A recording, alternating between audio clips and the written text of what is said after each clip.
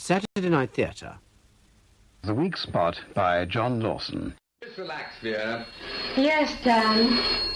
Hello, finish the studio. Daniel, how are you, my boy? Oh, hello, Pyrus. Not an awfully overwhelming greeting, dear boy. Do I call at an inconvenient moment? Well, you could Let have... me see, you were, coaching one of your charming young ladies in the art of the provocative pose for one of your undoubtedly admirable photographs. Something like that. Well, tuck your shirt tail back in, dear. Paris has other work for you. Oh? I have a client who's expressed a sudden need for a motor vehicle. Wheels. There's a blue family saloon about 2 or 3 months old. Run in, unmarked, of course. By Friday morning? Friday morning?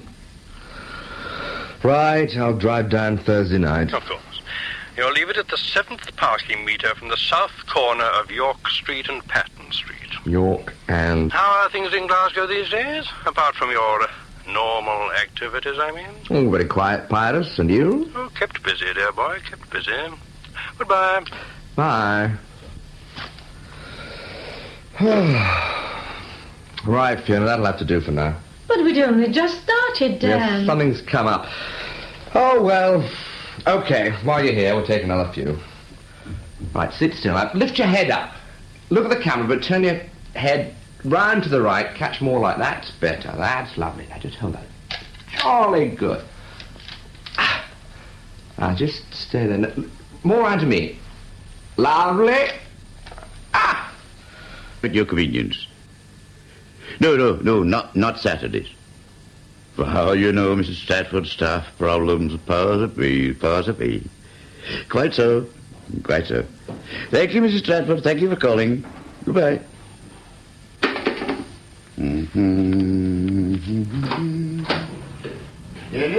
Yes, Mr. McCallum. Yes, Mr. McCallum. Mrs. Stratford's lost a checkbook. Again? It's not for the bank to criticize its customers, Dennis. If Mrs. Stratford is less than careful, we must be doubly so. You know what to do? Yes, Mr. McCallum. I'll put a stop check notice in Mrs. Stratford's account. Good, that's all, Dennis. Thank you, Mr. McCallum. And close the door after you, Dennis. There's a lot to do. Yes, Mr. McCallum. Now. Yes. His tread. Clap in his willy knee for blade, he'll make it whistle. And legs and arms and heads will sned like taps of thistle.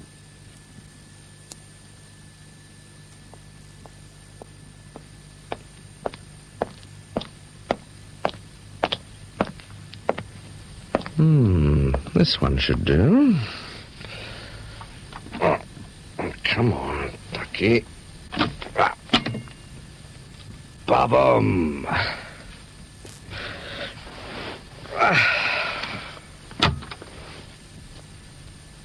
Bit of joke.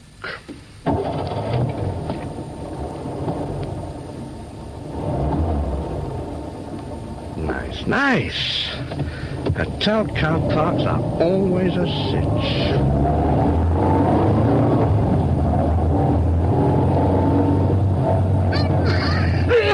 What the hell? Who are you? This is Tom Blight. Oh, that fluff made me choke. You nearly killed us. Who the hell are you? Eh? The owner told me to keep an eye on this car, so I just bumped down on the back seat. You're a liar. And drunk as well. I hear that, but... You were seeing what you could nick. You're a common thief. Well, wait a minute. Right, whose car is it? Come on, whose is it? It's McDonald. He's the manager of the hotel. And he asked a drunk like you to look after him. I'm not drunk. Ah, tell me another. Now, who are you anyway? Come on, what's your name? Your name, come on. Archie. Archie what? Frew. Look, who are you? And if you're so sure I'm a thief, how come you're keeping on driving? First policeman we see, we're stopping. Oh, look, gives a break. I mean, I didn't break in. The door wasn't locked and I haven't pinched anything. You've knocked lumps out of that gin. Well, look, it was lying in the seat. I'll get another bottle. Nobody will know.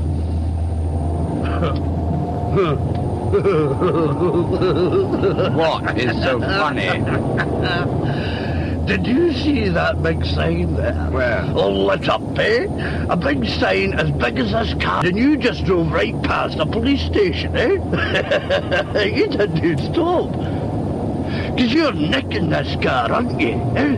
You're a bloody tea leaf yourself. Shut your face. Hey, look, son. Just you drop me off at the next bus stop, that'll be that. We can just keep it to ourselves, eh? Oh, sure. In 5 minutes you'll be in the blower to McDonald, earning yourself a quid or two. Look, me, I wouldn't breathe a word. You might as well just finish that bottle. You've a fair journey in front of you. And the tank's full, too. What? Drink up and shut up. You could hurt yourself falling out of a fast car.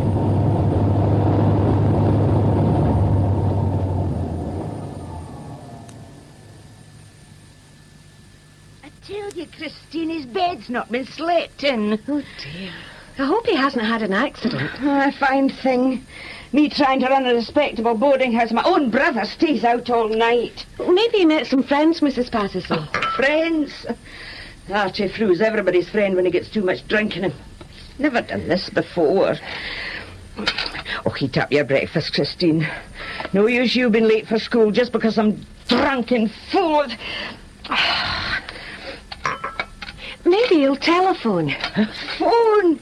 He won't have any money to phone with. Drunken and capable, they call it.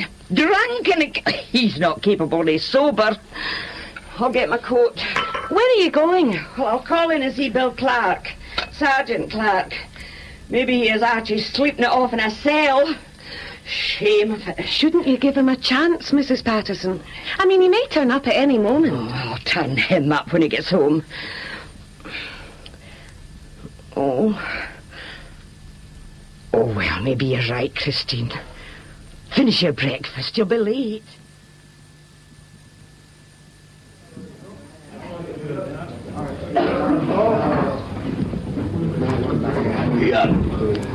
Hey, here, you. What did you leave me in the motor for myself? You were out cold. And the doors were locked. You couldn't fall out. Well, listen, I get hungry too, you know. Transport cafe. Still, these chips look good. Did you lock the door after you? I'm no daft.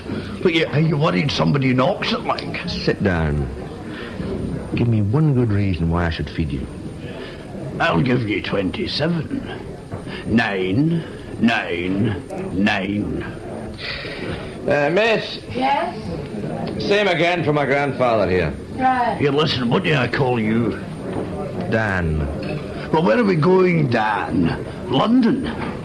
Because if that's the case, you'll have to give me my fare back. Look, I'll drop you off about 7 o'clock, some quiet place near a station. But look, it's winter out there, man. I'll freeze to death. Take the car rug. This thing's a gin anyway. Get your fingers out of there. Yeah, that's a good bit of sausage. Is this your regular line, nicking cars? No, I'm on holiday. Taking time off from being a mad strangler. You keep this up. I'll get back to work early. Huh. You see, the reason I asked is, if you've got any contacts in the thieving line, well, I've got an idea. Well, Archie. One-man burglar's advice bureau. Now, look, listen, I'm serious. I've got a bit of information that could be worth a bundle, properly handled. Is that so? Here you are, love. Thanks, Fred. Anything else? Coffee, please. Tea for me, please. Right. Mark you, it would have to be done properly. What would? Well, this job I know about. I'm saying it would have to be done properly. Of course. Well, someone with your talent for feeling door handles and getting driven off hiding on the floor, well, you would want everything done just right. Meat's a bit grisly, isn't it? Listen, I'll tell you something, Danny boy. You should have checked the back seat before you drove off, that's what. What is this information, then? Well, there's not much to tell, really. Quite simple. It's just that I can get in at any time of the day or night. Got a spare key? No key, no. But I can get into it. And not through a door or a window or a skylight or a trapdoor. That wasn't bad. Right, let's get going. Wait a minute, I haven't had my tea yet. And how about a fag? You wouldn't like a double brandy while you're at it. Oh, has this place got a licence?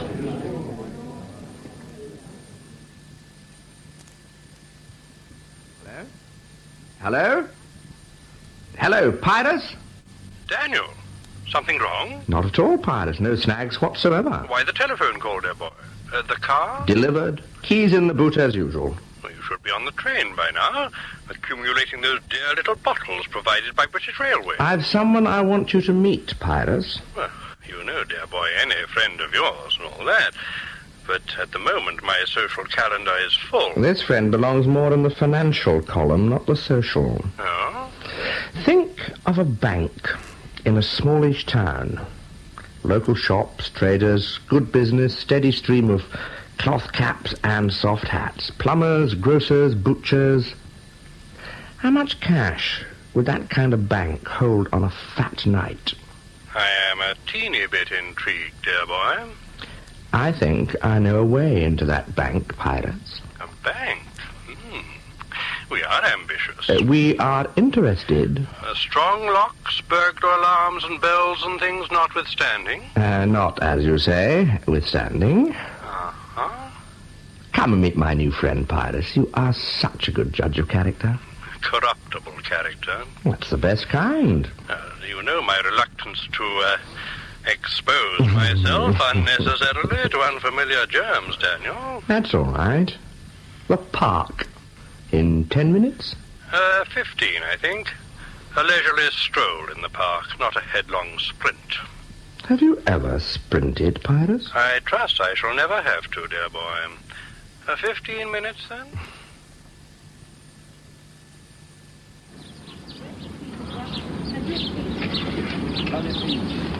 Your Dad, where are we meeting this friend of yours? Let's have a seat on that bench, Archie. Here, listen, are you sure you can trust him?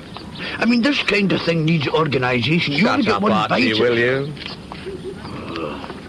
We got a fag. Later. It's time now. Here, look, what's the scarf for? Don't tempt me.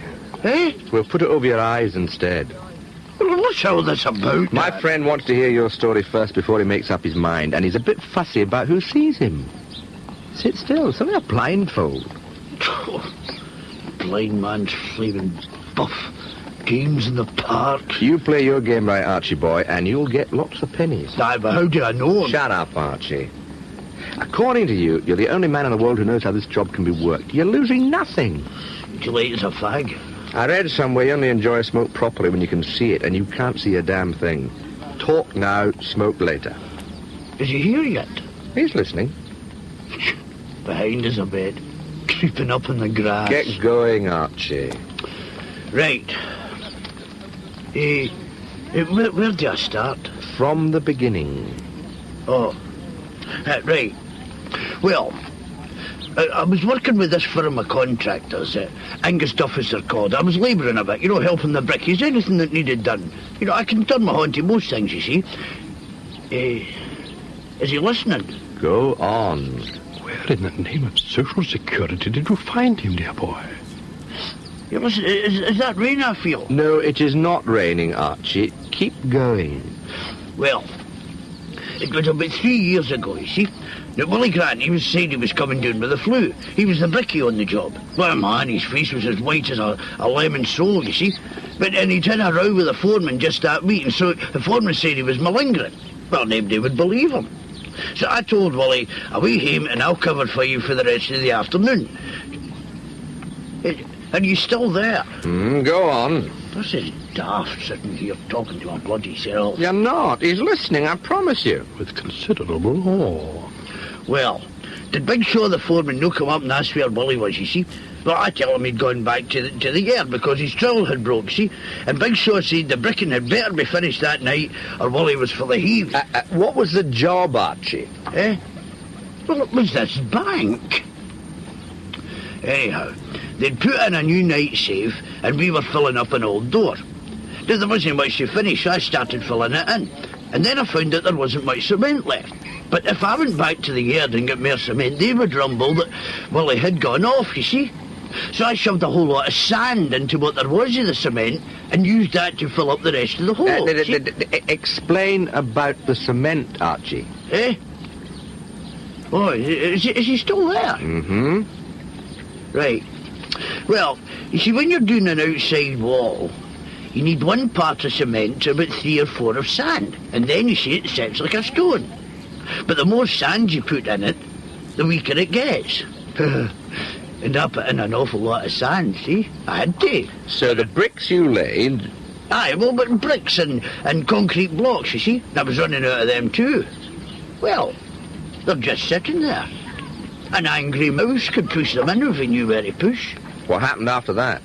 Well, Wally came back the next morning. He said it wasn't flu after all, just a bad beer. And he finished it off. And once the joiners and the painters were finished, there was nothing to see. Well, that bit of wall, it's on the lane, you see, and it's rough cast. Well, it's just the rough cast that's holding my bit together. How big is your bit? Well, big enough. Big enough for what? Oh, God, he really wants it spelt out, doesn't he? Well, it's big enough for someone to climb in. If you knew where. And the inside wall? Nothing showing there. You see, all you'd have to do is cut your way in through that, of course, but that's no trouble. A wee keyhole saw and... Right. Yeah, are you still there, Dan? Archie, I want you to sit here and count up to 50. Then take off the scarf and go back to the pub we were in before we came to the park. Have you got that? Aye. All right, but all that talking's giving me a right thirsty. Oh, there's a note in your pocket. Well, so there is. Start counting. Good. 1, 2, 3, 4, 5, 6.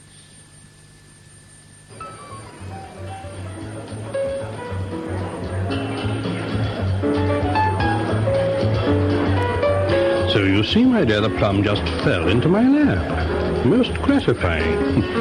Someone up there must be looking after Athelstan Paris. Who is looking after me? Such a pleasure, Michaela. Such a pleasure.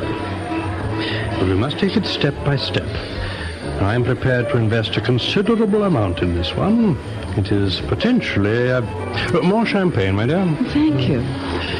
It'll take us a little time to prepare the ground, adjust the necessary companies, open the appropriate accounts.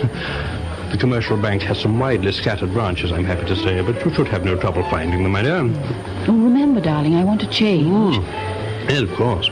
The bright butterfly into the dull moth. So we can linger here for another half hour. Your flight north is not until after 10. What a beautiful asset you are, to be sure, my dear. From you, Athelstane, that is a beautiful compliment. Do you know, my dear, I do believe I could trundle around the floor with my research expert. Shall we dance?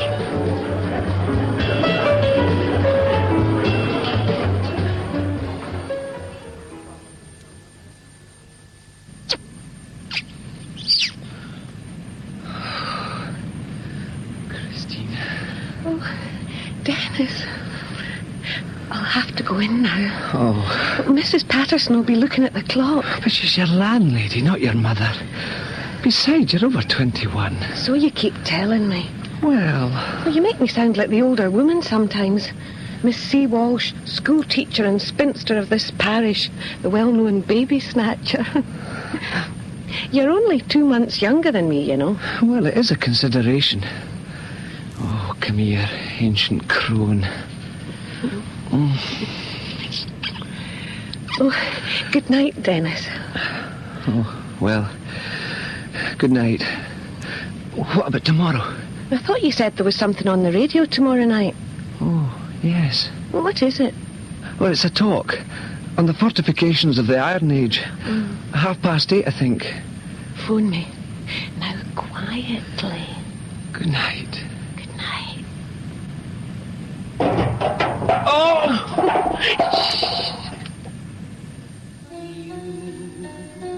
I've come to know if a face could Did I hear something outside? Oh, just Christine's boyfriend. Oh, he's a nice enough boy, Mrs. Dow, but clumsy as a puppy. That was him falling over the dustbin.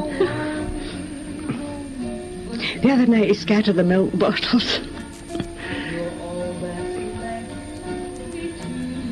He even got tangled in the thorns of the rambler once. Christine had to come in for the torch and the scissors. Poor boy. Some men are so awkward. Oh, hadn't they just?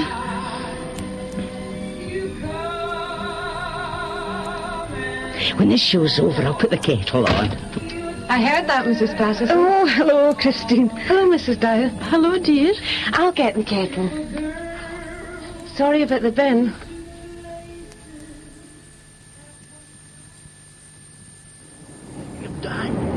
What's this bloke's name? You don't need to know that. Well, I like to know who I'm working for. You don't give a damn who you're working for as long as you get paid. Anyway, you're working for me, Archie. I hired you like I hired this cab. Have you worked for him before then? And then? I mean, can we trust him, Dan? Trust him. This is business. As long as the cake's sliced right and we all get a bit. Aye, how much do you think we'll get? Look, Archie, I might as well tell you. I've got a nickname for him. I call him the Paper Man, and it's up to him. If he thinks your little hole in the wall can pay off, you can take it from me. We'll come out of it all right. The Paper Man? Well, that's a right funny name. Is he a sort of master criminal, then? The brain? He delivers. He knows a lot of people. Has got a lot of fingers and a lot of pies. And he foots the bills. If anyone can use your sandy cement, the Paper Man can. Well, here, there's something I forgot to tell you. What's that? The bank, you know, the one we were talking about. Well, it'll be closing up. What? We saw these mergers and things. You see, the same bank owns 2 branches in the town now, and they'll be closing one of them soon. Well, the story goes it'll be ours. Is there anything else you've forgotten? Aye, what about expenses? If and when you have any expenses, you just let me know. But not until the job is on. If it's on. Right now, you've got your fare home and a bit extra. Aye. You know, I've always wanted to travel first class. You'll go second class, you stupid lump, and like it. You arrive home first class, and the whole town will have a story. Go home and sit tight. I'll be in touch. If you have to, tell them you met an old friend and went on the binge. They'll believe that. Forgetting this bit. Fair fire on his son's face, great chief to know the pudding race. A bin the more you take your place, pains, tripe or therm. Weel are you worthy o' a grace as lang's my air. All I can say is you're lucky you didn't crawl home to find your room taken. I did not crawl. I was stone cold. You wouldn't let my room, would you, Elsie? As it happens, a lady called. And I've given her the room at the end of the passage, well away from your drunken snoring. I told you I was not drunk. Where were you then? Well, I told you I met an old friend who I haven't seen for years and he asked me to stay, so I did. Huh. Anyway, I don't have to explain to you. I'm over 21, you know. I know. Twice over it. Who's your new lodger, then? She's a... If I've told you once, I've told you 100 times. They're guests.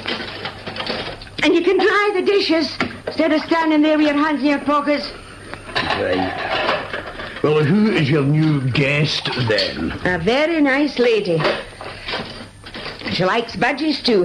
Mrs. Dow's her name.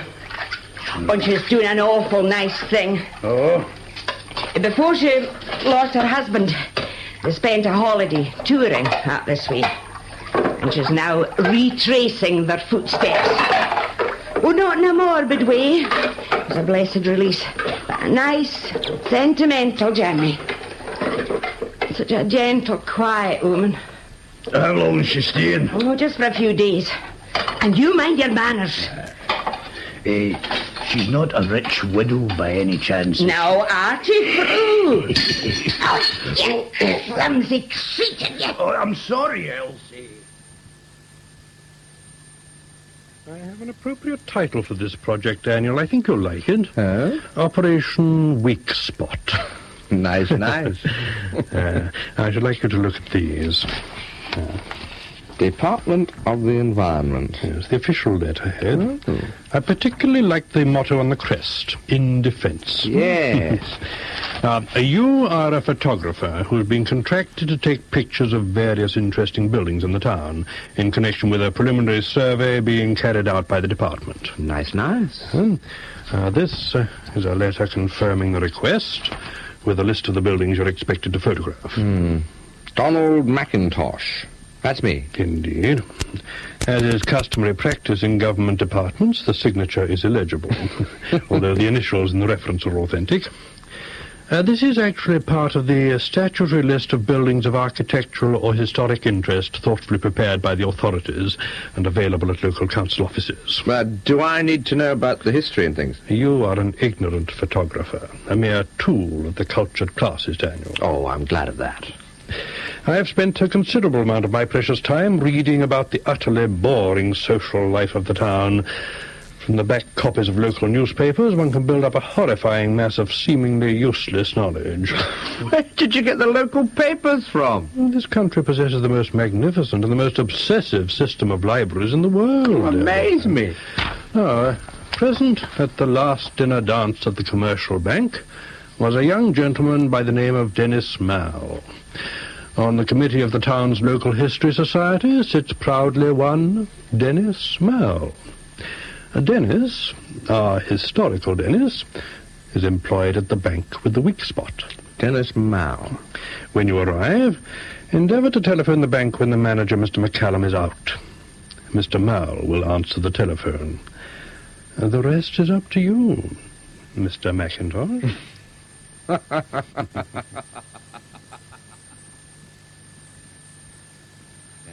Horn, the stretch and drive. No. Strive, yes. Then horn for horn, the stretch and strive. Deal take the hinmost, on they drive. Of course. But I must buy you lunch, Mr. Mann. You've been very helpful. Well, I usually go home, Mr. McIntosh. Please. I mean, I've taken up a lot of your time this morning. Of the bank's time, actually. Well, it's all in the public good.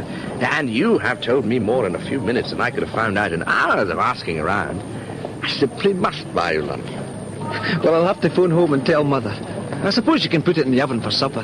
Good. I ate in a very nice place yesterday near the station. And they'll have a phone. Yes, sir. You know, I don't think I've eaten in more than 2 or 3 places in the town. Oh, why should you, Mr. Mall? Your home is here. You live here. It's your town. My town? Oh, yes. Yes, it is. 1789, you said the building was built. Good Lord. That's nearly 2 centuries. Yes, George III, actually. Of course, it has been substantially altered since then. And believe it or not, Mrs. Patterson, they're actually going to redecorate the staff room. Oh, that's nice, Christine. More toast. Thank you. According to Miss MacDonald, it's the first time it's seen paint for 50 years. Where's Mrs. Dow this morning? Well, she caught the 8 o'clock train. She had to see her late husband's lawyers in Edinburgh, and then she was going to see her husband's cousins in Stirling. Oh, but she'll be back tomorrow. Pass the sugar. See, there was an accident last night in the paper. Oh? Where? Main Street. Lorry skidded into a wall. It was frosty last night. Anyone hurt? No. Lamppost knocked over and the lorry was damaged. Substantially damaged. I can use that this morning. Get my kids to draw their version of the accident. Lots of red crayon. Nothing like lots of blood for a good accident. At the corner of Main Street and Rose Lane, it was. I must tell Dennis. Where? Rose Lane. But that's beside the... Oh, yeah, I've got to go. Oh, sorry, Elsie, I've got to go.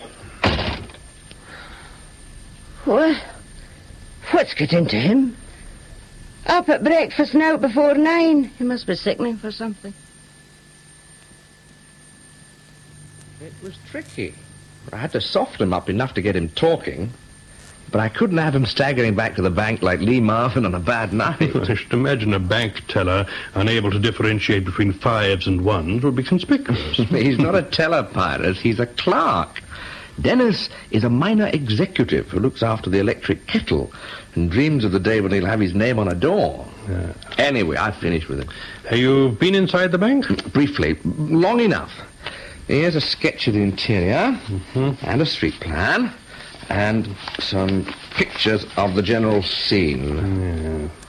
By the way, where is the abominable Archie? I told him to sit tight, say nothing, and do nothing. He is the weak link, Daniel. We need him, Pyrus. He still refuses to point out the weak spot, wise man. Not wisdom, dear boy. I share primitive instinct. This is the lane, is it? When we get in, we'll be roughly here, between the counter and the door.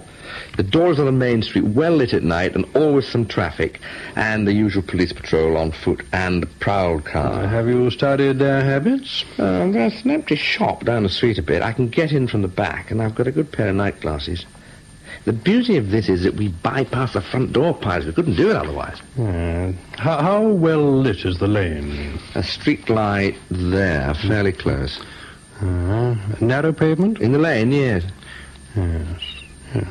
Yes, I have the picture. And there's the other photo of the back.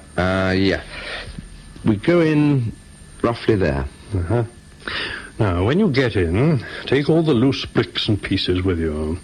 Take a hand brush and a small shovel to sweep up the pavement. We do not want anyone crunching past and wondering why. I'll take a bag to put the muck in. Now, the hole, how wide will it be? A fair hole. Big enough to climb in. I know that, dear boy. Well, I don't know what shape it'll be, if that's what you mean.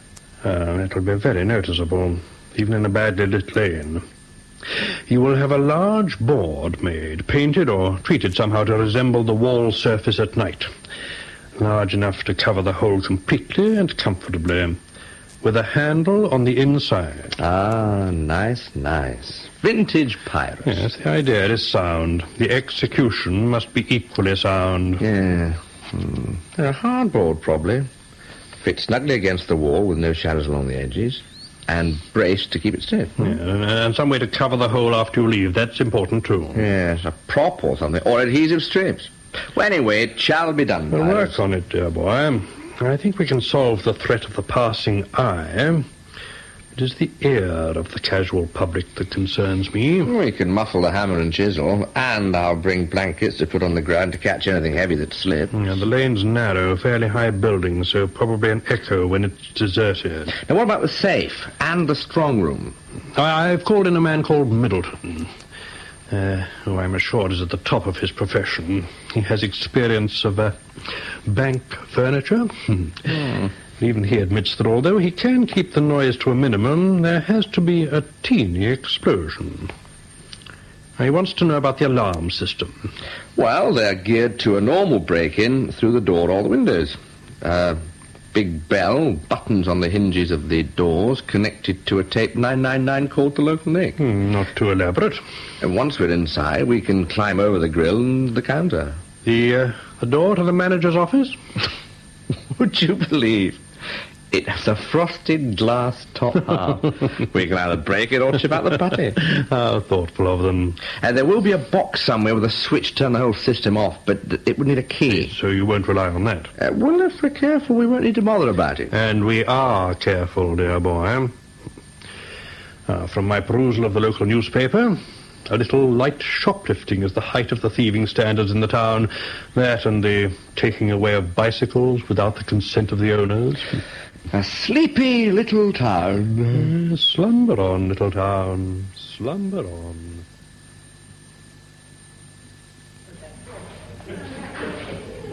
Good afternoon, Mr. McIntosh. Good afternoon, Mr. Mal. I've brought the box along. That you are sure this is all right? Oh, of course, Mr. McIntosh. Just slide it across.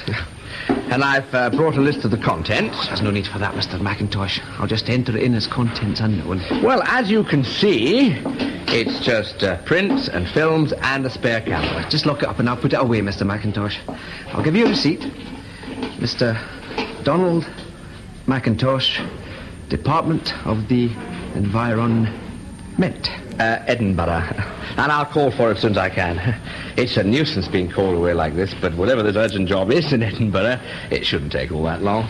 You would just sign here, Mr. McIntosh. There you are. And this is your receipt. Thank you. I do appreciate this, Mr. Mao. I wouldn't want to leave this stuff in a hotel, and it's a load to carry about. It'll be safe with us, Mr. McIntosh. Thank you. And I won't forget you'd like some pictures of the local building. Oh, thank you. Not at all. You're helping me. It's the least I can do. Nice. And they'll take all the boxes and things out of that strong room and transfer them to the other branch. Chances are there'll be a different staff working when I come back to collect. Nobody will recognize me. Just hand over the receipt. Thank you very much for your esteemed service. Thank you for your custom. Good day, sir. Hold the door open for the gentleman with the deed box full of fivers.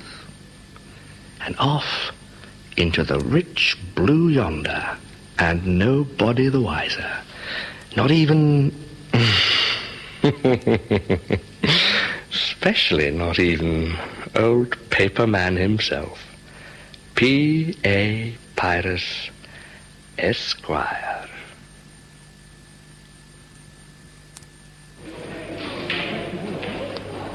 Right, Archie, I'm in a good mood. You may break. What? Oh, aye.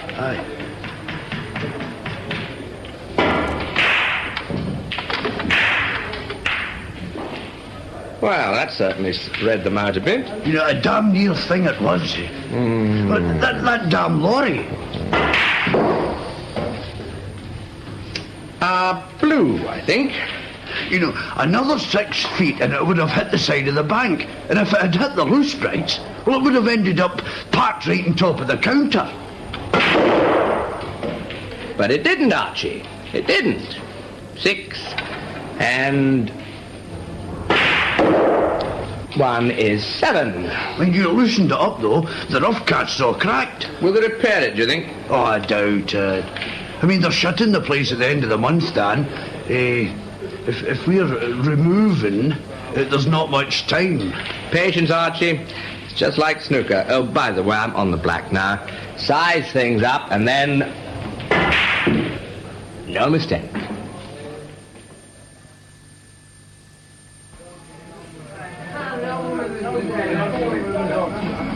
Evening, dear boy. Got a brandy waiting for you. Hello, Pyrus. Thanks. Pleasant trip? All right. Oh, I've got 40 minutes before the next flight back. Ample time. Daniel, I have another string to add to our mutual bow. The weak spot. Yes, that particular branch is connected to a computer system. So? It has a small feeder unit through which it communicates transactions to head office. Now, say someone, ICI, pay you by check and you deposit the check in the bank, the information is relayed direct to the computer at head office, and ICI's account is debited. Sorry, Pyrus. The machine is fed data. It absorbs the data, and like an expensive and accurate but unthinking bookkeeper, it spews out debits and credits into the bank's accounting records. And there's another brandy. As I expected you would, dear boy. The barman is well briefed. Give me this bookkeeping thing again. Well, the point is, Daniel, that totally fictitious information could be fed into the computer, and it would take a little time before the fiction was discovered. Thank God for the human element, as we say. 2 brandy, sir. Hi, thank you. Again in 5 minutes, if you would. Right you are, sir. I'm beginning to see. If we could arrange for certain information to be fed into the computer, nothing major, just 1,000 or 2, thinly spread to the credit of certain widespread bank accounts over which I exert some anonymous control. Got it. Nice. And you withdraw the cash before they find out. Something of that order, dear boy. I believe one should seek to benefit from the technological advances of our age. How much? Oh, nothing too ambitious. Large amounts might, well, indeed they would, arouse suspicion. There should be enough to cover our expenses, say, 10,000 approximately. Split? Well, just you and I, dear boy. No need to complicate the lives of simpler, less astute folk. Yes, and how do I work this thing? We shall have to bring in an expert. It's not the kind of teach-yourself subject one can grasp in a few hours. But you happen to have an expert in mind, That's two, in fact. The branch is linked to head office by telephone and involves a complicated system of numbers. Now, I have someone who can accomplish that link, and a second pair of hands to ply the electronic gadgets with the necessary information. Cool. Listen, they'll have to come in with us. Where you can go, dear boy, others can follow. That's the risk. And to the rewards, Daniel. This computer thing, it works at night. So I believe. Computers do not slumber, but they can be switched off. And switched on again by a specialist. Here's the telephone number of the telephone gentleman. Right. His name, for our purposes at least, is James. He was at one time an employee of the post office, or the GPO as it was then. And the computer bloke? I'm in process of arranging that. Right. So, 5 of us go in. A computer man, a telephone man, Archie, Middleton was safe. You meet him on the night. And me to supervise and pack the bag. How's the night traffic along the street in front of the bank? Any heavy lorries? No, it's a bypass. Just private cars at night. During the day, there are lorries and vans delivering, but nothing big after about, 6 o'clock. Should have liked something to cover the sound of the safe being opened. It's not a dance hall nearby, perhaps? The disco is streets away, unfortunately. But there's a hotel just across the lane, and it has a restaurant on the first floor. Overlooking the bank? Yeah.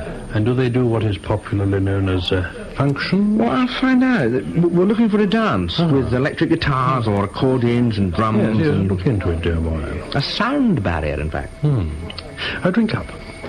We have time before your return flight to go over everything again, have we not? Findleter, the flying yo-yo. As we may experience some turbulence, passengers are advised to remain in their seats with their safety belts fastened. Chinese nursery rhymes. Sorry? Well, I always think that these announcements on planes sound like Chinese nursery rhymes. Sing-song, soothing, and meaningless. Oh. Not that I've ever heard a Chinese nursery rhyme, of course. But that's what I imagine it will sound like. Yes. Never been further than Sorrento. Anyway. Still, it's the way to travel. Yes. You want something to read? I have a briefcase full of books here. Mostly good, solid second-year reading. You're a teacher. A schoolmaster of infinite experience. If I had insomnia, I'd write my autobiography. 30 years of nicotine and kids. The master's story. The master of what, I ask her. I teach English. Chaucer to boys whose future reading will be restricted to the sports or the financial pages of newspapers. Excuse me. One of the perks of a delayed flight is the chance to take an extra fuel at the bar. Yes. Mind you, it's an advantage not being able to tell the difference between an air pocket and a whiskey belch. Are you sure you don't want something to read? Look here. Try this. What is it? Buns. Rubber buns. Rand 10 rub. Oh. They're having a bun supper at the school, as usual this year. Haggis and orange juice. You credit it? Orange juice. Symbol of the Protestant Church of Scotland ethic. And the bloody bagpipes as well. An ill wind that nobody blows good, as some American put it. Oh, there's a good one on page 72. The what? Cumnock Sound. More famous for its humor than its delicacies, as they say.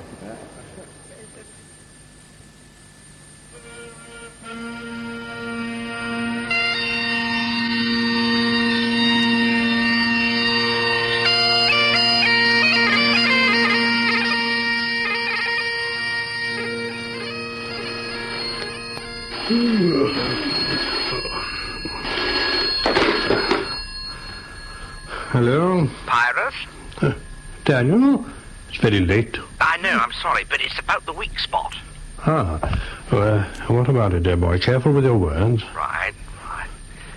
I think I have found a sound barrier. Ah? It means fixing a date and pretty tight timing, but it looks good. Indeed. Pyrus, what do you know about haggis and neeps and champit tatties? Haggis and who did you say, dear boy? Off again tonight, eh, Christine? Yes, Mr. Frew. Actually, we're going to a lecture tonight. Oh, by the way, I hope you won't mind me mentioning it, but it'll be Mrs. Patterson's birthday soon. Oh, aye. Oh, I hadn't forgotten. It's the end of January, isn't it? Yes. The 26th. Aye, that's right. The 26th it is, I yes. thought so. That's the day after Burns Night, so we won't forget it, will we? Oh, no. What's the lecture about? What? Oh, it's the Local History Society. Dennis is very interested in local history. Oh, aye. There are a few tales about this town. Anytime you want to know anything about this place, let me know. He's particularly interested in old buildings. Now, where did I put my gloves? Buildings, eh? Oh, I don't know anything about buildings. No, not me. I thought Mrs. Patterson said you'd been in the building trade. What? Her, don't listen to her. Buildings. No, I don't know nothing about buildings. No, nothing at all. Oh. Well, I must get going or I'll be late. Bye, Mr. Frew.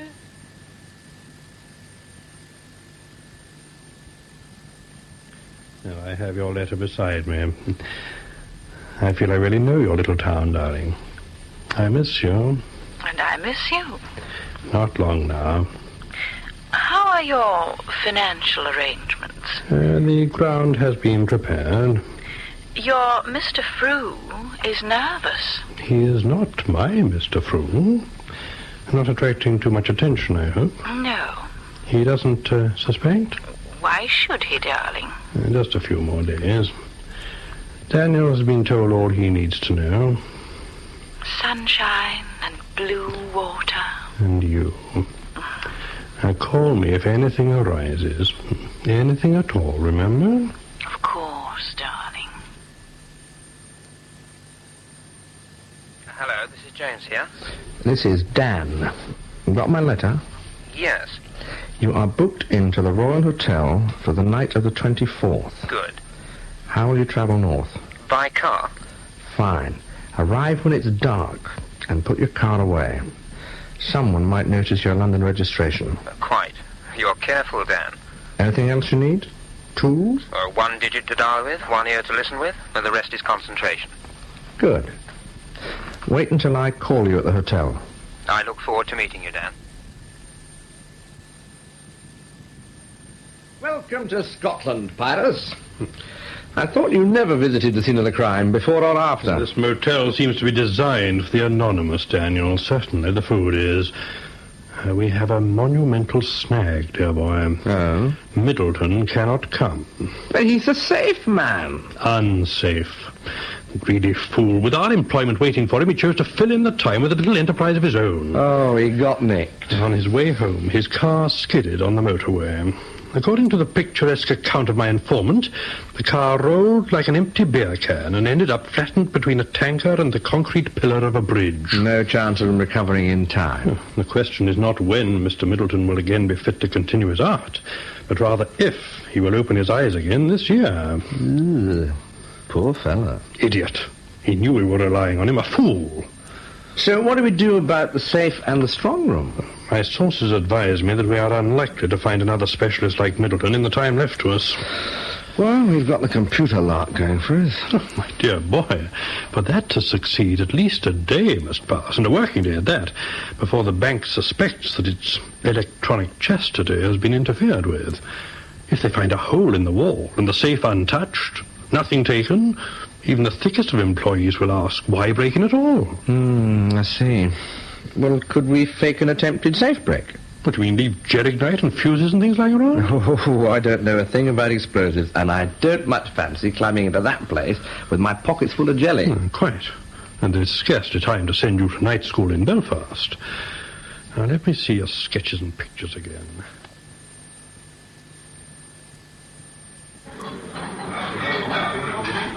Never mind. It'll come to her, too. Oh, they don't make cream cakes like they used to. It's these polyunsaturates. No, it's the cows. They're not the same.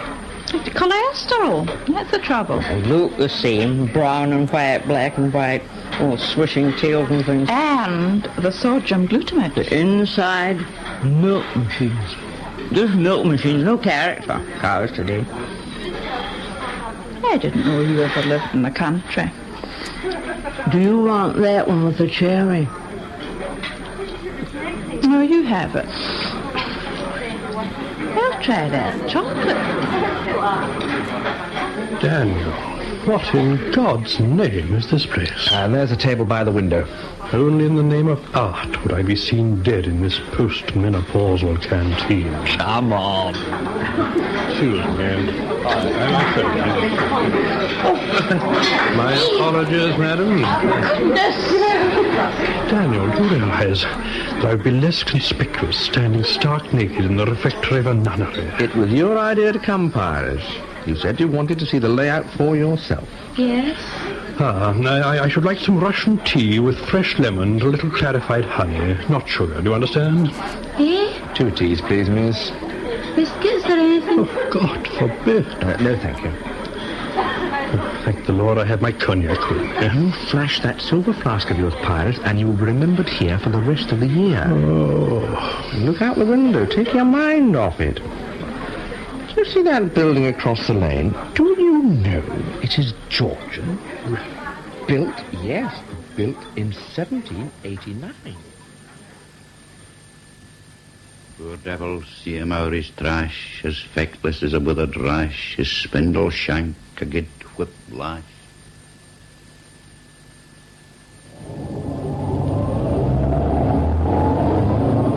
Well, at least you're on time, Danny. I followed your bus. Well, I never saw you. You weren't supposed to. I saw you get on. Where are we going, Dan? To meet a few friends. Oh, is this what they call a briefing? You watch too much television. You'll give me a lift back to town after, eh? You see, these buses are so few and far between. If you weren't here this afternoon, where would you usually be? Well, at the pub, maybe, till 2:30. And then maybe over to the bookies, see the boys. They won't miss you at the betting shop? No, I come and go, you see. And what after that? Well, home for my tea. Ever miss it? Well, sometimes. Sometimes I go back to the pub at opening time. Depends on the DJs, you see. So if you didn't turn up this evening, your sister won't be surprised. No. Yeah, what's all this about, Dan? I'm keeping under my wing for the rest of the day, Archie, my boy, that's all. What? It's here, it's not. You mean it's tonight? We're in business. Oh, but I didn't... but what about my tools? All laid on. We've got everything we need. Well, what need to eat? We won't starve. But where are we going, Dan? I mean, now. Just sit back and enjoy the run. Or sit forward and enjoy the run. Or don't enjoy it. But shut up.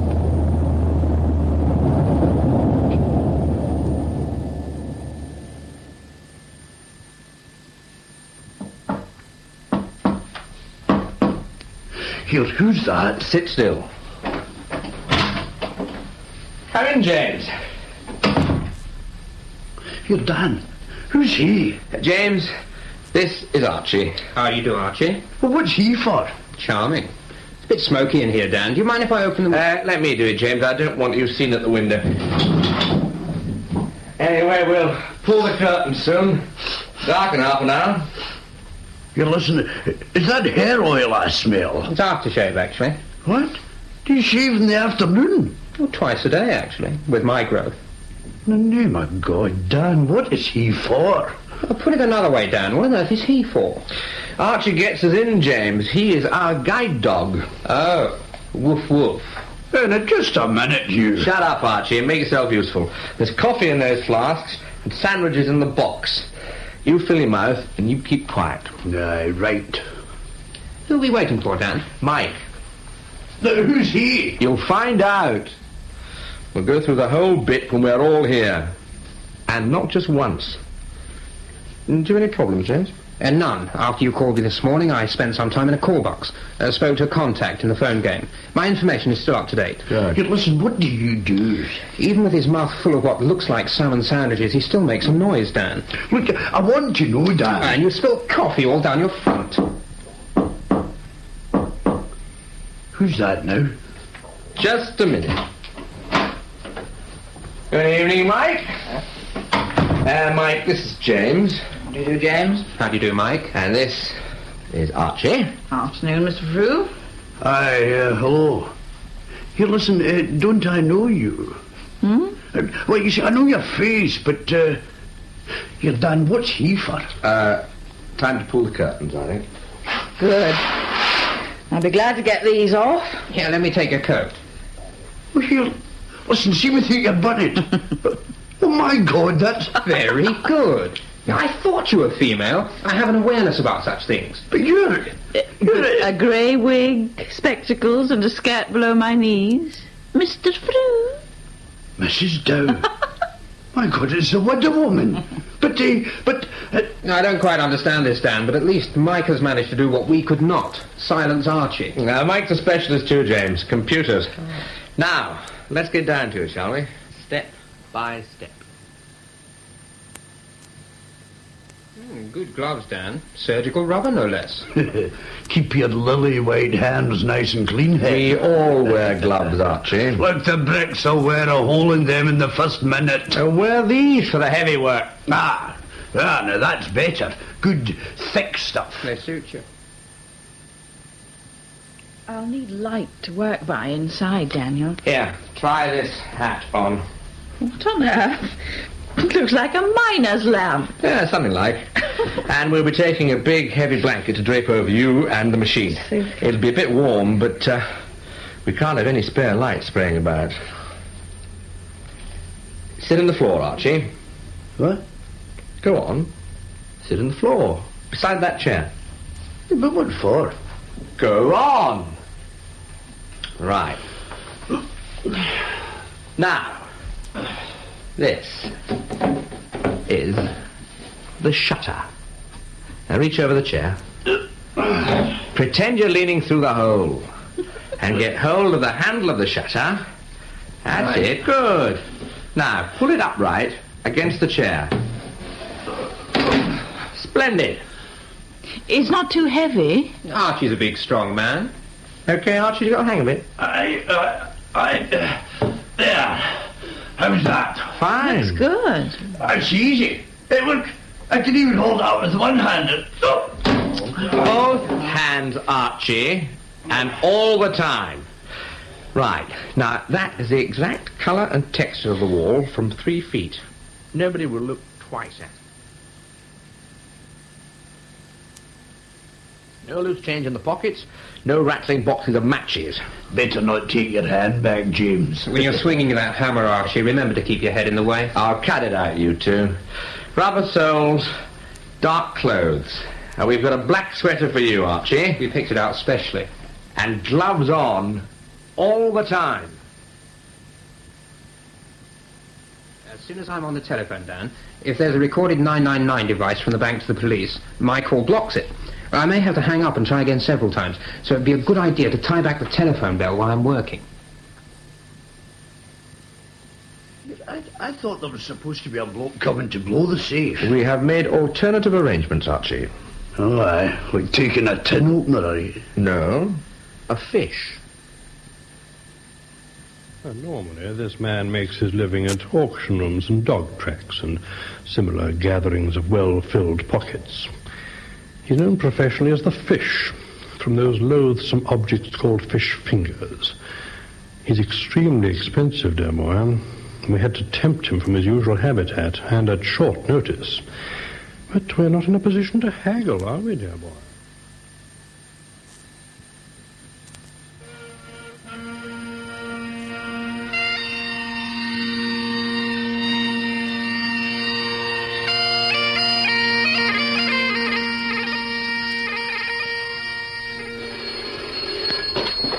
Hello, North Street Police Station. Well, hello. Is that the police? Aye, it's the police station.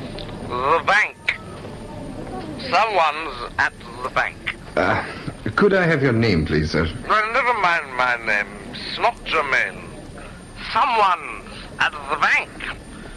The bank on Main Street. Sir, there are 4 banks on Main Street. No! Rather.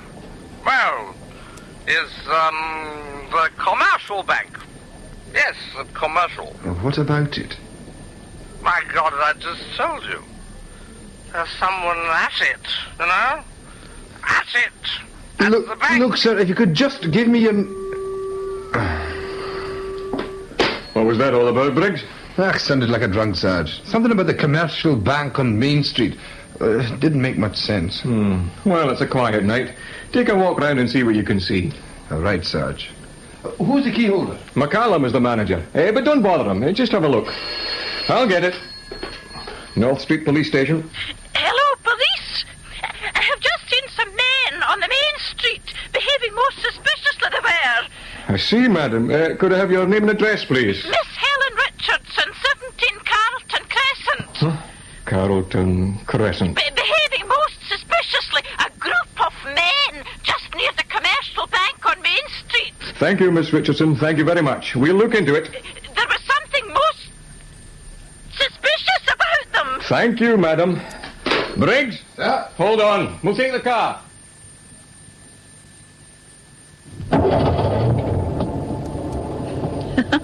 They fell for it. That should do it then. How long, do you think? Oh, by the time they pick Callum up at the hotel, drive him home for his keys and back to the bank. Oh, good half hour, I should think. I'll drop you at the other car meanwhile. And I can keep James and Archie from eating each other. Yes. Listen, do you think they'll check on Miss Richardson? Oh, I doubt it, Daniel. She's definitely away from home anyway. I checked on Mrs. Patterson's boarding house gossip. Well, now it's all up to our pickpocket friend.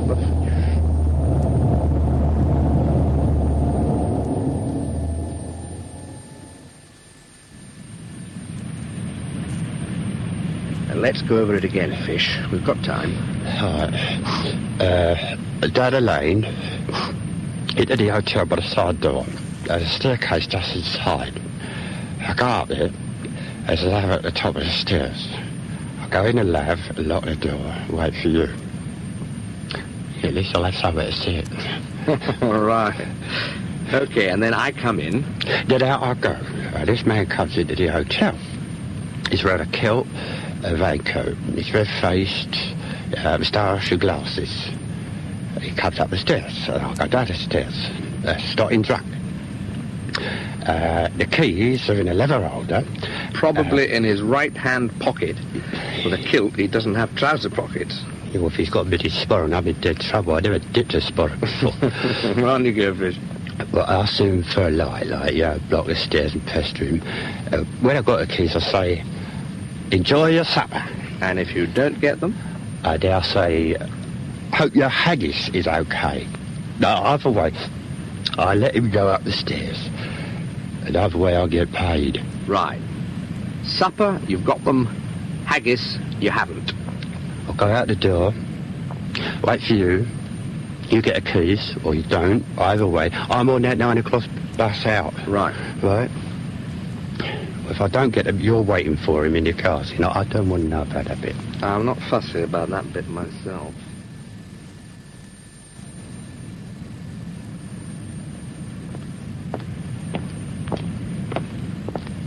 Sorry to drag you away like this, Angus. Duty calls, Bill, duty calls. Besides, they can't start without the address to the haggis, can they? Good evening, Constable Briggs. Evening, sir. Shall I go in first?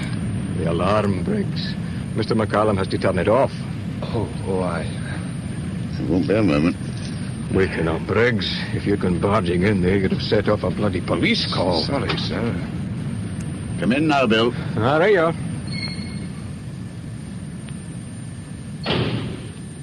There go the lights. Quick look round the public office. Into the back. The manager's office. Check the windows. The safe. The sprung room. Shake of the head. All clear. False alarm. Smile. Still, you can't be too careful. And out again. McCallum will be keen to get back to the hotel. Right. I'm off, Mike. And Archie, don't you move till Mike tells you. All right, James? Fine, Dan. I wish to God I knew what he was up to. Shut up, Archie. Well, Angus, false alarm. Still, we can't be too careful. No, it didn't take long, Bill. Good night. Hey, Angus, your keys. Yes? Oh, they're safe enough for me, Bill. Good night. Good night.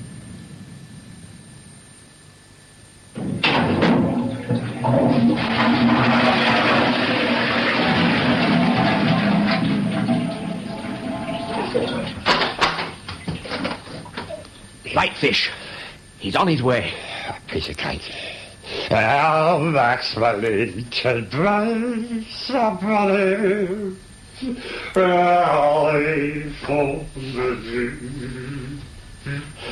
The great man, Robbie. What? Oh, yeah. The great man.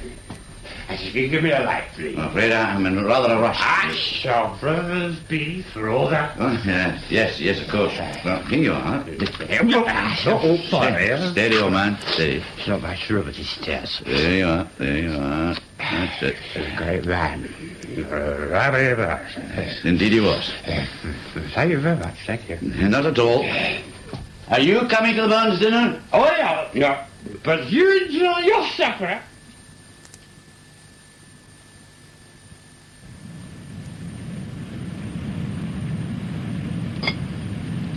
Oh, for God's sake, Archie, not yet. But I'm just listening to the rough cast. No, not yet. Look, they're making a fair din. They'll make more yet. With the curtains drawn, no one will notice I open the windows. Here, what if somebody looks out? Get ready. Clear both ways. Go, Archie. That's got it now. Just about here. Oh, here. Feel that, Keep going, Archie. I'll catch the bit. Damn it, it's coming. That's damn near pure sand, that is. Right, catch it, Dan. Got it. Go on, move, damn you. Push them in, Archie. Never mind if they fall down inside.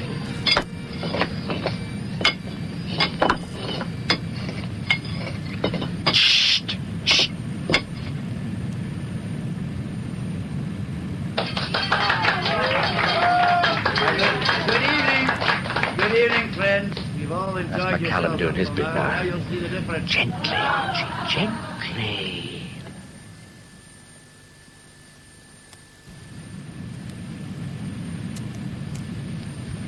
They must be nearly finished. I don't know what one says to a bagpiper, but more wind to your bag, whoever you are. That's it.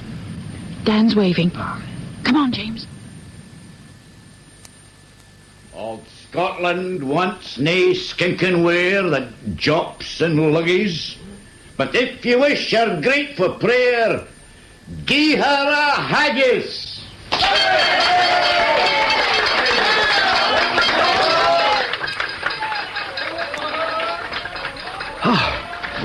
Right, thanks. Right, Archie. Pull the rope now. It's coming. It's like a drawbridge, isn't it? Right, I've got the handle. It's working beautifully, Dan. Congratulations. Right, got it, Archie? Aye. Hold it firm against the hole. You're sure it's all right outside? The pavement's clean and that shutter is an exact match to the wall. Well, we're in, folks. Make yourself comfortable, Archie, and hold it exactly as it is. Aye. Right. Mike, James, I'll get the alarm. You wait here. Listen, how long would you like to be? Not long, Archie. You're doing fine. Okay. This way. James, the phone's on the desk. Mike, the machine. They've taken out the plug, Dan. Where's the socket? Swing your torch round the skirting. There it is. Do you need light, James? There's enough. Here goes. Wait, James. The bell. Sorry, Dan. Go and find it. Right. You okay, Mike? Yes? Yes, it's on. Give me the hat, Daniel. Right. And the blanket. Daniel, it's a different kind. The machine. I'll have to look it over. Plenty of time, Mike. Right, try the light. Okay, not a chink. Here we go. And try and keep it as quiet as you can. I'm for the safe in the strong room. You... Dad! Oh. Dad! Shut up, Archie. I'm coming. What is it, man? Oh, Dad, I'm glad you're here. Keep the shutter closed, will you? Here, listen, this shutter thing. Now, is it painted in watercolours? Why? Well, a wee dog just came along and, like, cocked its leg. Maybe the paint will run, you see. Archie, I swear...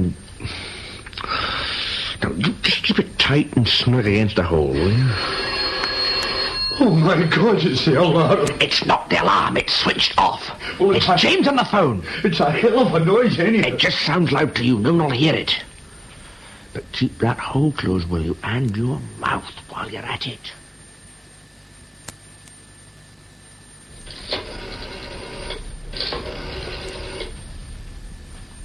All right now, James? That's it, Mike. We're through. Connected. Under you go. As Paris would say, the filthy lucre, dear boy. Donald McIntosh, Department of the Environment. Good.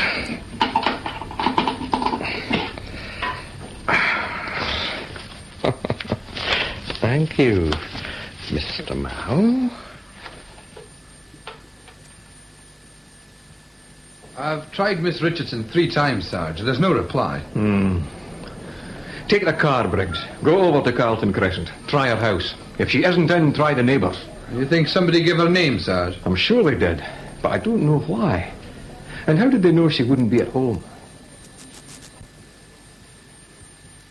Everything as we found it? The telephone is. The plug's out and the cover's back on the machine. All doors shut. Right. You first, James. Archie, lower away slowly. Let me have a look first. Right, James. I'll hand you a bag once you're out. Right, me next. Mike, next. Thank you. On you go, Mike. Good. And a bag for you. Right, off you go, you two. Me now. Let them get clear, Archie. There's no rush. Look, I want out of here. Will you let go? Where are your gloves? The heavy ones. Oh, we can leave them behind. You stupid idiot. Your prints will be all over them on the outside. Oh, hi. Stuff them into your pocket. Right, now go. Once you're through, you've a bag to carry. A pleasure. Right, Dad. Okay. Here. Dad, the car. What car? Our car. What about it? And keep your voice down. Somebody's parked right in front of it. It's boxed in. We'll never get down, Archie. We'll leave it, that's all. But how will we get away? We've got spare wheels, Archie. Don't you worry. It just means a wee walk, that's all. But let's grab this bag and walk up the lane slowly. Find a doorway and wait for me. I've the alarm to switch on again. Look, somebody will see me. I can't walk with that bag. Somebody will see. Oh, right. Go across the lane and wait inside the hotel door. Now, on you go. Now.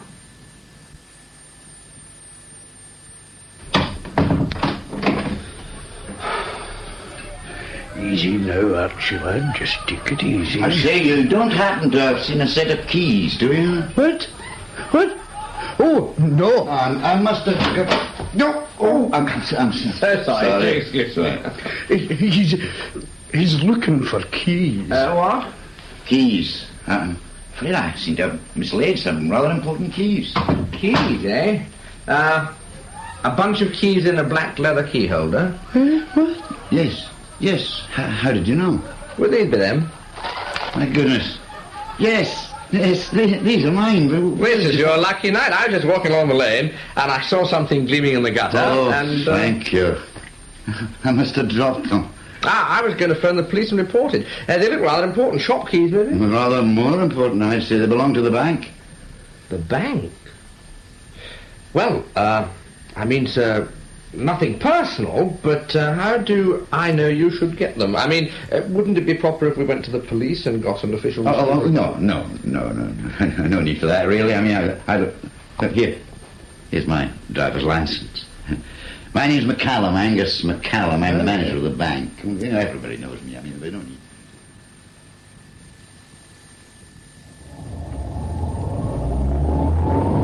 Here, what's this? Where are we going? Now, look, where is she going? Now, Mr. Frew, Dan was worried about possible roadblocks, just in case someone discovered our visit to the bank too early. So we are travelling without the goods. I bet Dan's got the cash in his car. No, he won't, Mr. Frew. And don't worry about your remuneration for the evening. I have that right here. But suppose Dan gets stopped. Cool was the word you used for Dan, wasn't it? Dan is not driving tonight. He will go back to his hotel, leaving his car parked in the public car park overnight, with the proceeds of your weak spot in the boot. Locked, of course. One can't trust anyone these days. Oh, see. And when he thinks all is clear, he'll drive south. Wait a minute, you're going the wrong way. I live at the other end of town. No, Mr. Frew. You didn't think we'd leave you to toddle off to your little thatched cottage with a fistful of notes in your mouth hanging open. But I thought Dan has booked you into a nice wee pub he knows off the motorway. You can drink yourself stupid there. With your accent, no one will understand a word you say anyway. And you said yourself, nobody will miss you. Even if you happen to fall out of a fast car at this time of night, so keep quiet. Think of the money. Oh, yes. He's not come home yet, Archie. Well, I shouldn't worry, Mrs. Patterson. Oh, it's awful late. Yes, but he has been late before. Oh, but this time, not this late, Christine. Oh, I know he's awful sometimes, but look at the time. He'll be home any minute. Oh, I think I'll just check his room again.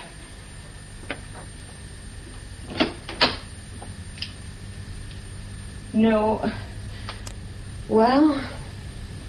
Here. What's this? What? It's his old suitcase. What's that doing out? I don't like the look of that. Give me a hand, Christine. We'll put it on the bed. Oh, should we, Mrs. Patterson? Of course we should. It's my house, isn't it? Look at that. All his clothes. Shoes, his suit, everything. He even got his picture. Picture? See, that's the team he used to play for. There he is, the front row with his arms folded the way they do. And that's Davy, my husband. He was a goalkeeper. Fine figure of a man. Yes. Oh, my, what's Archie Frew getting all packed up for?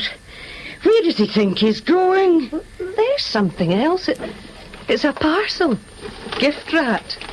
Your name's on it, Mrs. Patterson. Me? He never remembered my birthday in his life. What is it? It's perfume, Mrs. Patterson. That's good stuff, too. It's expensive. Mr. Frew has done you proud. Oh, where on earth would he get money for something like that? And why? Christine, I knew it. There's something far wrong.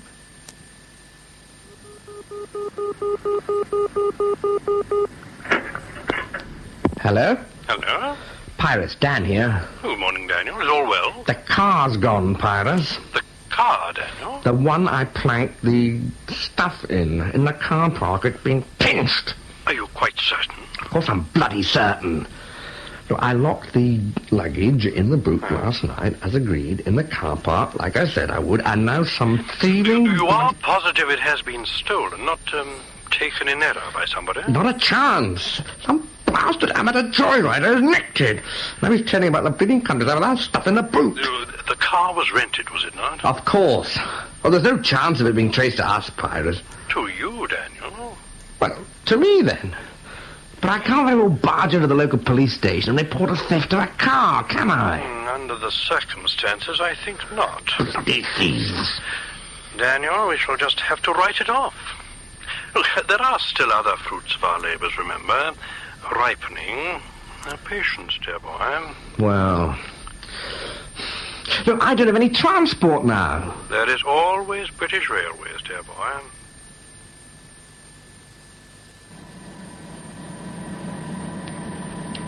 I was wondering, Athelstane, what is the difference between a first-class cabin and an ordinary one? I shouldn't concern yourself with such things, Michaela. If you insist, I am sure you could visit the lower regions sometime during the voyage. Meanwhile, this is the best they can offer. Very intimate, too, darling. Where's the bell? I want a newspaper. We can do without the outside world, darling. Just in case there's something about our little northern venture. Daniel. And Co. If they knew we had tucked away £130,000 via the computer, they'd be swimming after the ship. Climbing aboard like rats. Athelstane, I've been playing back our time in the bank. Daniel spent rather a long time in the strong room. And I still haven't worked out why. Lean to me. Fabulous. A bit more eager. Great, great. End of a reel, that'll do. Well, Fiona, you can get dressed now. Have you, thought about that trip yet? I'm keen, Danny. Nice. About the middle of next month, I was thinking. Drive up north, best hotels. What do you say? Sounds great. Come into money, Danny boy. Well, as a matter of fact, I've a sort of account to collect up north. Big one. I'll help you spend it. Couldn't happen to a nicer fella.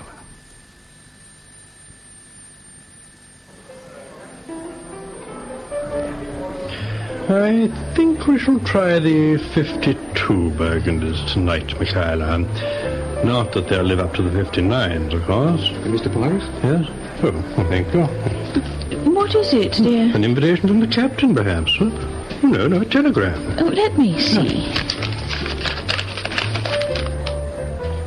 Arrowroot on ice. Stop.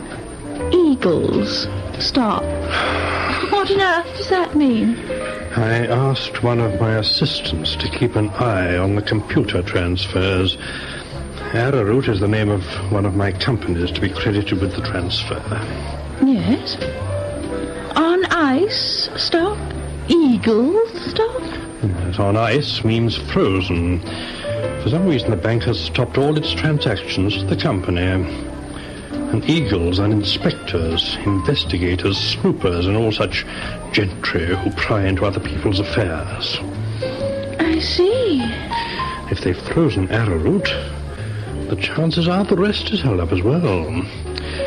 Somewhere, something has gone sadly wrong.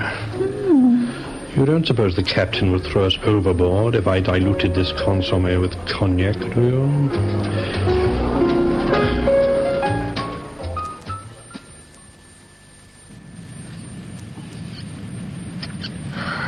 Dennis. Oh, Christine. Don't go in yet. I'm not going to. What's that? What? I thought... Caught you! The bloody peeping Tom! Here! Let go, get off! What's happening? Is that you, Mr. Frew? Of course it's me! Let go, you! It's Mr. Frew, Dennis, Mrs. Patterson's brother. Oh, I'm sorry. Aye, a man can't come up his own path without being assaulted. What do you think you're doing, eh? Sorry. Mrs. Patterson will be pleased to see you, Mr. Frew. She's been worried about you. Eh? Oh, is she still up? Oh, yes. She's waited up for the last Well, how long have you been away? A week? I had a wee holiday, you know. You've missed a lot of excitement. Oh, have I? Yes. Dennis's bank was robbed. Yes, and a very clever job it was, too. Dennis had his picture in the paper. What do you mean, his bank? Dennis works in the bank that was robbed, Mr. Frew. Aye. And he's your boyfriend? I'm happy to say. How long have you been going with him? 6 weeks and 2 days. I haven't worked out the hours. Aye. And he works in the bank, and you live here, and I live here, and... Oh, dear God in heaven. Well, where are you going, Mr. Frew? Oh, jump! He's gone. Christine, either you bring your young man in or I have to buy a plastic soundproof dustbin. I have here, Dennis, a letter from the Department of the Environment. Yes, Mr. McCallum? As you know, we wrote our customers who had deposited items in our strong room for safekeeping and advised them of our transfer to our new branch. Yes. Department of the Environment deny having deposited anything with us. Oh? I checked our records and I find that your initials are against the alleged deposit by a Mr. Donald McIntosh of the department. Oh, yes, I remember. A black deed box it was. Indeed. Yes, I'm sure. I remember. Well, we know you have an excellent memory, Dennis. Everyone remembers that you were the one who spotted that the cover on the computer had been put on wrong way around after the burglary. Yes. Well, the thieves didn't notice in the dark. I know. You made the point quite clear at the time to us and the newspapers. Well, I suppose you better go and fetch this deed box. Contents unknown. Well, I should have a key to open it. So let that be a lesson to you, Briggs. Yes, Sarge. If we hadn't followed up that clue about Miss Richardson not being at home, we'd never have broken this case. No, Sarge. We stopped the computer fraud, recovered the stolen car with the money from the safe tucked away in the boot, and now we only have to wait for this McIntosh chap to come and collect his deed box, and the whole affair is wrapped up. Do you think he'll come, Sarge? Oh, he'll come all right. He'll come. All these criminal types have a weak spot, you know. He'll not be able to resist it. You'll see.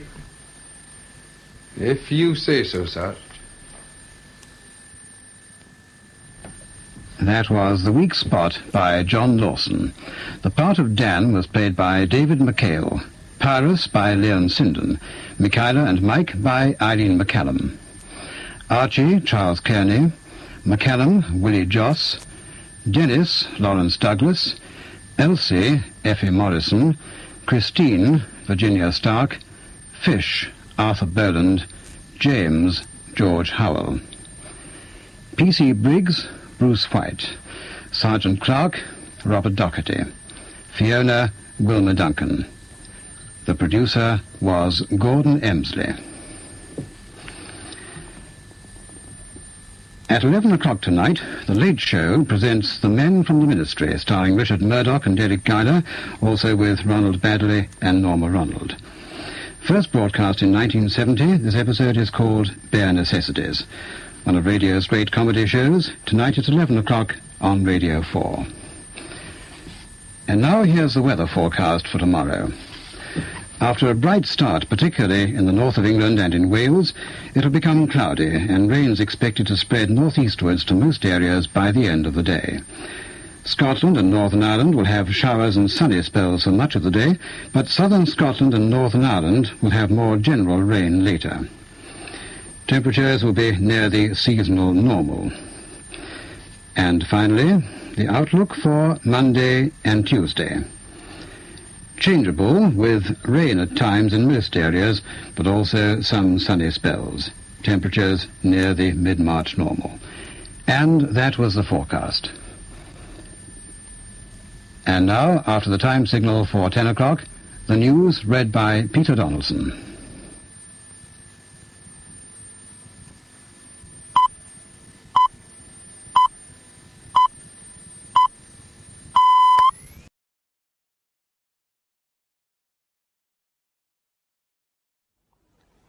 Saturday Night Theatre. We present The Murder of Walter Raleigh by Ian Cullen, with Bernard Archard as Sir Walter. The Murder of Walter Raleigh.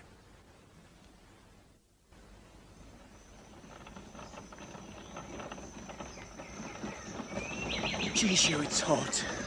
Aye. The sun not full up yet. How far now to the mine, Captain? Once we pass St. Tome, 12 miles. Keep them still, Master Watt. The town's close by. Right, Captain. Quiet! Keep the animals still. We'll have the colonists down on us. Quiet there! Who'd want to live in a hellhole like this? Spaniards are used to hell, mister. It's their natural home. Well, I wish Sir Walter were here. And I. See, I'll lead a score of ships and never think to worry. But here, on land, with the sea out of smelling, I need to be led. All quiet, Captain. Will there really be gold at your father's mine, Master Watt? Aye, if my father says it. There's gold enough for the taking if the Spaniards haven't found the mine. Ambush! Take cover! Pikemen! Ready! Spanish militia! A trap! Follow me, lads! What? Come back! Come on, my heart! Follow him! Englishmen! Attack!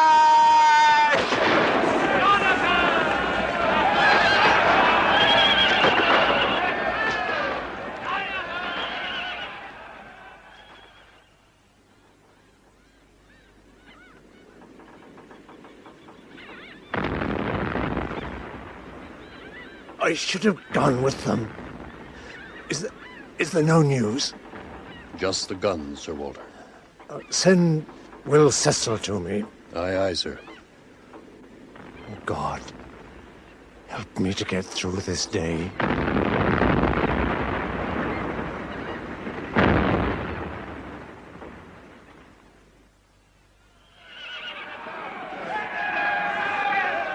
The Spaniards are broken, Captain. Master Watt? Dead, sir. He died on the first charge with a dozen pike wounds. Burn St. Tome to the ground. Leave only the church. We'll bury him at the altar. Right, Captain. Captain Keynes! Where are you, Captain? Here.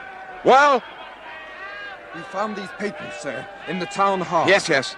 The lieutenant said to find you at once, sir. Here, give them to me. You have your orders? Yes, sir. I'll report to Sir Walter. God help me.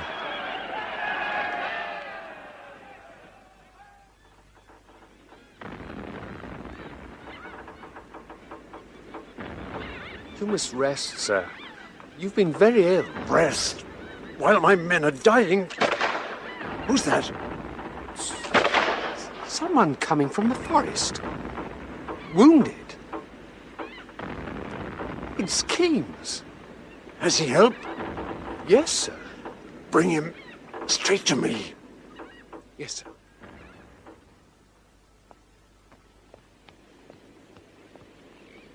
Is Captain Keynes, Master Cecil, and wounded? Keynes! For the Lord's sake, what's happened? It was a trap, Master Cecil. They were waiting near the gold mine, hundreds of them, and with cannon. But how did they get... We were ambushed, without warning. 14 men fell at the first assault. We had but a few muskets. What can pikemen do against cannon? And my son, Captain. Sir Walter, you should be abed. Is my son safe? Is what dead, Captain? He was the first to fall. How did he die? A hero's death, sir. Single-handed, he broke the Spanish line. But before the Spaniards fled, 100 of our Englishmen lay murdered. What can I say to my wife? Oh, my poor Bess. We chased them back to St. Tome. With their own cannon, captured their town. Did you continue to the mine? Well, that was my intention, sir, but one of the soldiers was in the governor's house. Looting? They were angry, sir, and out of my control. He found these papers. What papers? The inventory of your fleet, which you drew up yourself and gave to Lord Cecil. And dispatches from Gondomar to the Spanish king written before we sailed. The complete plan of our voyage, our route and watering places, the exact location of your gold mine, and every detail of our strength. Let me see. I was near despair of the loss of so many men. And, Master Watt, the Spaniards were rallying to attack again. We had little hope to regain the ships. No hope, nor point in continuing to the mine. Then what did you do, Captain? I was angry, sir, and betrayed. What did you do? We sacked the town, except only the church, where I buried young Watt at the altar. We stole all their tobacco stores. Why did you break orders, Captain? You were told to avoid St. Thomond conflict at any cost. Yet you immediately engaged in a pitched battle, looting and burning Spanish property. You return without 1 ounce of gold and with a useless cargo of tobacco. If I land at Plymouth with tobacco, the king will have my head. You tell me that my son is dead. Well, I'd rather lose 100 sons than be accused of having escaped from the tower by a lie. The gold mine is there. By your traitorous actions, you had made your venture desperate, but you had no cause save cowardice to abandon it. You cannot be accused when you show those papers. You were betrayed. By you, Captain. Can I accuse the king? My wounds need care, sir. Oh, get away and bind them, Captain. I hope that I can yet give you cause to love me, sir. You will give marvelous satisfaction to my enemies. Help the captain there. Aye, aye, sir. Sir Walter, will you return to your cabin? Aye. Hopefully to die. Oh, would I'd never left the safety of the tower. Never heard of this accursed expedition. Why did you come, sir? 'Twas Henry's wish. He engineered the voyage to keep me out of prison. Prince Henry? My only friend at court. He brought the news of my release, my 12th year in the tower. We were playing chess, the prince and I, with Watt advising. The prince played badly, but then he was impatient with his news. There now, my prince. You have him. Where? How? The Queen's move. There? Of course. Check, father. You were ever a poor counsellor, Watt. Check, my prince, and mate. You are too cunning, Sir Walter. When I am king, I shall make you captain of my fleet and send you far away where you can do no harm. Oh, a poor policy, my prince. Keep your honest simpletons at home. Send your knaves away. If that is true, Sir Walter, you speak against yourself. How's that? How's that? Your father has kept me mewed up in the tower these 12 years past. By my theory, that proves me honest. And simple. Honesty and simplicity keep me alive. That's all I ask. Is it really all? All that I dare hope for. You have our leave to hope for more. You will be free by Christmas. Free? By Christmas or before. I beg you not to jest, my prince. Oh, Sir Walter, you have so many friends, and how they've worked to save you. And don't think you'll be kept idle. The Spaniards stir up trouble in the colonies while they sue for peace at home. Peace on what terms? Your head is the thing they seek most. For 12 years my head's been banded like a ball in a cup. Yet it stays firmly set on my shoulders. And by God's grace will stay there forever now. I cannot believe the king will set me free. Believe it when my father sends for you, because he surely will. Well, well, Sir Walter Raleigh. It's good to see you in health. Your Majesty is too generous. Aye, well, that's as may be. My Lord Cecil here will get down to the business on hand. Thank you, sire. Walter, some years ago you claimed to have found a gold mine of fabulous wealth in the then English colony of Guyana. I did find it. Of course. Well, England needs that gold. The purse is empty. Will you undertake the journey? But Guyana is no longer an English colony. Alas, no. What would I command? 14 ships, 1,100 men, already shipped and awaiting you in Plymouth.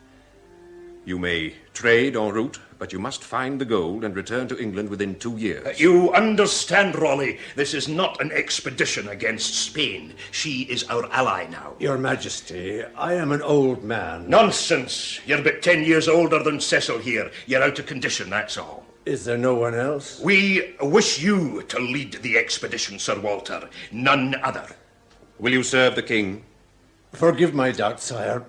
I'm overwhelmed by this sudden change in my fortunes. Good. Now to details. You must set down the details of your route, your landfalls, and estimated dates of arrival at each. Also, the whereabouts of your gold mine. With a map, of course, and details of any inland expedition you may mount in the colonies. Will that be necessary, or wise? For our eyes only, Walter. A precaution against misadventure. I understand, Robert. And you must undertake to further the peace with Spain. You'll appreciate that. If it is your wish, sire. Have you told him, Father? Whisht, Henry, I'm about it. It's not a mere whim, Raleigh. We command on pain of death to avoid any clash with Spanish forces by land or by sea. But if we are attacked... If you are attacked, it will be by a bunch of ignorant colonists, not aware yet of our truce with Spain. You will not stand, but run. From Spaniards? Silence, sir. Your past mistress, Elizabeth Tudor, may have condoned your piracies, Raleigh, but I will have no part of such wickedness. Does this royal commission mean that I'm to be pardoned for my past offences, sire? This is not the time to discuss your pardon, Sir Walter. The king's mercy is not infinite. Be satisfied with what you have.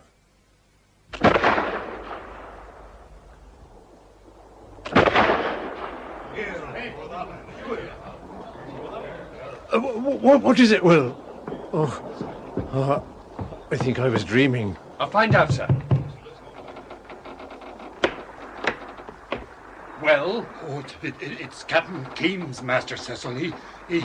Out with it, man. He's shot himself, sir. The first ball but wounded him, and so he fired again. Is he dead? Oh, he could never bear your anger, sir. And so leaves me alone to face the kings. Bury him ashore. We'll sail on the tide. I'll see to it, sir. You must rest. Rest. Dear Father, oh, help me to die quickly. Oh, give me the courage to face Bess with the news of our son, Wat. Forgive my weakness and my anger. Take Wat to your heart, who died despising me. Help him to understand. I don't understand you, Father. 36 of our men in clear sight, tied back to back. Why will you not rescue them? I must obey the king's commands in everything. Then let me take a shore party. 10 men will do. No, the Spaniards are seeking to provoke me into an attack. They were expecting us to water here, waiting. How long can our men stand it, sir? They'll go mad in that heat without shelter. Aye, Captain, but they won't find shelter until we sail.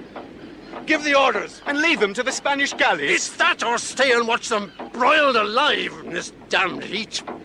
I cannot aid them without bloodshed. Give the order, Captain. Aye, aye, sir. Look, Father. The Spaniards are out from the trees. They've seen us preparing to leave. Aye, we've cheated them of their real prey, Wat. You must believe that. Those men are not colonists, they're Marines. Landed there to await us, as at every other landfall. Father! They're killing our men! Butchering them! Oh, have mercy! We must turn back! It's too late! Not for vengeance! Father, turn back! I cannot! It would be a crime against the peace! King James' own book calls for an eye for an eye and a tooth for a tooth. Those butchers will have justice, I swear it! You will beg for justice as the king has begged for peace! Peace and justice must rule the world, they must! I wish I were commander here. I'd show the Spaniards justice. Then they would beg for peace like in Elizabeth's time. I'll not have that wretched woman dragged from her grave and hurled into my teeth. I wish he could be Whig to hurl into the teeth of Spain. Then they would know the Lion was alive again, and we would be in safer state.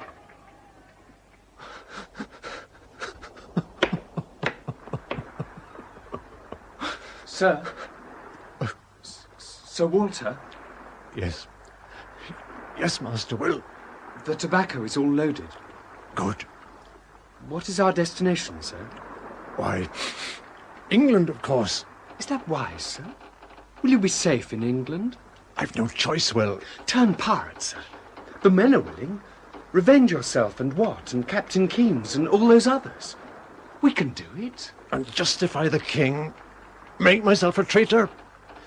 No, Will. No. My home is in England, despite the King of England being my enemy. Why does he hate you, Sir Walter? If I'd hearkened to your father, I might have won his love. But I was a stubborn, proud man. I've often heard him say it. But what was his advice? He warned me of my danger, urged me to make my peace with the new king. Then why didn't you? Oh, well, I'm an old man now, Will. I'm tired. When the Queen died, I was in my prime. Here, a courtier, wealthy. I was arrogant, vain, glorious, and I thought unassailable. Why should I pander to any man, even a king, whom I'd never wronged? I can't believe you were all those things. 15 years ago, they weren't vices, Will. All England, under Queen Bess, was arrogant, vain, glorious, and unassailable. We feared nothing, not even the new king from Scotland. Your father was wary and gave good reasons. But at the time, no one listened to him, least of all me. I remember his answer when I laughed at him and said I wasn't afraid. But James is afraid, Walter. Afraid of all the men Elizabeth made great. He's a misshapen little man and a coward, but not a fool. Your fine looks, achievements, and popularity will condemn you in his eyes as surely as they recommended you to Elizabeth. Nonsense, Robert. James is my new king, and I look forward to meeting him, serving him. He'll soon realize his good fortune. He'll never believe you, Walter. Why, then the loss will be his own, not mine. Your pride will trip you, Walter. These Stuarts are foxes. But you are the chief fox, Robert. No Stuart will beat a Cecil. I am journeying to Berwick to meet James on his progress to London. I beg you to accompany me, Walter. If I must crawl to Berwick to gain his favour, I'll endure without it. He is already against you. If that's the case, then a journey to Guyana would be too brief for me to make my peace. Now you go, Robert, and sweeten him towards me. At least join us before we reach London. Perhaps. At Oxford. Safe journey, Robert.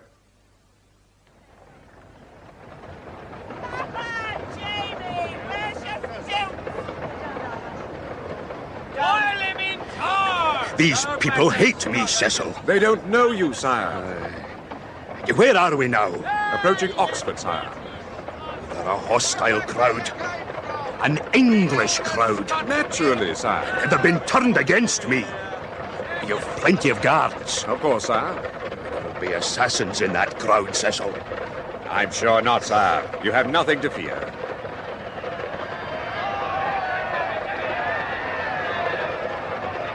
There, your majesty. Being a stranger to them, you were not at once identified. It's not their king they call for, Cecil. Sir Walter is most popular in these parts, sire. So it would appear. Stop the coach!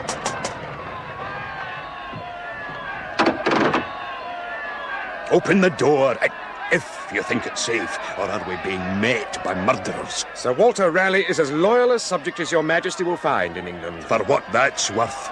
Well, the door.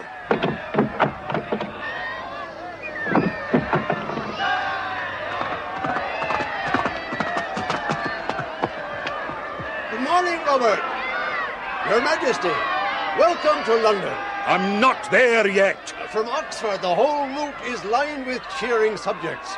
Your journey will be but brief. Cheering for who, man? I hear more cries for Raleigh than for James. Your Majesty, may I present Sir Walter Raleigh, Captain of the Royal Guard. Raleigh. Aye, and Raleigh have I heard of you, man. And where was the captain of my guard at the border? Making London secure for you, sire. I wonder. And was it you bribed yon cheerers to humiliate me? If I have bribed them, sire, 'tis with my blood, spent freely for them over 30 years or more. Perhaps your Majesty would have fared better had you fought for the English throne. How's that? What do you mean? Only that you might now know your friends from your enemies. I think I do, Raleigh. Dinna fret for me. Drive on, Cecil. Very well, sire.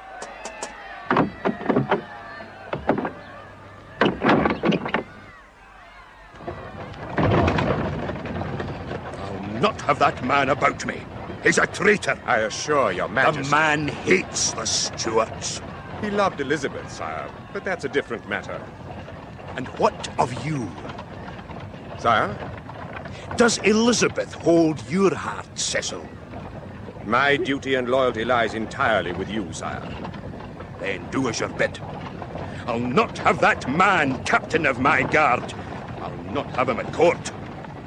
You're to find proofs that will rid me of him. You understand me? Yes, sire. I want him dead. But I want it legal. I'll not have him made a martyr. See to it, Cecil. Soon.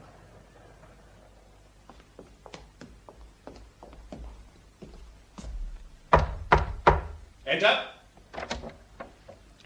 Sir Walter Raleigh, my lord, by appointment. Come in, Walter. Come in. You sent for me, Robert? Yes. Yes, I did. It's always a pleasure when you can spare me a few moments. You've been kept busy dancing attendance on the new master, I take it. Don't be huffed, Walter. I'm not huffed, Cecil. I'm damnably insulted. So was the king by your efforts at Oxford. Then the more fool him. He has commanded me to dismiss you from your appointments at court. Oh? Of my captaincy? Especially your post as captain of the guard. But it's a sinecure, Robert. Granted me for life. By Elizabeth. Her life has ended. His Majesty requires a more active captain, someone he feels he can trust. Another Scotsman, I suppose. His Majesty also commands that you be dismissed from the Privy Council and that you resign all military and naval commissions. Until he needs his defences again. The country is embarked on a policy of peace. You are already an embarrassment in our negotiations. So, the great days are over, are they, Robert? For you? I'm sorry, Walter. But your family will be delighted. Oh, why? You must leave London. You're not safe here any longer. Retire to Sherborne. Is that also a command? No, just sound advice. Even James, vindictive as he is towards you, may leave well alone if you're out of sight. So, I rot in the country. Oh, come now, it's not so bad. You love Sherborne. You always talked of retiring there. But not yet. I've years of service in me. Then serve your wife, serve your son, and serve yourself, for you'll not serve James. Very well, Robert. This time I'll heed your warning. Good. And now to more cheery things. You'll have company on your journey. I've written to Lady Raleigh and begged her to give house room to my son, Will. The boy's under my feet here at present, and there's no fear of plague at Sherborne. Oh, that's splendid. He'll be company for young Walter. And I take it as a mark of your continuing affection that you choose us to house the boy. Trust me, Walter.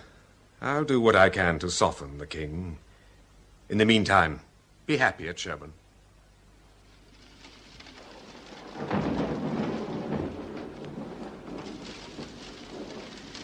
I wish I were a sorceress.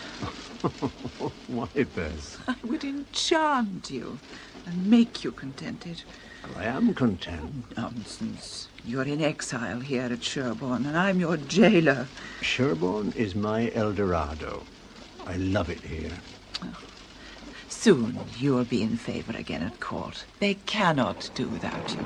They cannot, nor will not do with me. The new king is frightened and jealous. Lord Cecil will soon calm him. Aye, Cecil is a true friend. My only friend at court. but much too busy about his own affairs to further mine.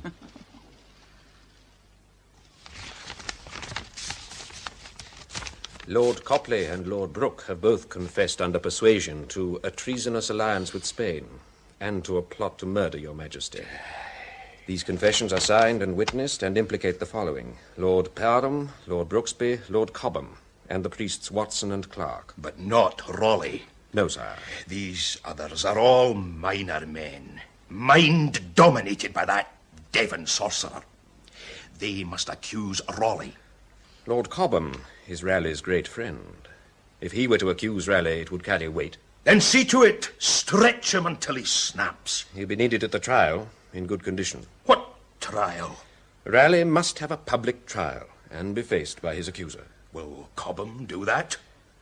We will find a way. With no strong witness against him, Raleigh will go free. Witness! The whole world knows that Raleigh hates me, mocks me. He's a traitor in thought, if not in deed. He cannot be condemned for his thoughts, sire. The people will not have it. Damned English care more for Raleigh than they do for their king. Is he in London yet? He will come. I've written to him most pleadingly. You've great faith in him. Raleigh has many faults, sire, but he is loyal to his friends. Though not to his king, it would seem. Is Cobham arrested? Not yet, sire. Once the head is in the Tower, the tail may wag more freely. Aye, very wise. And the deeds that Raleigh drew up to make Sherborne secure for his heirs, have you examined them? They appear to be in order, sire. There must be a fault. I am not a lawyer, sire. I have given the deeds to Sir Edward Cook. If there is a fault, I will trust him to find it. I must have Sherborne. The heirs of a traitor are not difficult to dispossess. I want it legal, Cecil. No repercussions. Once Raleigh is in the Tower, everything becomes possible. When, Cecil? How soon? A day or two. I sent a swift messenger. Who? Raleigh's old captain, Keames. They've not met for years. Raleigh will come. And you did go, sir? Don't you remember, Will? You were with us at Sherborne when the letters arrived. But you knew it was a trap. We suspected, Will. Bess was afraid. Well, I was afraid myself. But it was your father wrote. But why? Do you think he knew? Even he was afraid at that time. Of what? Your family were, and are, one of the most powerful and wealthy in the land. If your father lost James's trust, the wealth, the power, the great houses, your inheritance, Will, would all be lost with that trust. So you think my father betrayed you for that? At that time, no. But now, these papers, Will, from St. Thome, they're in your father's own hand. Exact copies of the instructions of our voyage. How do you know it is my father's hand? Look for yourself. Even the signature. He was confident of my death. Those letters were in Spain before we left Plymouth, Will. Even if these are not forgeries, sir, they cannot save you if you go back to England. I have no choice but to try. If you succeed, my father is the traitor. And I will succeed. These papers will free me once they're made public. I'm confident. You were confident when you left Sherborne despite all pleading and went to London. 16 years ago. And like the king, I still did not know my friends from my enemies. Your father questioned me all day, in a friendly manner, but the clues were there for me, had my eyes been open. Markham, Brooke and these priests, I'll agree it's possible. But as for Cobham, you know as well as I do, Robert, the man's a fool, but he's no traitor. You've heard him yourself railing against the Stuarts. Indeed, you've joined with him. But long ago. James was in Scotland. Queen Bess was alive. Decrying the Stuarts was not treason, but speculation. At that time, good politics. Brooke, Copley and these others moved from speculation to conspiracy. They admit traffic with Spain. For money. How could they hope to succeed? If traitors thought to be caught, there'd be none. They intended to succeed and kill the king. The king's afraid of his shadow. He is afraid of you. Is it true that he hopes for an alliance with Spain? We must have an alliance, Walter. These continuing wars have emptied the treasury. Trade with Europe and with the colonies is at a standstill. James wants peace and the rule of law, and intends to have it. By marrying Prince Henry off to the Spanish Infanta. You're well informed. The man's mad, I tell you. Everyone knows that two religions will not lie side by side in one bed. It is your duty to support your king in all his hopes, not to deride and insult him. Don't be stiff, Robert. I only share my opinions with my friends. Lord Cobham, we have letters from you urging Cobham to visit Spain. So?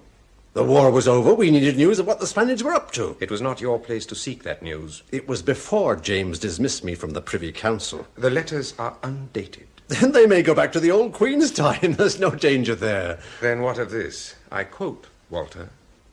As Walter is my friend, I will obey him, but his schemes confound me. I wish that he would leave me alone. Who wrote that? Cobham, to his brother. When? Again, no date. Conspirators are careful. Conspirators? What are you saying, Robert?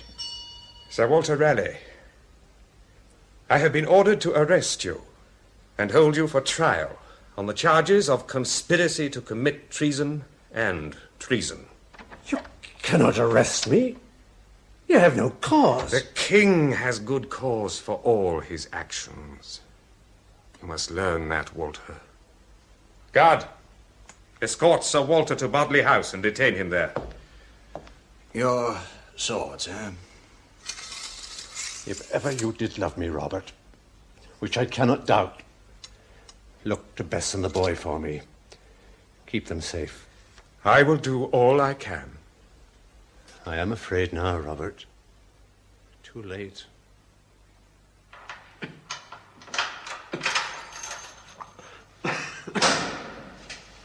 Who is it this time? It's me, sir. George Harvey. Ah, welcome, George. My only friend. Without, alas, the power to help you. The news you bring is help enough, George. Oh, God knows it's mostly bad. But these last months, while they prepare their evidence with the cold and the damp and the endless interrogations, I should have gone mad without your gossip. My father has consented that you shall have a fire, Sir Walter. Oh, God bless the Lord Lieutenant of the Tower. Then where is it, George? Bring it in. Bring it in. In here. Right, sir. I took the liberty of bringing it myself. Oh, you're a good friend, George. Oh, it would suit the king admirably if I were to die here, ague or the plague. Now, what news? Rumour has it that the king has given Sherborne to young Robbie Carr. They say that his men are already plundering the estate. Oh, Bess, keep safe. What else? Sir Edward Cook is here again today. I know. Each time they question me, they're amazed that I give nothing away. Cook insists I'm calling on Satan to give me cunning. When he is himself about the devil's work. Still, those law books you brought me are comforting. I know that I have done nothing that can be construed as treason. Thank you for them. Oh, it's my duty, sir. Have you any other news? Lord Cobham has been shown the rack again, but will not amend his confession to accuse you. He should never have confessed. The law books all agree that an accused man should keep his own counsel until faced in open court by his accusers. But a guilty man may expect some mercy if he admits his fault. Oh, from James Stewart. Lord Cecil and Sir Edward Cook. Now we'll go through it all again. You know, George, only an Englishman would have the audacity to offer me a place in heaven if I'd confessed to a crime uncommitted.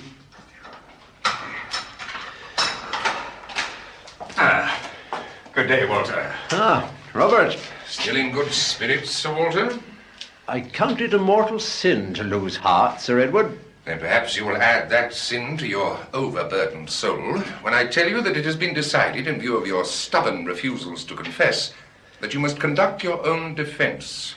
But I'm no lawyer. You are denied a defending officer.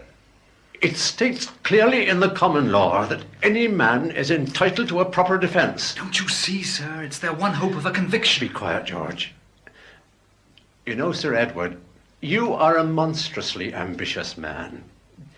When I see you, I'm reminded of the man I once was myself. Oh, you were ambitious for England. He's just greedy. Go, George. Good advice, Master Harvey. But no, not another word. Oh, very well, sir. He's but a boy, Robert. Well, Sir Edward, your news does not make me despair. I have but one friend in England to whom I would entrust my defence. What friend is that? Myself. With you, my enemy, Robert, who else could I trust? Lord Cobham has amended his confession and names you as his leader. That is a lie. True, Walter. He had confessed to a minor plot led by some priests and aimed at the king and his heirs, but now tells of a greater venture led by you and aimed at the state. There was no such plot. He swears it before God and his priest. Then he was more than shown the rack. Lord Cobham is in good health. This confession sprang voluntarily from a genuine repentance. He will retract. No, Walter, he hates you. He was led to believe that you had accused him, and when he heard that, he flew into one of his famous rages and denounced you. All that he said was taken down, and, still raging, Cobham signed it. Unorthodox, but effective. When he learns that he's been tricked, he will recant. He is to remain in solitary confinement under close guard until your trial is over. Then I will write and beg the truth. No one can communicate with Cobham until he's exposed you for the vile and filthy traitor that you are. Robert, help me. My powers are weakened by my love for you, Walter. Confess and trust in the king's mercy. Confess to what? Lack of judgment in my choice of friends? Too great a love for England? Too great a hate for Spain? Leave us, Sir Edward. I must be present at all interrogations of the prisoner. If you value your position, obey me. The king shall hear of this.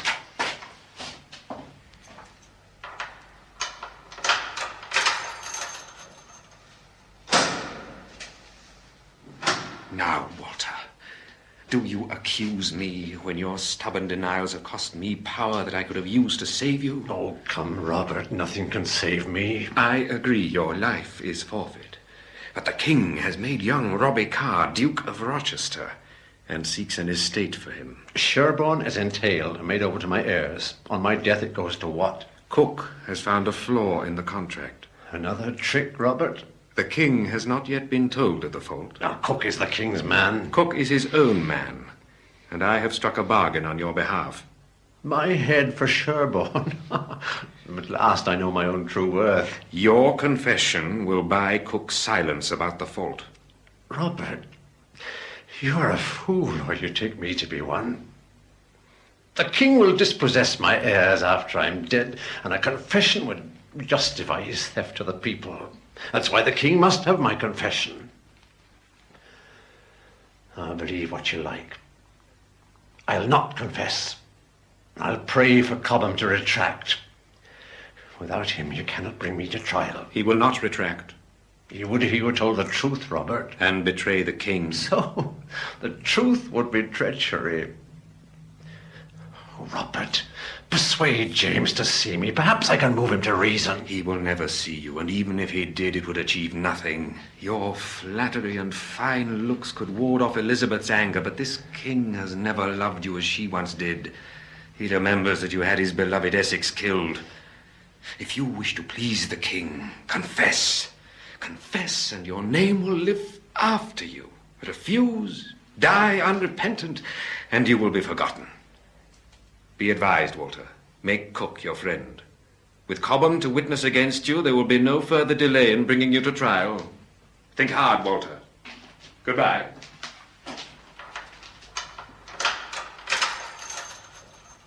Eavesdropping, Harvey? I brought his supper, sir.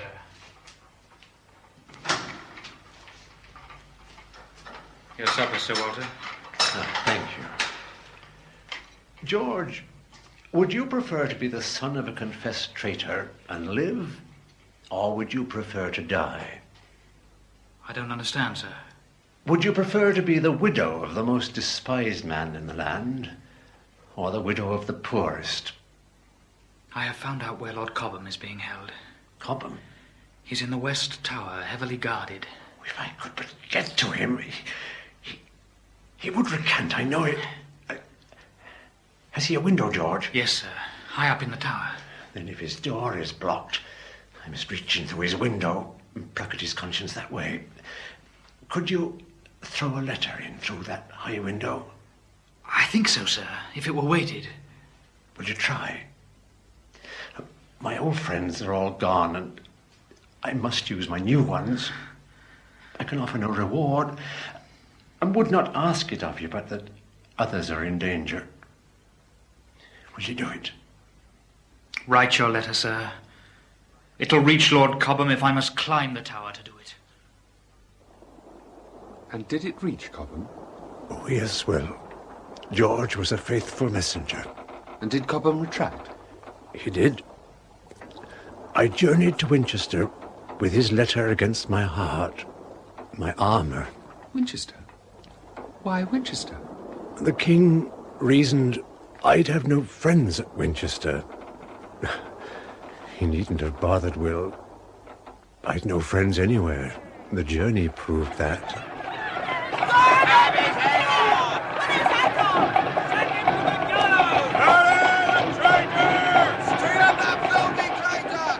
To judge by that journey, I was the most hated man in England.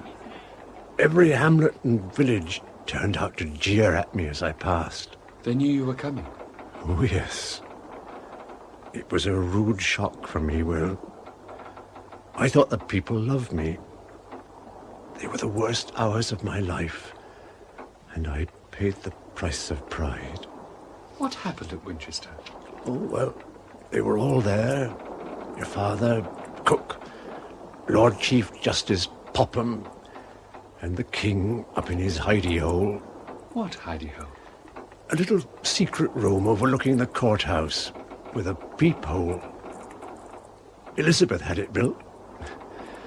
I've watched many a poor wretch in the dock from that room myself. We thought it sport then. And the king was hiding there? With Robbie Carr for company. And of course the whole court, including the jury, knew it. And what happened at the trial? Well, I waited to be called. Guarded, of course, while the jury was sworn in. I was quite confident. Armed with Cobham's retraction and my own innocence. I even thought I might win.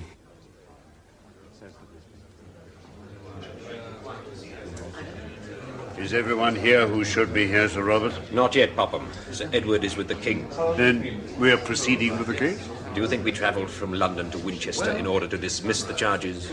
Sergeant Heel, may we have order, please? Pray silence for the King's Lord Chief Justice.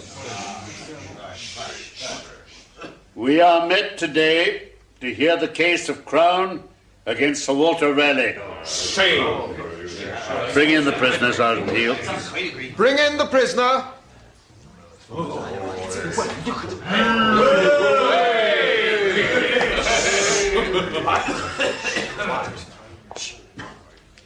Ah, Cook. I understood that you were with the king. My apologies, Lord Chief Justice. Until a moment ago I was. I had feared that removing these proceedings to Winchester would rob us of a royal audience. But here comes the villain, Raleigh. Silence! Silence! Silence! Are you Sir Walter Raleigh, late of Sherborne, and now by order of King James lodged in the Tower of London? I am. And do you owe your allegiance to the Crown of England? I do. Sir Walter Raleigh, you stand before us on a most vile and horrible charge. Do you plead guilty or not guilty? With respect, my lord, I cannot plead until I have heard the charges. You know the charge. You are a traitor. Am I then convicted already?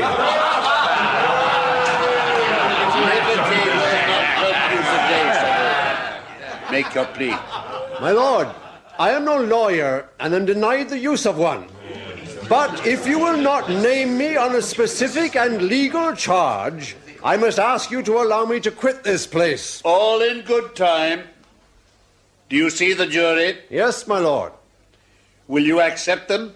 Yes. You challenge none?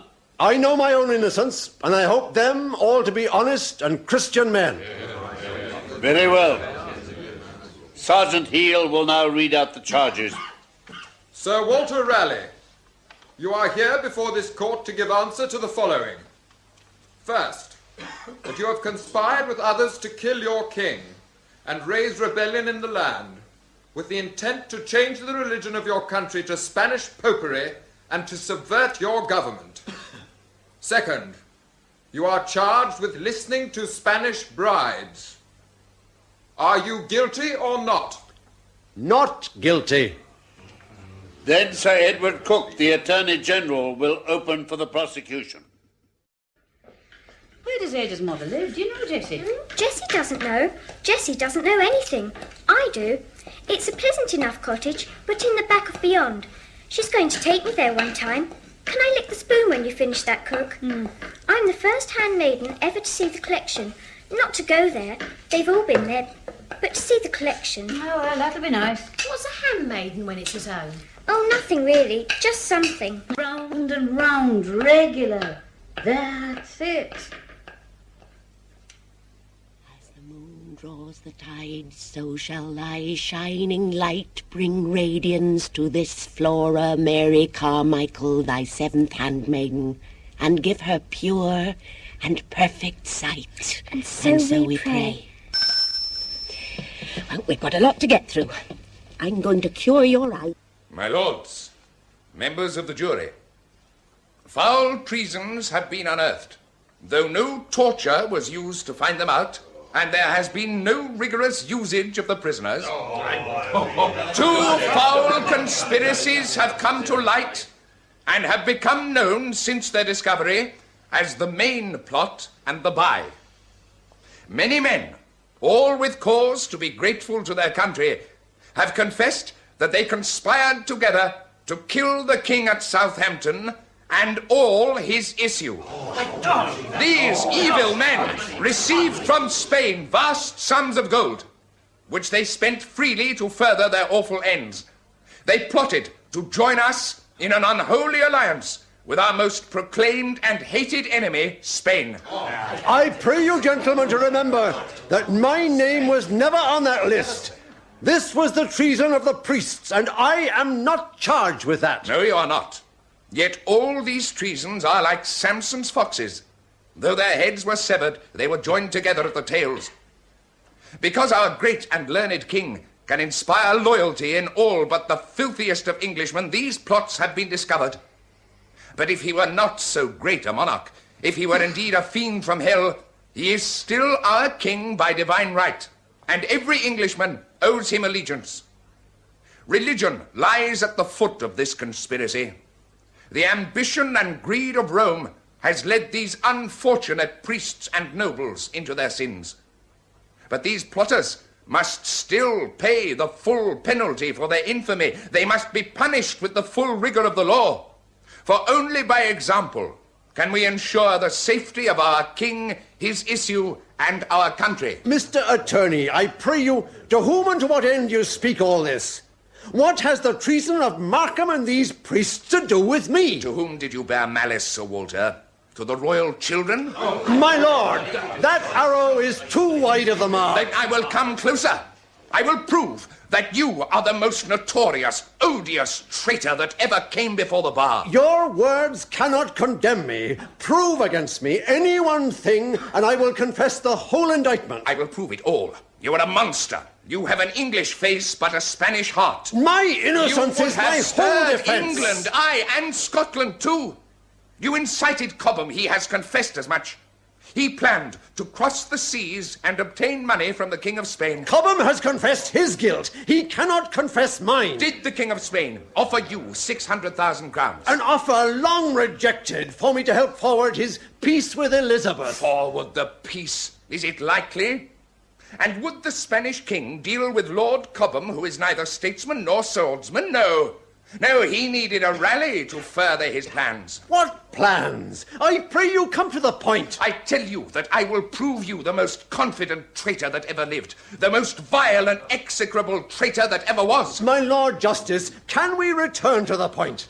I say again that I am not here to answer for the treason of the priest. And I say again that I will prove you to be the most notorious of traitors. You speak indiscreetly, barbarously, and uncivilly. I want for words to express your viperous treasons. I think that you want for words indeed, for you've spoke the same thing half a dozen times. You are an odious fellow, and hated throughout England for your pride. If pride were the issue here, this trial might prove to be a measuring match between you and me.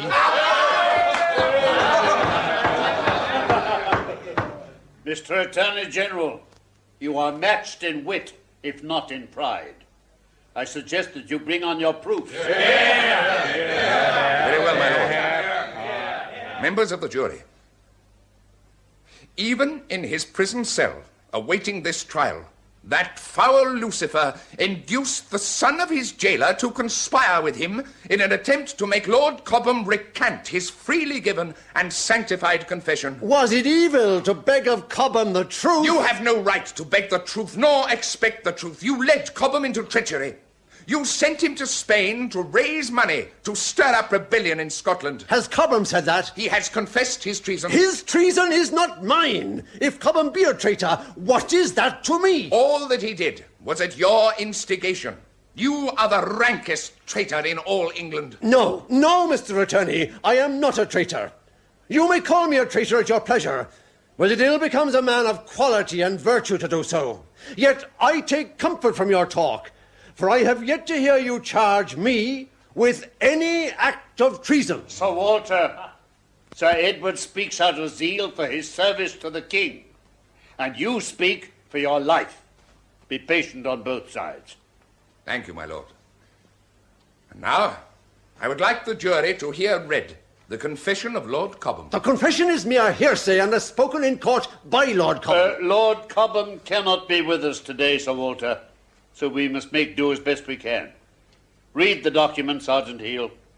This verbatim report was taken from Lord Cobham on the 20th day of July in this year of grace, 1603.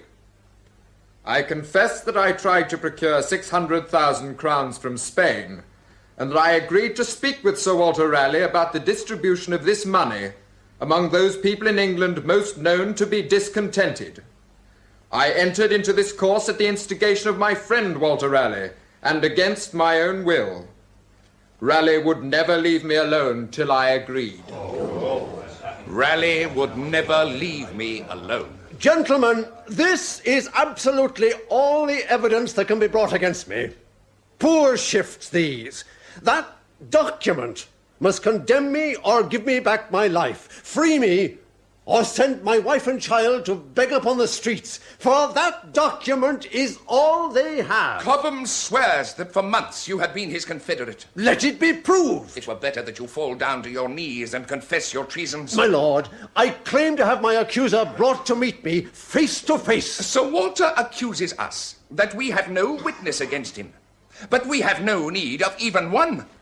For if a man accuses another, and in that accusation condemns himself, then that accusation is more forcible than many witnesses. Our law presumes that a man will not accuse himself in order to accuse another. Whose law? Remember, I beseech you, the statute laid down by King Edward VI, which says that no man can be accused of treason unless he be accused by two lawful accusers. And in the 6th statute, that those persons must be brought before the party accused and in public if they are living. Lord Cobham is alive, here in Winchester, and in this very building. I demand that he accuse me to my face. These statutes were found to be inconvenient and have been repealed. You are tried now by the common law, and one witness is sufficient to condemn you. I want but one witness, Lord Cobham. If he will accuse me to my face, I will confess the whole indictment. I marvel, Sir Walter, that a man of your wit and experience should so labour at this point. Many horse stealers would go uncharged if they could not be condemned without witnesses. My lord, I am charged with treason. And even under common law, the trial of treason is by jury and witnesses. No, no, no, Sir Walter. Trial by common law is by examination. If 3 conspire to treason and 3 confess it, they may all be condemned. Yet there is no witness. I know not, my lord, how you conceive the law. We do not conceive the law. We know the law. Well, let it be. And now we come to the words, destroy the king and all his cubs. You tell me Lord Cobham has accused me. All this talk means nothing. Let him be brought. You speak out of turn. Let me speak for my life. It can do no harm to have Cobham brought. He dare not excuse me. To acquit his old friend, he may speak other than the truth. Surely he will, if brought, revenge himself upon me, for I know him to be the most revengeful man alive. He is your partner in crime and may not come. The law will not allow it.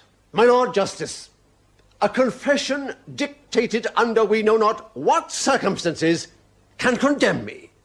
Is that the law? That is my ruling. Without a witness, a document is evidence against me? I have said so. Then, without witness, this letter must be read for me. Huh? What letter?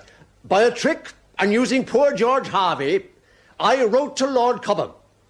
This is his reply. He confesses that the letter was obtained by a trick. But freely written. If the letter is in Lord Cobham's hand, it should be read. My Lord Justice, he may acquit himself.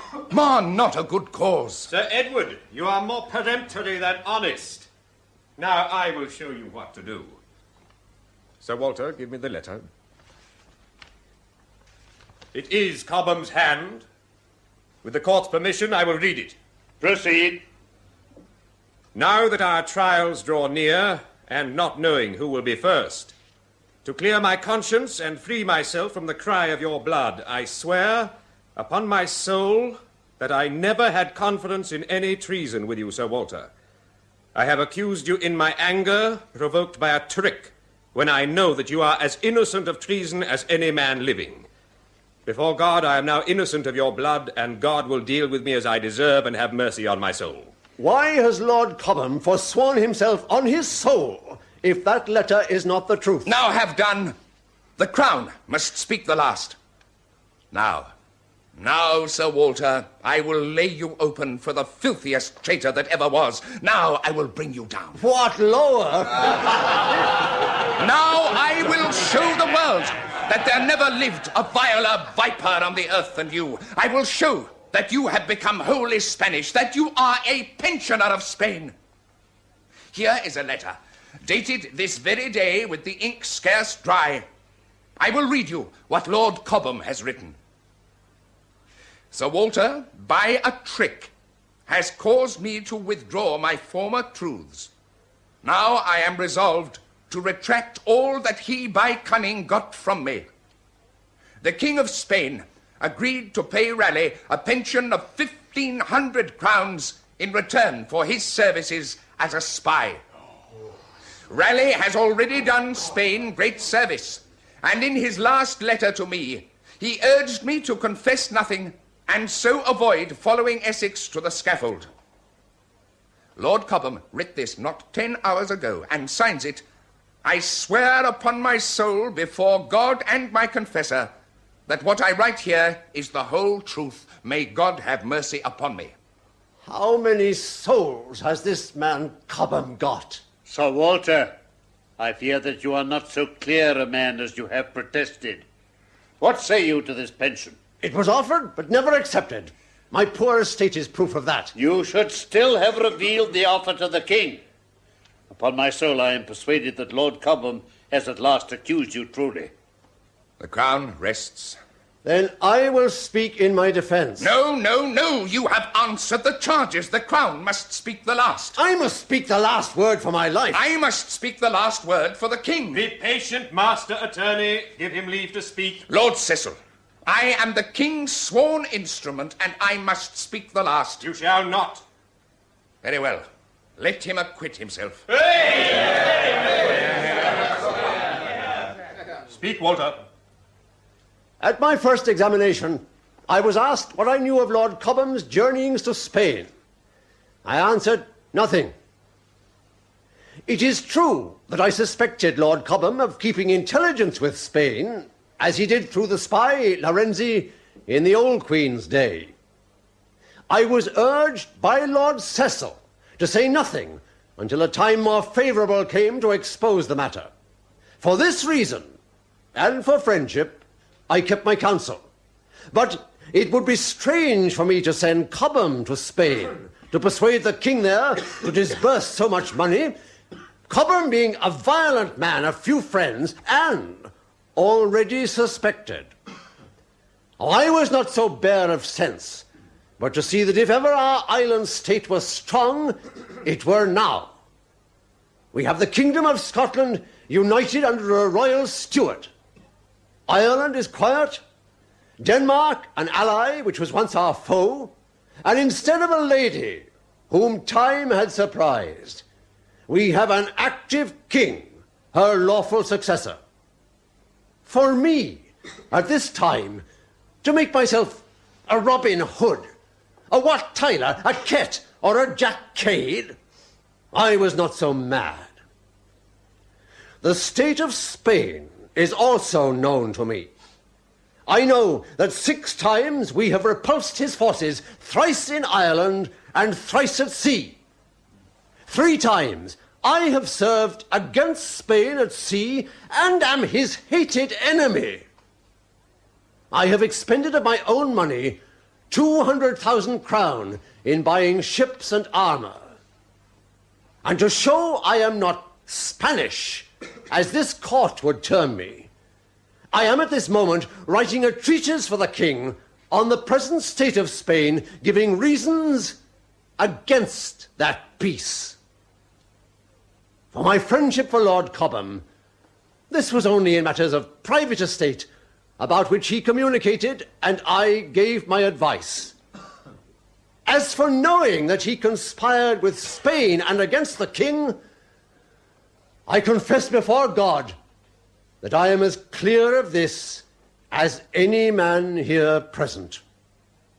Sir Walter, you say that Spain is poor. It were better for you not to be so well acquainted with the affairs of Spain. A poor rejoinder to a good speech, that. Give the traitor his due, Robbie. He's a pretty turn of phrase. I wished. The jury will consider their verdict. It comes to my mind, Sir Walter, why you may not meet your accuser face to face. Lord Cobham has shown himself to be a man easily swayed from the truth and liable to retract his former opinions. So confusing a witness might have marred the attorney's case against you. These lawyers will acquit the villain yet, Robbie. Lord Cecil was hot to help him, did you not think? Oh, not that he can mind. The jury have their instructions and they'll not dare go against them. Hey, have you thought of a grand title to go with your grand new estate, Robbie? Hey, there's a few free at the moment, you know, Somerset, Salisbury and Rochester, to name but 3. Never mind. They're ready with the verdict. Have you reached your verdict? We have, my lord. Do you find the prisoner guilty? We do, my lord. Oh, say! And may God have mercy upon us. What's that? The fellow's insolent. Did you hear that, Robbie? Sir Walter Raleigh, you have been found guilty of high treason. My lord, I understand that the jury must do as they have been directed, and I forgive them. I desire that the king should know of the wrongs done me since I came to this place. You have had no wrong. Then I submit myself to the king's mercy, knowing that mercy to be greater than my offence. I recommend my wife and my son of tender years to his compassion. For myself, I say no more. At last, the fox is silent. Now the sentence. Listen to it, Robbie. It'll make you think on. Sir Walter Raleigh, you stand condemned of heathenish practices and blasphemous opinions. My moral must be plain. Now for my judgment. You shall be taken from hence to the place from whence you came, there to remain until the hour of your execution. You shall be drawn through the streets on a hurdle to the place of execution and there hanged. Your body will be cut down alive and opened, your heart and bowels cut out, and your privy members cut off and thrown into the fire before your eyes. Then your head will be struck off, and your body divided into 4 parts to be disposed of at the king's direction. And may God have mercy on your soul. You shall receive, my dear Bess, my last words in this letter. My love I send you that you may keep it after I am gone. My advice for you to remember after I am no more in this world to tender it. Since it is the will of God that I shall never see you again, bear my destruction lightly and with a strong heart. By your own efforts you must seek to help your miserable fortunes and those of poor Wat. Your mourning can avail me nothing that am but dust. My greatest sorrow is that being surprised by death, I can leave no better estate. But if you can live free from want, want no more. All else is vanity. Teach our son to love God, and God will be a father to him and a husband to you. As for me, I am no longer yours, nor you mine, for death has divided me from you and from the world. I cannot write more, for I have stolen this time when all others are asleep. It is time to separate my thoughts from my body. Time and death call me away. My true wife, farewell. Bless my poor boy for me. Written with the dying hand of your sometime husband, now alas overthrown. Yours that was, but now not even my own, W. Raleigh. Here, Wat, keep this letter in memory of your father's folly. My father was a great man. Oh, get behind me, Mother. I have father's sword. If it's Carr's men again, I'll kill them all. No, Wat. Mrs. Raleigh, Master Wat, the king. Close the door. Quickly, Wat, the door. God save you both. Am I the first with the news? Of Walter's death? He lives. What? The execution has been postponed indefinitely, and he is to lodge in the Tower at the King's pleasure. He bids you join him there and bring comfort. James pardoned him, but how? Cecil advised him. They took him to the scaffold, and when he would not confess to treason, they reprieved him there. The crowd went wild with joy. The king has done himself more good with this reprieve than with 100 executions. Your news saves my life as surely as the pardon saved my husband's. He begs for warm clothes and pens and ink. I'll pack at once. Is father really safe? As he ever was, Master Wat. But the price was Sherborne. Your father has made it over to the king, who will no doubt present it to Robbie Carr. When you leave here tonight, it will be forever. The price is trifling if it makes my father safe. We will lodge with him in the Tower. How will he occupy himself in prison? With writing, a history of the world and England's place in it. Then he will need us by him. You to recall the facts, and I to make sure he takes his rightful place. He is too modest a man. I enjoyed reading your history. The king was not impressed. And you were 12 years in the Tower. 12 years, well, not unhappy years. The Spaniards grumbled and threatened at my being alive, but every year that passed it became more impossible for the king to satisfy them. But why? You were condemned. My history was popular. It was ludicrous that Spain demanded my head when I stood condemned as their agent.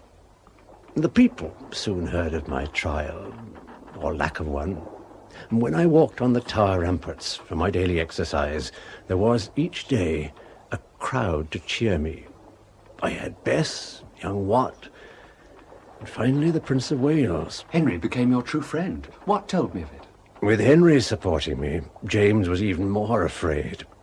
Afraid that the prince would lead an army and depose his father. He could have, too. He's a fine prince, and more popular than his father ever could be. And my father? I thought he, too, was working towards my ultimate release. Thought? Yes. But now, these papers from St. Thome, in your father's hand, Will. He betrayed us, no doubt, hoping that I would be the one not to return. But he let me come with you. It could be I, not Wat, buried in St. Thome. He couldn't refuse without arousing suspicion. Prince Henry was forbidden, but you... It would have been unnatural for you to have stayed at home. What will you do? Send these documents straight to Prince Henry. He will know how to use them. You can trust him after 3 years away. With my life. And home, carrying 6/4 hour. England will... Tomorrow you'll stand on English soil again.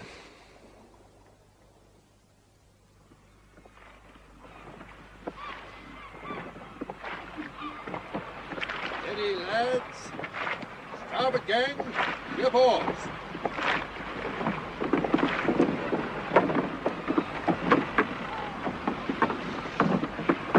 Make fast! Well, here we are, home at last, Will. Here, take my arm, sir.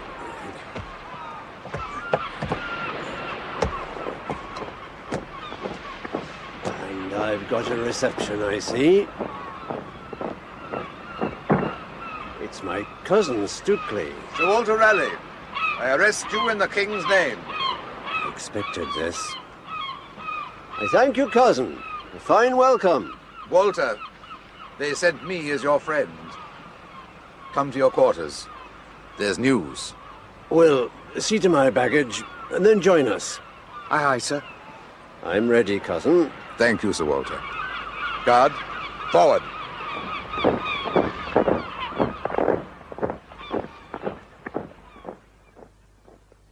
They don't want you in London, Walter. They want you to escape to France. That's why they sent me. Then why am I arrested? The king has no choice. Spain is demanding your head. The alliance is already broken. James must mend it, and this time he will not let you linger. If you go back to London with me, execution is certain. On what grounds? The Spaniards claim that your expedition was an act of war. James pleads that you had orders to provoke no violence, that you acted against his commands, and promises that you will be punished. There were more English sailors murdered before the Destiny even reached Guyana, and there were Spaniards killed on the whole expedition. James says that his orders were for you to kill no Spaniards. None, Walter. My men were murdered on the islands. I took no revenge. St. Thome was sacked and burned against my instructions after a treacherous assault on my land forces. My own son was slain. Well, if it's not lawful for an Englishman to repel force with force, then, oh, miserable England. The Spaniards claim that the whole expedition was a history of unprovoked attacks upon innocent and unarmed colonists. If other pirates can sail to Honduras, burn towns, and kill Spaniards, and suffer no reproaches, then, oh, miserable Sir Walter Raleigh. The king will not listen. Keames led the expedition inland. I was sick aboard the Destiny. Keames is dead. He killed himself in the face of my anger. The king will claim you murdered him to conceal the truth. Cousin, I was betrayed before the Destiny left Plymouth, and have the proof.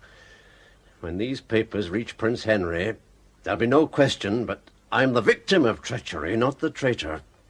Prince Henry died 8 months ago. What? Some say the plague, some that he was poisoned. He cannot help you now. I have a boat and trusted crew. Go to France. Bess will join you there. No one will try to hinder you. The prince is dead. Yes. You have no friends left. But I have my proof. These letters, written by Cecil to betray me. The king's commissioned representative. At my new trial, they must acquit me. If they bring you to trial on a charge of treason against Spain, there will be revolution in the land. Well, without a trial, I'm safe anyway. So keep your boat, cousin. I will go to London.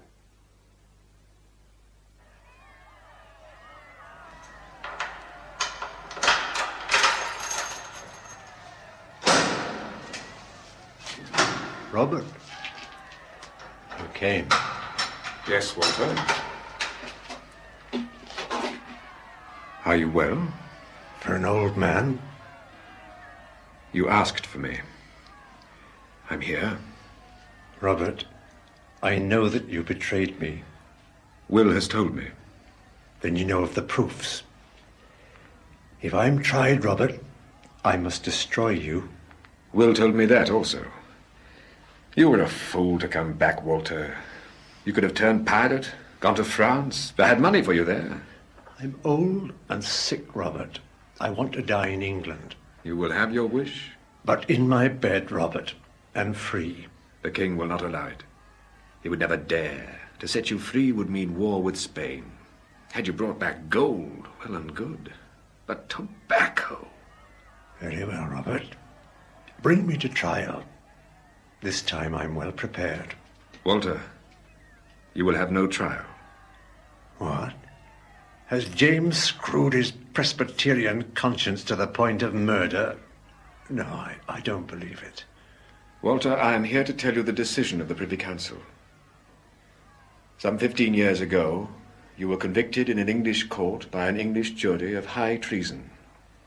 Because you had been a great statesman and soldier, a star at whom the world had gazed, the king, in his wisdom and mercy, postponed the sentence passed upon you so many years ago. But even stars must fall when they trouble the heavens. Now it is His Majesty's pleasure to call for an order of execution under that former judgment. But, Robert, since that judgment I've been granted a royal commission with power over the lives and deaths of others. Well, I must have discharged the former judgment. There was no mention of a pardon in that commission. Is this the law? Yes.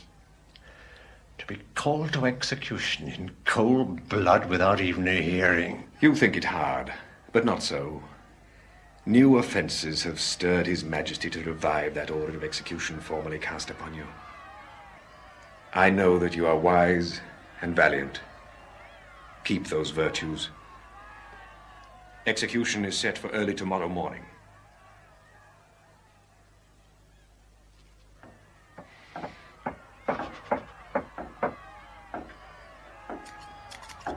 Hello, hello. They're pelting the builders with rocks. Oh, what builders, Barber? Oh, they're making enough row, sir. Haven't you noticed? Yeah, very considerate of them to put it where you can keep an eye on it. You seem happy, Barber. Happy as most days, sir. But insensitive. What's the good of being sensitive, sir? Plenty of time for weeping tomorrow. And plenty to weep about, I dare say. But until then, time is all yours, sir. It's all you have. And it's up to me to help it pass easy for you. I think perhaps I have the easier time ahead. Yeah, after tomorrow I agree with you. But tomorrow will be a hard day. And there's an order that's always good for tired soldiers. You must have heard it, sir. Swagger, gentlemen, swagger. Thank you, Barber. I'd forgotten.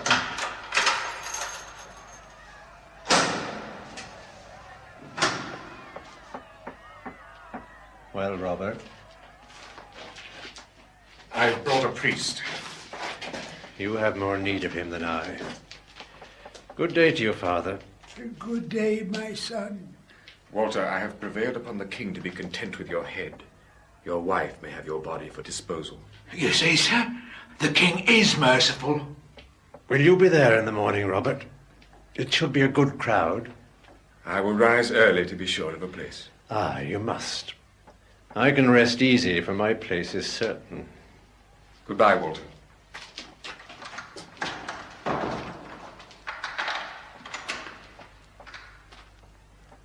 Barber, I have an errand for you. I want my finest clothes, not gaudy, but rich. My tawny satin doublet, black taffeta breeches, and my long gown of black velvet, and a skull cap to wear under my hat for fear I take a chill. If I begin to shiver, it must not be thought that I shake with fright. Your enemies will take exception if you carry off your death with too great a show of bravery. These preparations are my last touch of mirth in this world, priest. When the time comes for parting, I will be grave enough. Finished, Barber? Almost, sir. Though it seems to be a fool's game to take such pains with the hair when the head will soon be off. This frivolity lacks respect for both your king and your God. Sir Priest, death is but an opinion and an imagining. I have never feared it. And I promise you I would rather die on the scaffold than of a raging fever. Confess your guilt and die with the king's blessing.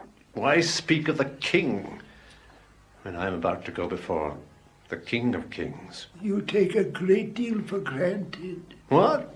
Have I no hope of salvation? Beware that this levity does not spring from vain glory and pride. Your last hours should be spent in prayer, not personal adornment. If my soul is damned, a handful of prayers at this stage of the game will not save it. I'll give these last few hours to my friends on earth, and eternity to my friends in heaven. Oh, leave me, priest. Shall I return with the sacrament? At daybreak, it'll serve for my breakfast. Blasphemy. I'm afraid you shocked him, sir. Ah, it was a kindness. He can pray for my soul all night, and in the morning when I repent, he'll think himself no end of a fellow. There you are, sir. Pretty as a picture. Here, now, if you'll excuse, I'll fetch your clothes and then keep an eye on the builders. Can't trust workmen these days, you know. Thank you, Barber. And if I may, sir, I'd like a place on the scaffold. Why? From there I can pick out your enemies. Most of them will find themselves in your place sooner or later, and I'll enjoy making them look ridiculous behind their back, so to speak. You shall be at my side, Barber. Thank you, sir.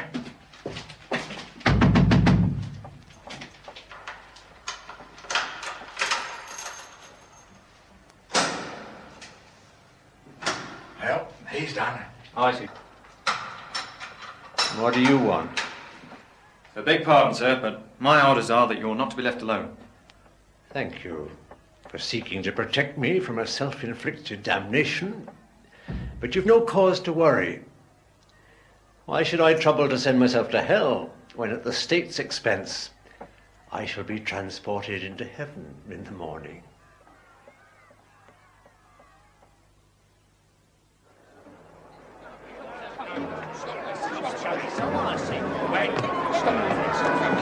Move along there. Places on the scaffold of a friend to the traitor. Move along. Hey, where do you think you're going? I'm the last friend he ever made. His barber. Then you'll soon be out of a job. Exactly. And my reward for being deprived is a place at his side. So let me pass. It's a good crowd, Will. Hostile, Father? Well, they're a savage-looking lot. And sullen. I suppose patience doesn't breed life. Patience, Father? They're waiting for a word. And a leader. For what? Revolution? None of the English like the Scotsman. And now the Scotsman kills the greatest living Englishman. Raleigh is the first man ever to be condemned for being a friend of Spain and then executed for being her enemy. Crowns have followed lesser heads than Raleigh's into the pit. But not in England, Father. There's always a first time. I hope I'll not live to see it. But you may. And today, if Raleigh wants to live, he has but to raise his arms. And will he? Good morning, Sir Edward. I said, will he? Can England afford a revolution? Certainly not. That's your answer. Raleigh lived for England. He will die for England. All the same, he must not be allowed to speak. If you try to stop him, the crowd will tear you apart. They're an ugly lot. Look, Father. Here he comes.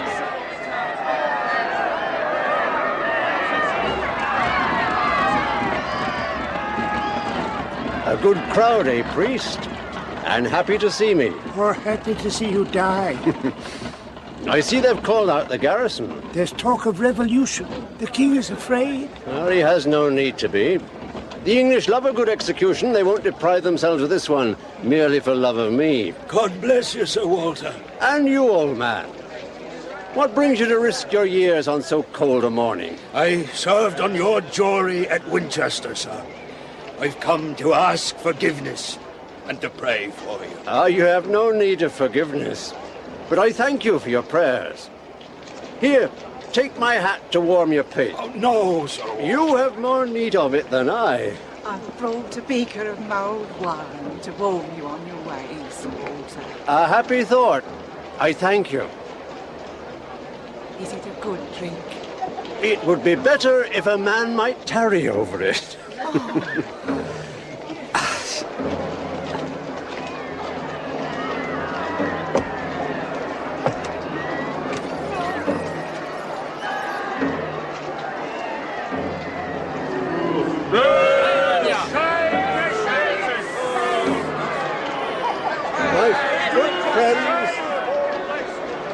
My good friends who have come to see me die, I beg you to bear with me. First, I thank God that he has brought me into the light to die, and that my fever has not made me shake. To call God as a witness to a falsehood at this time would be a grievous fault and rob me of all hope of salvation. I therefore call God to witness that I did never entertain any conspiracy against my king, nor plot against him, nor have intelligence of any plot. It is not for me a subject of death to fear or flatter or speak false in hope of earthly favors. I never in all my life thought evil against the king, and urge you all to use me as an example. Now, pray with me that God, whom I have offended, will forgive me. Amen. So, I take my leave at peace with God. I regret I must leave this company, but I have a long journey to make. But no, do not weep for me. All life is but a wandering to find a home. Well, I'm ready, executioner. Let me feel if your axe is sharp enough. Here you are, sir. Oh, this is sharp medicine that will cure all my diseases.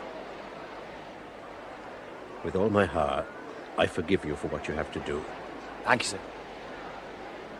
When I stretch out my hands, dispatch me. No blindfold, sir. Do you think I fear the shadow of the axe more than the axe itself? You should kneel to face the east, Sir Walter, in honor of our Lord's arising. If the heart is right, Father, it doesn't matter which way the head lies. Ready, executioner. Now! Strike, man! What are you afraid of? Strike!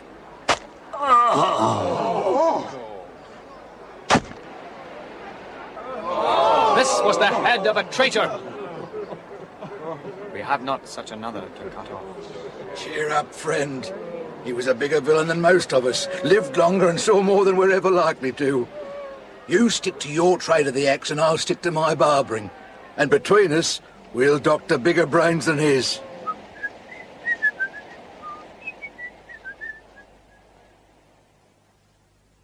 Even such is time that takes in trust our youth, our joys, are all we have, and pays us but with earth and dust. Who in the dark and silent grave, when we have wandered all our ways, shuts up the story of our days. But from this earth, this grave, this dust, my God shall raise me up, I trust.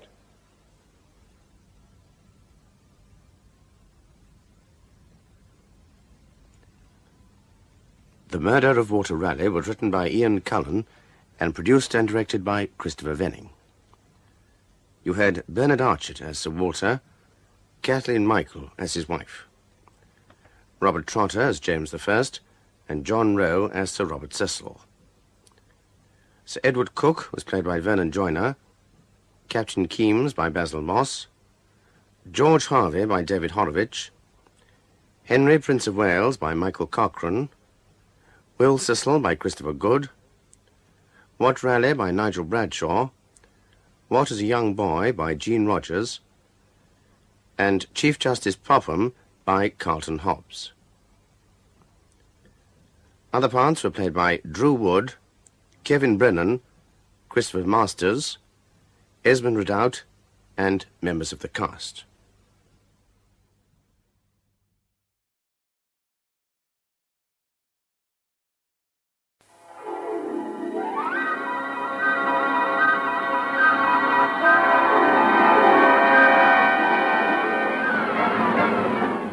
We present Richard Handel as Richard Quayle, with Mary Wimbush, Beverly Dunn, Philip Lever, and Michael Turner in Murder in Melbourne, an adaptation for radio by Dulcie Gray of her own novel.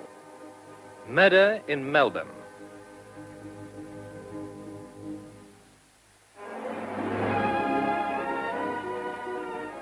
My name is Richard Quayle. I'm English, though I've lived in Australia most of my life.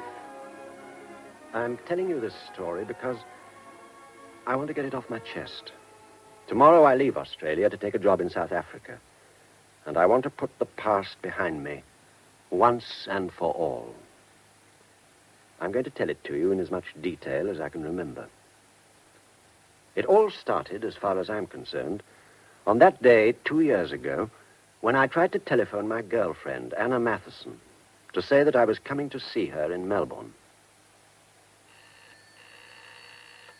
Hello? Hello, is that the Buona Hotel? Yes. Richard Quayle here, speaking from Sydney. Would you put me through to Miss Anna Matheson, please? One moment.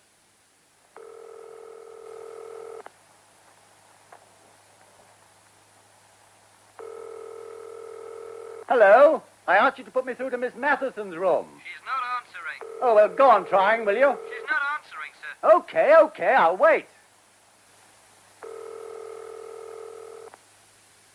I never got through. An hour later, I was at Sydney Airport. Just before 5:30 p.m., I'd settled myself in the plane due to arrive in Melbourne at 7:35. I was really excited at the thought of seeing Anna again. I'd kept my side of the bargain. I hadn't written or tried to see her for 4 months. I wonder what she'll say when I ask her to marry me, I thought. Probably laugh at me. After all, we've been living together for years. She seemed pretty keen on the idea when I last saw her. Then the air hostess came towards me. Dinner, sir? Yes, please, and a large brandy and ginger ale. Certainly, sir. Yeah, look out. Oh, I'm sorry, sir. Oh, that's all right, sister. Dinner for me, too, and I'll have a double whiskey and water. A very fat man squeezed past the air hostess and sat next to me. I'd noticed him earlier, talking to a little wizened guy a few seats ahead of me. He was about 40, broad shoulders, tall, fat as a pig, but very powerfully built. He wore glasses, had a tough red face, and his hair was dark and crew-cut. I rather liked him. Well, my name's Guy Brooks. What's yours? Richard Quayle. Not Australian, are you? I was born in England, but I emigrated to Australia in my teens. I live in Sydney. Yeah, me too. Going to Melbourne on business? Pleasure. Oh, it's business for me. My father runs a real estate business in Melbourne and another in Sydney. He's in Europe just now, and I'm acting as his stand-in. Well, that's an odd expression for a businessman to use. My girlfriend is an actress, and she talks like that. Oh, I've had several actress girlfriends. Businessmen get around, you know. What do you do? Pilot on Aussie. Pilot in the war, I suppose. Yes, that's right. I joined it when I was 17. Did my stint and then found out that I wasn't exactly cut out for anything else when the war was over. I'm looking round now for something to do when my retirement comes up. We all of us plan for that. We have a pretty tough medical every 6 months, and there's always a day when we may fail it. Do you know many people in Melbourne? Not many. Haven't been there too often. That's the girlfriend, eh? Sorry, but you did say you were going over for pleasure. That's right, I did. Well, where are you staying? At the Meteor. Oh, it's a nice pub.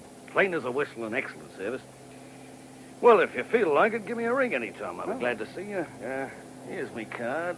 Yeah. Thanks. G.M. Brooks, the Shutters, Turak Road. I may take you up on that. Oh, do that. Do that, please. I checked in at the Meteor and asked the porter if there were any messages. He said there were none, and a snotty little page took me to my room on the first floor. It was a decent room, clean and homely, as Brooks had said, with a bathroom off to the left. I went straight to the telephone. Get me the Buona Hotel and hurry.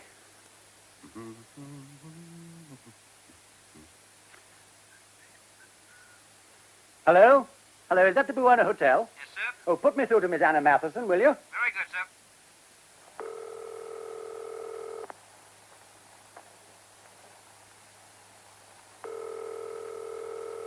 There's no reply, sir. She's not answering. Well, go on trying, will you?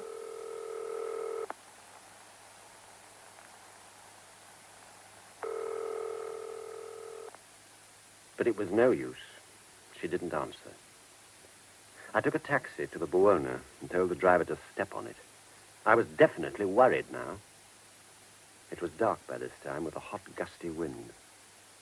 I couldn't see where we were going, but noticed that at one point we crossed the Yarra River.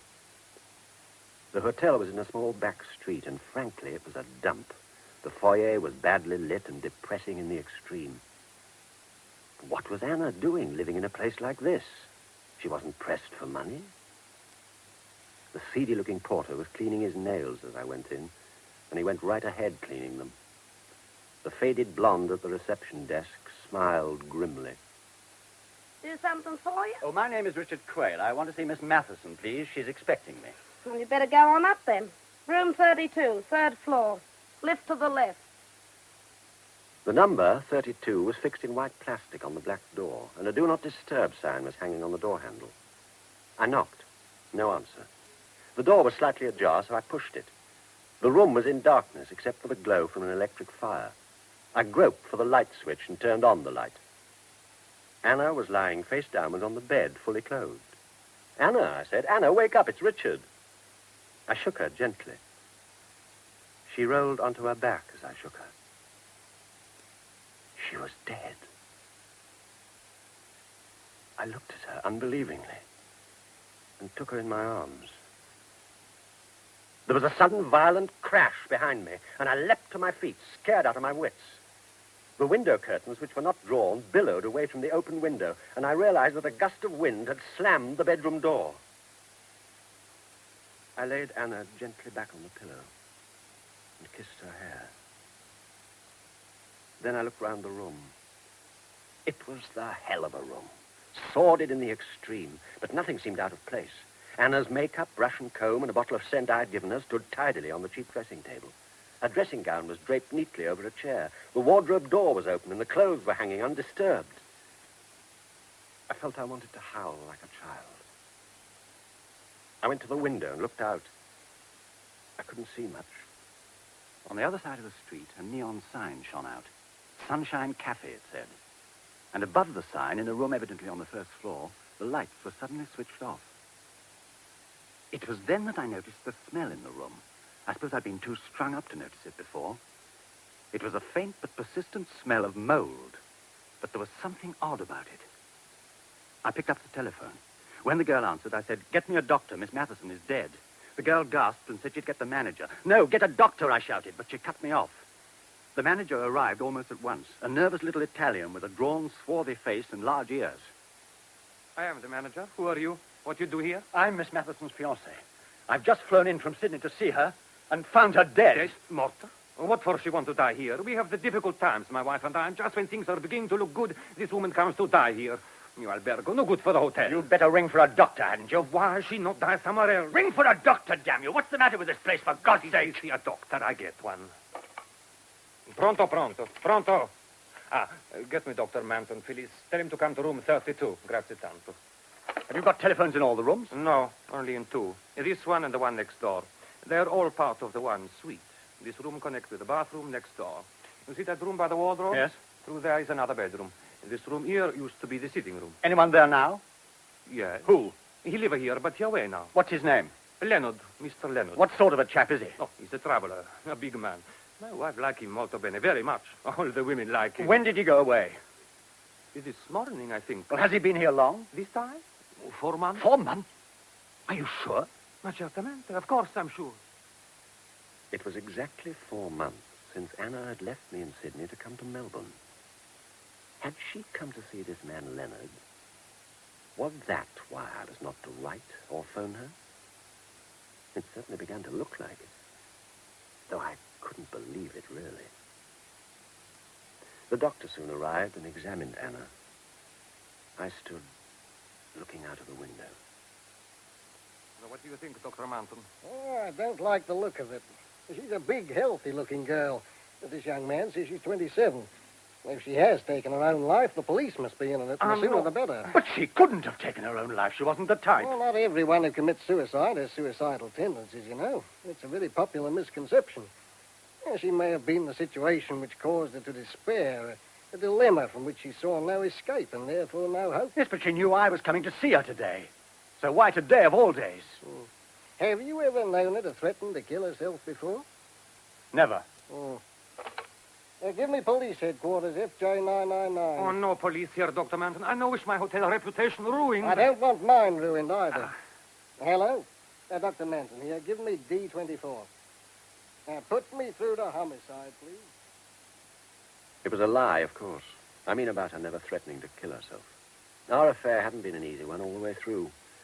Anna had wanted marriage, and I was against it. I'd had marriage in a big way with my first wife, and I wasn't looking for more. Within 10 minutes, the police arrived, 2 tall and powerful men. The senior detective was called Transome, and the other man, Brown, I think. They took a story from the manager first and wrote it down. Anna had come to live here 4 months ago, he said. She seemed to have plenty of money. She was well-liked, very kind, but she wasn't happy. She was good friends with Mr. Leonard from next door. The manager looked at me out of the corner of his eyes as he said this, and I could have kicked him. Then they took a statement from Dr. Manton. Pupils of the eyes dilated, time of death extremely uncertain. Oh, the fire was on and the window open when Quayle arrived. Strange. Time of death anything from 12 to 20 hours ago. No, he couldn't put it more exactly. The doctor went. And Transome told Brown to take possession of Anna's tooth glass or any container she could have drunk from and to search the place for sleeping pills, patent medicine, and so on. Then he turned to me. I told him all I knew and also gave him Anna's mother's address in Adelaide. Her father is dead. Father, dead. Oh, by the way, Mr. Quayle, you'd better stick around Melbourne for a bit. You'll be wanted at the inquest. When will that be? It all depends on a post-mortem. Maybe a matter of days, maybe a few weeks. A few weeks? I thought they were always held at once. Did you? Yeah, then you thought wrong. You'd better get on to Ozzy and explain. Yes, I will. Now, why don't you cut along? We've got to get your girlfriend out of here. Where will you be taking her? I'm afraid she'll have to go to the mortuary, son. I took a last look at Anna. She looked very beautiful, very peaceful, very young. I got the hell out of it. I had a bad night, got up early and tried to shave with shaking hands. It was pouring with rain. I couldn't eat breakfast. I was thinking about Anna all the time. I couldn't help wondering if I were responsible for her death, and the thought that she might have committed suicide because of me was nearly driving me out of my mind. Brooks, the fat man on the aircraft, rang soon after breakfast and asked me to lunch. I accepted because, well, I didn't know what I was going to do with myself all day. Then there was a knock at the door. And when I went to it, there were 2 strange men outside. We're from Homicide. My name's Peter. This is Sergeant Codner. Oh, come in, please. Thanks. We'd like to go over your story again, if you don't mind. Why? Transome wrote down everything I said. I have nothing to add. Last night, there was a chance Miss Matheson died a natural death, or at the worst, committed suicide. Today, we have every reason to believe it was murder. Murder? But how could it be murder? She was poisoned with strychnine. But that just doesn't make sense. I mean, who would want to murder a sweet girl like Anna? That's what we're here to find out, sir. Well, will you have a drink? No, thanks. No, thanks. Do you mind if I do? Yeah, go ahead. How long have you known Miss Matheson? Tell us everything you know about her. When you met, who her friends were, what she was like, everything. I first met Anna 5 years ago. We met here in Melbourne. I'd just been divorced by my wife, and I was feeling rather fed up with life in general. It isn't much fun getting a divorce. Anyway, I found I couldn't stick Sydney anymore for a bit, so I came here. I tried to plunge into the mad gay whirl in Melbourne. But there isn't a mad gay whirl in Melbourne, is there? And then I met Anna. She was vaguely connected with a little theater. She acted there sometimes. Quite a good actress, too, I'm told. Well, we fell for each other. We began meeting all over the place. Melbourne, Sydney, Johannesburg, all over. Anna has... she had quite a bit of money of her own. This following me around lark went on for about 4 years. And then 4 months ago, it stopped. Anna came back here, and I went on as usual with my job in Osia. You say Miss Matheson stopped following you around 4 months ago? Yes. You didn't have any kind of quarrel, I suppose, sir? Well, yes, we did. Care to tell me what about? Miss Matheson felt the time had come for us to get married. Uh-huh. And you, sir? Well, by yesterday, I got around to thinking she was right. I see, sir. By the way, do you know anything about Leonard, the chap who was living next door to her at the Buona? We're checking on him. Why? Oh, no reason. Ever heard of Felix Milton, sir? No. Why? Miss Matheson was at his house at a party the night before she died. There and then I decided to meet Felix Milton. When I joined Brooks at the restaurant 1 o'clock, he'd already heard of Anna's death from the police, who checked on my statement that we'd traveled from Sydney together. Well, one way or another, you've had a tough time, mate. Lucky for you, we talked on that journey. Yes, I suppose so. Well, I suppose the police will check that you've been in Sydney for some time. What do you mean? Well, Sydney and Melbourne aren't that far apart, especially you flying types. An alibiy'd come in handy, wouldn't it? I'd rather not talk about it, if you don't mind. Okay. Sorry. By the way, you ever heard of a man called Felix Milton? Yeah, I certainly have. Very odd customer. He lives near me, throws parties. Plenty of money. I'd like to meet him. Could you arrange it for me? Oh, I expect so. Any special reason? No, I'd just like to meet him, that's all. Okay, mate, I'll see what I can do. Oh, here's the waiter with our food. After lunch, I wandered about Melbourne. Few Sydney men liked Melbourne much, and vice versa. The cities are too different. Besides, I wasn't exactly in the mood for sightseeing. I finally found myself outside a gramophone shop when I heard a newsboy shouting, "Murder in Melbourne, paper." I bought one. And there, on the front page, was a photo of Anna. And the headline, "Murder in Melbourne, girl dead in South Yarra Hotel." The photo they'd used was the one she'd had taken especially for me. I went into the gramophone shop. I didn't want a record, but I thought I could be quiet for a moment in one of those cubicles. Anna was a great one for records. A willowy young queer came towards me. I asked him for a selection of light music, and he minced off disapprovingly to fetch them. 20 minutes later, feeling more in control of myself, I bought a record for appearance sake and told him to send it to the Meteor. Certainly, sir. What name? Richard Quayle. Did you say Quayle? Yes. Want to make anything of it? Of course not. No, I thought you said Cale. And we have a long-lost cousin called Cale. Richard Cale. The black sheep of the family, you see. Why on earth had he sounded scared at my name? It didn't make sense. And I didn't believe him about his cousin. But there was nothing much I could do about it, so I went back to the hotel. There was a note waiting for me from Brooks. It read, "You are in luck. Felix Milton has asked you along with me to a party on Sunday night. I'll pick you up at 6. On a sudden impulse, I looked up Milton's address in the telephone book. Merrian's, 19 Wallaby Road. I got a taxi and told it to go there. We crossed the Yarra River in much the same direction as I'd taken last night.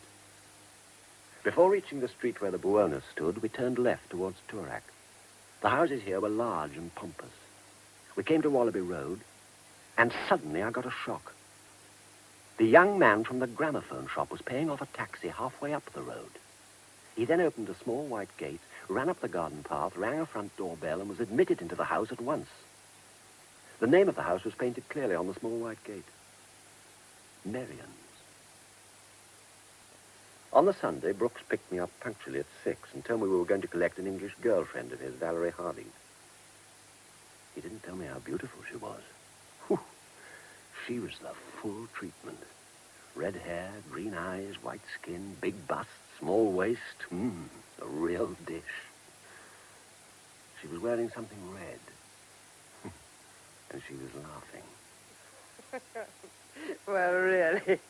Deaf as well as dumb? Oh, I'm Sorry, what did you say? Nothing sensational. I only asked you what you wanted to drink. Oh, whiskey, please. With, water or, soda. Yes, steady on, old girl. Quayle was Anna Matheson's fiancé. Oh, now it's my turn to apologize. How stupid of me and how dreadful for you. Forgive me, please. She was so beautiful that I'd have forgiven her anything. We had drinks, and then we piled into the car and made for Merion's. We reached it around 7:45. It was dark by this time. Felix Milton came to the door himself.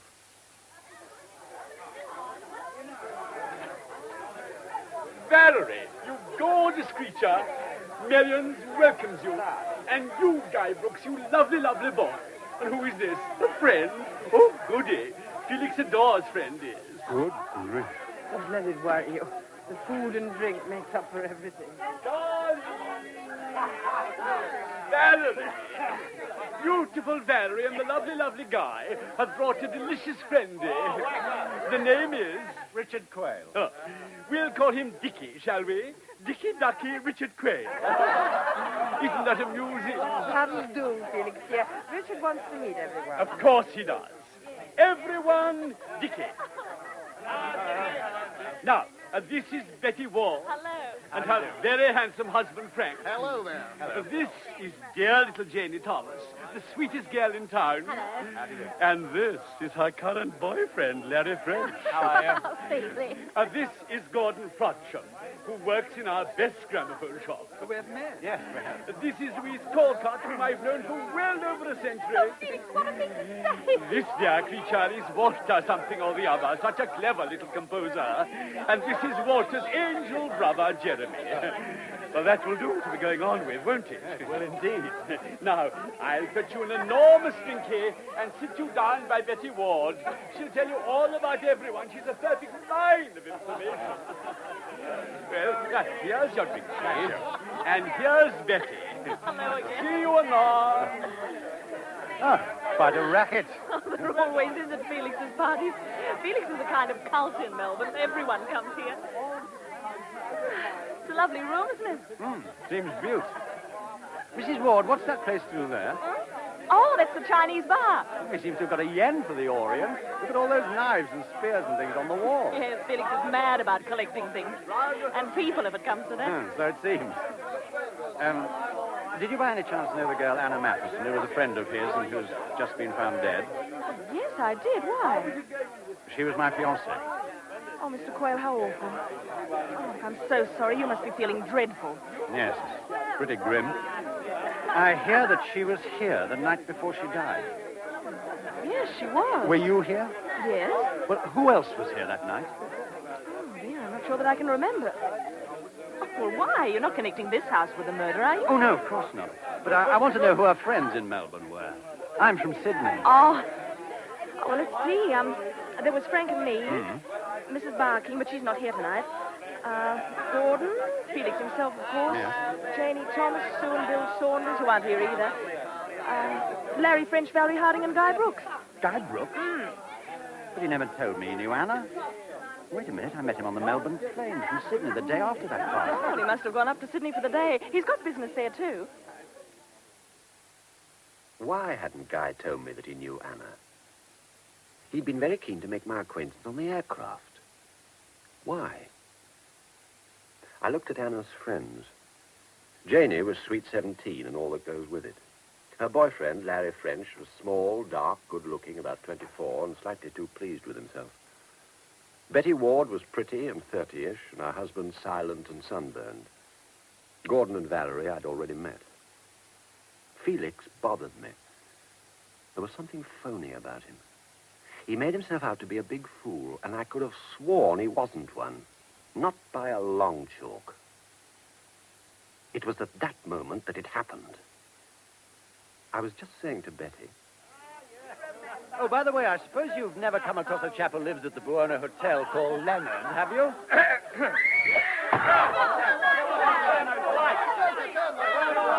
My dear, how too stupid. Whoever switched off the lights, please switch them on again immediately. Now, thank you. Now, who played that silly trick? I nearly spilled my drink over my suit. Well, I don't know who switched the lights off, but I switched them on. Oh, thank you, Guy. Oh, dear me. Betty's fainted. Hey, quick. Thank you, boy. Help me bring her over to the window. Richard Doll, there's some brandy on the table behind you. I was kneeling by Betty, and as Frank and Felix carried her to the window, I got to my feet, slipping a little dagger that I'd found on the floor into my pocket.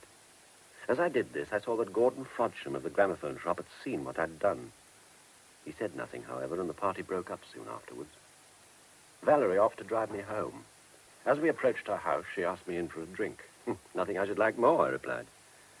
As we went through her door, she suddenly kissed me, full on the lips. I shouldn't have done that, darling, but the business of the lights going out and Betty fainting rather frightened me. Do you only kiss men when you're frightened? I thought it was my beautiful brown eyes. What? You're rather my type, I'm afraid. Did you mind me kissing you? Why should I? I thought you might when... When? Well, I thought you might so soon after... Well, I mean, Anna was engaged to you, wasn't she? And I... Yes. Yes, Anna was engaged to me. So perhaps I'd better be going. What about your drink? Oh, another time. When shall I see you again? When would you like to? I'll ring you tomorrow.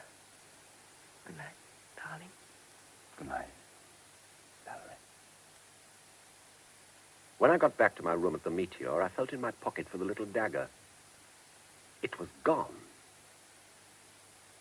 Monday was a cloudy, blustery day.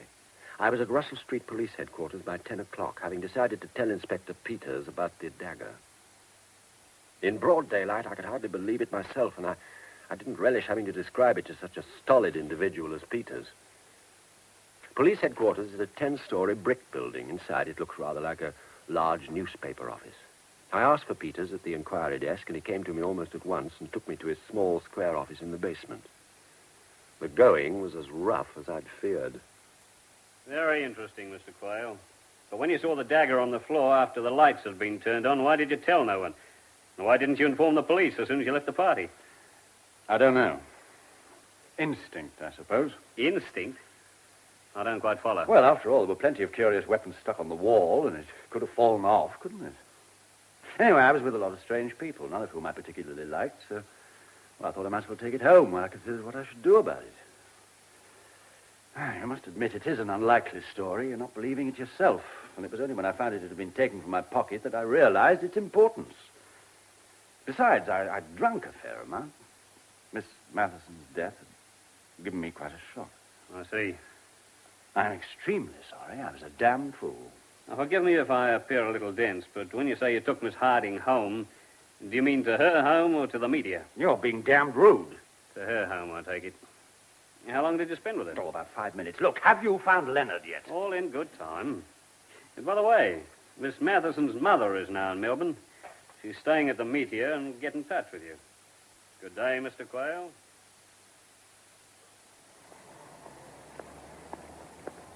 Oh, hello, Mrs. Ward. Hello? Visiting the police? How did you guess? How are you feeling today? Fine, thank you. Do you often faint? No. What particular thing sent you off last night? Well, I've no idea. Fright, I suppose. Fright?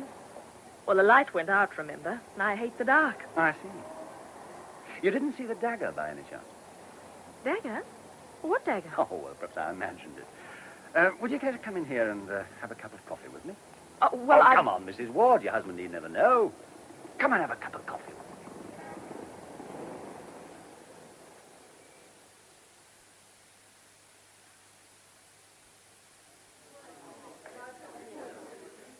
Now, let's go on from where we left off last night. Well, what do you mean? Well, I just asked you if you knew Mr. Leonard. Oh, yes, so you had. Well, do you? Well, actually, I know very little about him, except Except what? that Anna seemed to like him very much. Oh. Did she? What's he do? Oh, he's rather a mystery man. Seems quite well off, and yet he lives in that extraordinary little hotel. Oh, I beg your pardon, I'd forgotten that Anna lived there, too. What does he look like? Oh, he's extremely good-looking. About 45, I should think. Fair hair, blue eyes, sort of square, rather somber face. He's very tall. Sounds all right. He's quite a man from a woman's point of view. Of course, he drinks, but all the women fall. Has a kind of arrogance which is irresistible. But masses of charm, too, and he's a good talker, very amusing. All the graces. Yes. Except Except? that he doesn't seem awfully happy. There's an extraordinary sort of emptiness in him. Do I sound very whimsy? Not at all. You sound like a very observant and intelligent woman. My dears, how absolutely delicious. A heavenly tete-a-tete in the middle of the day in a squalid little cafe. How utterly riotous. Felix, if you find it so squalid, why are you here? Because, darlings, your hideout wasn't good enough to deceive your Uncle Felix. I saw you through the window as I passed, and I thought, what would dear Frankie say? So I came straight in to warn you that your grisly little secret is a secret no longer. Felix, you're not being in the least funny. Richard and I met quite by chance. Lovely, lovely chance. I adore it, don't you? Oh, by the way, Richard, I've just been to Gordon's shop, and he's just the teensiest bit annoyed with you. I was there when the police called on him, you see. Police? What for? To ask him about a dagger that's missing from my collection. Oh? It was a lovely party last night, Felix. I'm so sorry I fainted. It was very silly of me. No, forget it. I do so hope you enjoyed it, Richard. Oh, I enjoyed it immensely, thank you. I'm so glad. I was so frightfully worried that you might have been bored. I went along to Gordon's record shop, worrying all the time about the dagger. Had it been aimed at me or Betty? Why such a small dagger if any real harm were intended? And was it a coincidence that it happened when Leonard's name was mentioned? The whole incident bewildered me. The shop was very full, and I thought I'd never seen a more fantastic sight. Rows of young men, all with their backs to me, had headphones on, and they were crouching in silence, wriggling and swinging their bottoms to the different rhythms of the records they were hearing. Gordon hurried over to me at once. The police have just gone, Richard. They asked ridiculous questions about a dagger that you and I are supposed to have seen. Of course, I denied it, but... Well, I'm very angry with you. I don't know what the joke is, but, well, it's one I can't share, I'm afraid. You saw that dagger as clearly as I did, Gordon. You saw me put it in my pocket. I deny it completely. And I'll tell you something else, Richard. If you ever play a trick like that on me again, I shall tell the police what Anna told me about you. What Anna told you about me? That's what I said. And now I must attend to my customers. What do you mean? What Anna told you about me? So sorry, Mr. Quayle. There's nothing I can do for you, I'm afraid. Good morning. I went back to the Meteor in a flaming temper. At the reception desk, I found a message from Anna's mother. I rang her and invited her along to my room for a drink. Richard, dear. Hello, Mrs. Matheson. Good to see you. Isn't it dreadful, Richard? I don't understand it. She was such a sweet girl. Who could possibly have wanted to do such a terrible thing? Well, I suppose the police will find out in the end. But it won't bring her back to us, will it? Richard, dear, I want you to know that though I didn't approve of your affair with Anna, I know you did what you thought was right. Anna wrote to me often about you both. Perhaps you'd like to see her last letter. Thanks.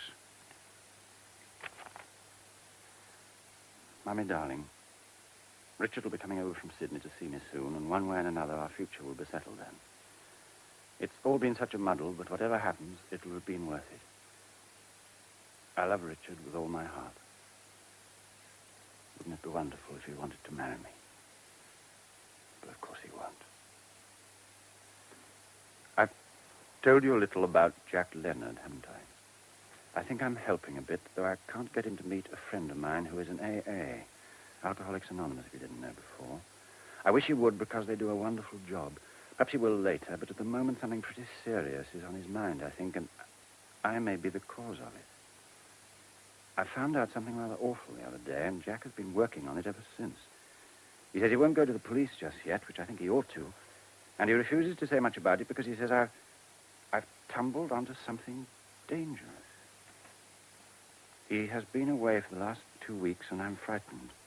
He's so nice, Mummy, I really don't know what I'd have done without him these last few months. Unfortunately, he's beginning to fall for me, and that may complicate things. Richard and I will be over to see you soon. Until then, take care of yourself. And lots of love. Bless you. Anna. You showed this letter to the police, of course. Of course, dear. How long will you be staying in Melbourne, Mrs. Madison? Till the police find out. What on earth was Anna doing at a place like the Buona? It's a dump. I mean, she wasn't hard up, was she? Well, I suppose, dear, it must have been because of Mr. Leonard. Because of Leonard? But why? Well, from what Anna told me, they met on the plane coming from Sydney 4 months ago. Well, they got talking, found out they were both unhappy, and sort of teamed up. I don't get it. I suppose you've no idea what Anna meant about finding out about something awful. No. Well, I'm wondering if, as Leonard warned her, it did turn out to be something dangerous. Yes, I see what you mean, dear. I must say, I wish to God the police could find Leonard. It's 4 days already.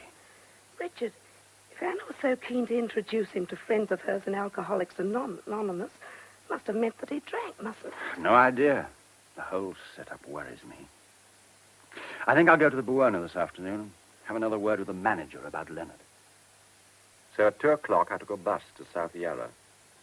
The Buona Hotel looked even more depressing by day. It was painted dark brown and green, and on the fanlight over the door, the gold lettering had lost 3 letters and read, Buna Hot. A different porter was in the foyer. Good afternoon. Can I do something for you, sir? My name is Quayle. Is Mr. Leonard in? Oh, I'm afraid he's away. Oh, any idea when he'll be coming back? No, sir. Well, I'll leave a message for him if you'll give me some paper. Oh, yeah, here you Oh, are, and sir. thank you. Tell the manager I'd like to speak to him, would you? Yes, sir.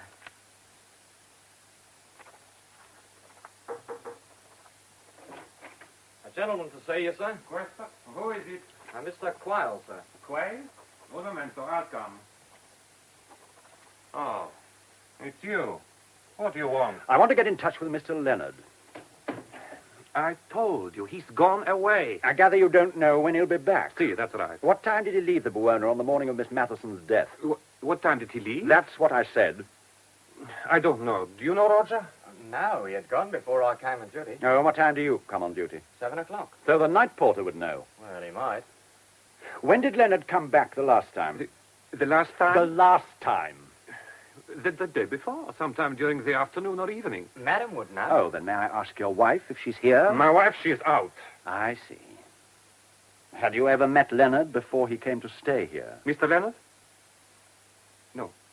No, I never met Mr. Leonard before he came to stay here. I see. Well, I'll be back. Tell your wife I'm looking forward to seeing her. Oh, and the night porter, too. I left the hotel and turned to the right up the road. After a few paces, I stopped to tie a shoelace.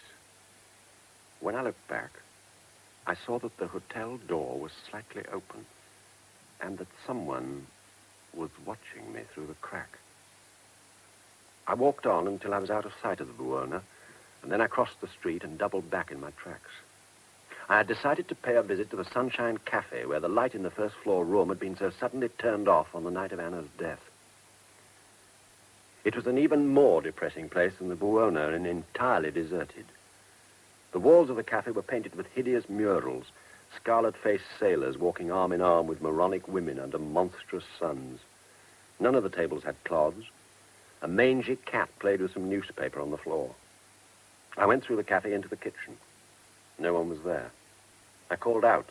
No one answered. Between the cafe and the kitchen was an uncarpeted staircase, and I went up it. On the landing, there were 2 doors. The one on the right was locked. The one on the left opened into a small and very shabby flat. I went in. It was clean and neat and obviously lived in. On a table in the living room, I saw a pile of letters. The top envelope was clearly addressed, Jack Leonard, Esquire, Buona Hotel. I suddenly had the feeling that I was not alone.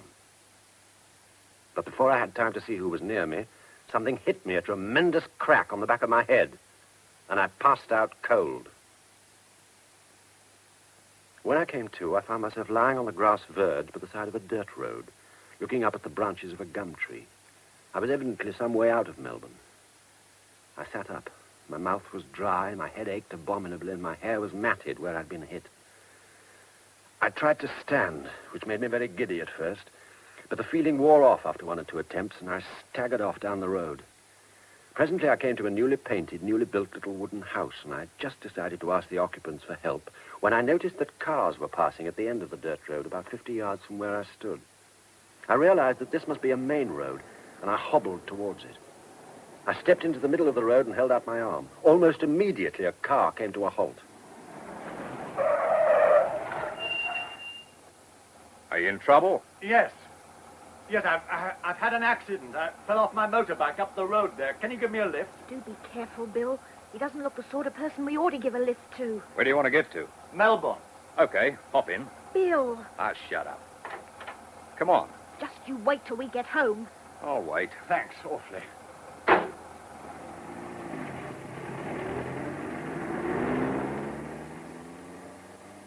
I sat back, thankfully, in the back seat and closed my eyes. I kept them closed, but pretty soon I was listening to every word of that conversation. Seems to have gone to sleep. Good. Well, who shall we have to make up a four tonight, then? I don't give a damn. Betty and Frank? Suits me. Betty's nice that way. Never minds being asked at the last moment. Valerie always wants to be invited days before. Valerie's a very beautiful woman. Oh, I think Betty's far prettier. Okay. What do you think's happened to him? He's in a terrible mess. He told us. Then where's his bike? I better ask him when he wakes up. He might be a murderer. Might be the King of Spain. Well, Anna got murdered. Poor little Anna. I believe you had a soft spot for Anna. You think I'm woman mad. No, I don't. I just think you get attracted rather often. Bill, I once heard a theory that people are murdered because of the kind of people they are. Do you think that Anna was that sort of a girl? No, I don't. I never could make out what she and Jack Leonard were up to. Do you think they were having an affair? Oh, he's woken up. Nearly in Melbourne now. Where can we take you? Well, I'm staying at the Meteor, but please drop me anywhere in town. Oh, we're taking to the Meteor. We're nearly there. Well, this has been awfully good of you. I'm most grateful. What are you going to do about your bike? What bike? The bike you crashed. Oh, that. Yes, of course. Well, I'll telephone the police and get them to fetch it for me. Sorry, my head's making me feel a bit stupid. Oh, my name is Richard Quayle, by the way.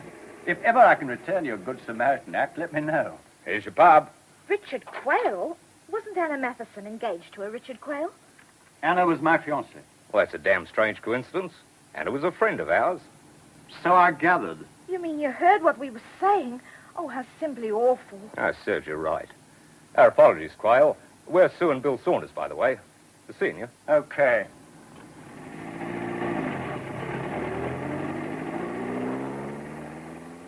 I went upstairs, telephoned Peters at Homicide. He'd gone home, so I left a message for him to ring me back and rang down for a doctor and some dinner. Both the doctor and the dinner arrived simultaneously. The doctor fixed my head with sticking plaster and prescribed bed and rest in case of delayed shock. He seemed to think I was none the worse for the accident. I ate a good dinner, read for a while, and was just going to turn off my light at 10 o'clock when... Just a minute. Valerie, what a surprise. Richard, oh, darling, how ghastly. Have I woken you or something? Oh, no, not at all. I was reading. Come in. You look cute in that dressing gown, but why the plaster doll? Well, I met with an accident this afternoon. I was on a motorbike and met a car head-on. Got thrown into a ditch. Oh, poor Richard, how awful. Well, I said I'd telephone you today, honey, but I couldn't. Some friends from Perth descended on me. I've only just got rid of them, so I came along at once. Does the head hurt fearfully? Oh, I'll live. Do you mind if I get back into bed? Not at all. Go right ahead. Mix us a drink, will you, Valerie? I wasn't expecting social calls in this state. You must think me the most forward of women. I'm always hurling myself at you, aren't I? I think you're very lovely. And I've given myself a whiskey and soda. How about you? The same. You know, you don't look like a motorcyclist to me, Richard. Oh, don't I? Well, you're wrong. I'm the outdoor type entirely. Not entirely, sweetie. Thank God. Well, your lovely brown eyes, Richard. Cheers. Oh, darling, The police visited me today. Something about a dagger at Felix's party. They said you'd found it on the floor, pocketed it, lost it, and then reported your loss to them. That's right. But how madly dramatic of you. I mean, Felix has dozens of daggers and things on those walls of his. Must have fallen off one of those hooks. Maybe. Well, don't you think it did? I don't know. Well, I mean to say it's far more likely to have appeared from somewhere simple like that than to have been a matter for the police. Isn't it? In normal circumstances, yes. Well, what do you mean? Well, I mean, as you reminded me last night, Anna was my fiancée, and someone murdered her.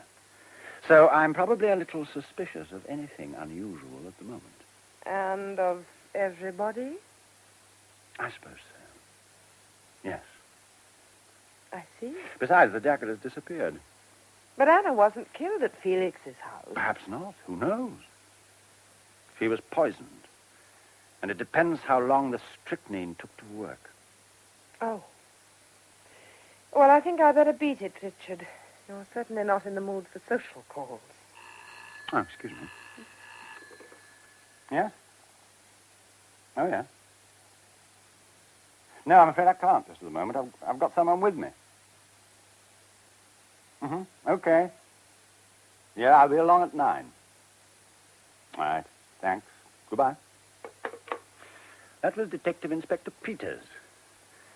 I'm going to see him tomorrow at 9. How thrilling. Don't bother. I'll let myself out. Good night, Valerie. And thanks for calling. Good night, Richard.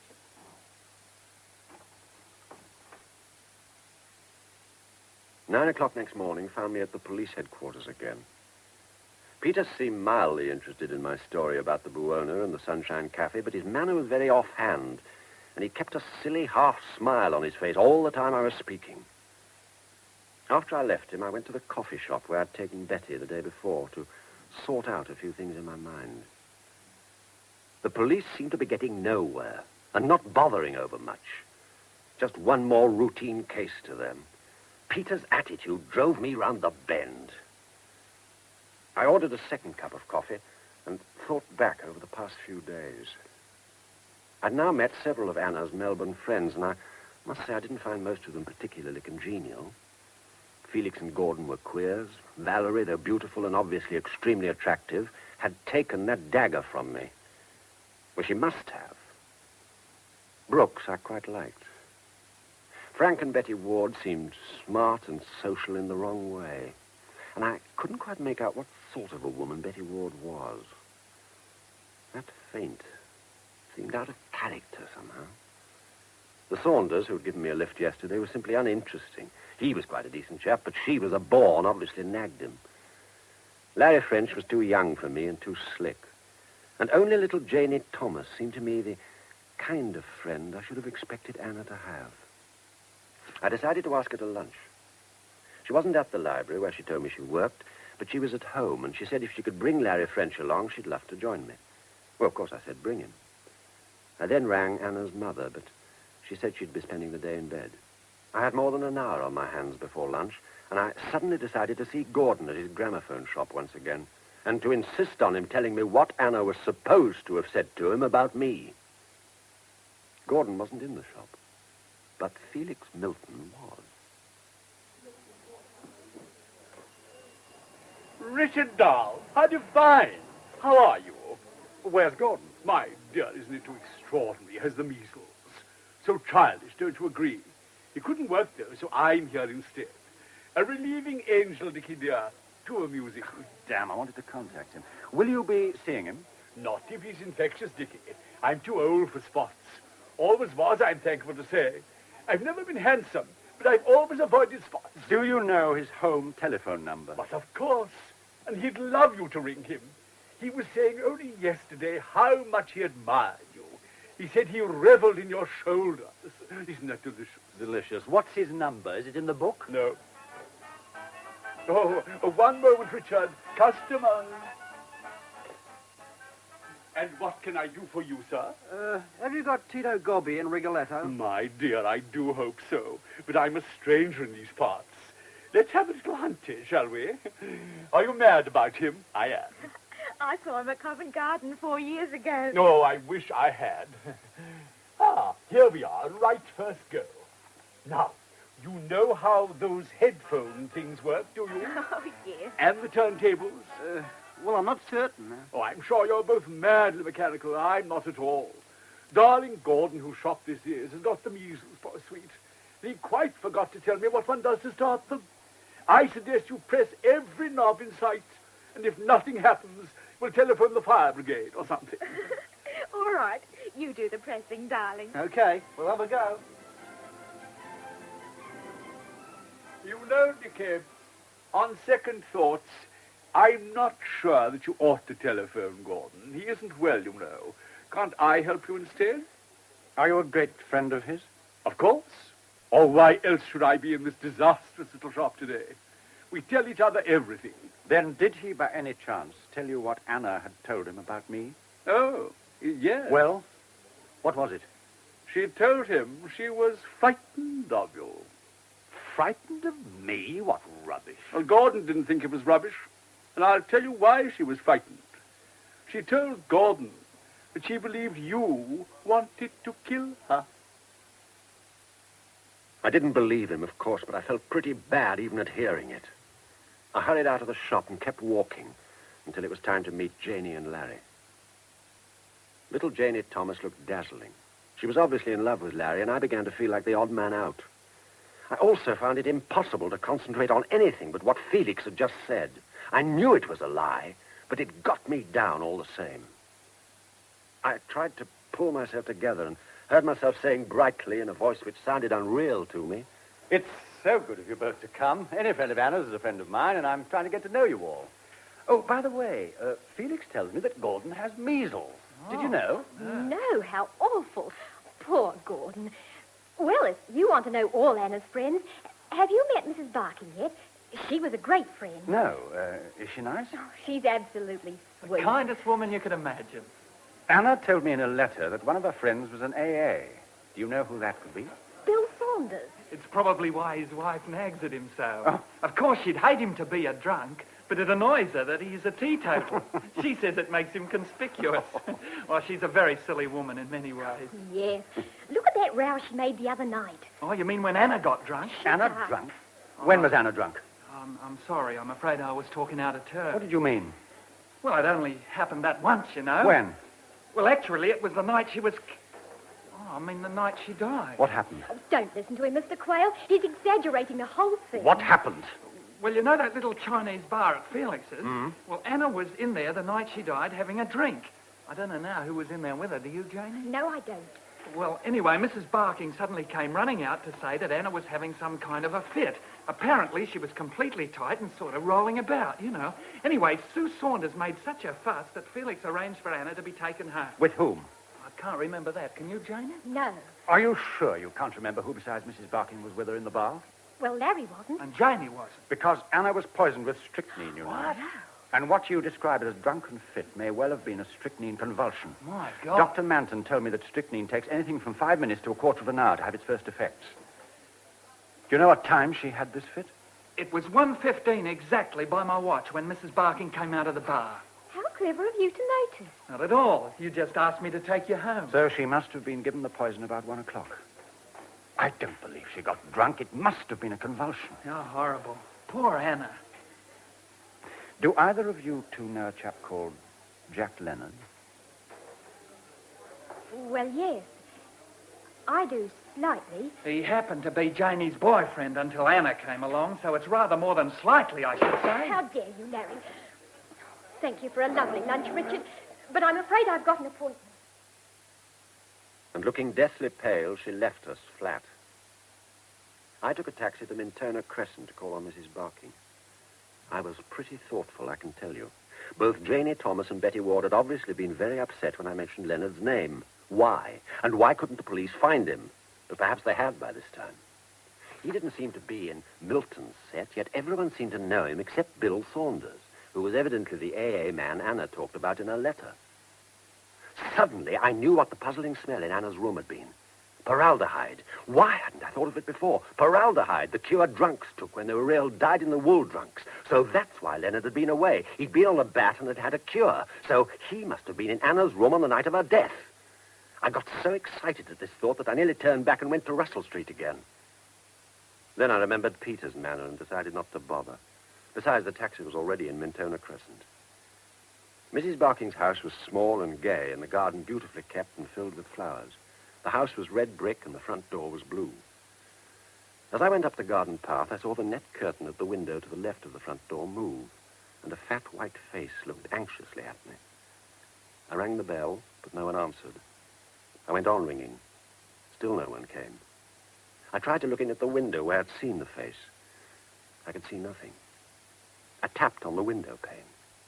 No reaction. I went round to the back of the house, knocked on the back door, and tried the handle.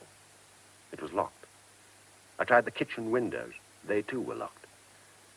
I went out of the backyard gate and hid behind a little hedge. Presently, the back door was opened, and an old black and tan Pekingese waddled furiously towards me, barking wildly. The back door was now opened wide.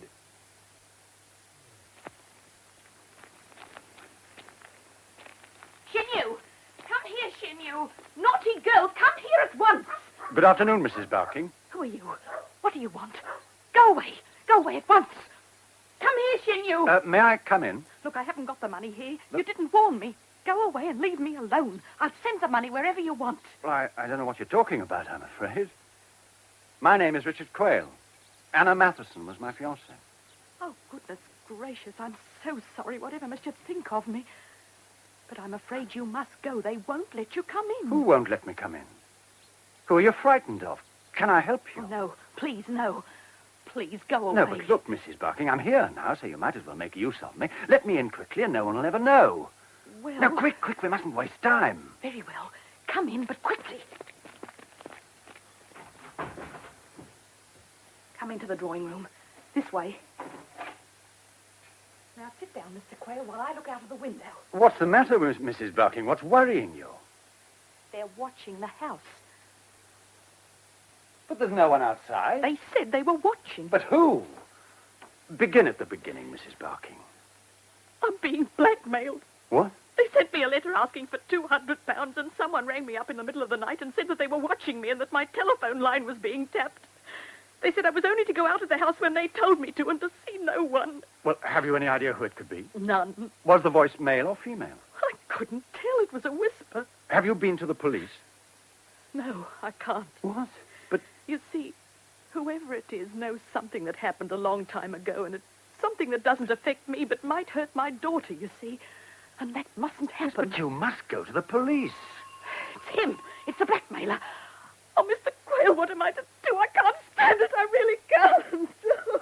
Mrs. Barking, your callers are Betty Ward and Janie Thomas, but if you take my advice, you'll sit tight and don't let them in. Just let them go away. Now, do as I say, Mrs. Barking. I know what I'm doing. Now, just listen to me. Half an hour later, I let myself out of the back door and walked round into Mintona Crescent. I was struck by the fact that Mrs. Barking's blackmailing had coincided with Anna's death, and I felt there must be some connection. I tried to get some sense out of her about Anna's fit at Felix's party, but the blackmailing had driven every other thought out of her head. I found a taxi and told it to drive me to the Meteor. And suddenly I saw that a car that had been moving slowly up the crescent behind me was being driven by Betty Ward with Janie Thomas as passenger. So they'd waited half an hour for me, and now they were following me. In fact, they followed me all the way back to the hotel. When I reached the Meteor, I asked the porter to ring through to Mrs. Matheson's room to say that I wanted to send her some flowers, and what sort would she like. I was told she was out. Are you sure? Well, certainly I'm sure, sir. Yeah, but I understood she wasn't well. A young gentleman called for her, and they went out together about lunchtime. What sort of young man? Oh, thin and medium height, sir. Horn-rimmed glasses, speckled brown suit. Waved his hands about, sir. This sounded like Gordon, but Gordon had measles. Did the young man have spots, I asked. The porter looked astonished, but he said no. I then asked him to let me know when Mrs. Matheson came in, and went into the hotel writing room and wrote a letter to Peters, telling him all I'd managed to find out. I rang for a page boy and told him to take it round to Russell Street. I then ordered some cigarettes and a whiskey and soda and was settling down to do a little more thinking when Valerie and Guy Brooks came into the room. Hello, Angel. How's the head? Fine, thanks. I tried to get you earlier in the day, but you were out. Oh. Guy and I were wondering if you'd like to come to a drive-in with us. There's a good film at Glenarris with Audrey Hepburn in it, and Guy goes for Audrey in a big way. We thought we'd have dinner after in the English Roadhouse. The food's beaut. Well, thanks. Yes, I'd like that. Oh, Valerie pretends I'm mad about Audrey, but not even Audrey can keep me awake at a film. I like to snooze and look up at her adorable face in between bouts of somnia, if that's the word. Flattering to me, isn't he? You can see why I wanted you along, Richard. So we drove out together, and it was a lovely evening. When we parked the car, Guy persuaded me to sit in front with Valerie. She slipped a cool little hand into mine and snuggled down beside me. She smelt wonderful and looked wonderful, and it was warm and companionable having her there beside me. The dinner at the Roadhouse was excellent. King prawns, roast beef, and Yorkshire pudding washed down with extremely good Australian red wine, coffee with clotted cream, and some brandy. We drove back into Melbourne feeling sleek and happy. Guy did the driving, and Valerie and I sat in the back holding hands. Suddenly she spoke.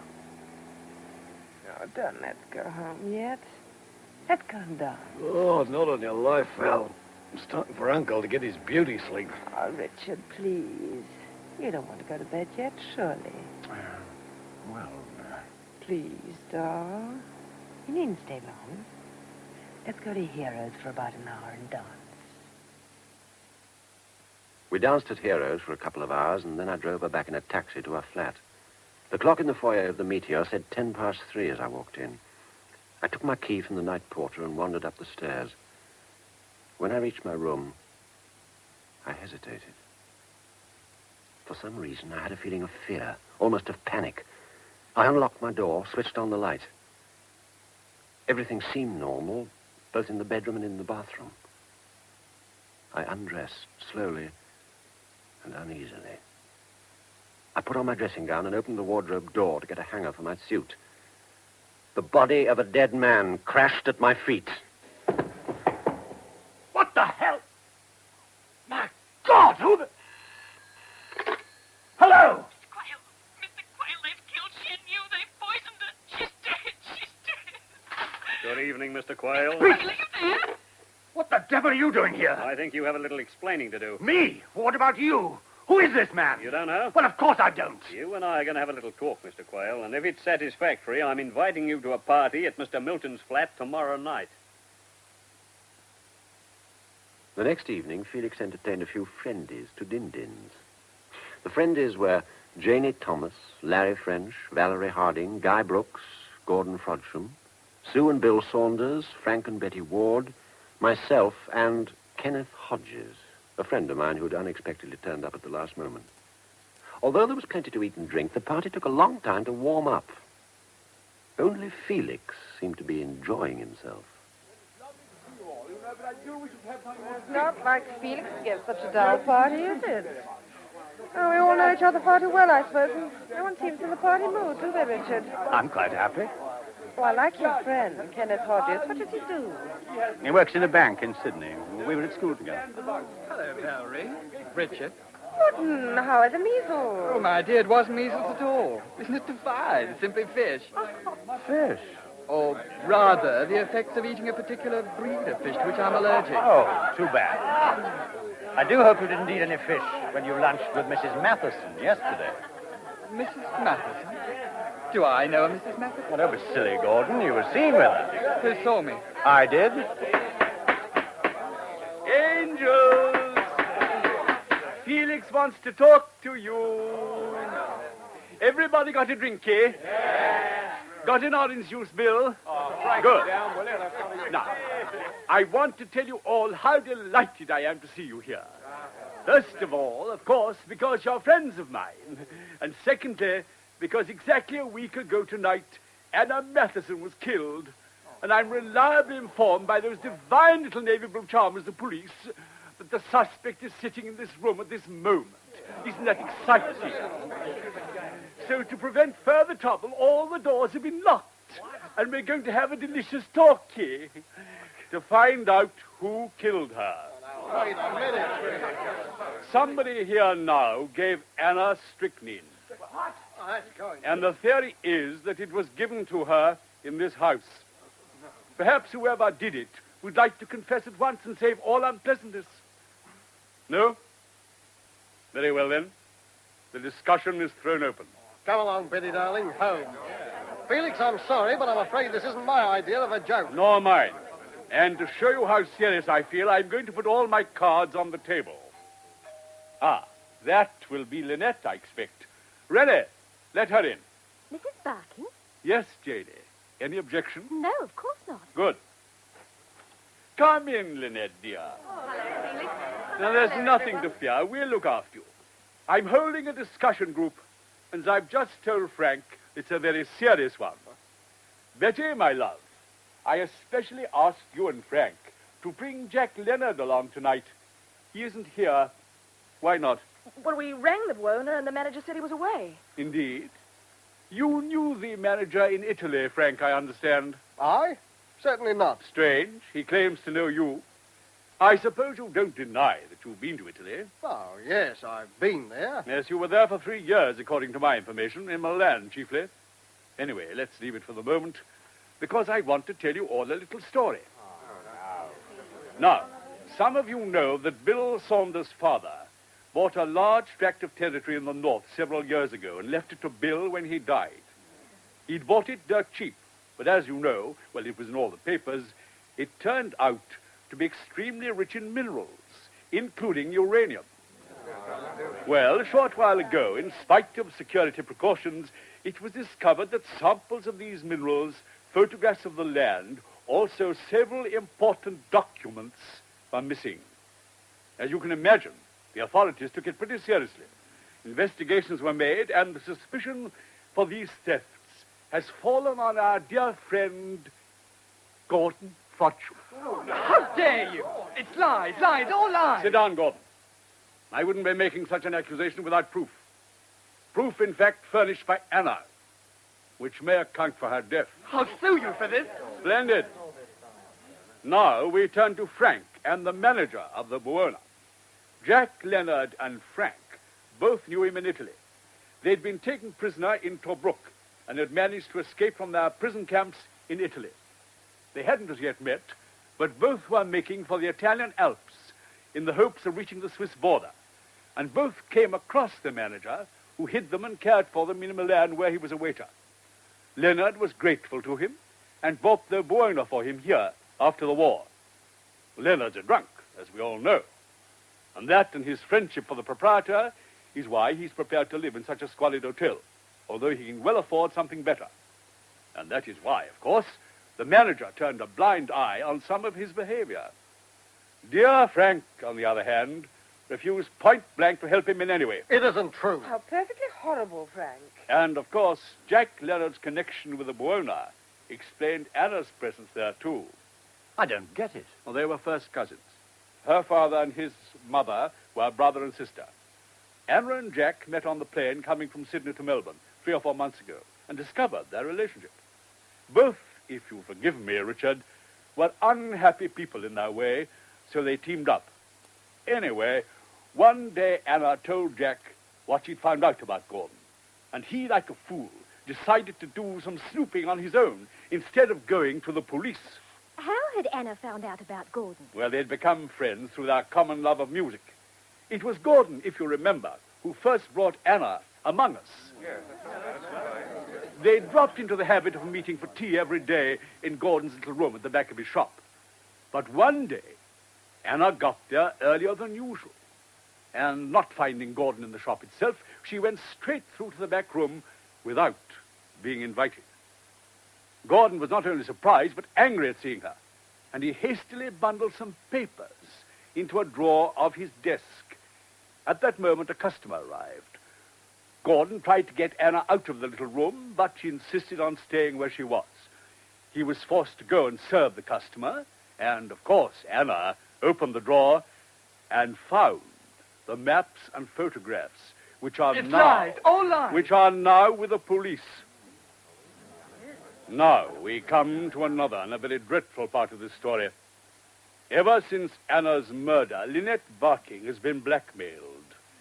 Yesterday, someone poisoned her little dog she knew by putting strychnine in its drinking water outside the back door. The wicked devil. There, Lynette, it's all. Unfortunately, although her blackmailer has talked to her on the telephone several times, Lynette couldn't recognize the voice, though she does have the feeling that it's familiar. Don't you, darling?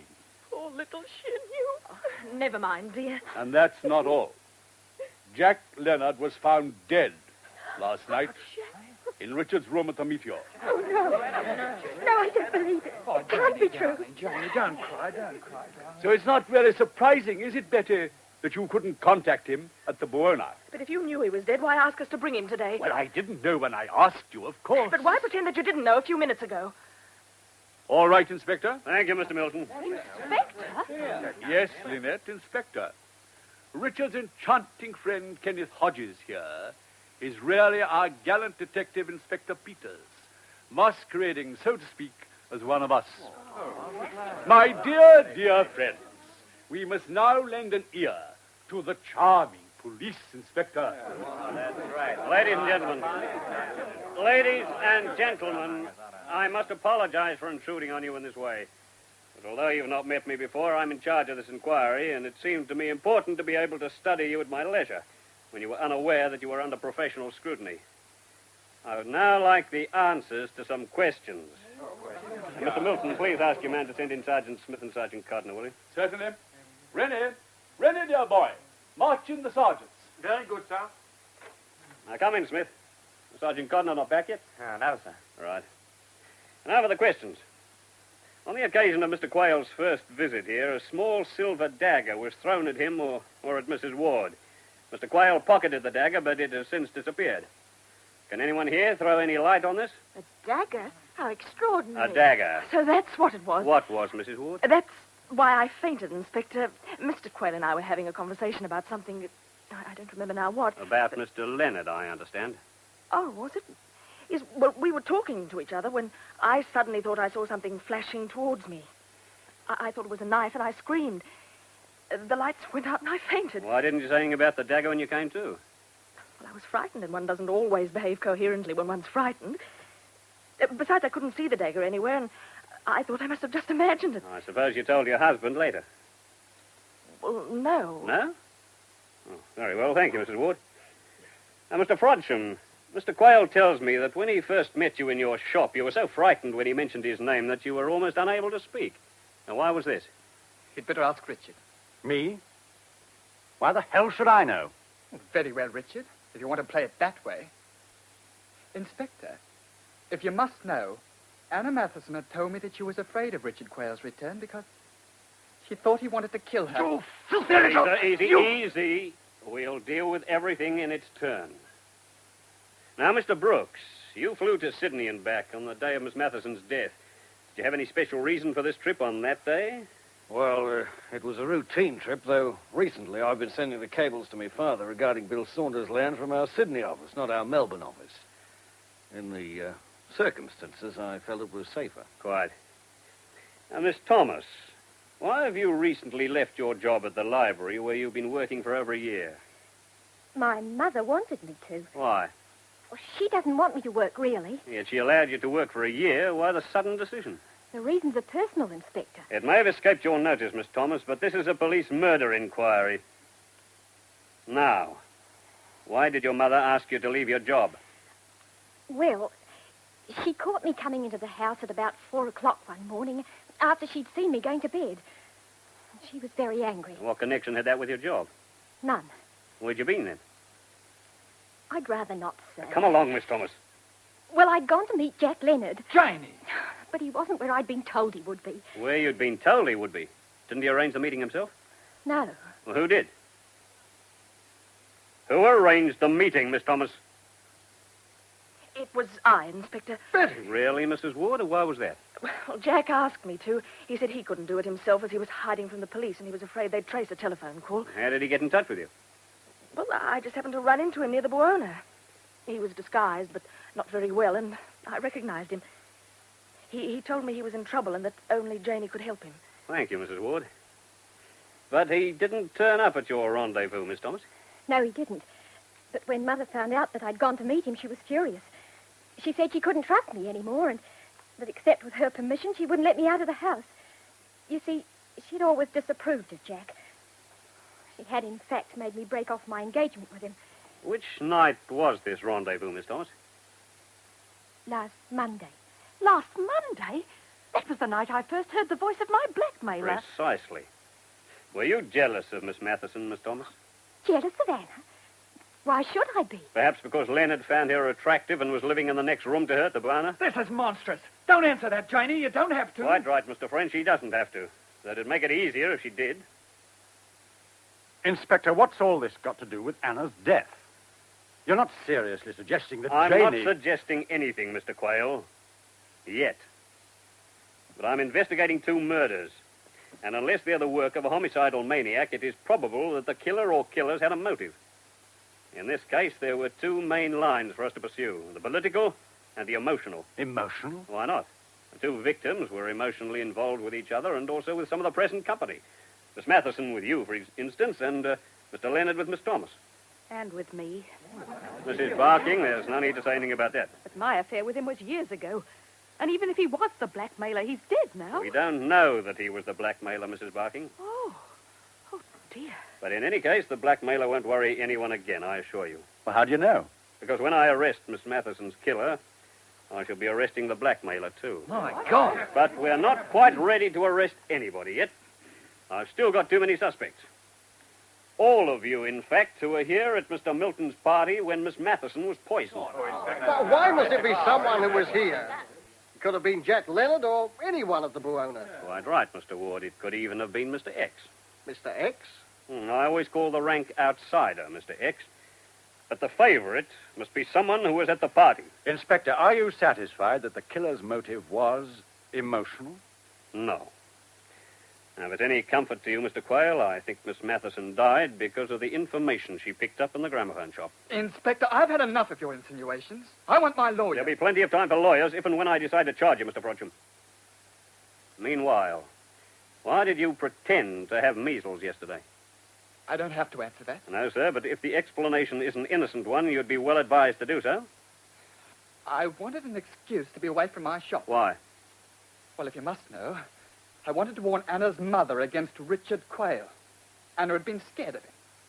I took Mrs. Matheson out to lunch to warn her. And persuaded her to get hold of the key to Mr. Quayle's room at the Meteor on the pretext of having left some gloves behind there and to join you in a search of the room. What were you hoping to find? The poison, of course. Ah, another amateur detective. Was this your own idea, or did someone put you up to it? Well, Mr. Frodsham? I won't answer that. Mrs. Matheson says she didn't return the room key to the desk after your search, did you? I can't remember. You killed Leonard, didn't you? No. You poisoned him in the hotel bedroom in order to frame Mr. Quayle. I didn't, I tell you. I don't know anything about it. Well, that at least is patently untrue. Mr. Smith, ring the station, will you, and find out what's keeping Codner. Yes, sir. There's a phone in the hall. Oh, thank you. Miss Thomas, was Frodsham in the bar here with Miss Matheson when she was taken ill? I don't know. He had been earlier, but I'd already left the bar when she had her attack. I see. And you wouldn't know if Mrs. Ward was there either? I don't know about the time of the attack, but she was still in there when I left the bar. Oh, what do you say, Mrs. Ward? Were you there at the time? No. But you were, Betty. You were standing beside her when I left the bar to get help. Lynette, I told you before I was not there. You're imagining it. Betty... When did you tell her before, Mrs. Ward? Well, we discussed it after we were first questioned by Sergeant Codner. Did you? Oh, well, the memory can play odd tricks at times. Talking of which, Mrs. Barking, have you remembered where you put the weed killer that you told Sergeant Codner was missing? No, Inspector. I can't find it anywhere. Sergeant Codner's just arrived, sir. Ah, good. Sorry to have been so long, sir. But you know what these experts are like. That's his report, sir. Oh, thank you.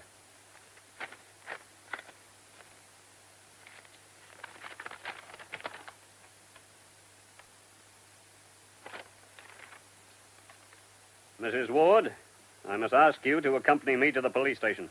But why? What's she done? While you've been here this evening, Mr. Ward, we've carried out tests on your wife's typewriter. Our expert reports that it was the machine used to type the letter blackmailing Mrs. Barking. Betty, how could you? I don't believe it. Anyway, it doesn't prove she killed anybody. Whether it does or not, blackmail is still a felony. I'm sorry, Mr. Ward. Come along, Mrs. Ward. You too, Mr. Frodsham. I'll come along with you, Betty, darling. It's all nonsense. Yeah, we'll soon get you out. I didn't do it. I didn't do it. I didn't do it. Come on, Betty. This I know you did. But she had. She confessed to both murders and the blackmailing the next day. When did you first suspect her? Well, when I noticed the discrepancy between Mrs. Barking's and Mrs. Ward's accounts of who was in the Chinese bar at the crucial time. But that could have been just vagueness. Agreed. But I had a feeling they might have discussed the original police questioning between them, and if Mrs. Ward was guilty of the murders, she would want at all costs to keep Mrs. Barking from further contact with the police. And how better than by blackmailing her? That was why I tried to provoke a quarrel between them about it, if you remember. Yes. That worked. Mrs. Ward let slip that they had discussed the questioning. And the typewriter evidence was, of course, the last piece in that corner of the jigsaw. That was very smart of you. Yes, but why was the little dog killed? To terrorize Mrs. Barking still further. It was a miscalculation on Mrs. Ward's part, as it happened. It brought Mrs. Barking straight to us. In fact, it was the killing of the dog that pinned the murders on Mrs. Ward. Ironical, isn't it? She got the poison from Mrs. Barking, incidentally. From Mrs. Barking? Yes, the missing weed killer, remember? But why did Betty Ward do it? Oh, that's where Felix Milton comes into it, really. What? Oh, don't misunderstand me. Milton's insecurity. No. Yes, he's quite a bright boy. As I told you, the murder of your fiancée was political. What, do you mean that Betty Ward was mixed up in this secret agent racket? That's right. She was Frodsham's boss. But we only found that out after her arrest. My bet is that she allowed herself to get involved for the money, and excitement maybe, and then couldn't get out if she wanted to. Yes, and what about Frodsham? Same story, money too. He's an inveterate gambler, and an unlucky one.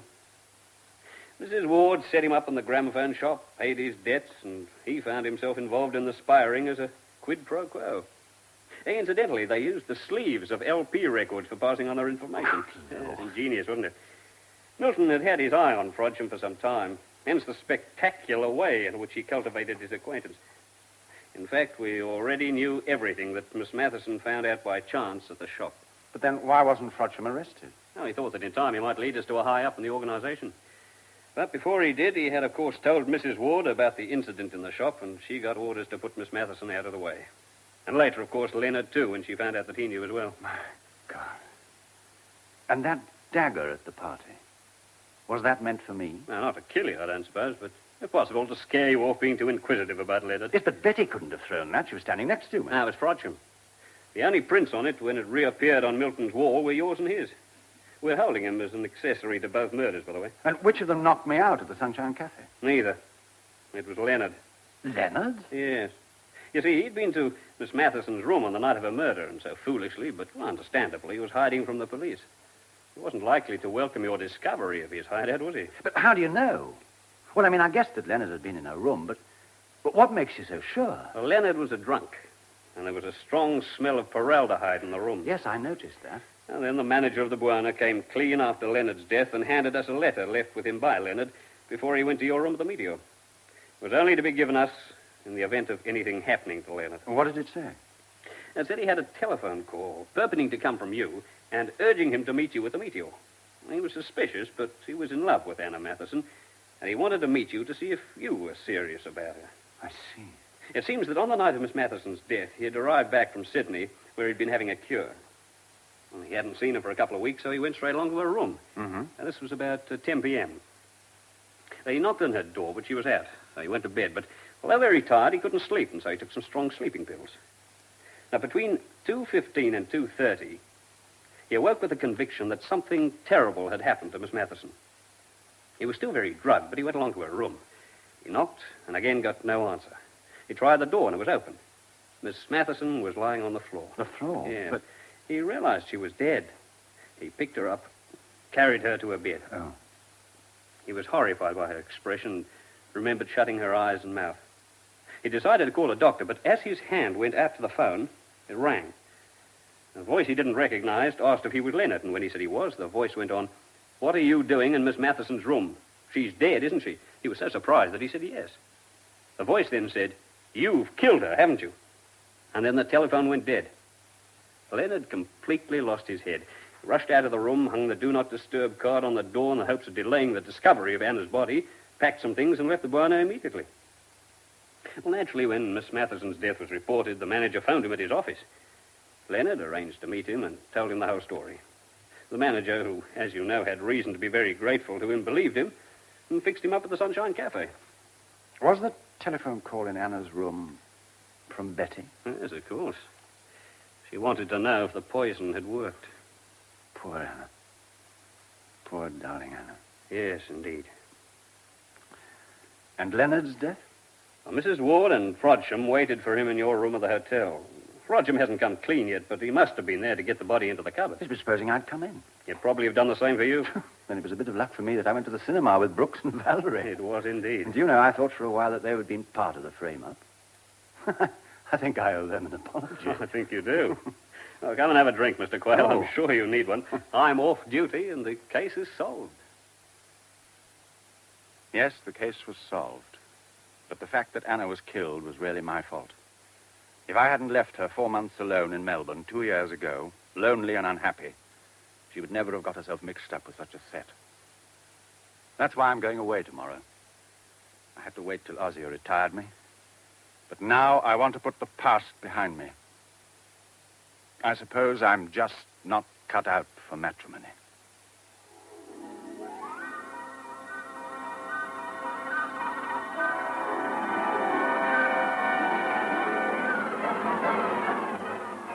That was Richard Handel as Richard Quayle, with Mary Wimbush as Valerie Harding, Michael Tanner as Detective Inspector Peters, Beverly Dunn as Betty Ward, and Philip Lever as Felix Milton in Murder in Melbourne by Dulcie Gray. The rest of the cast was as follows. Ruth Stewart as Guy Brooks, Paddy Tanner as Janie Thomas,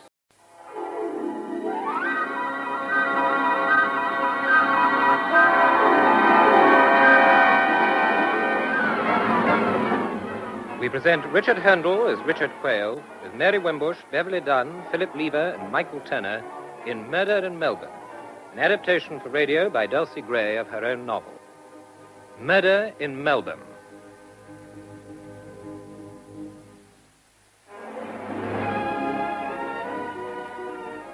My name is Richard Quayle.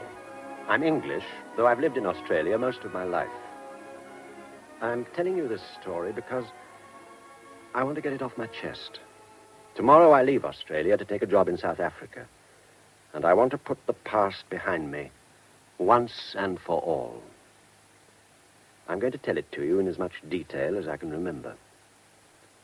It all started, as far as I'm concerned, on that day 2 years ago when I tried to telephone my girlfriend, Anna Matheson, to say that I was coming to see her in Melbourne. Hello? Hello, is that the Buono Hotel? Yes. Richard Quayle here, speaking from Sydney. Would you put me through to Miss Anna Matheson, please? One moment.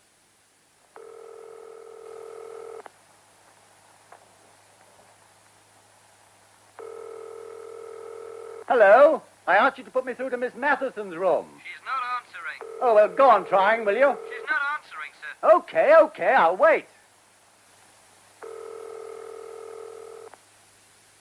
I never got through. An hour later, I was at Sydney Airport. Just before 5:30 p.m., I'd settled myself in the plane due to arrive in Melbourne at 7:35. I was really excited at the thought of seeing Anna again. I'd kept my side of the bargain. I hadn't written or tried to see her for 4 months. I wonder what she'll say when I ask her to marry me, I thought. Probably laugh at me. After all, we've been living together for years. She seemed pretty keen on the idea when I last saw her. Then the air hostess came towards me. Dinner, sir? Yes, please, and a large brandy and ginger ale. Certainly, sir. Yeah, look out. Oh, I'm sorry, sir. Oh, that's all right, sister. Dinner for me, too, and I'll have a double whiskey and water.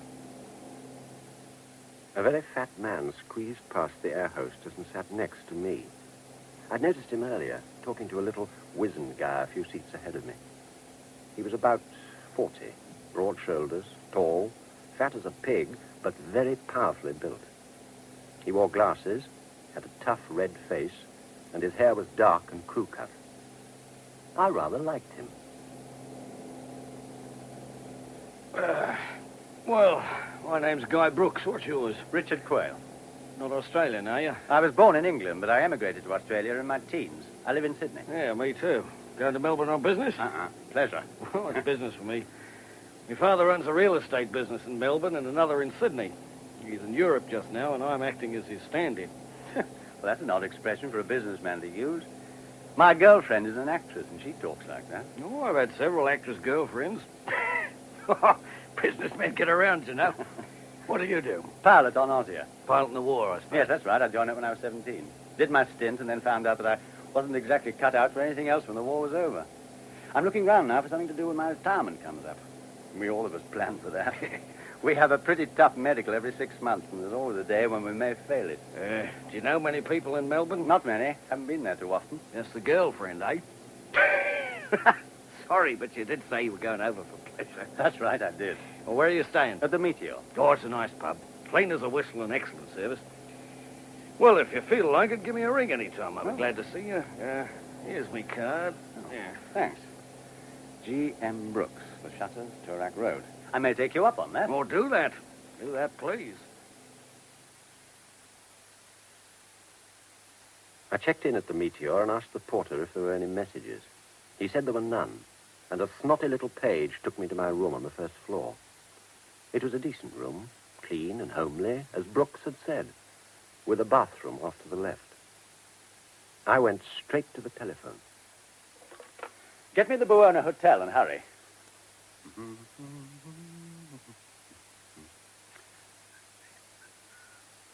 Hello? Hello, is that the Buona Hotel? Yes, sir. Oh, put me through to Miss Anna Matheson, will you? Very good, sir.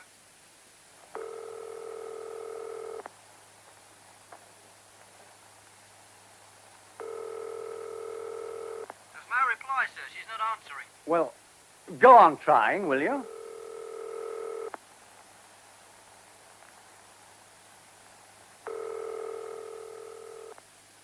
But it was no use.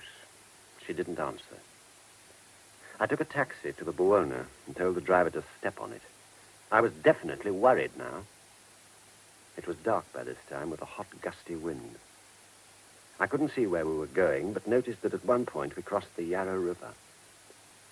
The hotel was in a small back street, and frankly, it was a dump. The foyer was badly lit and depressing in the extreme. What was Anna doing living in a place like this? She wasn't pressed for money. The seedy-looking porter was cleaning his nails as I went in, and he went right ahead cleaning them. The faded blonde at the reception desk smiled grimly. Do something for you? Oh, my name is Richard Quayle. I want to see Miss Matheson, please. She's expecting me. Well, you better go on up then. Room 32, third floor. Lift to the left. The number, 32, was fixed in white plastic on the black door, and a Do Not Disturb sign was hanging on the door handle. I knocked. No answer. The door was slightly ajar, so I pushed it. The room was in darkness, except for the glow from an electric fire. I groped for the light switch and turned on the light. Anna was lying face downwards on the bed, fully clothed. Anna, I said. Anna, wake up. It's Richard. I shook her gently. She rolled onto her back as I shook her. She was dead. I looked at her unbelievingly and took her in my arms. There was a sudden violent crash behind me, and I leapt to my feet, scared out of my wits. The window curtains, which were not drawn, billowed away from the open window, and I realized that a gust of wind had slammed the bedroom door. I laid Anna gently back on the pillow and kissed her hair. Then I looked round the room.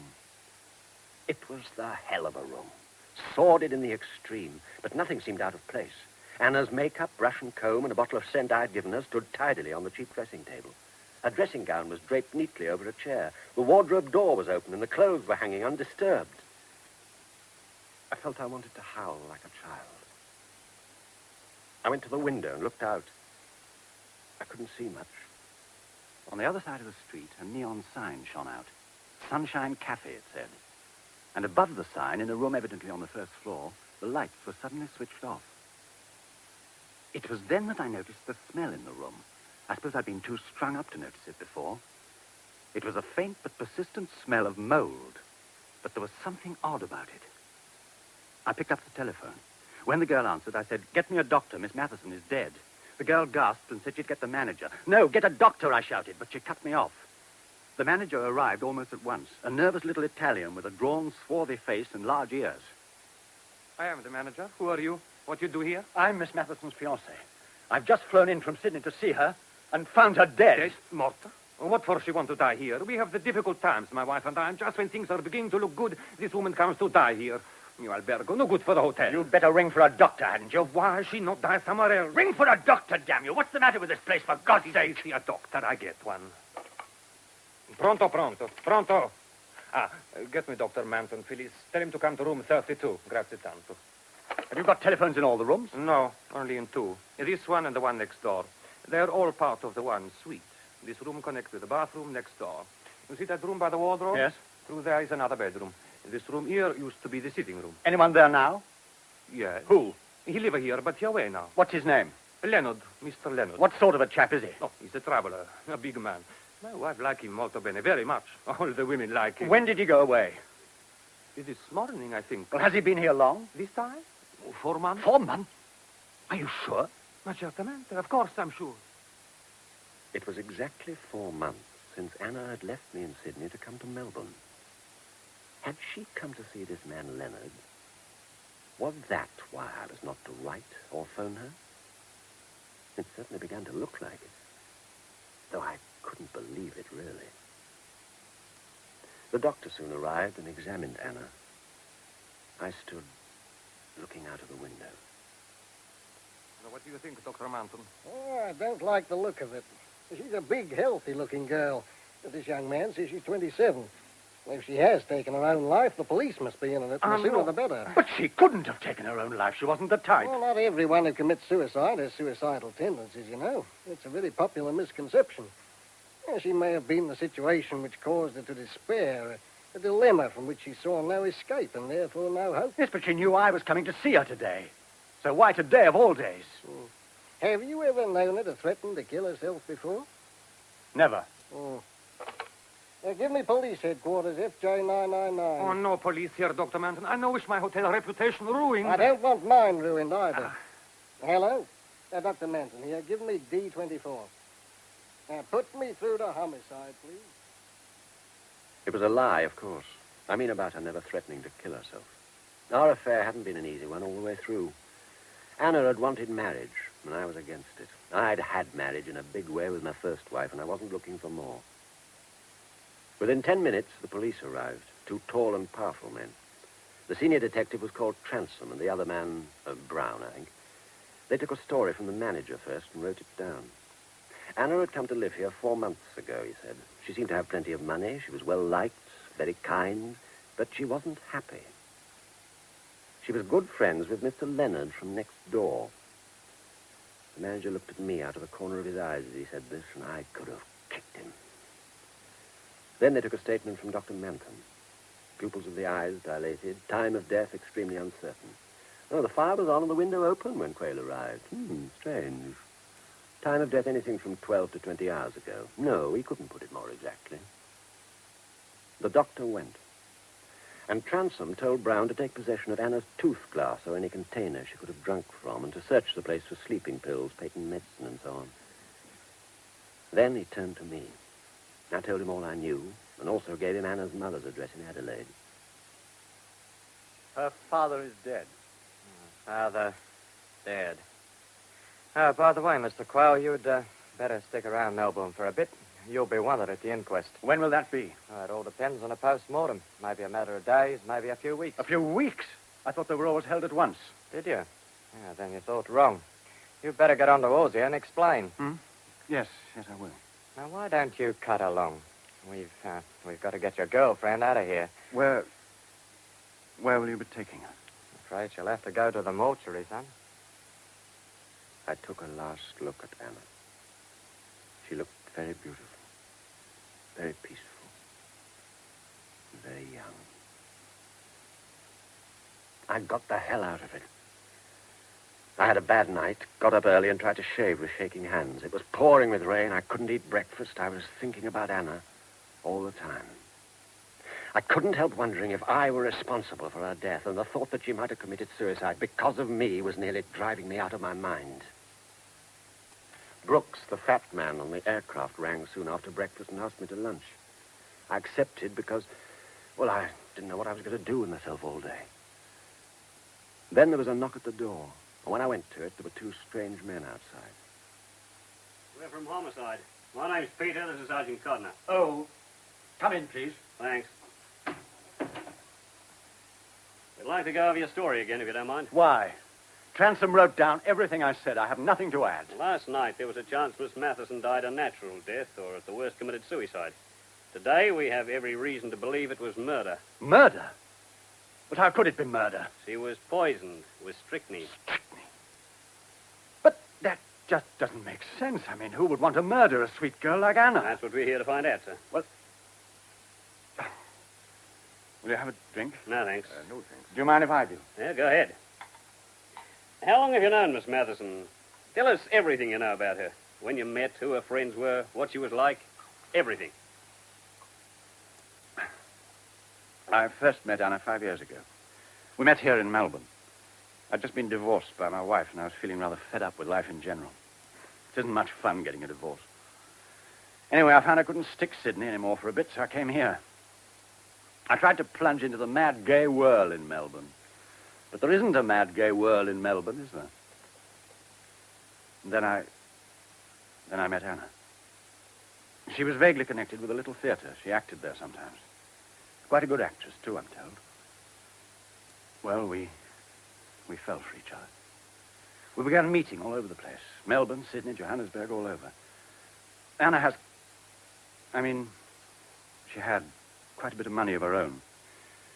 This following me around lark went on for about 4 years, and then 4 months ago it stopped. Anna came back here, and I went on as usual with my job in Ossia. You say Miss Matheson stopped following you around 4 months ago? Yes. You didn't have any kind of quarrel, I suppose, sir? Well, yes, we did. Care to tell me what about? Miss Matheson felt the time had come for us to get married. Uh-huh. And you, sir? Well, by yesterday, I got around to thinking she was right. I see, sir. By the way, do you know anything about Leonard, the chap who was living next door to her at the Buona? We're checking on him. Why? Oh, no reason. Ever heard of Felix Milton, sir? No. Why? Miss Matheson was at his house at a party the night before she died. There and then I decided to meet Felix Milton. When I joined Brooks at the restaurant 1 o'clock, he'd already heard of Anna's death from the police, who checked on my statement that we'd traveled from Sydney together.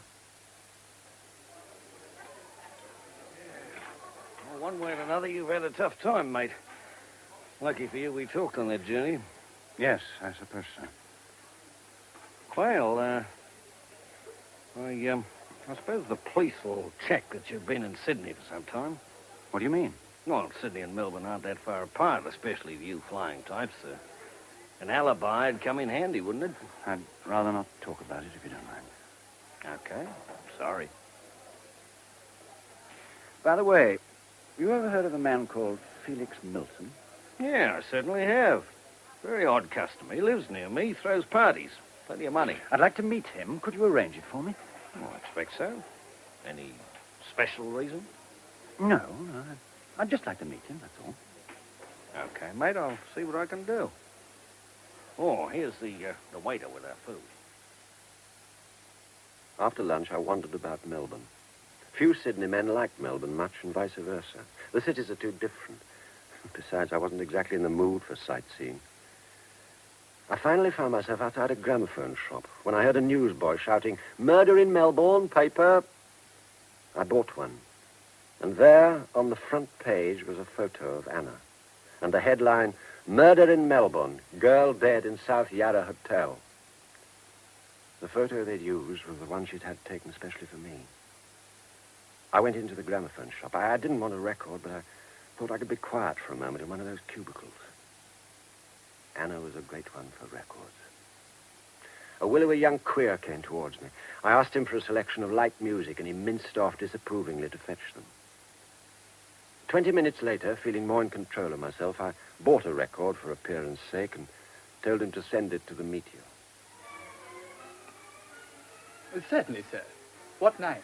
Richard Quayle. Did you say Quayle? Yes? Want to make anything of it? Of course not.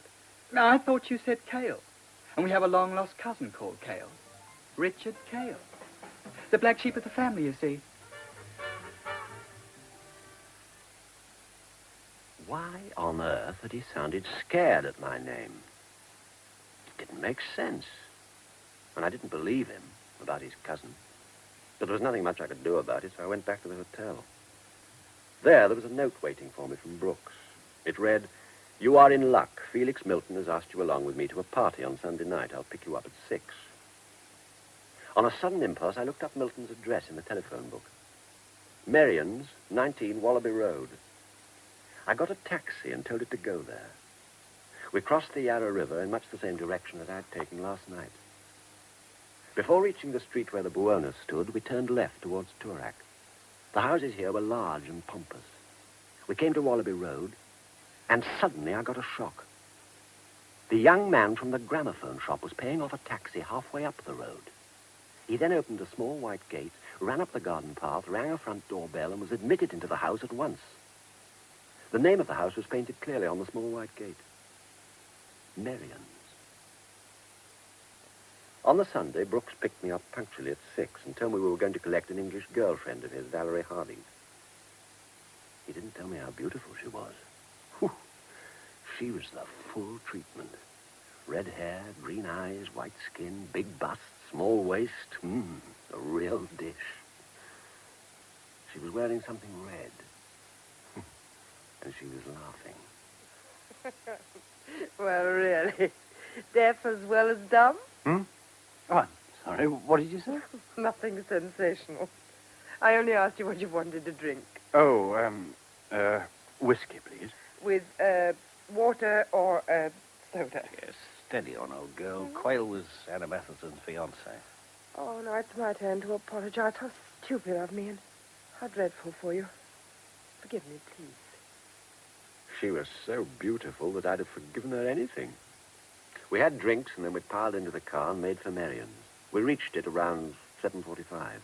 It was dark by this time. Felix Milton came to the door himself.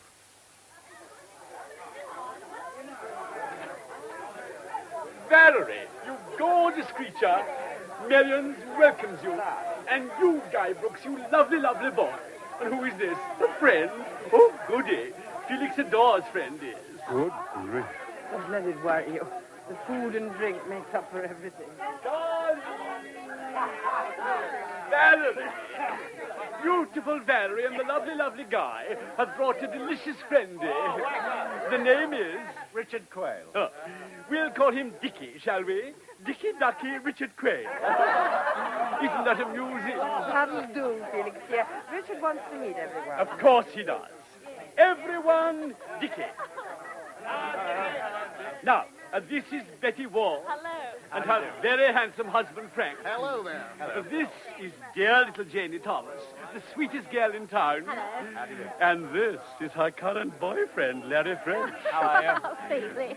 This is Gordon Frodsham, who works in our best gramophone shop. We've met. Yes, we have. This is Louise Colcott, whom I've known for well over a century. Oh, Felix, what a thing to say. This dear creature is Walter something or the other, such a clever little composer. And this is Walter's angel brother, Jeremy. Well, that will do to be going on with, won't it? Well, indeed. Now, I'll fetch you an enormous drink here and sit you down by Betty Ward. She'll tell you all about everyone. She's a perfect mine of information. Well, here's your drink, please. And here's Betty. Hello again. See you anon. Oh, quite a racket. There always is at Felix's parties. Felix is a kind of cult in Melbourne. Everyone comes here. It's a lovely room, isn't it? Seems beaut. Mrs. Ward, what's that place through there? Oh, that's the Chinese bar. We seem to have got a yen for the Orient. Look at all those knives and spears and things on the wall. Yes, Felix is mad about collecting things. And people, if it comes to that. So it seems.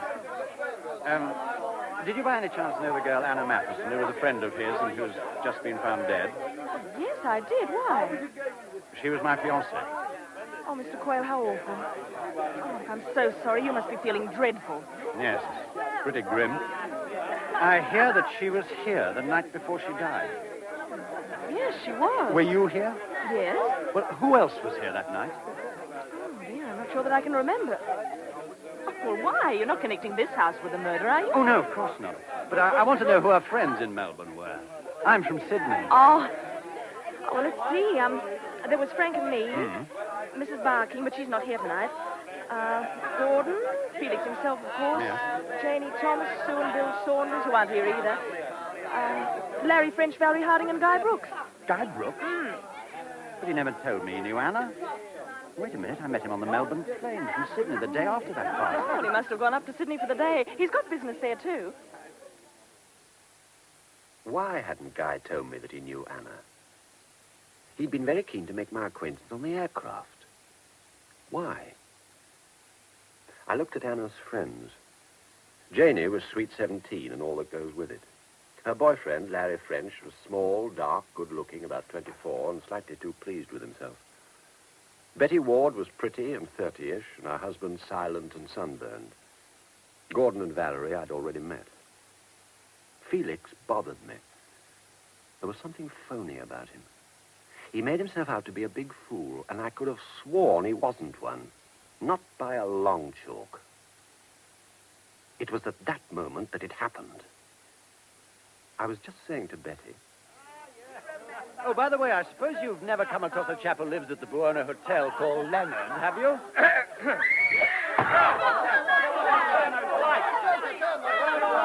My dear, how too stupid. Whoever switched off the lights, please switch them on again immediately. Now, thank you. Now, who played that silly trick? I nearly spilled my drink over my suit. Well, I don't know who switched the lights off, but I switched them on. Oh, thank you, Guy. Oh, dear me. Betty's fainted. Hi, quick. Frank, dear boy. Help me bring her over to the window. Richard Doll, there's some brandy on the table behind you. I was kneeling by Betty, and as Frank and Felix carried her to the window, I got to my feet, slipping a little dagger that I'd found on the floor into my pocket. As I did this, I saw that Gordon Frodsham of the gramophone shop had seen what I'd done. He said nothing, however, and the party broke up soon afterwards. Valerie offered to drive me home. As we approached her house, she asked me in for a drink. Nothing I should like more, I replied. As we went through her door, she suddenly kissed me, full on the lips.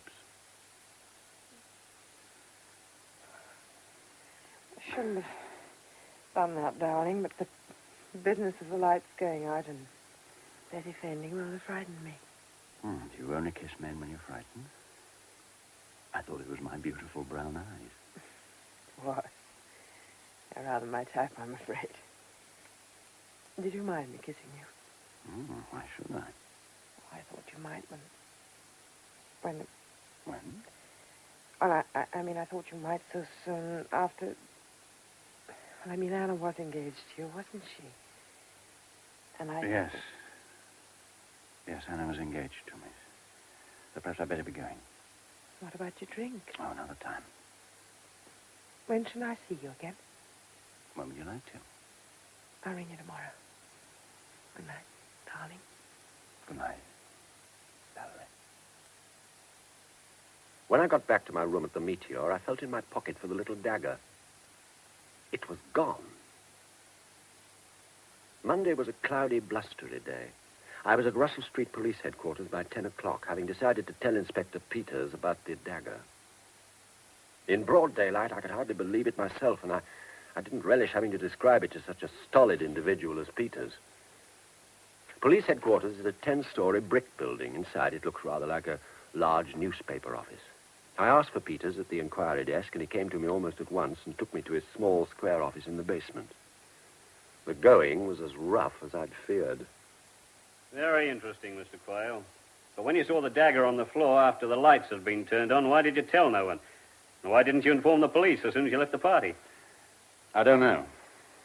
Instinct, I suppose. Instinct? I don't quite follow. Well, after all, there were plenty of curious weapons stuck on the wall, and it could have fallen off, couldn't it? Anyway, I was with a lot of strange people, none of whom I particularly liked, so I thought I might as well take it home while I considered what I should do about it. You must admit it is an unlikely story. You're not believing it yourself. And it was only when I found it had been taken from my pocket that I realized its importance.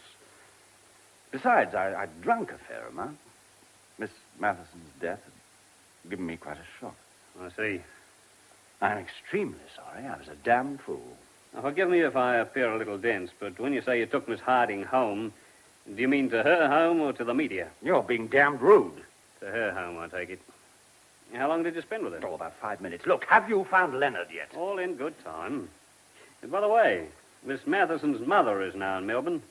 She's staying at the Meteor and get in touch with you. Good day, Mr. Quayle.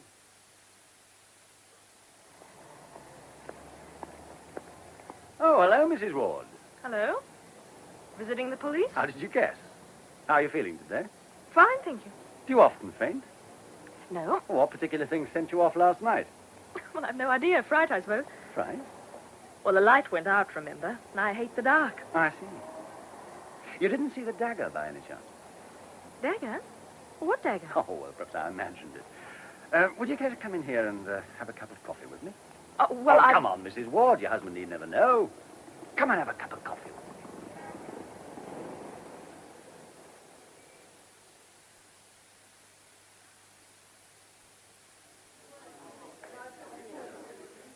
Now, let's go on from where we left off last night. What do you mean? Well, I just asked you if you knew Mr. Leonard. Oh, yes, so you had. Well, do you? Actually, I know very little about him, except Except what? that Anna seemed to like him very much. Oh. Did she? What's he do? Oh, he's rather a mystery man. Seems quite well off, and yet he lives in that extraordinary little hotel. Oh, I beg your pardon. I'd forgotten that Anna lived there, too. What does he look like? Oh, he's extremely good looking. About 45, I should think. Fair hair, blue eyes, sort of square, rather somber face. He's very tall. Sounds all right. He's quite a man from a woman's point of view. Of course, he drinks, but all the women fall. Has a kind of arrogance which is irresistible. But masses of charm, too, and he's a good talker, very amusing. All the graces. Yes. Except Except? that he doesn't seem awfully happy. There's an extraordinary sort of emptiness in him. Do I sound very whimsy? Not at all. You sound like a very observant and intelligent woman. My dears, how absolutely delicious. A heavenly tete-a-tete in the middle of the day in a squalid little cafe. How to utterly riotous. Felix, if you find it so squalid, why are you here? Because, darlings, your hideout wasn't good enough to deceive your Uncle Felix. I saw you through the window as I passed, and I thought, what would dear Frankie say? So I came straight in to warn you that your grisly little secret is a secret no longer. Felix, you're not being in the least funny. Richard and I met quite by chance. Lovely, lovely chance. I adore it, don't you? Oh, by the way, Richard, I've just been to Gordon's shop, and he's just the teensest bit annoyed with you. I was there when the police called on him, you see. Police? What for? To ask him about a dagger that's missing from my collection. Oh? It was a lovely party last night, Felix. I'm so sorry I fainted. It was very silly of me. No, forget it. I do so hope you enjoyed it, Richard. Oh, I enjoyed it immensely, thank you. I'm so glad. I was so frightfully worried that you might have been bored. I went along to Gordon's record shop, worrying all the time about the dagger. Had it been aimed at me or Betty? Why such a small dagger if any real harm were intended? And was it a coincidence that it happened when Leonard's name was mentioned? The whole incident bewildered me. The shop was very full, and I thought I'd never seen a more fantastic sight. Rows of young men, all with their backs to me, had headphones on, and they were crouching in silence, wriggling and swinging their bottoms to the different rhythms of the records they were hearing. Gordon hurried over to me at once. The police have just gone, Richard. They asked ridiculous questions about a dagger that you and I are supposed to have seen. Of course, I denied it, but, well, I'm very angry with you. I don't know what the joke is, but, well, it's one I can't share, I'm afraid. You saw that dagger as clearly as I did, Gordon. You saw me put it in my pocket. I deny it completely. And I'll tell you something else, Richard. If you ever play a trick like that on me again, I shall tell the police what Anna told me about you. What Anna told you about me? That's what I said. And now I must attend to my customers. What do you mean? What Anna told you about me? So sorry, Mr. Quayle. There's nothing I can do for you, I'm afraid. Good morning. I went back to the Meteor in a flaming temper. At the reception desk, I found a message from Anna's mother. I rang her and invited her along to my room for a drink. Richard, dear. Hello, Mrs. Matheson. Good to see you. Isn't it dreadful, Richard? I don't understand it. She was such a sweet girl. Who could possibly have wanted to do such a terrible thing? Well, I suppose the police will find out in the end. But it won't bring her back to us, will it? Richard, dear, I want you to know that though I didn't approve of your affair with Anna, I know you did what you thought was right. Anna wrote to me often about you both. Perhaps you'd like to see her last letter. Thanks. Mummy, darling, Richard will be coming over from Sydney to see me soon, and one way and another our future will be settled then. It's all been such a muddle, but whatever happens, it will have been worth it. I love Richard with all my heart. Wouldn't it be wonderful if he wanted to marry me? But of course he won't. I've told you a little about Jack Leonard, haven't I? I think I'm helping a bit, though I can't get him to meet a friend of mine who is an AA, Alcoholics Anonymous, if you didn't know before. I wish he would, because they do a wonderful job. Perhaps he will later, but at the moment something pretty serious is on his mind, I think, and I may be the cause of it. I found out something rather awful the other day, and Jack has been working on it ever since. He says he won't go to the police just yet, which I think he ought to, and he refuses to say much about it because he says I've tumbled onto something dangerous. He has been away for the last 2 weeks, and I'm frightened. He's so nice, Mummy, I really don't know what I'd have done without him these last few months. Unfortunately, he's beginning to fall for me, and that may complicate things. Richard and I will be over to see you soon. Until then, take care of yourself, and lots of love. Bless you. Anna. You showed this letter to the police, of course. Of course, dear. How long will you be staying in Melbourne, Mrs. Matheson? Till the police find out. What on earth was Anna doing at a place like the Buona? It's a dump. I mean, she wasn't hard up, was she? Well, I suppose, dear, it must have been because of Mr. Leonard. Because of Leonard? But why? Well, from what Anna told me, they met on the plane coming from Sydney 4 months ago.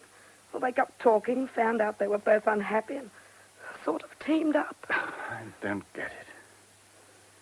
I suppose you've no idea what Anna meant about finding out about something awful. No. Well, I'm wondering if, as Leonard warned her, it did turn out to be something dangerous. Yes, I see what you mean, dear. I must say, I wish to God the police could find Leonard. It's 4 days already. Richard, if Anna was so keen to introduce him to friends of hers in Alcoholics Anonymous, it must have meant that he drank, mustn't it? I've no idea. The whole setup worries me.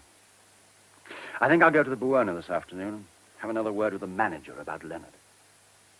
So at 2 o'clock, I took a bus to South Yarra. The Buona Hotel looked even more depressing by day. It was painted dark brown and green, and on the fanlight over the door, the gold lettering had lost 3 letters and read, Buna Hot. A different porter was in the foyer. Good afternoon. Can I do something for you, sir? My name is Quayle. Is Mr. Leonard in? Oh, I'm afraid he's away. Oh, any idea when he'll be coming back? No, sir. Well, I'll leave a message for him if you'll give me some paper. Oh, yeah, here you Oh, are. and thank you. Tell the manager I'd like to speak to him, would you? Yes, sir.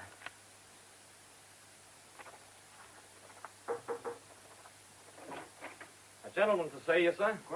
Who is it? Mr. Quayle, sir. Quayle? Un momento, I'll come. Oh, it's you. What do you want? I want to get in touch with Mr. Leonard.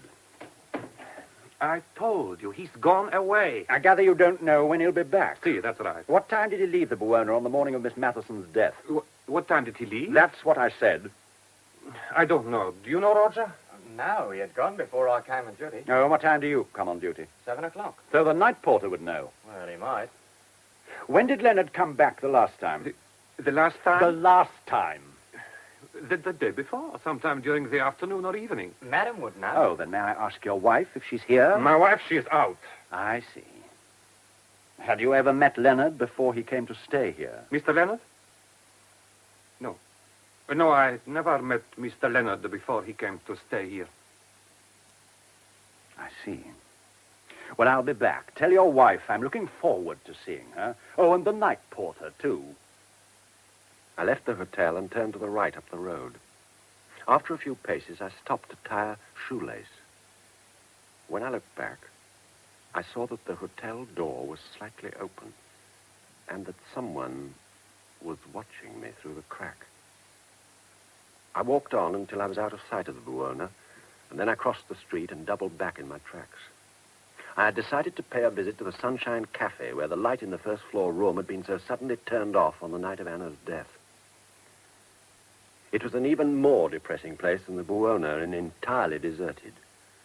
The walls of the cafe were painted with hideous murals, scarlet-faced sailors walking arm in arm with moronic women under monstrous suns. None of the tables had cloths. A mangy cat played with some newspaper on the floor. I went through the cafe into the kitchen. No one was there. I called out. No one answered. Between the cafe and the kitchen was an uncarpeted staircase, and I went up it. On the landing, there were two doors. The one on the right was locked. The one on the left opened into a small and very shabby flat. I went in. It was clean and neat and obviously lived in. On a table in the living room, I saw a pile of letters. The top envelope was clearly addressed, Jack Leonard, Esquire, Buona Hotel. I suddenly had the feeling that I was not alone. But before I had time to see who was near me, something hit me a tremendous crack on the back of my head, and I passed out cold. When I came to, I found myself lying on the grass verge by the side of a dirt road, looking up at the branches of a gum tree. I was evidently some way out of Melbourne. I sat up. My mouth was dry, my head ached abominably, and my hair was matted where I'd been hit. I tried to stand, which made me very giddy at first, but the feeling wore off after one or two attempts, and I staggered off down the road. Presently, I came to a newly painted, newly built little wooden house, and I had just decided to ask the occupants for help when I noticed that cars were passing at the end of the dirt road about 50 yards from where I stood. I realized that this must be a main road, and I hobbled towards it. I stepped into the middle of the road and held out my arm. Almost immediately, a car came to a halt. Are you in trouble? Yes. Yes, I've had an accident. I fell off my motorbike up the road there. Can you give me a lift? Do be careful, Bill. He doesn't look the sort of person we ought to give a lift to. Where do you want to get to? Melbourne. Okay, hop in. Bill. Ah, shut up. Come on. Just you wait till we get home. I'll wait. Thanks, awfully.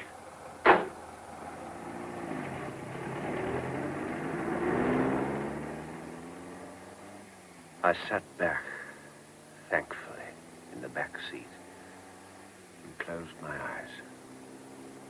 I kept them closed, but pretty soon I was listening to every word of their conversation. Seems to have gone to sleep. Good.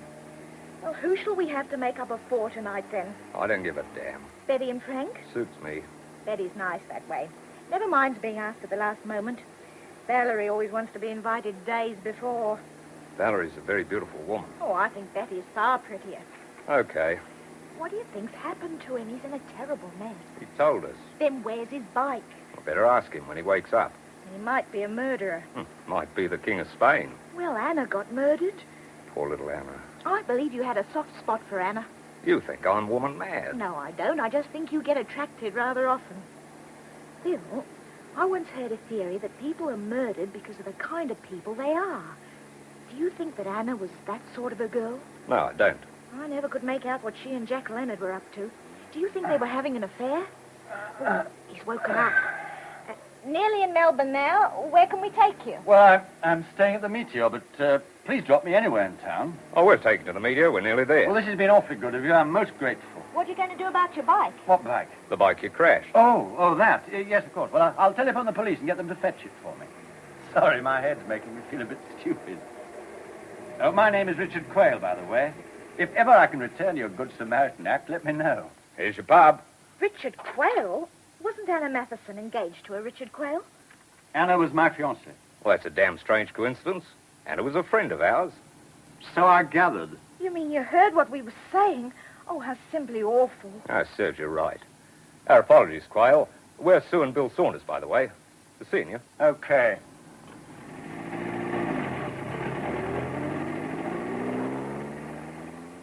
I went upstairs, telephoned Peters at Homicide. He'd gone home, so I left a message for him to ring me back and rang down for a doctor and some dinner. Both the doctor and the dinner arrived simultaneously. The doctor fixed my head with sticking plaster and prescribed bed and rest in case of delayed shock. He seemed to think I was none the worse for the accident. I ate a good dinner, read for a while, and was just going to turn off my light at 10 o'clock when... Just a minute. Valerie, what a surprise. Richard, oh, darling, how ghastly. Have I woken you or something? Oh, no, not at all. I was reading. Come in. You look cute in that dressing gown, but why the plaster doll? Well, I met with an accident this afternoon. I was on a motorbike and met a car head on. Got thrown into a ditch. Oh, poor Richard, how awful. Well, I said I'd telephone you today, honey, but I couldn't.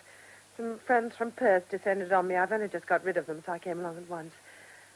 Does the head hurt fearfully? Oh, I'll live. Do you mind if I get back into bed? Not at all. Go right ahead. Mix us a drink, will you, Valerie? I wasn't expecting social calls in this state. You must think me the most forward of women. I'm always hurling myself at you, aren't I? I think you're very lovely. Well, I've given myself a whiskey and soda. How about you? The same.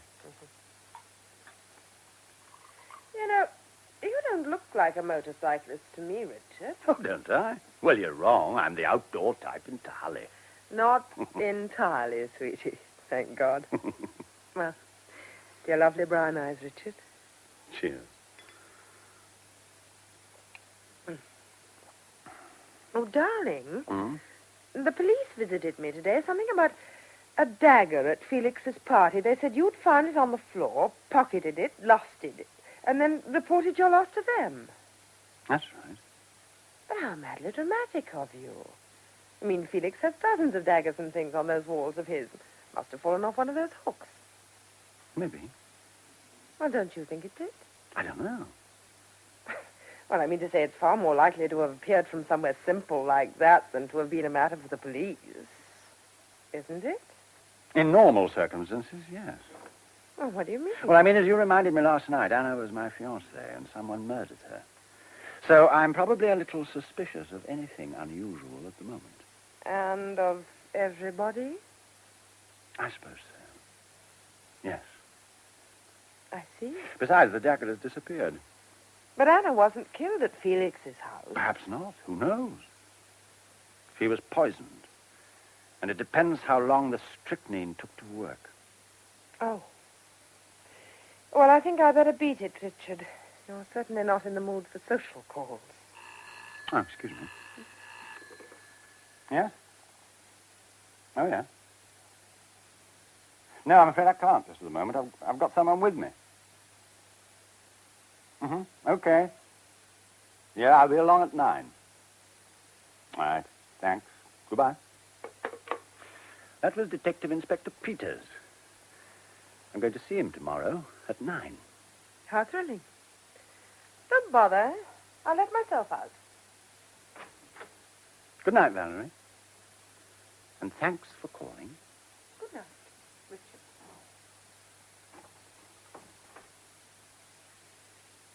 9 o'clock next morning found me at the police headquarters again.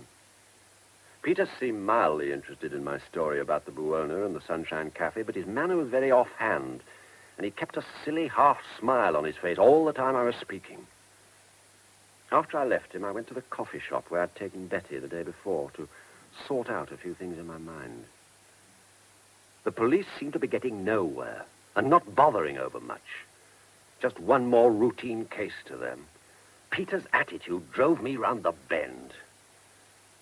I ordered a second cup of coffee and thought back over the past few days. I'd now met several of Anna's Melbourne friends, and I must say I didn't find most of them particularly congenial. Felix and Gordon were queers. Valerie, though beautiful and obviously extremely attractive, had taken that dagger from me. Well, she must have. Brooks I quite liked. Frank and Betty Ward seemed smart and social in the wrong way. And I couldn't quite make out what sort of a woman Betty Ward was. That faint seemed out of character somehow. The Saunders, who had given me a lift yesterday, were simply uninteresting. He was quite a decent chap, but she was a bore and obviously nagged him. Larry French was too young for me and too slick. And only little Janie Thomas seemed to me the kind of friend I should have expected Anna to have. I decided to ask her to lunch. She wasn't at the library where she told me she worked, but she was at home, and she said if she could bring Larry French along, she'd love to join me. Well, of course, I said bring him.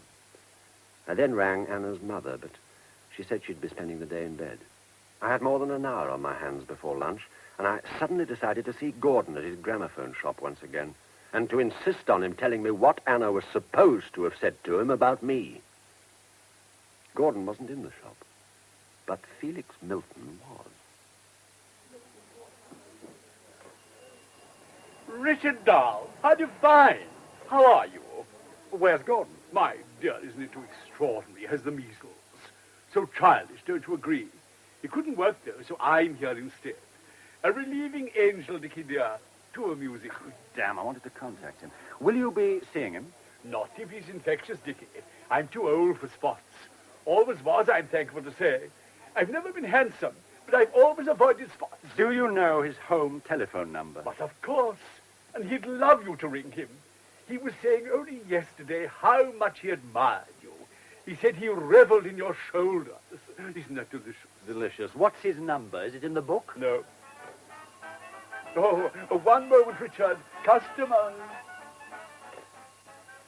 And what can I do for you, sir? Have you got Tito Gobbi in Rigoletto? My dear, I do hope so. But I'm a stranger in these parts.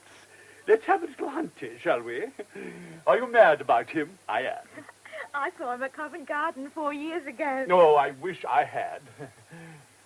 Here we are, right first go. Now, you know how those headphone things work, do you? Oh, yes. And the turntables? Well, I'm not certain. Oh, I'm sure you're both madly mechanical. I'm not at all. Darling Gordon, whose shop this is, has got the measles, poor sweet. He quite forgot to tell me what one does to start them. I suggest you press every knob in sight, and if nothing happens, we'll telephone the fire brigade or something. All right. You do the pressing, darling. Okay, we'll have a go. You know, Dickie, on second thoughts, I'm not sure that you ought to telephone Gordon. He isn't well, you know. Can't I help you instead? Are you a great friend of his? Of course. Or why else should I be in this disastrous little shop today? We tell each other everything. Then did he, by any chance, tell you what Anna had told him about me? Oh, yes. Well, what was it? She told him she was frightened of you. Frightened of me? What rubbish. Well, Gordon didn't think it was rubbish, and I'll tell you why she was frightened. She told Gordon that she believed you wanted to kill her. I didn't believe him, of course, but I felt pretty bad even at hearing it. I hurried out of the shop and kept walking until it was time to meet Janie and Larry. Little Janie Thomas looked dazzling. She was obviously in love with Larry, and I began to feel like the odd man out. I also found it impossible to concentrate on anything but what Felix had just said. I knew it was a lie, but it got me down all the same. I tried to pull myself together and heard myself saying brightly in a voice which sounded unreal to me, It's so good of you both to come. Any friend of Anna's is a friend of mine, and I'm trying to get to know you all. Oh, by the way, Felix tells me that Gordon has measles. Did you know? No, how awful. Poor Gordon. Well, if you want to know all Anna's friends, have you met Mrs. Barkin yet? She was a great friend. No. Is she nice? Oh, she's absolutely sweet. Kindest woman you could imagine. Anna told me in a letter that one of her friends was an AA. Do you know who that could be? Bill Saunders. It's probably why his wife nags at him so. Oh. Of course, she'd hate him to be a drunk, but it annoys her that he's a teetotal. She says it makes him conspicuous. Well, she's a very silly woman in many ways. Yes. Look at that row she made the other night. Oh, you mean when Anna got drunk? Anna drunk? When was Anna drunk? I'm sorry. I'm afraid I was talking out of turn. What did you mean? Well, it only happened that once, you know. When? Well, actually, it was the night she was... the night she died. What happened? Oh, don't listen to him, Mr. Quayle. He's exaggerating the whole thing. What happened? Well, you know that little Chinese bar at Felix's? Mm. Well, Anna was in there the night she died having a drink. I don't know now who was in there with her. Do you, Janie? No, I don't. Well, anyway, Mrs. Barking suddenly came running out to say that Anna was having some kind of a fit. Apparently, she was completely tight and sort of rolling about, you know. Anyway, Sue Saunders made such a fuss that Felix arranged for Anna to be taken home. With whom? I can't remember that. Can you, Janie? No. Are you sure you can't remember who besides Mrs. Barking was with her in the bar? Well, Larry wasn't. And Janie wasn't. Because Anna was poisoned with strychnine, you know. What? And what you described as drunken fit may well have been a strychnine convulsion. My God. Dr. Manton told me that strychnine takes anything from 5 minutes to a quarter of an hour to have its first effects. Do you know what time she had this fit? It was 1:15 exactly by my watch when Mrs. Barking came out of the bar. How clever of you to notice. Not at all. You just asked me to take you home. So she must have been given the poison about 1 o'clock. I don't believe she got drunk. It must have been a convulsion. How horrible. Poor Anna. Do either of you two know a chap called Jack Leonard? Well, yes. I do, slightly. He happened to be Janie's boyfriend until Anna came along, so it's rather more than slightly, I should say. How dare you, Larry? Thank you for a lovely lunch, Richard, but I'm afraid I've got an appointment. And looking deathly pale, she left us flat. I took a taxi to Mintona Crescent to call on Mrs. Barking. I was pretty thoughtful, I can tell you. Both Janie Thomas and Betty Ward had obviously been very upset when I mentioned Leonard's name. Why? And why couldn't the police find him? But perhaps they had by this time. He didn't seem to be in Milton's set, yet everyone seemed to know him except Bill Saunders, who was evidently the AA man Anna talked about in her letter. Suddenly, I knew what the puzzling smell in Anna's room had been. Paraldehyde. Why hadn't I thought of it before? Paraldehyde, the cure drunks took when they were real dyed-in-the-wool drunks. So that's why Leonard had been away. He'd been on the bat and had had a cure. So he must have been in Anna's room on the night of her death. I got so excited at this thought that I nearly turned back and went to Russell Street again. Then I remembered Peter's manner and decided not to bother. Besides, the taxi was already in Mintona Crescent. Mrs. Barking's house was small and gay, and the garden beautifully kept and filled with flowers. The house was red brick, and the front door was blue. As I went up the garden path, I saw the net curtain at the window to the left of the front door move, and a fat white face looked anxiously at me. I rang the bell, but no one answered. I went on ringing. Still no one came. I tried to look in at the window where I'd seen the face. I could see nothing. I tapped on the window pane. No reaction. I went round to the back of the house, knocked on the back door, and tried the handle. It was locked. I tried the kitchen windows. They, too, were locked. I went out of the backyard gate and hid behind a little hedge. Presently, the back door was opened, and an old black and tan Pekingese waddled furiously towards me, barking wildly. The back door was now opened wide.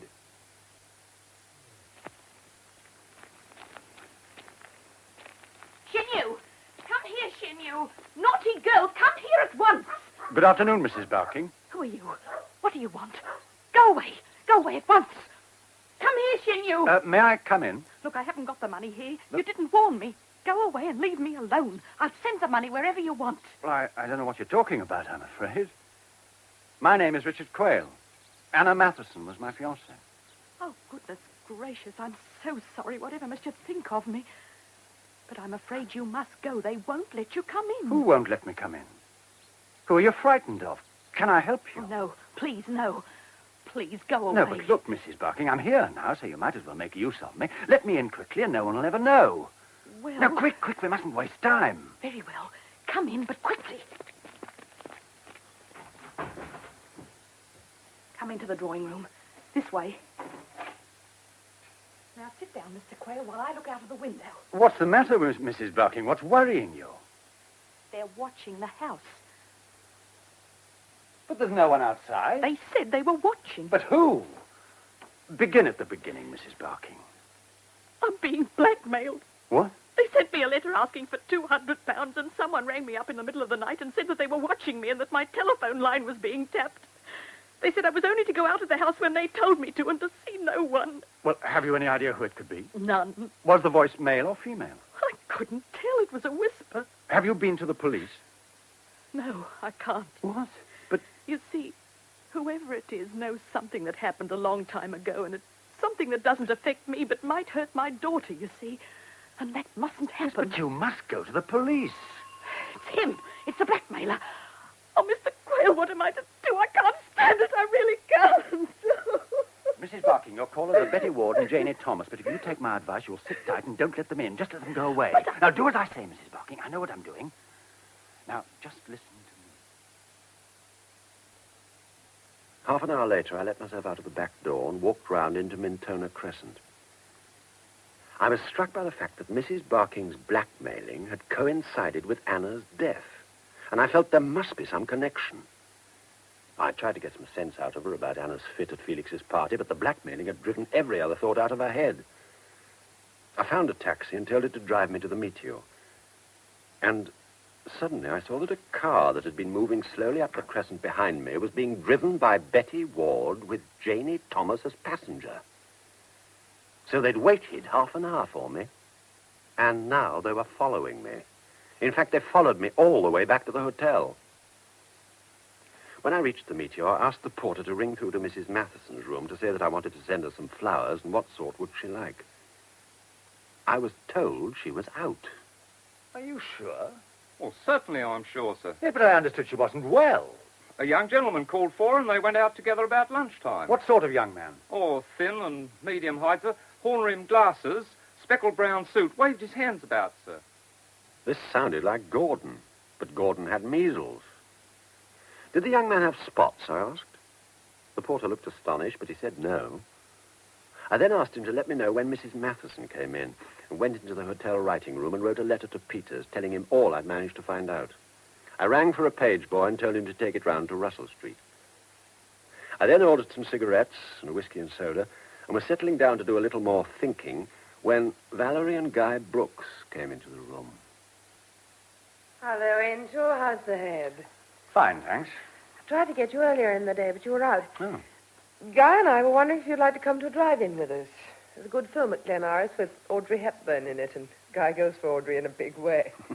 We thought we'd have dinner after in the English Roadhouse. The food's beautiful. Well, thanks. Yes, I'd like that. Oh, Valerie pretends I'm mad about Audrey, but not even Audrey can keep me awake at a film. I like to snooze and look up at her adorable face in between bouts of somnia, if that's the word. Flattering to me, isn't he? You can see why I wanted you along, Richard. So we drove out together, and it was a lovely evening. When we parked the car, Guy persuaded me to sit in front with Valerie. She slipped a cool little hand into mine and snuggled down beside me. She smelt wonderful and looked wonderful, and it was warm and companionable having her there beside me. The dinner at the Roadhouse was excellent. King prawns, roast beef and Yorkshire pudding washed down with extremely good Australian red wine, coffee with clotted cream and some brandy. We drove back into Melbourne feeling sleek and happy. Guy did the driving, and Valerie and I sat in the back holding hands. Suddenly she spoke. Oh, don't let's go home yet. Let's go down. Oh, not on your life, Val. I'm starting for Uncle to get his beauty sleep. Oh, Richard, please. You don't want to go to bed yet, surely. Well, Please, doll. You needn't stay long. Let's go to Heroes for about an hour and dance. We danced at Heroes for a couple of hours, and then I drove her back in a taxi to her flat. The clock in the foyer of the Meteor said 3:10 as I walked in. I took my key from the night porter and wandered up the stairs. When I reached my room, I hesitated. For some reason, I had a feeling of fear, almost of panic. I unlocked my door, switched on the light. Everything seemed normal, both in the bedroom and in the bathroom. I undressed slowly and uneasily. I put on my dressing gown and opened the wardrobe door to get a hanger for my suit. The body of a dead man crashed at my feet. What the hell? My God, who the... Hello! Mr. Quayle, they've killed Shin Yu. They've poisoned her. She's dead. She's dead. Good evening, Mr. Quayle. Quayle, are you there? What the devil are you doing here? I think you have a little explaining to do. Me? What about you? Who is this man? You don't know? Well, of course I don't. You and I are going to have a little talk, Mr. Quayle, and if it's satisfactory, I'm inviting you to a party at Mr. Milton's flat tomorrow night. The next evening, Felix entertained a few friendies to Din-Dins. The friendies were Janie Thomas, Larry French, Valerie Harding, Guy Brooks, Gordon Frodsham, Sue and Bill Saunders, Frank and Betty Ward, myself, and Kenneth Hodges, a friend of mine who had unexpectedly turned up at the last moment. Although there was plenty to eat and drink, the party took a long time to warm up.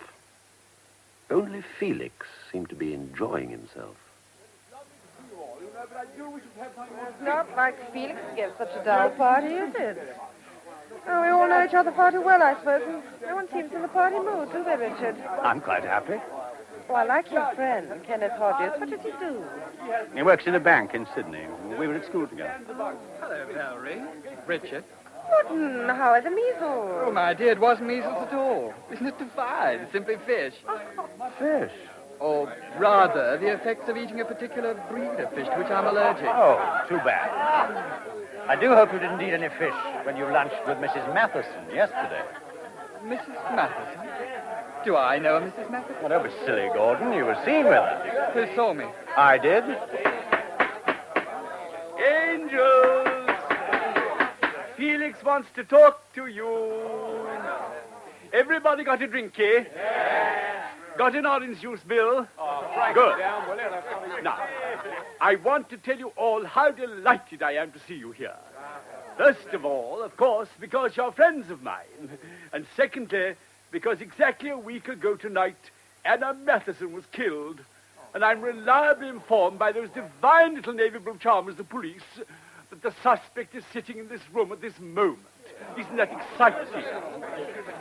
So to prevent further trouble, all the doors have been locked. And we're going to have a delicious talk here to find out who killed her. Wait a minute. Somebody here now gave Anna strychnine.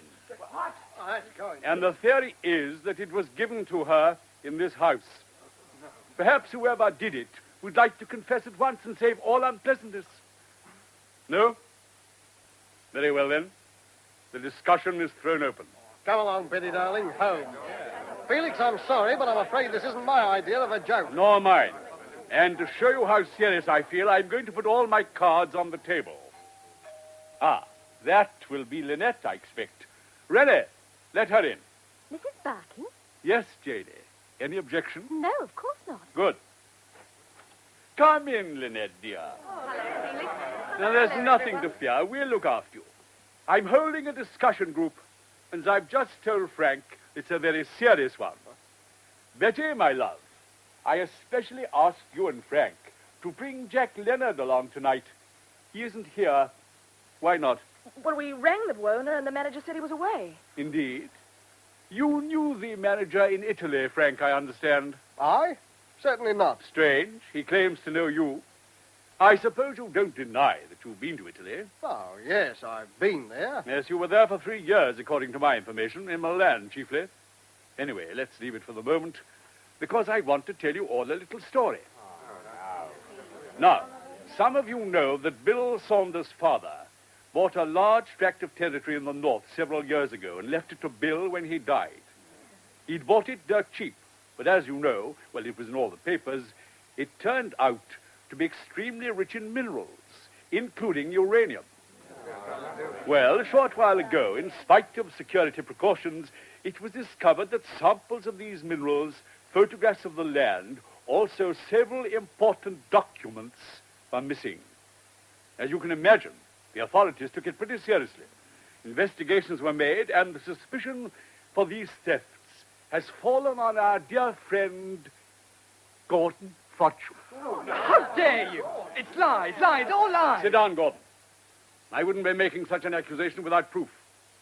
Proof, in fact, furnished by Anna, which may account for her death. I'll sue you for this. Splendid. Now we turn to Frank and the manager of the Buona. Jack Leonard and Frank both knew him in Italy. They'd been taken prisoner in Tobruk and had managed to escape from their prison camps in Italy. They hadn't as yet met, but both were making for the Italian Alps in the hopes of reaching the Swiss border. And both came across the manager, who hid them and cared for them in Milan, where he was a waiter. Leonard was grateful to him and bought the Buona for him here after the war. Leonard's a drunk, as we all know. And that and his friendship for the proprietor is why he's prepared to live in such a squalid hotel, although he can well afford something better. And that is why, of course, the manager turned a blind eye on some of his behavior. Dear Frank, on the other hand, refused point blank to help him in any way. It isn't true. How perfectly horrible, Frank. And, of course, Jack Leonard's connection with the Buona explained Anna's presence there, too. I don't get it. Well, they were first cousins. Her father and his mother were brother and sister. Anna and Jack met on the plane coming from Sydney to Melbourne 3 or 4 months ago and discovered their relationship. Both, if you forgive me, Richard, were unhappy people in their way, so they teamed up. Anyway, one day Anna told Jack what she'd found out about Gordon, and he, like a fool, decided to do some snooping on his own instead of going to the police. How had Anna found out about Gordon? Well, they'd become friends through their common love of music. It was Gordon, if you remember, who first brought Anna among us. They dropped into the habit of meeting for tea every day in Gordon's little room at the back of his shop. But one day, Anna got there earlier than usual. And not finding Gordon in the shop itself, she went straight through to the back room without being invited. Gordon was not only surprised, but angry at seeing her, and he hastily bundled some papers into a drawer of his desk. At that moment, a customer arrived. Gordon tried to get Anna out of the little room, but she insisted on staying where she was. He was forced to go and serve the customer, and, of course, Anna opened the drawer and found the maps and photographs, which are which are now with the police. Now we come to another and a very dreadful part of this story. Ever since Anna's murder, Lynette Barking has been blackmailed. Yesterday, someone poisoned her little dog, she knew, by putting strychnine in its drinking water outside the back door. The wicked devil. There, Lynette, it's all right. Unfortunately, although her blackmailer has talked to her on the telephone several times, Lynette couldn't recognize the voice, though she does have the feeling that it's familiar. Don't you, darling? Poor little Shin, you. Never mind, dear. And that's not all. Jack Leonard was found dead last night in Richard's room at the Meteor. Oh, no. No, I don't believe it. Oh, It can't be true. Johnny, don't cry. So it's not really surprising, is it, Betty, that you couldn't contact him at the Buona? But if you knew he was dead, why ask us to bring him today? Well, I didn't know when I asked you, of course. But why pretend that you didn't know a few minutes ago? All right, Inspector? Thank you, Mr. Milton. Inspector? Yes, Lynette, Inspector. Richard's enchanting friend, Kenneth Hodges, here, is really our gallant detective, Inspector Peters, masquerading, so to speak, as one of us. My dear friends, we must now lend an ear to the charming police inspector. That's right. Ladies and gentlemen, I must apologize for intruding on you in this way. But although you've not met me before, I'm in charge of this inquiry, and it seemed to me important to be able to study you at my leisure when you were unaware that you were under professional scrutiny.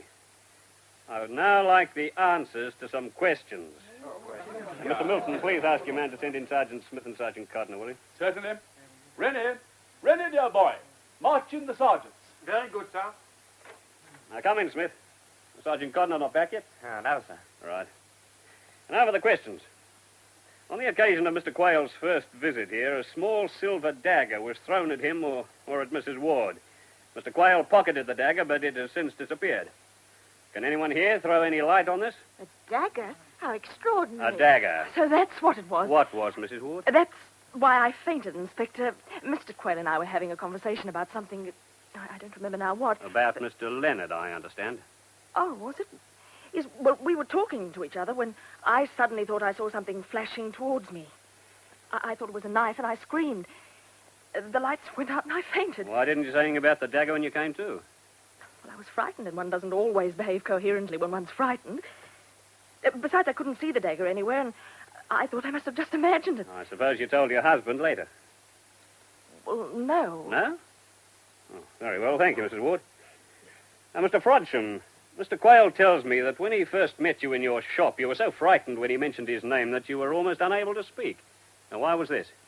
You'd better ask Richard. Me? Why the hell should I know? Very well, Richard, if you want to play it that way. Inspector, if you must know, Anna Matheson had told me that she was afraid of Richard Quayle's return because she thought he wanted to kill her. You filthy little... Easy. We'll deal with everything in its turn. Now, Mr. Brooks, you flew to Sydney and back on the day of Miss Matheson's death. Did you have any special reason for this trip on that day? Well, it was a routine trip, though recently I've been sending the cables to my father regarding Bill Saunders' land from our Sydney office, not our Melbourne office. In the circumstances, I felt it was safer. Quite. Now, Miss Thomas, why have you recently left your job at the library where you've been working for over a year? My mother wanted me to. Why? Well, she doesn't want me to work, really. Yet she allowed you to work for a year. Why the sudden decision? The reasons are personal, Inspector. It may have escaped your notice, Miss Thomas, but this is a police murder inquiry. Now, why did your mother ask you to leave your job? Well, she caught me coming into the house at about 4 o'clock one morning after she'd seen me going to bed. She was very angry. What connection had that with your job? None. Where'd you been then? I'd rather not say. Come along, Miss Thomas. Well, I'd gone to meet Jack Leonard. Janie! But he wasn't where I'd been told he would be. Where you'd been told he would be. Didn't he arrange the meeting himself? No. Well, who did? Who arranged the meeting, Miss Thomas? It was I, Inspector. Betty! Really, Mrs. Ward? Why was that? Well, Jack asked me to. He said he couldn't do it himself as he was hiding from the police and he was afraid they'd trace a telephone call. How did he get in touch with you? Well, I just happened to run into him near the Buona. He was disguised, but not very well, and I recognized him. He told me he was in trouble and that only Janie could help him. Thank you, Mrs. Ward. But he didn't turn up at your rendezvous, Miss Thomas? No, he didn't. But when Mother found out that I'd gone to meet him, she was furious. She said she couldn't trust me anymore and that except with her permission, she wouldn't let me out of the house. You see, she'd always disapproved of Jack. She had, in fact, made me break off my engagement with him. Which night was this rendezvous, Miss Thomas? Last Monday. Last Monday? That was the night I first heard the voice of my blackmailer. Precisely. Were you jealous of Miss Matheson, Miss Thomas? Jealous of Anna? Why should I be? Perhaps because Leonard found her attractive and was living in the next room to her at the Buona? This is monstrous. Don't answer that, Janie. You don't have to. Quite right, Mr. French. She doesn't have to. That'd make it easier if she did. Inspector, what's all this got to do with Anna's death? You're not seriously suggesting that I'm Janie... not suggesting anything, Mr. Quayle. Yet. But I'm investigating 2 murders. And unless they're the work of a homicidal maniac, it is probable that the killer or killers had a motive. In this case, there were 2 main lines for us to pursue, the political and the emotional. Emotional? Why not? The 2 victims were emotionally involved with each other and also with some of the present company. Miss Matheson with you, for instance, and Mr. Leonard with Miss Thomas. And with me. Mrs. Barking, there's no need to say anything about that. But my affair with him was years ago. And even if he was the blackmailer, he's dead now. We don't know that he was the blackmailer, Mrs. Barking. Oh dear. But in any case, the blackmailer won't worry anyone again, I assure you. Well, how do you know? Because when I arrest Miss Matheson's killer, I shall be arresting the blackmailer, too. My God. But we're not quite ready to arrest anybody yet. I've still got too many suspects. All of you, in fact, who were here at Mr. Milton's party when Miss Matheson was poisoned. Well, why must it be someone who was here? It could have been Jack Leonard or anyone at the Buona. Quite right, Mr. Ward. It could even have been Mr. X. Mr. X? I always call the rank outsider Mr. X. But the favorite must be someone who was at the party. Inspector, are you satisfied that the killer's motive was emotional? No. Now, if it's any comfort to you, Mr. Quayle, I think Miss Matheson died because of the information she picked up in the gramophone shop. Inspector, I've had enough of your insinuations. I want my lawyer. There'll be plenty of time for lawyers if and when I decide to charge you, Mr. Frodsham. Meanwhile, why did you pretend to have measles yesterday? I don't have to answer that. No, sir, but if the explanation is an innocent one, you'd be well advised to do so. I wanted an excuse to be away from my shop. Why? Well, if you must know, I wanted to warn Anna's mother against Richard Quayle. Anna had been scared of him. I took Mrs. Matheson out to lunch to warn her. And persuaded her to get hold of the key to Mr. Quayle's room at the Meteor on the pretext of having left some gloves behind there and to join you in a search of the room. What were you hoping to find? The poison, of course. Another amateur detective. Was this your own idea, or did someone put you up to it? Well, Mr. Frodsham? I won't answer that. Mrs. Matheson says she didn't return the room key to the desk after your search, did you? I can't remember. You killed Leonard, didn't you? No. You poisoned him in the hotel bedroom in order to frame Mr. Quayle. I didn't, I tell you. I don't know anything about it. Well, that at least is patently untrue. Mr. Smith, ring the station, will you, and find out what's keeping Codner. Yes, sir. There's a phone in the hall. Oh, thank you. Miss Thomas, was Frodsham in the bar here with Miss Matheson when she was taken ill? I don't know. He had been earlier, but I'd already left the bar when she had her attack. Oh, I see. And you wouldn't know if Mrs. Ward was there either? I don't know about the time of the attack, but she was still in there when I left the bar. Well, what do you say, Mrs. Ward? Were you there at the time? No. But you were, Betty. You were standing beside her when I left the bar to get help. Lynette, I told you before I was not there. You're imagining it. Betty... When did you tell her before, Mrs. Ward?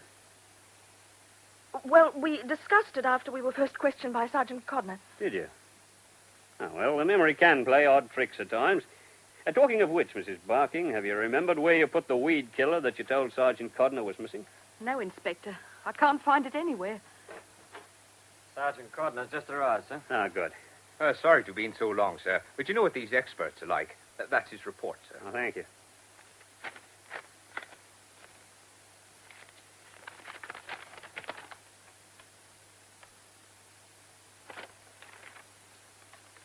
Mrs. Ward, I must ask you to accompany me to the police station. But why? What's she done? While you've been here this evening, Mr. Ward, we've carried out tests on your wife's typewriter. Our expert reports that it was the machine used to type the letter blackmailing Mrs. Barking. Betty, how could you? I don't believe it. Anyway, it doesn't prove she killed anybody. Whether it does or not, blackmail is still a felony. I'm sorry, Mr. Ward. Come along, Mrs. Ward. You too, Mr. Frodsham. I'll come along with you, Betty, darling. It's all nonsense. Yeah, we'll soon get you out. I didn't do it! I didn't do it! I didn't do it! Come on, Betty, this I know you didn't. But she had. She confessed to both murders and the blackmailing the next day. When did you first suspect her? Well, then I noticed the discrepancy between Mrs. Barking's and Mrs. Ward's accounts of who was in the Chinese bar at the crucial time. But that could have been just vagueness. Agreed. Well, I had a feeling they might have discussed the original police questioning between them, and if Mrs. Ward was guilty of the murders, she would want at all costs to keep Mrs. Barking from further contact with the police. And how better than by blackmailing her? That was why I tried to provoke a quarrel between them about it, if you remember. Yes. That worked. Mrs. Ward let slip that they had discussed the questioning. And the typewriter evidence was, of course, the last piece in that corner of the jigsaw. That was very smart of you. Yes, but why was the little dog killed? To terrorize Mrs. Barking still further. It was a miscalculation on Mrs. Ward's part, as it happened. It brought Mrs. Barking straight to us. In fact, it was the killing of the dog that pinned the murders on Mrs. Ward. Ironical, isn't it? She got the poison from Mrs. Barking, incidentally. From Mrs. Barking? Yes, the missing weed killer, remember? But why did Betty Ward do it? Oh, that's where Felix Milton comes into it, really. What? Oh, don't misunderstand me. Milton's insecurity. No. Yes, he's quite a bright boy.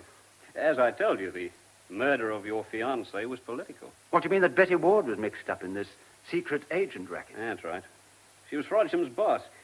But we only found that out after her arrest. My bet is that she allowed herself to get involved for the money, and excitement maybe, and then couldn't get out if she wanted to. Yes, and what about Frodsham? Same story, money too. He's an inveterate gambler, and an unlucky one. Mrs. Ward set him up in the gramophone shop, paid his debts, and he found himself involved in the spiring as a quid pro quo. Hey, incidentally, they used the sleeves of LP records for passing on their information. Yes, ingenious, wasn't it? Milton had had his eye on Frodsham for some time, hence the spectacular way in which he cultivated his acquaintance. In fact, we already knew everything that Miss Matheson found out by chance at the shop. But then why wasn't Frodsham arrested? Well, he thought that in time he might lead us to a high up in the organization. But before he did, he had, of course, told Mrs. Ward about the incident in the shop, and she got orders to put Miss Matheson out of the way. And later, of course, Leonard, too, when she found out that he knew as well. My God. And that dagger at the party, was that meant for me? Well, not to kill you, I don't suppose, but if possible, to scare you off being too inquisitive about Leonard. Yes, but Betty couldn't have thrown that. She was standing next to me. No, it was Frodsham. The only prints on it, when it reappeared on Milton's wall, were yours and his. We're holding him as an accessory to both murders, by the way. And which of them knocked me out at the Sunshine Cafe? Neither. It was Leonard. Leonard? Yes. You see, he'd been to Miss Matheson's room on the night of her murder, and so foolishly, but understandably, he was hiding from the police. He wasn't likely to welcome your discovery of his hideout, was he? But how do you know? Well, I mean, I guessed that Leonard had been in her room, but what makes you so sure? Well, Leonard was a drunk, and there was a strong smell of formaldehyde in the room. Yes, I noticed that. And then the manager of the Buona came clean after Leonard's death and handed us a letter left with him by Leonard before he went to your room at the Meteor. It was only to be given us in the event of anything happening to Leonard. What did it say? It said he had a telephone call purporting to come from you and urging him to meet you at the Meteor. He was suspicious, but he was in love with Anna Matheson, and he wanted to meet you to see if you were serious about her. I see. It seems that on the night of Miss Matheson's death, he had arrived back from Sydney, where he'd been having a cure. Well, he hadn't seen her for a couple of weeks, so he went straight along to her room. Mm-hmm. And this was about 10 p.m. He knocked on her door, but she was out. So he went to bed, but although very tired, he couldn't sleep, and so he took some strong sleeping pills. Now, between 2:15 and 2:30, he awoke with the conviction that something terrible had happened to Miss Matheson. He was still very drugged, but he went along to her room. He knocked, and again got no answer. He tried the door, and it was open. Miss Matheson was lying on the floor. The floor? Yeah. But he realized she was dead. He picked her up, carried her to her bed. Oh. He was horrified by her expression, remembered shutting her eyes and mouth. He decided to call a doctor, but as his hand went out to the phone, it rang. A voice he didn't recognize asked if he was Leonard, and when he said he was, the voice went on, "What are you doing in Miss Matheson's room? She's dead, isn't she?" He was so surprised that he said yes. The voice then said, "You've killed her, haven't you?" And then the telephone went dead. Leonard completely lost his head. He rushed out of the room, hung the Do Not Disturb card on the door in the hopes of delaying the discovery of Anna's body, packed some things, and left the Buona immediately.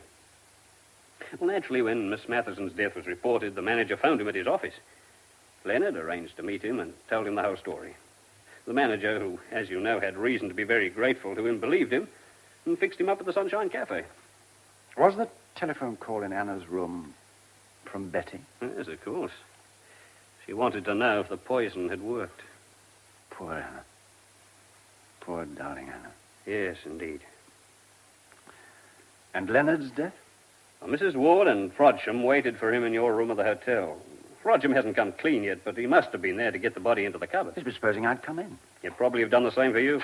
Then it was a bit of luck for me that I went to the cinema with Brooks and Valerie. It was indeed. And you know, I thought for a while that they would be part of the frame-up.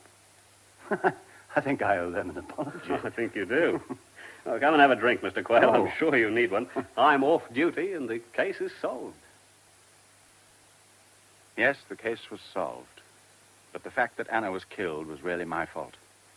If I hadn't left her 4 months alone in Melbourne 2 years ago, lonely and unhappy, she would never have got herself mixed up with such a set.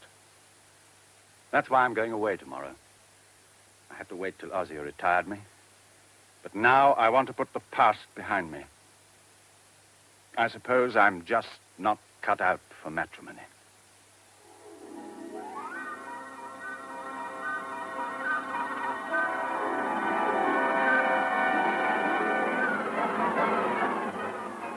That was Richard Handel as Richard Quayle, with Mary Wimbush as Valerie Harding, Michael Tanner as Detective Inspector Peters, Beverly Dunn as Betty Ward, and Philip Lever as Felix Milton in Murder in Melbourne by Dulcie Gray. The rest of the cast was as follows. Bruce Stewart as Guy Brooks, Paddy Tanner as Janie Thomas. Saturday Night Theatre. The Tower of London, April 1641. My Lord Strafford, all goes for us. Every corridor unguarded, your own door ajar. Balfour has played his part well. He did not take the bribe, Captain. You will carry this ring and this letter to the king. But the way is prepared. Like the avenue to hell, too smoothly. Where are your men? In the courtyard below. Lord Newport examines our orders prior to accepting our authority. March your men out, man, and quickly. It is a trap. I will not leave here falsely. Pym must destroy me openly or not at all. My lord, there is nothing but shame for me. I command it! Obey me, sir. I will take your letter to the king. Pray God by its means he may at least save his own honour. You must hear what I have written. May it please your sacred majesty, I understand the minds of men are more and more incensed against me, notwithstanding your majesty has declared that in your princely opinion I am not guilty of treason. To call destruction on myself will find no easy consent from flesh and blood, but to set your majesty's conscience at liberty I do most humbly beseech your majesty in order to prevent such evils which may happen by your refusal to pass this bill, though it condemn me. My lord, no! Do not let them bring you to this. I am not broken yet. Once I was the most powerful man in all England. While I live, Pym's cause is still in the balance. While he leads them, you dare not put your trust in Parliament. I must. It is the law. But beyond them, and above the law, stands the king.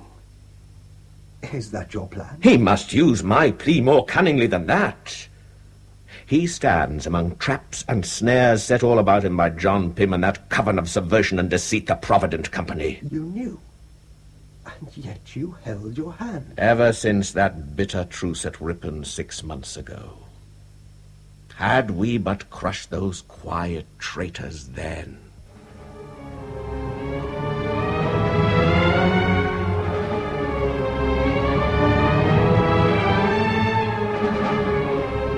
We present Dennis Hawthorne as Thomas Wentworth, Earl of Strafford, and Noel Johnson as John Pym in Black Tom Tyrant by Brian Hales. Black Tom Tyrant.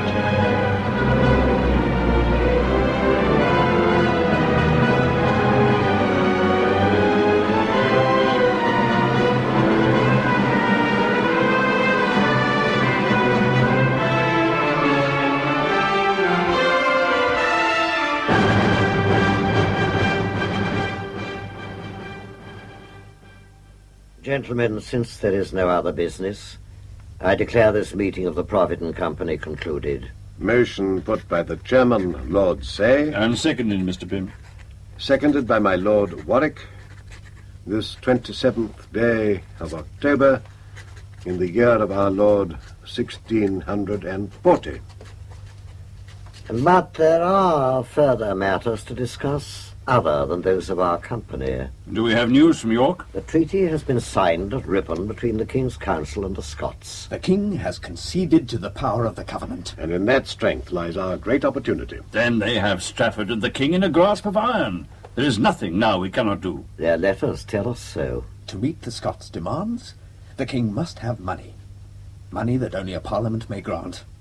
A Parliament that we shall control. Do not forget the Parliament of May.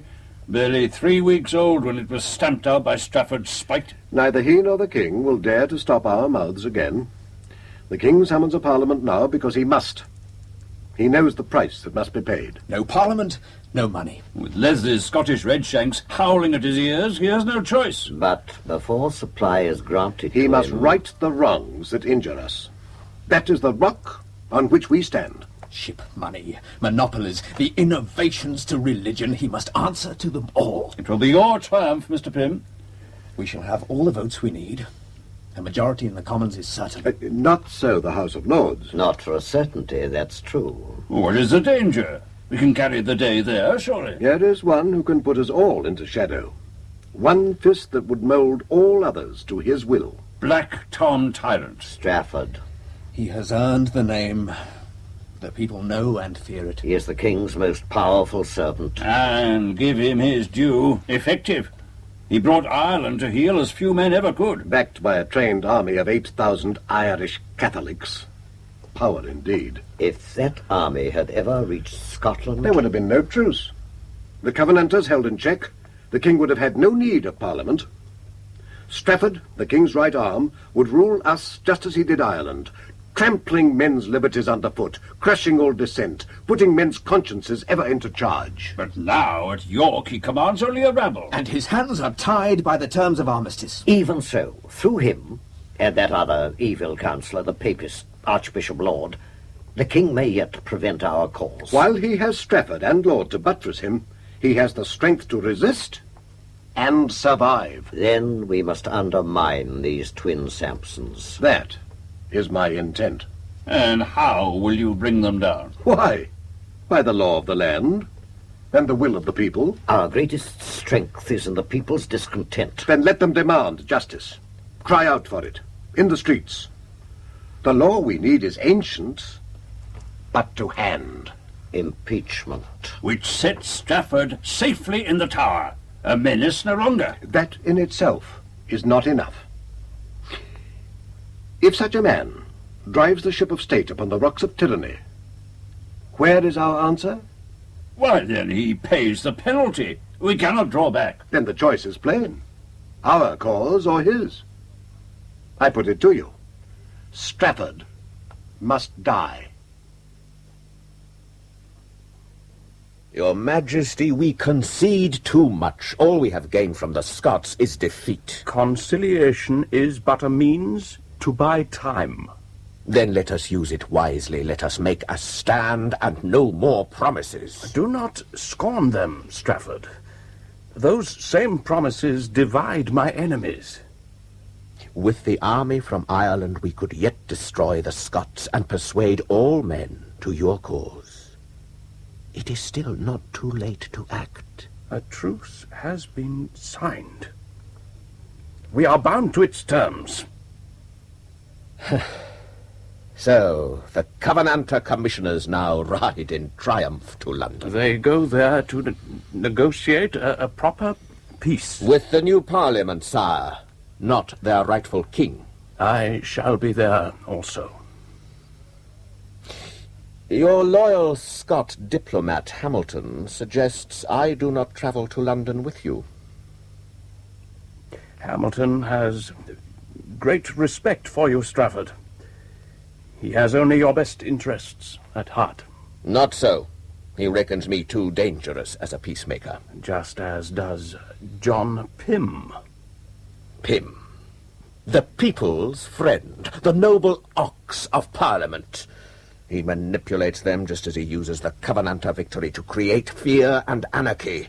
In his hands, liberty becomes licensed government by will of the mob. Yet you shared a common purpose once. All that is past. Now I admit only the authority of kingship as the keystone of government. Pym would remove that power entirely. But I stand in his path, and he knows it. Such a challenge must force him to sharp action. Now, there are limits to what he may do. He dare not curtail me by using the fury of the mobs or by setting an assassin such as Felton at my back. He knows he must use the law if he is to persuade all men, and it is with that he will attempt to cast me down. But he cannot act alone. Parliament may act, guided by his arguments. His is not the only hand they will obey. When I speak, they will listen. They can be managed. There is danger, even so. I risk all to take all. Or is it your command that I swallow Hamilton's advice and flee shamefully? It would save your life. For a certainty. And how greatly would Pym and his sons of Zion rejoice at my retreat! No, I say let him challenge me. He may find instead that it is his life at stake, not mine.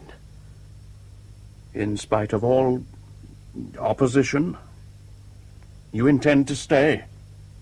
That is my wish. Whether as scapegoat or as king's champion, I serve. That is enough. Then you will ride with me tomorrow to Whitehall.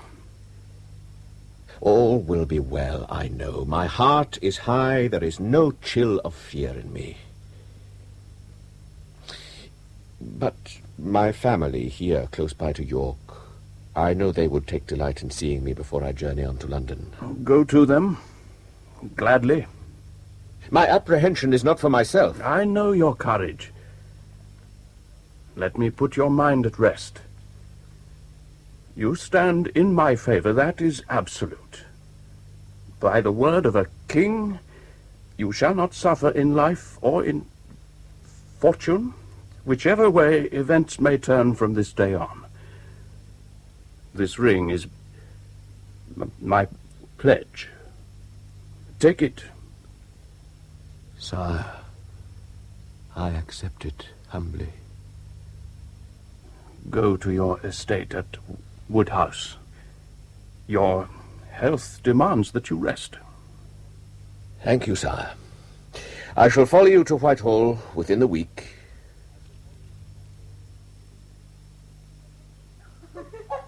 But, Majesty... Oh, my poor Archbishop, how terrible. To find yourself flat on your face. Majesty, it was not the painting that fell, not myself. A tragedy, even so. But how will Van Dyck ever repair that exquisite nose? The painting was undamaged, Lady Carlisle. The heavy frame, being recessed, protected the canvas from harmful contact with the floor. How merciful, an act of providence. Or even, perhaps, an omen. I am not a superstitious man, but God grant it be no omen. What a pity you were not present at its downfall. A revelation might have been apparent to you. What could it have told me, my lady? Why, it might have cried out, "No bishops," as it fell. A matter for concern, not laughter, Lady Carlisle. Your Majesty, do not scold us, Charles. We seek only to uplift my Lord Archbishop and his portrait. The matter of the portrait is of little consequence, sire. There is news from Westminster and the North. Oh, Charles, must we talk politics? Of necessity, my love. My Lord Archbishop, is the news of Strafford? He will be at Lambeth by nightfall. No sooner than desired, then. That man! He smells of horses, mud and leather, always. He's not at all amusing, even to discuss. Then you will excuse us, my love. Willingly. Come, Lucy. Of course. Has the costumes for the mass displayed for us. Oh, I've got something I want to see. Strafford's arrival pleases me, but concerning Westminster... Our prospects of controlling Parliament grow weaker day by day. The Committee of Privileges find only for Pym's faction in the disputed seats. Strafford should have been here sooner. He travels as fast as his illness permits, Majesty. Gout and the stone cripple and waste him. Even so, for loyalty alone, he drives himself far beyond what other men find endurable. But with Parliament already in session... We need his strength, I know. He will be with us soon. Pym awaits him, just as eagerly as we do. The danger is not Strafford's alone. I sense the precipice also. And should one fall, why, both will fall.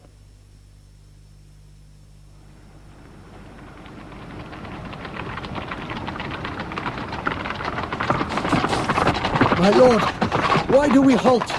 Is your sickness again upon you? I am well enough, sir. We can still turn back. There is no turning back. My lord? I look behind us, Captain, to fix a treasure in my mind.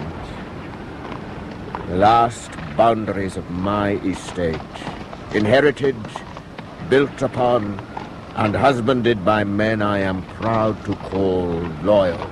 You will return to them in triumph, my lord.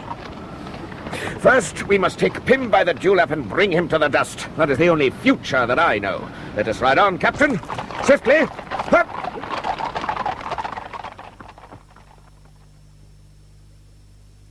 Is there still no news of Strafford? It seems he remains in the north, my lord say. Out of wisdom, Pym, or from cowardice? Well, perhaps, as last summer, he is struck down by his sickness. God forbid that he should slip from us by that means. He will come to us yet at Westminster. His pride and his loyalty will make him. It must be soon, while the mood of the House is with us, unfaltering. Your speeches have seen to that, Pym. All our grievances truly put. And a fine trap, neatly laid. I claimed only the true right of Parliament, to declare the law where it is doubtful, and to provide for the execution of the law where it is clear. A law that will fit Strafford like a noose. My lord. What is it? Lady Carlisle, my lord. I couldn't wait on ceremony, Robert. My news is too urgent. Strafford. He has arrived and dines with the Archbishop tonight. At last. You'll waste no time. Tomorrow he'll take his seat in the Lords. It is then that we must act, and quickly. Once started, it will be in my hands. So, Strafford thinks to confront us boldly, putting himself above the will of the people, If the Commons are made to kneel to his power, they will not rise so easily again. Then by noon tomorrow, he must be shown the truth is otherwise. Thomas, you are in pain. Sit here. Be comfortable and at ease. I am better now than I was, William, my friend. The journey from Woodhouse wasn't easy, my Lord Archbishop. Fortunately, I was well attended by this gentleman, Captain John Smith, my aide and messenger. You may trust him. Such a quality is of value. You are welcome here, my son. Thank you, Your Grace. Tell me how it is here in London. Why has Pym not moved against you thus far? He does not sleep, be certain of that. The ox plods on, but his ploughshare bites deep, throwing up hatred and petitions of discontent, feeding imagined grievances, and spreading rumour and disquiet among the people. Plots and protests, they are old and trusted weapons to Pym. He employs them to guide opinion just as a riverman uses the currents of a raging stream. In one day alone, we've had word of a Spanish garrison in the Tower of London, Whitehall under siege by Irish mercenaries, and French cavalry landed at Portsmouth. Do you wonder that the city shudders in its sleep? But these are fantasies. They are food and drink to the people's rage against the king. Do you hear them at my gates? Listen. Daily the apprentices bawl obscenities outside this very place. They're totally without respect. We saw them as we rode in. They did not know our faces. Thank God for it. They are crude, violent men. They taunt me as the Pope of Lambeth. At times, Thomas, their fury leaves me trembling. Pym puts you to the test, nothing more. He dare not touch you while I hold power. I do not easily forget Buckingham, 12 years since. His physician torn to pieces in the street. The great night-long crow of triumph at Buckingham's death. It is the power of the beast given purpose. Only when men learn to respect power do they prosper. There is greater danger hidden within Pym's doctrine of the people. Its canker will subvert all authority, not the king's only, but state and church alike. That is why he must not only be confounded, he must be crushed, and all like him. But how, Thomas? His strength among the people is so great. It is founded on falsehoods. So, too, will be the case he mounts against me. I am his target also. He must take me first. Apart from all else, he hates me. Not for my cause, but as a man. My lord, you want Parliament to impeach you? If they disappoint me, why, I shall demand it. But Pym will spring my trap, do not fear. Now I see. You are the bait. The mob are not my judges. They may spit Black Tom Tyrant at my back, but that is useless anger, not accusation. For Pym to succeed, he must act by impeachment. A case correct in justice and in law. Giving proof of my so-called treason, charge by charge. Nothing less will do to hold men's respect. And he can prove nothing. But where is the trap in this that will catch John Pym? Like him, I know the law, and I know Parliament. They will not tolerate misuse. If Pym should fail, the backlash of his ambition will draw a just and fitting punishment onto his own head. Pym himself impeached in turn? Yes. But there has to be proof. It is there to be discovered by honest inquiry. Pym stands on the razor's edge just as much as I. That is my challenge. But, my lord, the risk you take is as wild as the toss of a coin. Then let the game take its course. Time is all I need. Time to persuade and prepare those lords sympathetic to the king and his rightful cause.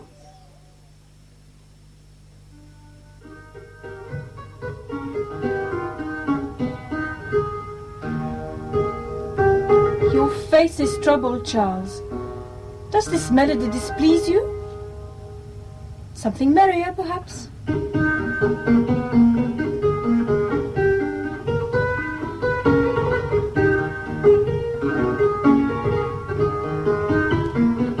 I think I would sooner have no music. Oh, Charles. Do not let that adventurer Strafford depress your spirits. He must succeed. Oh, he will ride Parliament as he rides his horses, into the ground. You believe in him? I despise the man. He is a good and trusted servant. But he is not another Buckingham. No man could be that. Strafford has my trust, not my affection. I need his strength, nothing more. And if he did not exist, where would you find a new champion? I do not choose to think of it. Lord has lately become so aged and uncertain. I'm here. I'm young, and I have the determination that my king should rule undisputed. You are my wife, beloved above all else. Then do not always treat me as a doll to be petted and pampered. I can be strong. I know it. But for you, Lord and Strafford might have cracked me between them long ago. You will prevail, Charles, both over them and Pym. For you are a king, God-given and precious to your people. No one will ever deny you that. It is not enough. If I am to rule, Strafford must challenge Pym and win. The Commons hate their Black Tom tyrant. He will never persuade them otherwise. But he can persuade the Lords. He is there now. Pray God that they will listen to him with an open mind. There are forces here at work, my lords, that must bear examination for the good both of the Commonwealth and the King. Such dark... Remain here, Smith, while I take my place. Yes, my lord. Once I have spoken, you will know how it goes. I will ride then at once to Whitehall and to the Palace of Lambeth. Smile, man, you will bear a good report. My lords, Lord, listen. I set before you, voice. humbly, and with the knowledge that justice will be done, this document of accusation. It is Pym. He has This forestalled impeachment, us. freely and fully voted on by your brothers, those gentlemen of the House of Commons, names one man as the evil centre of these troubled times. The Earl of Strafford, Lord President of the North, Lord Deputy of Ireland, the King's Chief Minister and most evil counsellor. He has moved against me like the wind. His faction has seen you, my lord. They are waving at you to go. I say, his purposes are set implacably against the good of the people. In their name, I demand that such a monstrous arrogance be brought fully to account.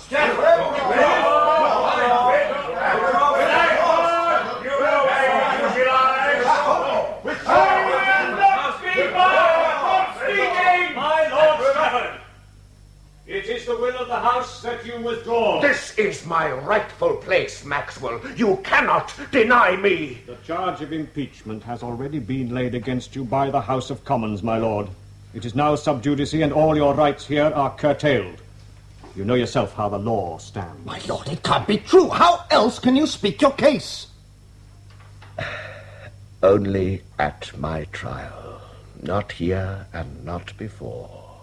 Pym has won this trick. Not so. You must speak in the streets if needs be. That cannot be, Captain. Maxwell commands me as Black Rod usher to this house, and he has something yet to say. Finish it, man. It is my duty not only to sequester you, my lord, but to set you in honourable custody. No, I'll prevent No it. swords, Captain.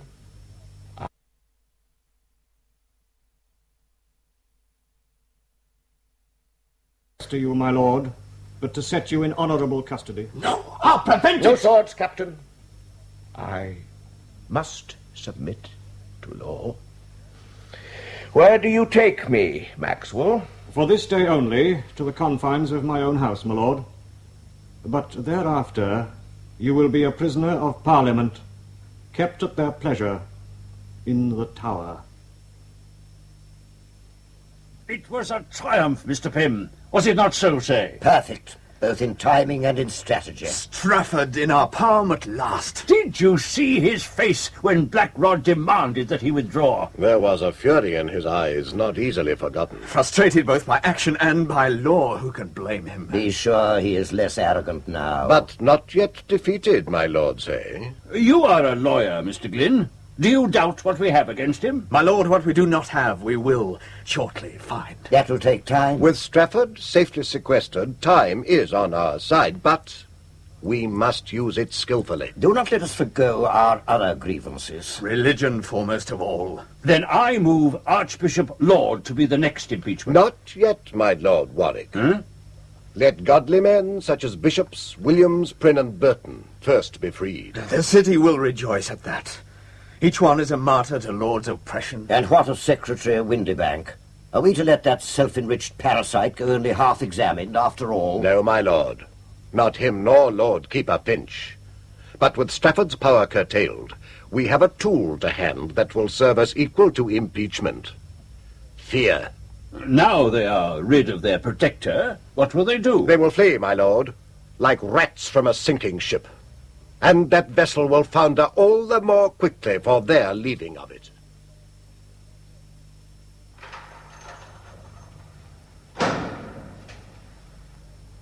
My Lord Strafford. What's this, Balfour? I made no request for your company. You've a visitor bringing you books. John Smith, my lord, your servant, bearing news of your friends. Small comfort in that. Be quick about your business, sir. We do not measure time lightly here in the tower.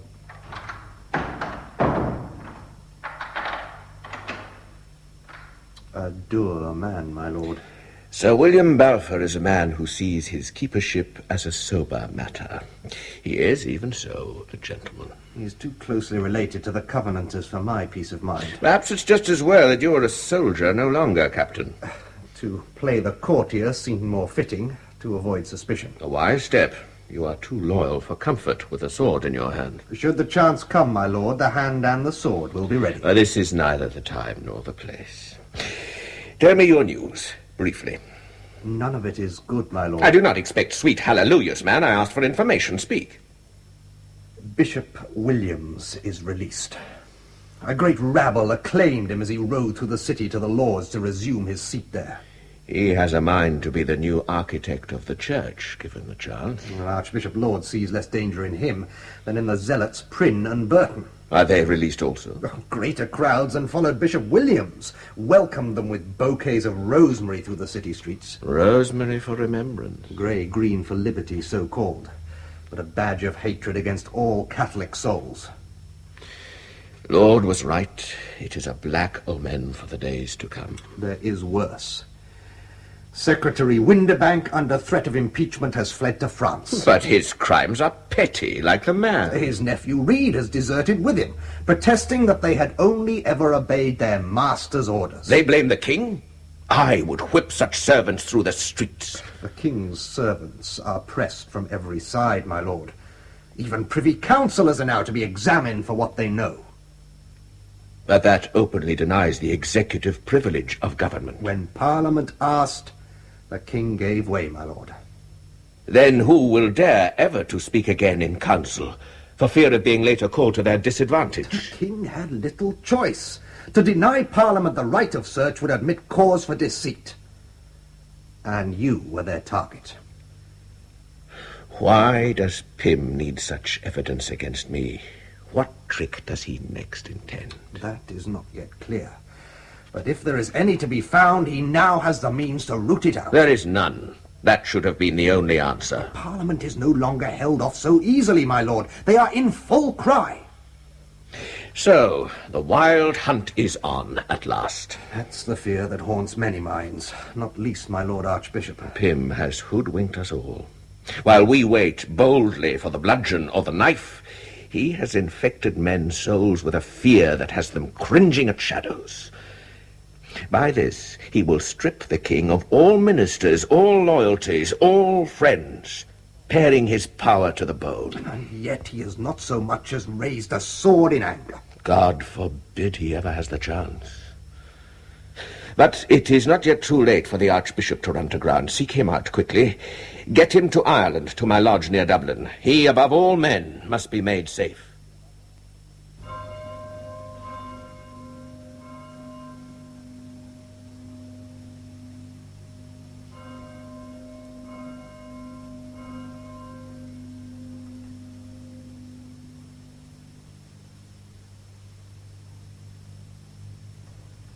Even song in my own chapel.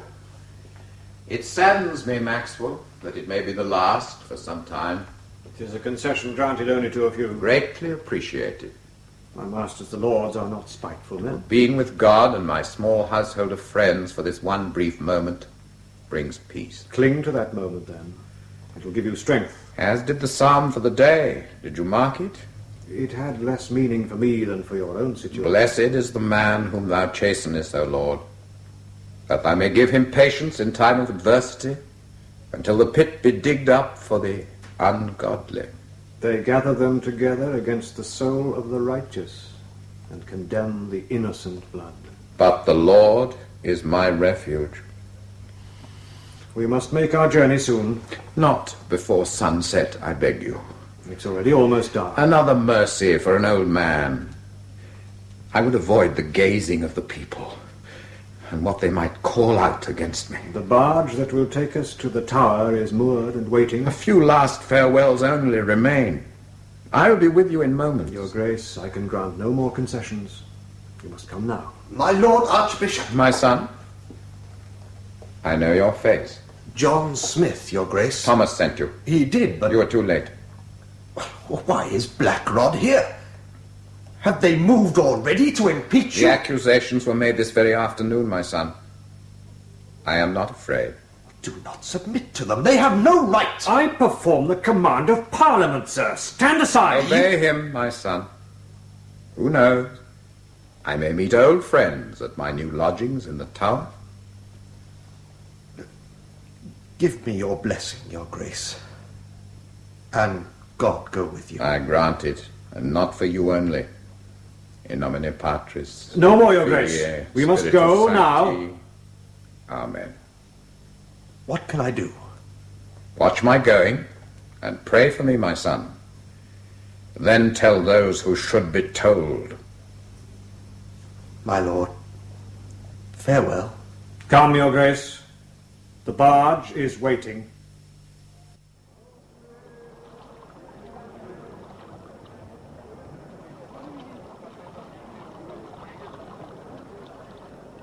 Maxwell, our way is barred.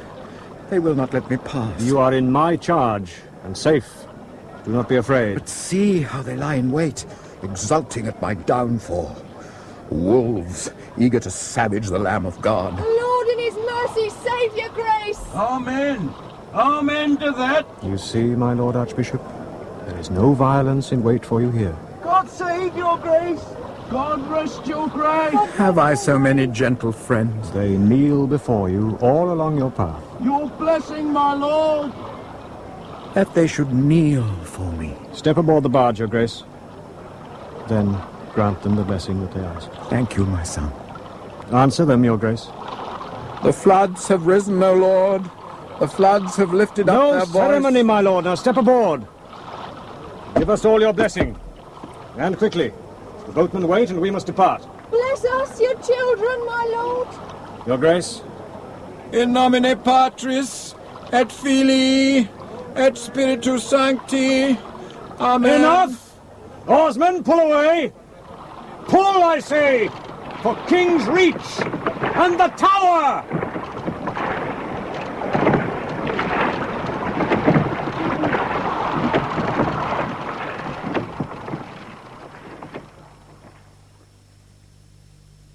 Balfour informed me of Lord's arrest with true Calvinist delight. It was a cruel trick played on an old man. A week left to Christmas. Surely Pym could have stayed his hand for 7 days. Not if the move were forced upon him. But Pym controls his faction totally. He uses them. I tell you, there has never been a parliament such as this.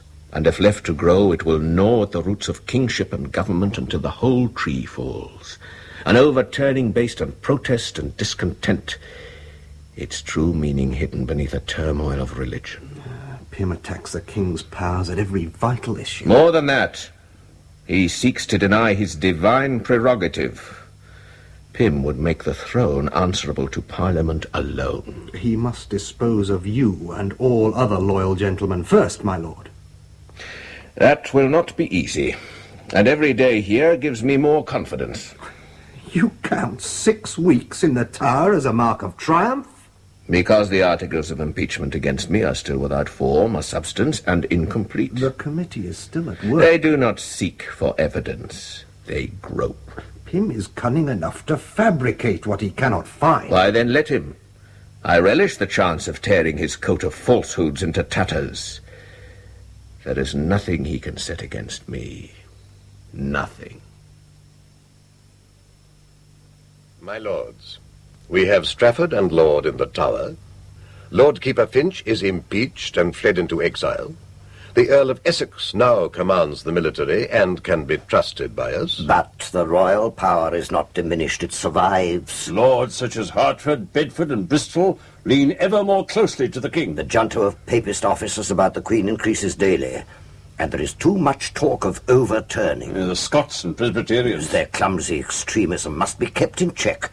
They dismay moderate men. Their demands are not easily satisfied. While they threaten to uproot the established church, our cause must suffer in the middle ground, and the king grows stronger. He already seeks a shrewd Protestant marriage with the House of Orange. That would produce not only popular goodwill, but gold that could free him from Parliament's purse strings. We need a bold diversion, an attack. We have one to hand.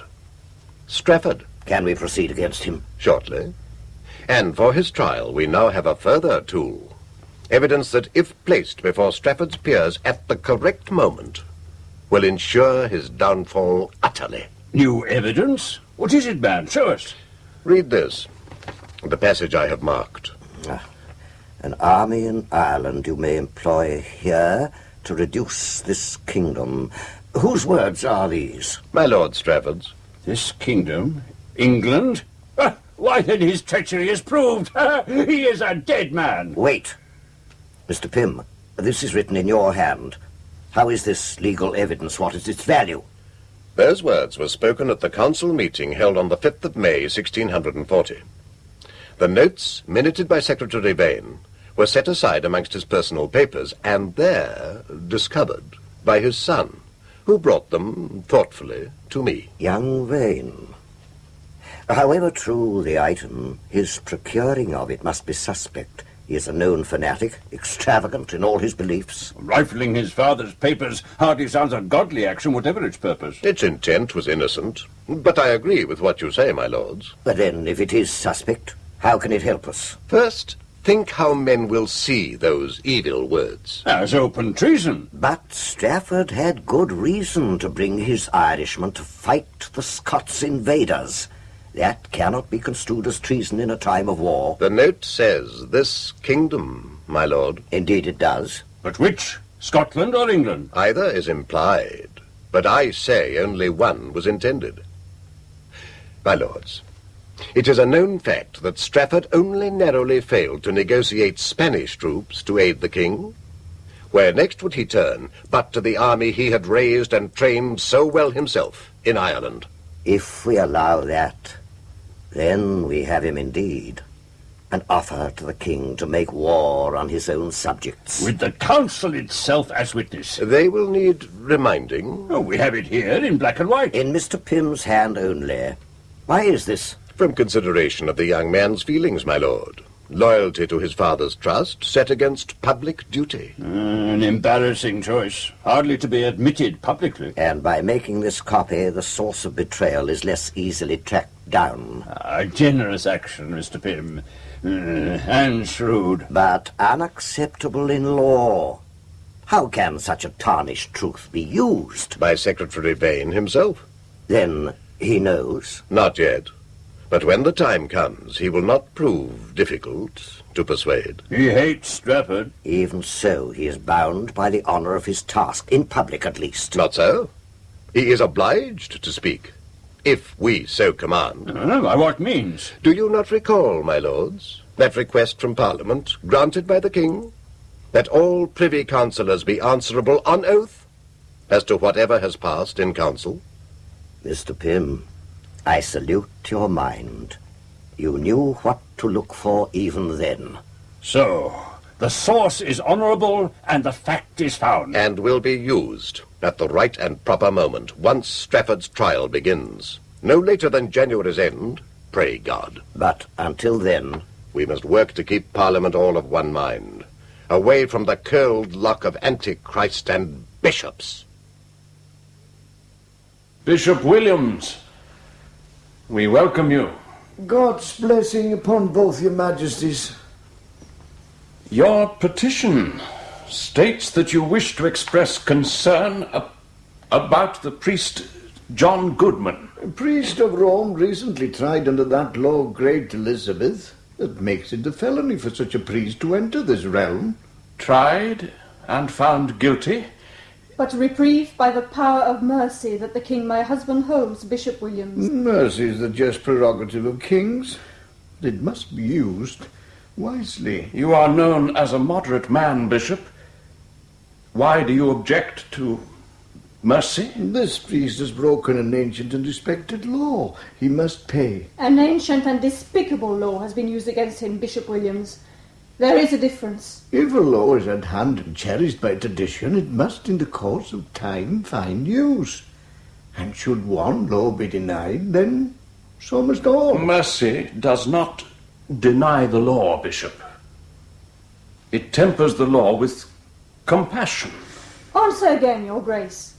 Do you deny God's charity? The city cries out aloud. I only bring its voice as plaintive to your ears. A voice that demands the overturning of the church. A voice of passion, not of peace. Let that voice be still. Your Majesty, Parliament asks only this, that the law might take its course unhindered. They want a priest of Rome to be hanged, nothing more. Oh, Charles, ceci n'est que de la vengeance. Tu ne peux pas permettre cela. If this be so, Bishop Williams, let Parliament consider the consequences. If this priest be hanged in England, why, we must justly fear reprisals against Englishmen abroad in Catholic dominions. And in taking that advice to Parliament, take this also. Your Majesty? It is a petition from Father Goodman himself. It is couched in simple terms. He begs that his execution still be carried out. He would rather die on the gallows than cause ill feeling between the king and his people. It is a rare victim that can offer greater mercy than his oppressors, Bishop Williams. I command you, take his petition to the Lords, and let them put the matter to their own conscience. How then did the Lords accept Goodman's plea? My lord, they read it and were deeply moved. The wanton vengeance of the Puritan extremists revolted them. They condemned it. They have set aside Goodman's death indefinitely. Then they are prepared to make a stand against the Commons. The King's act of mercy was resolute and just, urged firmly by the Queen. Her strength begins to show. Pray God he uses it. It is she who continues the negotiations which you began for aid from Spain and Holland. And the marriage bargain with the House of Orange. The match is all but secure, though William is but 12 to Mary's 9 sweet years. They may be children yet, but it is a solid Protestant foundation. But will it affect Pym's hold on Parliament and the people? Who can yet tell? But his opposition to the crown stands in danger from its own success. Without a common enemy, his factions grow as undisciplined as the rabble in the streets. That is why he needs me, in all honesty, to unite them in a common hatred. All is prepared at last, then, Mr. Glynn. 9 general accusations of subverting the laws, 28 individual cases of tyranny and injustice, most concerning his rule in Ireland. And the army question, Article 23. That is our trump, awaiting only your signal to be played. Strafford is to be accused before the Lords tomorrow. He will be sure to ask for time to read and answer to the charges. Do not oppose that request too strongly. And in the event, give way. But he will use it to muster up his best defense. We, too, need the time to remind the people of his evil by the printed word. Publish the charges? Why shouldn't all men know his crimes? That is a broadsheet that people will enjoy. Those against him hate him. Even those for him fear his power. He will be forced to justify himself before all England when trial commences. And he will fare no better than would Judas. Judas made a different ending. Strafford will be just as much alone. Mr. Pym. My lord, say. It is tomorrow that Strafford is accused. It is, my lord. We are well prepared, my lord. But you, Mr. Pym, you look uncertain. We are not dealing with a fool. However strong our case, it is in the balance. And Littleton, the new Lord Keeper presiding at the trial, is loyal both to the king and to Strafford. We dare not fail now. I do not intend that we should fail. I merely suggest alternatives, just as deadly.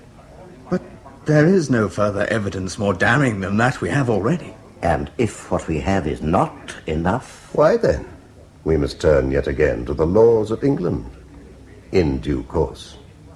For now, let Strafford's trial go forward, just as we have planned.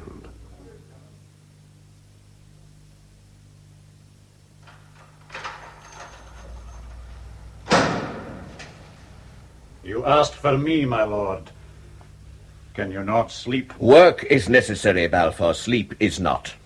I do not expect to be summoned at this hour to be lectured on the virtues of loyalist endeavour. And I do not count time when it involves the preservation of my life. The king's presence at your hearing gives you a needless arrogance, my lord. Are you dismayed by it, as were Warwick and Say? It was unwarranted. But effective, for it cheered loyal souls. I am not here to argue. What service do you want? I have certain rights, Balfour, that even you cannot deny. Name them. Witnesses. My secretaries from Ireland, Radcliffe and Wandersford. I need their testimony at my trial. Want away, then. Radcliffe is in custody in Dublin, awaiting his own impeachment. And so conveniently silenced. Wandersford also, but more permanently. What of him? He is dead, my lord, of a sudden sickness. They say the Irish burden you bequeathed him was too great for him to bear. I left Ireland in a comfortable and settled state. While you ruled, perhaps. Now they unite, Catholic and settler alike, in repudiation of the obedience you forced upon them. They will be brought to heel again once I am free. Do not hope too soon, my lord. The tide runs against you. What do you know that I do not? Pym moves ever more cunningly against you, man. At his hint, Bishop Williams has persuaded all other bishops that a cause as sanguineous such as yours should not involve them. But their vote in the Lords could make the difference between life and death. They have waived the right both to speak and to vote. They are useless to you. And so they escape the anger of the Commons and the people. Perhaps they know and fear the mood of the mob more closely than you do. I am on trial before my peers, not a rabble. I will be heard. Under a hostile arbiter, such as Lord Arundel. Lord Keeper Littleton is president of the court. No longer. Illness keeps him from Westminster. Arundel, as Earl Marshal, will find little in your favour. I still have truth and honesty on my side, that neither Pym nor fate can remove. Your truth and honesty will not serve to upend the Puritan power now. It is too late. In 3 months, Pym has taken the king's government apart, like a watch that needs repair. And when he comes to put it together once again, does he think it will go any the more smoothly? There is no going back now. You are wrong. Pym has attempted much, claimed even more, but his cunning work has barely begun. Do you count impeachment of ministers and judges, abolition of the prerogative courts, and the destruction of royal excesses nothing? None of it is irreparable. Pym's subversion can still be held in check and reversed. It has to be so. You are not easily defeated, Strafford. I have a dream. It will not be denied. Man, it saddens me that you burn yourself out serving a king who is not fit to rule alone. You're sick, you're exhausted. What glory is there in such thankless ambition? I have known real power. I have no need of false glory. Halt, blind or lame, I will be found true to my most gracious master. Then pray God that your master be found worthy equally. And to that, amen.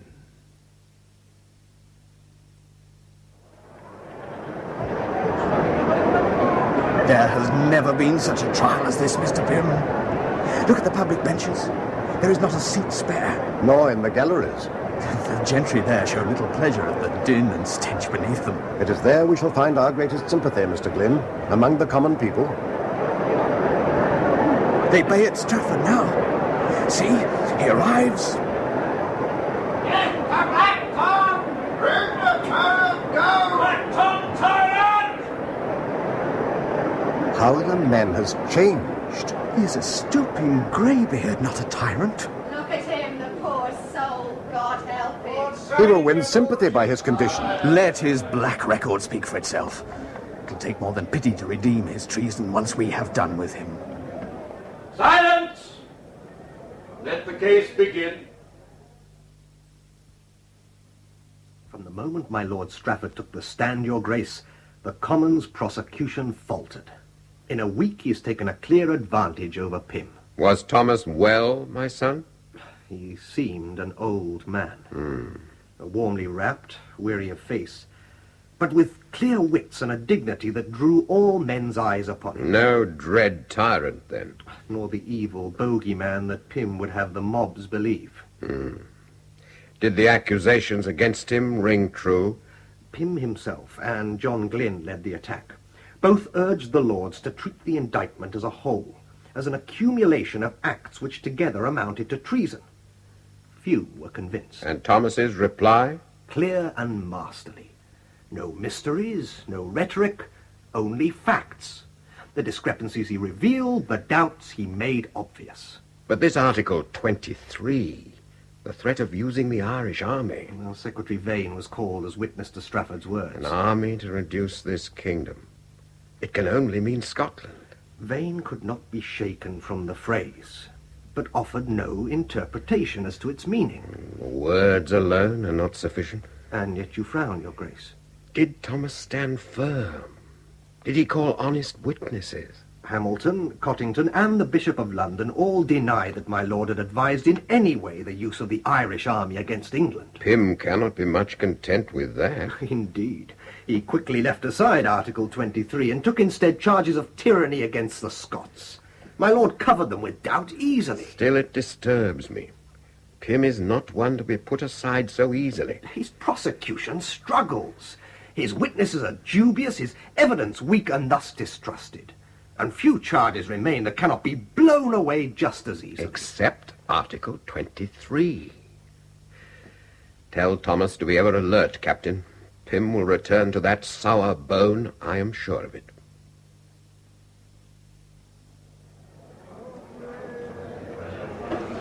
Mr. Pym, look at Strafford. He smiles like a cat toying with a mouse. Where is the triumph that you promised us? In 2 weeks, Strafford has disposed of virtually all the specific charges. We do not merely lose ground, we verge upon the precipice. My lords, our trust rests on Article 23. That alone gives definite grounds for treason. It is not yet proven, Mr. Glynn. Vane's evidence is hearsay, only it has no strength in law. Then we must buttress his words with fact. A copy of Vane's notes? At second remove and in your own hand, Pym. Who will believe that? It will serve our turn. Pray God that it does. Use it wisely. That is our purpose. Mr. Glynn, you will lead. Willingly, Mr. Pym. Silence! Mr. Glynn, proceed. My lords, I wish to inform you that I have new evidence to submit regarding Article 23. My Lord Earl Marshal. You have an objection, my Lord Strafford? No objection, but a request for like permission to call new witnesses, not only in respect of Article 23, but of others, if necessary. They must not allow him. They may, Mr. Glynn. Their mood is against us. Arundel has the power. He can speak only for the House, not for himself, however friendly. My Lord, the concession is granted. Mr. Pym, how can you now prevent his opening all other charges? He will take even greater advantage over you. Strafford knows our strength and is afraid, my lord say. We will bind him fast to the article in question, my lord. I say take care. There is a trap here. Mr. Glynn, will you continue or withdraw? I repeat, my lord, I have new evidence to be called on Article 23. My lords, I have additional evidence on at least 4 earlier charges. And these surely must be heard first. This is too much. I shall have to withdraw. My lord, I withdraw. I forego the new evidence. Yes, sit you, man. We're confounded. Arundel, end it now. The court stands adjourned, my lord. We are in retreat. Look at Strafford. Look at the king there in his box. They're laughing, Mr. Pym, laughing at our discomfiture. They know we have failed. How could we know what devilment Pym would next devise? They were in utter disarray, my lord. A bill of attainder set before the Commons within the hour. His second line of attack already waiting to be used. Surely Pym had no thought that the impeachment would end in defeat. Nor in the form the defeat would take. But he was prepared and we were not. But you have defeated him once. I will not be given a second chance. Under impeachment, I must be judged guilty in terms of law. But the passing of attainder needs only a majority who merely think me guilty. But surely that guilt must be proved. Not under attainder. It is in the form of a parliamentary bill needing but a majority verdict to decree my guilt by law. A law that can simply recommend a man to death. Revenge requires only passion, not proof. They need only to restate the charges of impeachment. Any evidence will pass. The same evidence which they were forced to abandon at Westminster this very morning. A copy of a half-remembered phrase. Are you allowed no defense? Attainder is not a trial, man. I have no rights. There is but one question to be put, whether my death is necessary for the good of the state. A simple vote will answer that. But you still have the right of reply at Westminster to the Lords. The process of impeachment is as yet unfinished. An open court of appeal. Then I may yet forestall the bill before it is laid before the Lords. If only we could deal with the Commons as surely. Oh, there's little hope of that. They would see me destroyed whatever the cost. They will condemn me even if it be only on the suspicion of intent. This is not justice, but murder. It is a political expedient, a means to an end, as just and merciful as a dagger in the back.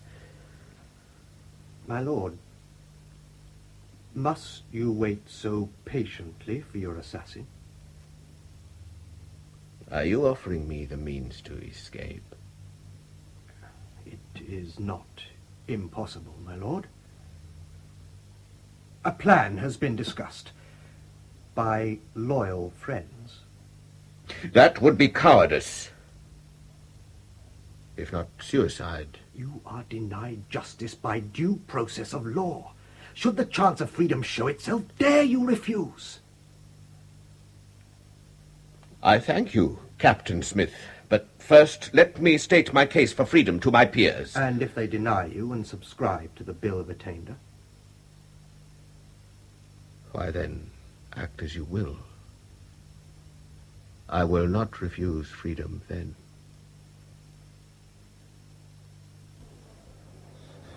Mr. Glynn, am I too late? Has Strafford had his say? He has spoken for close on 2 hours, my lord, and pauses only. But why are there no voices raised against him from the crowd? Caught up by his force of argument, my lord, he calls our theory of treason manufactured. Claims he has committed no treason under existing law and that he acted throughout for the common good. And Pym does nothing to deny him? The trial must take its proper course. This is Strafford's last court of appeal, and we are bound to hear him out. Then he may yet escape our mark.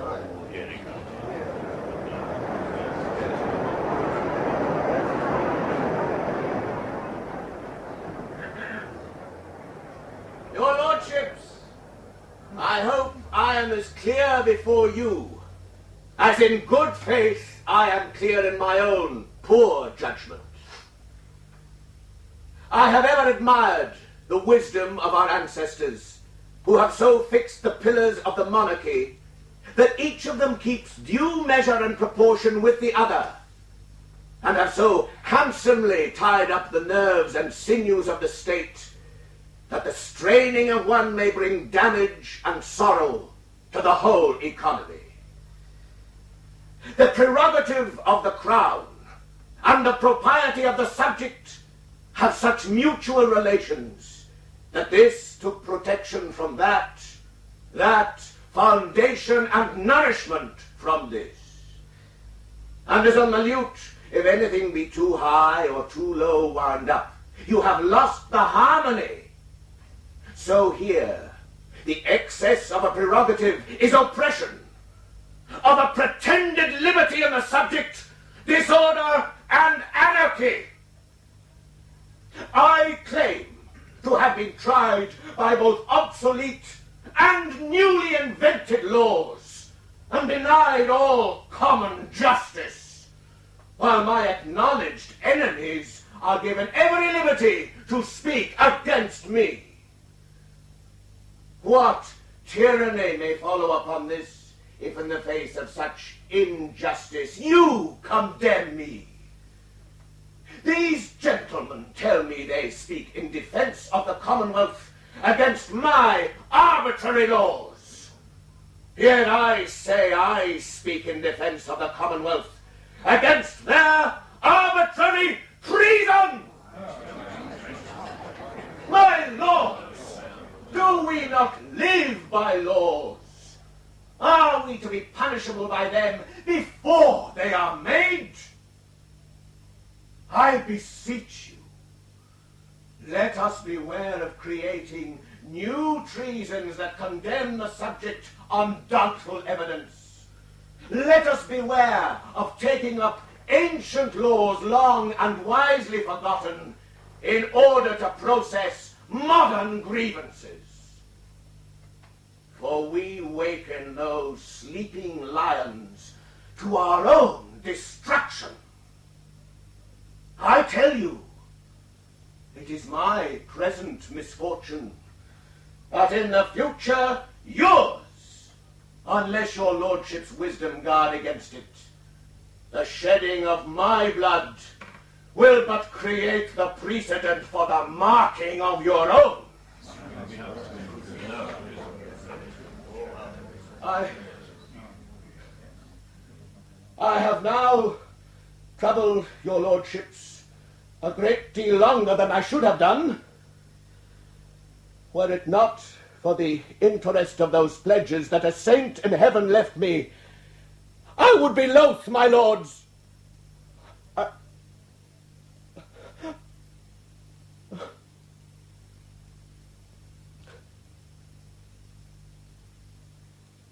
Something I should have said, but I see I shall not be able,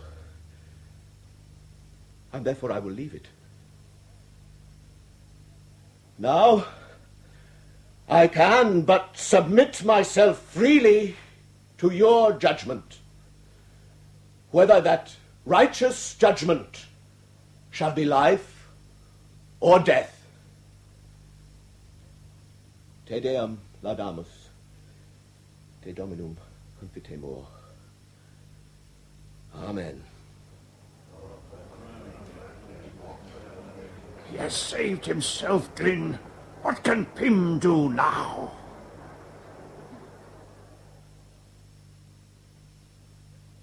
My lords, the vote for attainder is passed by the Commons. 204 in favour, 59 against. We are almost there. Tomorrow is Good Friday, Mr. Pym. How quickly can the Lords be brought to a decision? It will take 2 weeks at least. We must move more speedily than that. We dare not. Already many lords see our action as too vengeful. 2 weeks. By then, Lord Bedford may well increase the support for the King's new moderation. You have heard of his plan? Mr. Pym knows it better, from first hand. It is true. I have been approached. My Lord Bedford presents a bargain against Strafford's life. Lords, such as yourselves, harsh critics, will be offered positions of trust. And what is offered to you, Mr. Pym? I should be made Chancellor. Against Strafford, set free? Retired and exiled. For myself, I do not trust him, even if it were so. Out of sight, he would be just as dangerous as at the king's right hand. I have rejected all connection with it. On the grounds that Strafford must die? On the more telling point of trust. The king frankly refuses to disband the Irish army, Strafford's own. He can have only one purpose for it in his mind. Sooner or later, he intends to act from force. The lords must be told. It will surely sway their minds against Strafford. They will hear it from the people. Already savage crowds gather on the waterfront and about the tower. They are alive with rumour. Parliament is to be dissolved by force. The army is ripe for mutiny, ever more popish plots. It will soon be May Day, a tender time for angry men. Discontent, rumour, riot, they must all be made to play their part. And I have yet greater means to set the mobs ablaze, my lords. Lucy, you're most welcome. Lady Carlisle, what do you bring us so eagerly? An army plot to occupy London and to seize the tower. My lady, do not play with us. Is this fact or fancy? Within days, the king will send 100 men to reinforce the Tower of London. They will be commanded by an officer fiercely loyal to Lord Strafford, a Captain John Smith.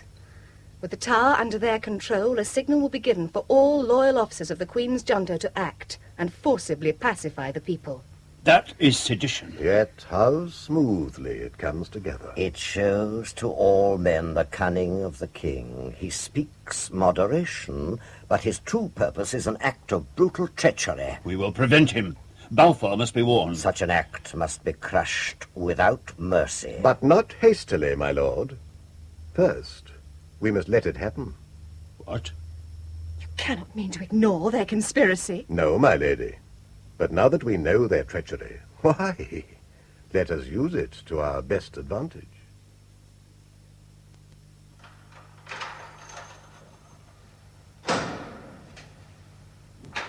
My Lord Strafford, you asked for me? You are alone. I've no need of a bodyguard. The jailer. You have a complaint against him? None. But he is more than discreet. He is absent. I gave him leave while we talked. Unless you would have him here as witness. This matter is too personal for witnesses. This door confines us both.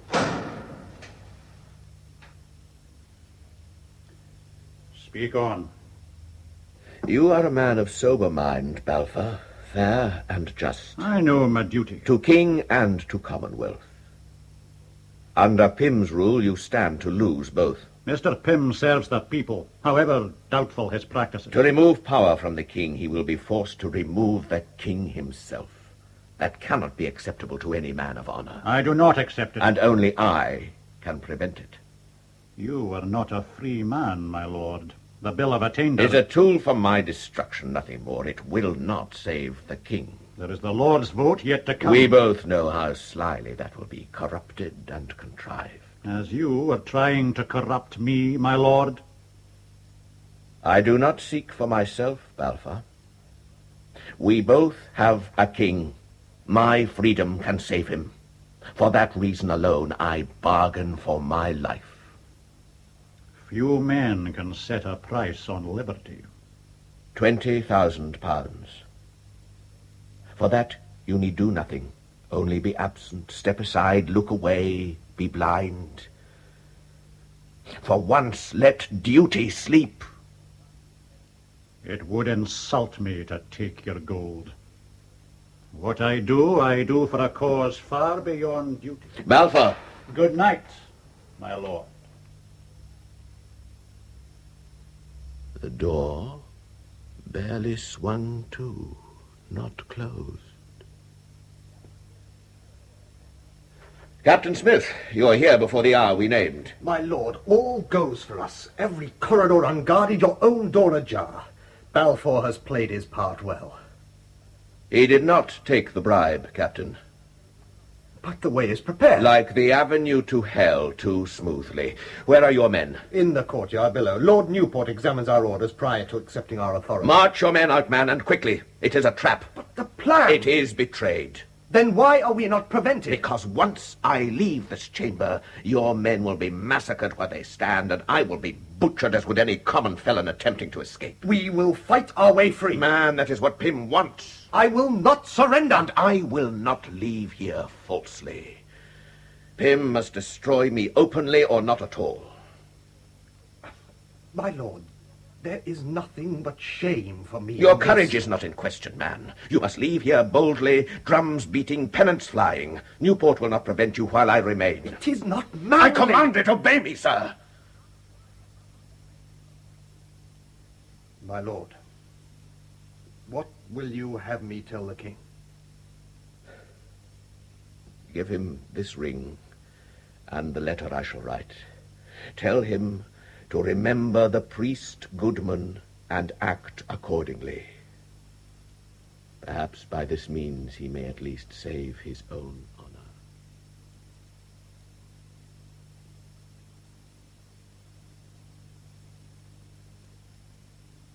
May it please your sacred majesty, I understand the minds of men are more and more incensed against me, notwithstanding your majesty has declared that, in your princely opinion, I am not guilty of treason, and that you are not satisfied in your conscience to pass the bill. This brings me to a very great strait. There is before me the ruin of my children and my family, hitherto untouched with any foul crime. There are before me the many ills which may befall your sacred person and the whole kingdom, should yourself and Parliament part less satisfied one with the other than is necessary for the preservation both of king and people. There are before me the things most valued, most feared by mortal men, life and death. To say, sir, that there has been no strife in me were to make me less man than God knows my infirmities make me, and to call a destruction upon myself and my young children will find no easy consent from flesh and blood. But to set your majesty's conscience at liberty, I do most humbly beseech your majesty, in order to prevent such evils which may happen by your refusal, to pass this bill. I do most humbly beseech your majesty, in order to prevent such evils which may happen by your refusal to pass this bill. I am moved by the devotion of his words, but Strafford is not yet condemned. Your majesty, he is not afraid of death, should it come to him. It will not come. I have told the lords that in no circumstances will I agree to pass the attainder against Strafford's life. It was an inspired defiance, Charles. There is no higher law than kingly conscience. The lords will respect that right. But, majesty, will they vote against the attainder, knowing of your determination? They will follow the royal example, Captain Smith. Ma'am, if the king's veto conquers all, there is no need. My word stands, despite Strafford's instrument of release. A touching reminder of Father Goodman's gentle sacrifice. My Lord Strafford looks to throw himself on the mercy of the lords in like fashion, to free the conscience of the king. It is not necessary, sir. He is under our royal protection. Your majesty, forgive me. The same protection is offered to you, Captain, but only briefly. Reports concerning the army plots are now being placed before the Commons. They have sent for various loyal officers. You are one they wish to question. I am not afraid to face them. There is too much at stake, Captain. Your presence here is dangerous and undesirable. Like the others, you must withdraw. But your majesty... Sir, you will be commanded. Do not see it as a retreat. You need to slip from view only for as long as it will take to set Lord Strafford free. And on the word of a king, he shall be free.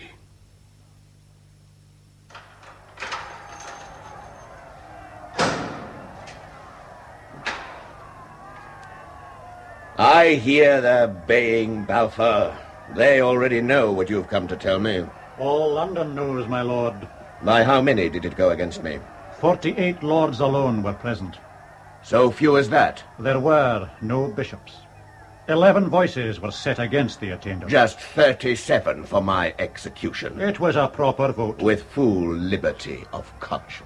The lords were hard put to it even to enter their house. Great mobs choked all the streets about them, crying out rumours of mutiny, invasion, the army plot. And now they parade here to salute Black Tom Tyrant. Not all. Many are now congregating at Whitehall, petitioning the king. Praying humbly that the king should sign my death warrant. They ask only for justice. They are wild animals, and their cause is no better. A wolf held by the ears. They have faith. They have purpose. When the people speak with such a voice, they cannot be denied. They must be denied, man. Balfour, false democracy is its own canker. It can grow only into a new tyranny, set upon the people by their own blind folly, their so-called liberty of conscience. You have rejected that conscience and its power. You had done better to have feared it. I do not fear it, or the death it brings me. I fear only for the consequence. The terror of a nation thrusting itself ever deeper into a quicksand of bloody violence, brother against brother, father, son. But most of all, I fear for the person of the king. For it is he who must pay, be sure of that.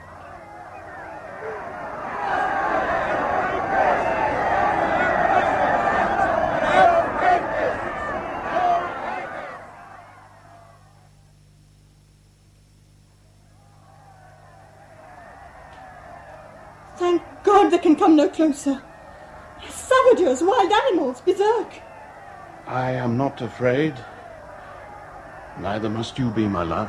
How can you be so unmoved? They'll be satisfied with nothing less than blood. Oh, pray God our children may be spared. They want only one victim. Strafford. Strafford, your strong right arm, as Eustace now is lord in the Tower. The army plot has failed. My dearest friends and officers are forced to flee. We're in terror of our lives, all because of Strafford. He is my faithful servant. He's a millstone. All men hate him. Oh, wash your hands of him and give us peace. I gave my word. He released you from it. How can I in all conscience allow such a sacrifice? Your judges gave you that answer. If Strafford is guilty, then he must die. If he is guilty. We both know he is not. The people and the law say otherwise. Listen to them. My bishops have yet to give me their response. You do not need them. I will not act without them. Your Majesty, Archbishop Usher and Bishops Jackson and Williams. Your Graces, enter. Advise me, firmly and without evasion. Usher. Your Majesty, I have prayed and looked deep into my soul. On this matter there can be only one reply. In no circumstances should a king act against his conscience. That is my opinion also. Jackson, that offers no solution. Majesty, we all understand your anguish. The truth is, you are two men with two consciences, both bitterly at odds. It is true. I am torn apart. Go on, Bishop Williams. As a private man, you may think and act one way, but as a king, ruler of your people, you are bound to different judgments. A private conscience and a public mind. That is the conflict within you. One or other of those consciences must give way. My public conscience knows all too well the evils that may result should I transgress the will of my people. That can only end in bloodshed. And Strafford's life also. But as a king, Are you not more answerable to the God from whom your power came than the private man within you? One man's life against the common good, is it as simple as that? Majesty, Strafford himself knows this. His mind has already submitted itself to God's will. Charles, set us free from this fear. End it now. Give me the papers. I will sign. There are other necessary papers. Majesty, will you accept them also? Yes, I will sign them all. I tell you, gentlemen, the condition of my lord's Strafford is happier than my own. There. It is done. God, give me peace at last.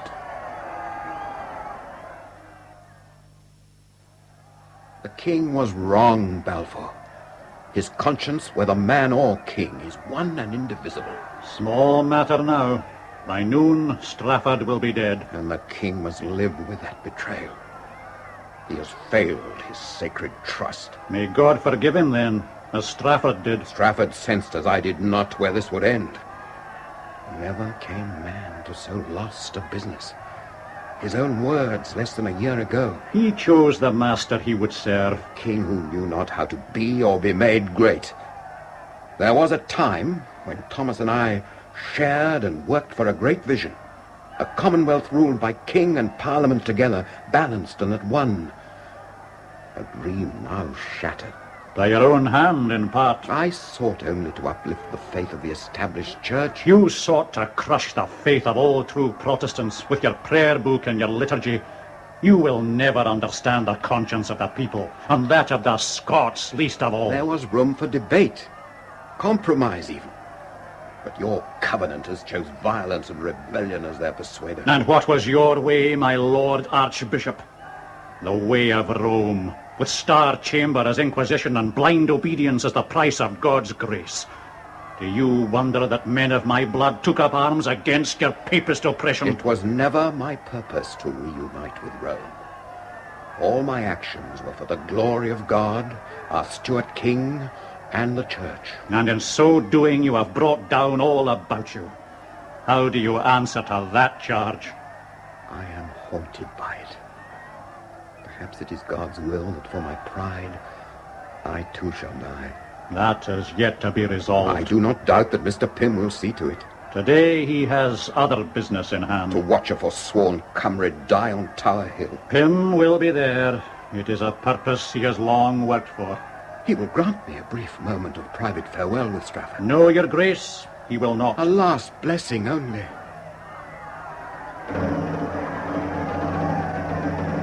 The procession starts. It's already too late. From this window, my Lord Archbishop, quickly. Is he there? Turn, my son. Turn. Dear God, he sees me. Give him your blessing. In nomine Patris et Filii et Spiritus Sancti. Amen. He salutes you and goes on like a general marching to victory. God in his mercy grant him peace, even if men will not.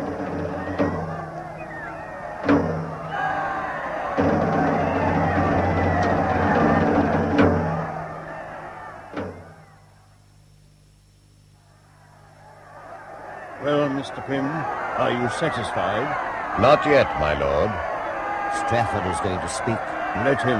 It will be his last. To those who would listen, I have only this to say. I have served my king in all honor, with no intention other than the joint and individual prosperity of the king and his people. With that grace upon me, I bow to God's will and to my executioner. God save the King.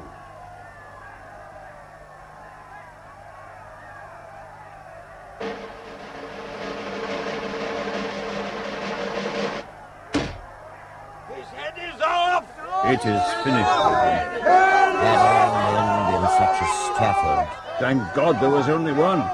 And stone dead has no fellow. Gentlemen, let us now attend the arranged meeting of our company.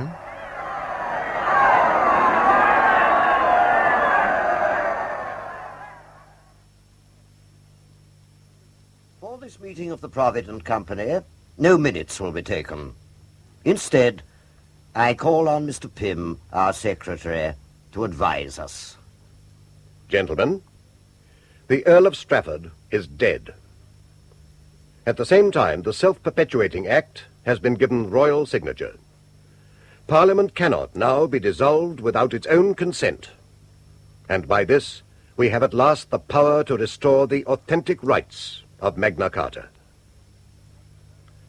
Let us then consider what further business lies before us.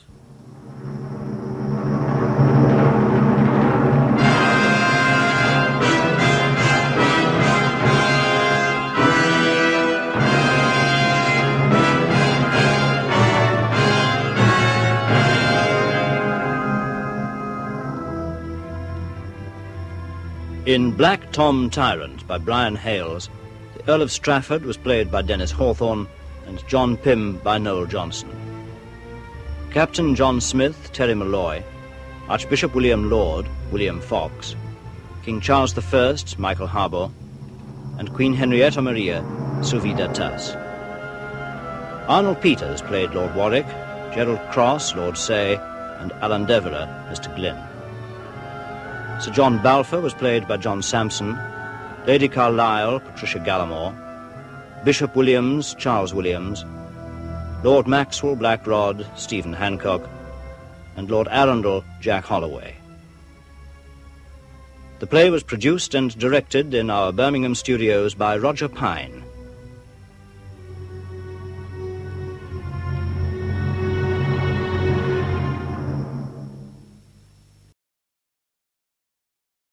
Afternoon Theatre.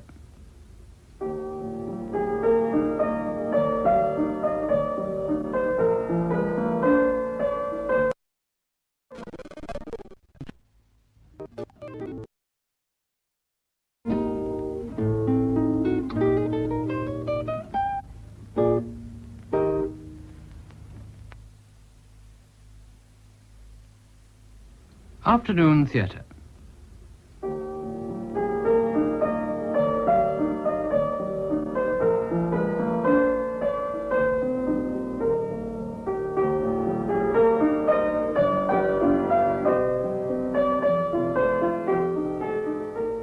Money, a serious comedy by Edward Bulwer Lytton, with John Pullen as Alfred Evelyn Esquire, a poor scholar, and John Gabriel as Sir John Vesey, Baron, Knight of the Guelph, FRS, FSA, etc.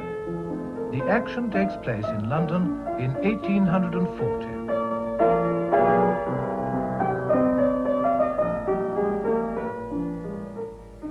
He says at too precisely, Georgina.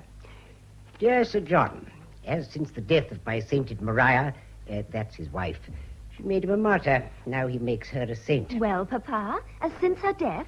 I have been living in chambers where I cannot so well invite ladies.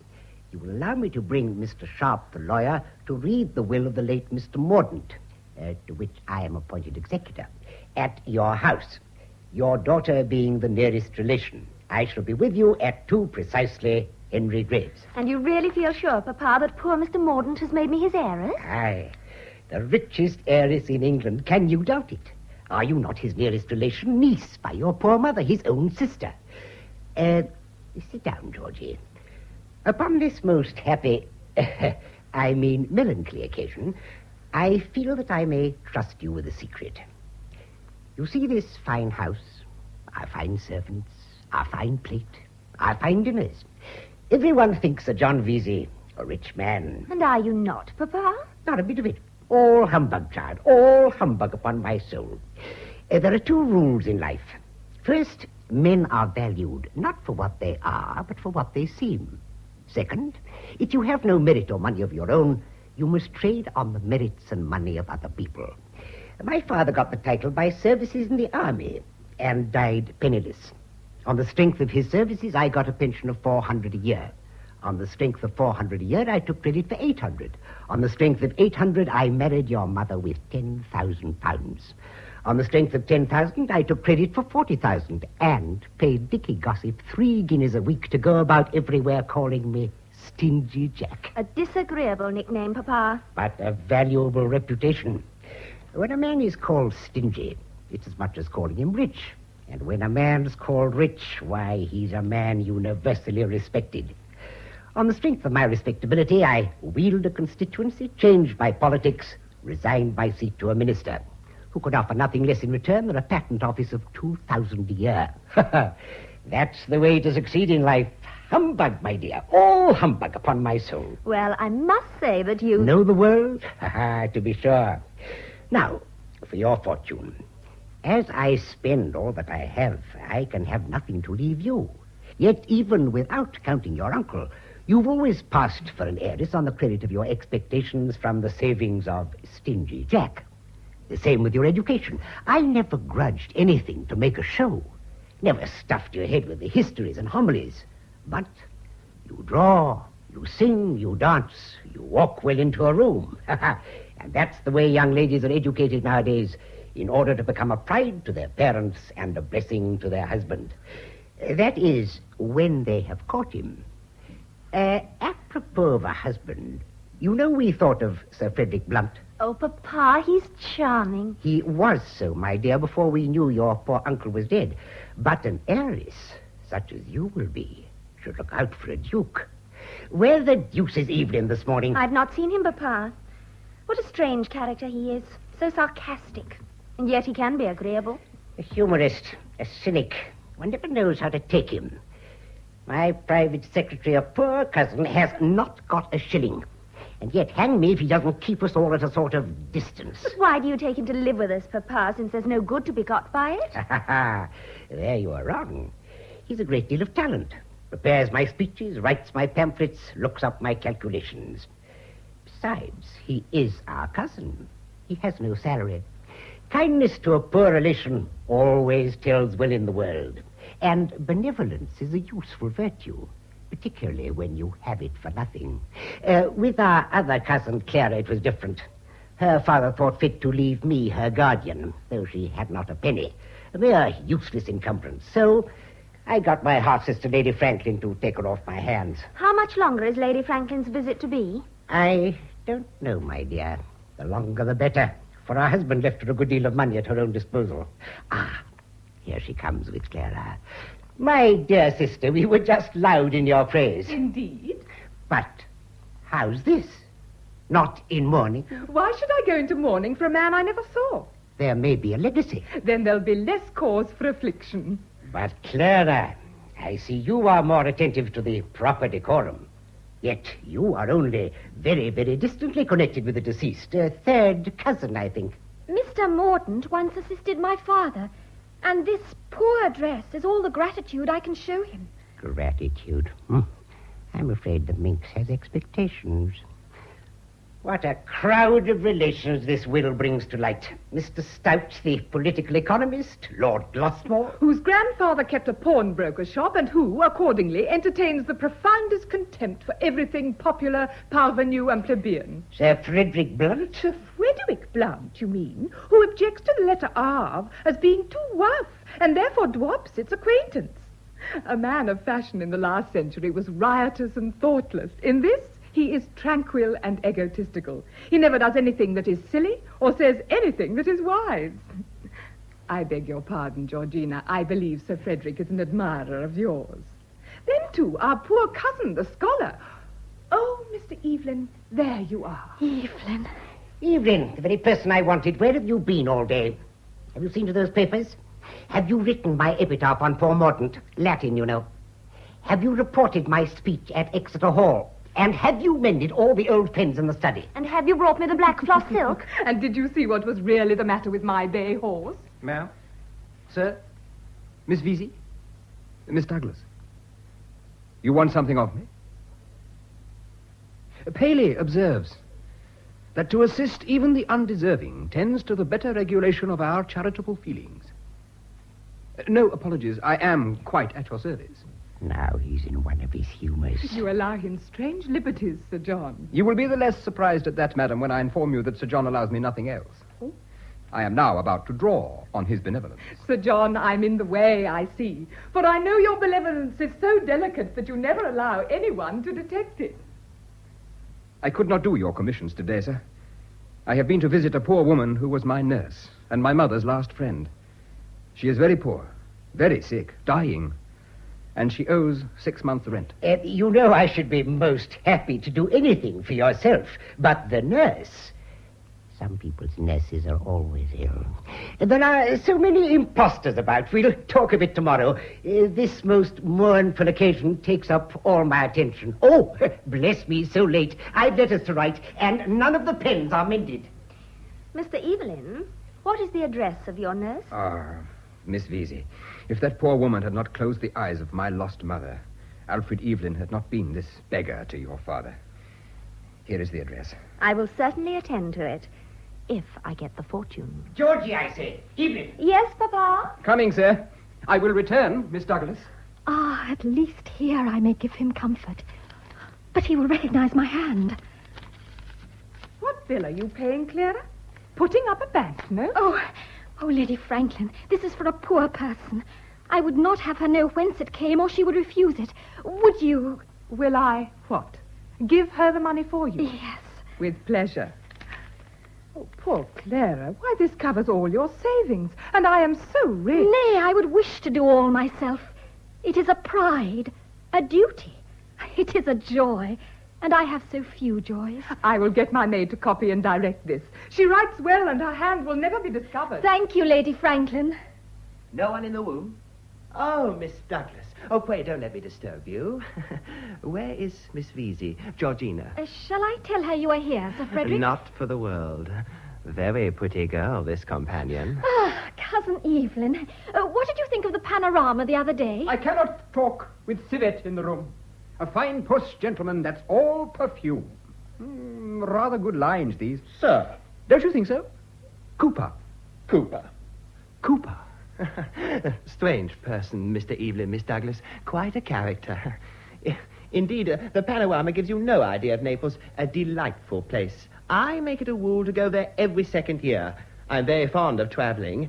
You'd like Rome? Bad inns, but very fine ruins. Gives you quite a taste for that sort of thing. How much a dunce that has been sent to Rome excels a dunce that has been kept at home. That fellow Cooper says very odd things. It is beneath me to quarrel. It will not take long to read the will, I suppose. Poor old Mordaunt. I am his nearest male relation. He was very eccentric. By the way, Miss Douglas, did you remark my coracle? It's bringing coracles into fashion.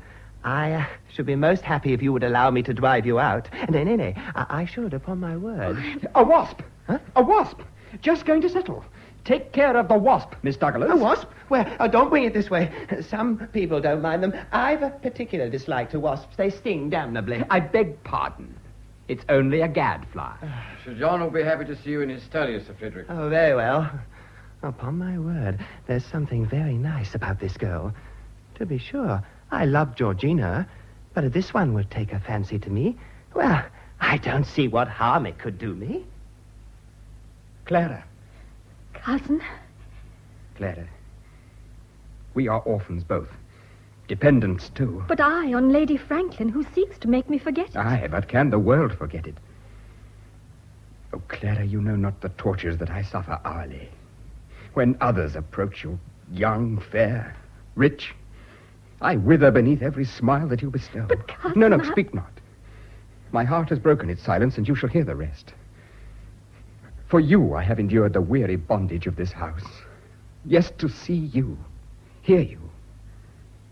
Oh, Clara, you are all in the world to me. I love you. No, Evelyn, Alfred, no, it is madness. Madness? Nay. I am poor, penniless, true. But I have knowledge, patience, health, and my love for you gives me at last ambition. With you to toil for, your path to smooth, I promise to win for you fame and fortune. Oh, do not withdraw your hand. Shall it not be mine? Ah, Evelyn, never. Never. Our union is impossible, and to talk of love were to deceive both. Because I am poor. And I, too. A marriage of privation, of penury, of days that dread the morrow. Oh, never return to this. Enough. I deceived myself. I fancied that I, too, was loved. I, whose youth is already half gone with care and toil, whose mind is soured, whom nobody can love, who should have loved no one. Oh, what shall I say? Evelyn, cousin. Madam. Alfred, Reject me. Yes, it is Paul. It was but yesterday. Her hand trembled when mine touched it. And the rose I gave her. She pressed her lips to it when she seemed as if she saw me not. But it was a trap, for I was as poor then as now. This will be a jest for them all. Well, courage. Now that I care for no one, the world is but a chessboard, and I will sit down and play with fortune. I will tell Sir John, my lord. Fine day, sir. Any news from the east? Yes, Lord Glossmore. All the wise men have gone back there. Not all. For here comes Mr. Stout, the great political economist. Good morning, Glossmore. Glossmore, the parvenu. Afraid I might be late. Been detained at the vestry, you know. Astonishing how ignorant the English poor are. Took me an hour and a half to beat it into the head of a stupid old widow with 9 children that to allow her 3 shillings a week was against all the rules of public morality. Excellent. Admirable. Your hand, sir. What? You approve such doctrines, Mr. Evelyn? Are old women only fit to be starved? To squander money upon those who starve is only to afford encouragement to starvation. Atrocious principles. Give me the good old times, when it was the duty of the rich to succor the distressed. On second thoughts, you are right, my lord. I, too, know a poor woman, ill, dying, in want. Shall she, too, perish? Perish? In a Christian country? Heaven forbid. What, then, will you give her? Sir, the parish ought to give... No, certainly not. Come along, Sir Frederick. Georgina. How do you do, gentlemen? This is a most melancholy meeting.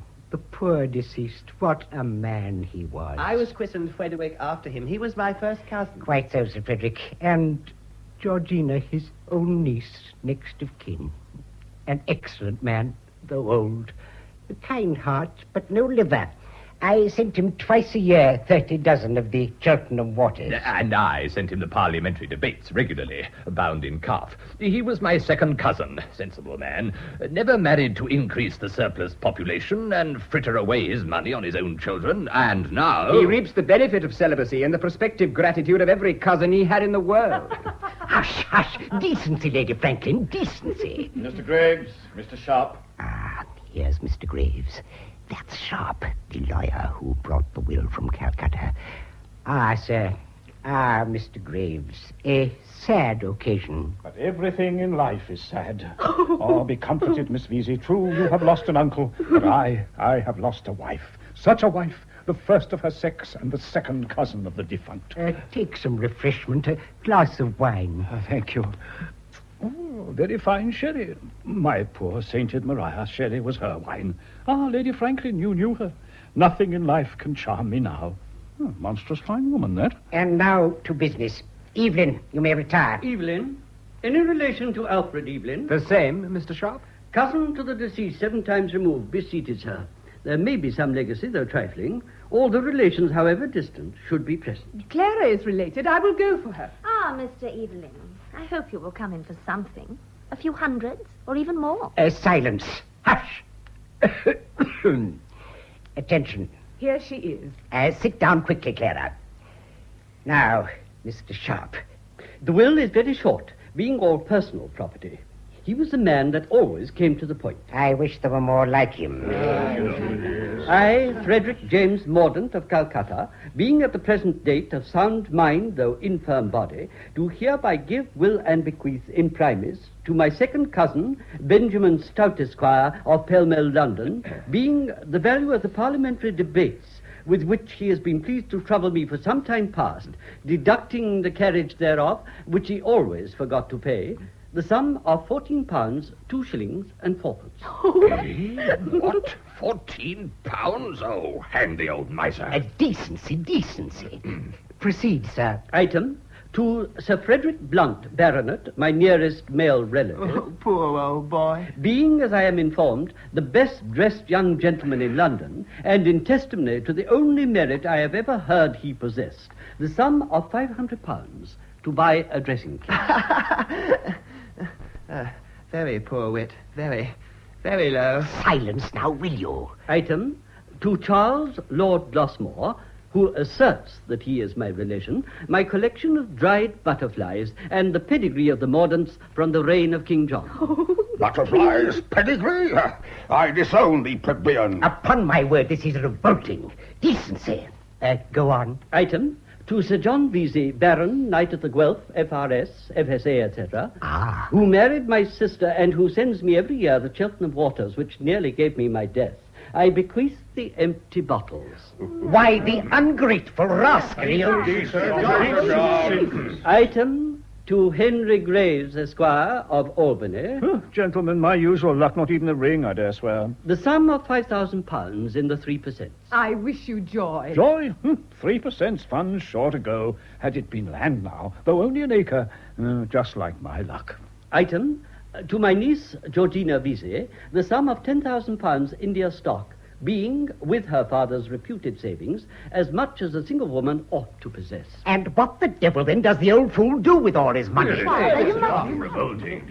And with the aforesaid legacies and exceptions, I do will and bequeath the whole of my fortune in India stock, bonds, exchequer bills, 3% consols, and in the Bank of Calcutta, to Alfred Evelyn, now or formerly of Trinity College, Cambridge, being, I am told, an oddity like myself, the only one of my relations who never fawned on me, and who, having known privation, made the better employ wealth.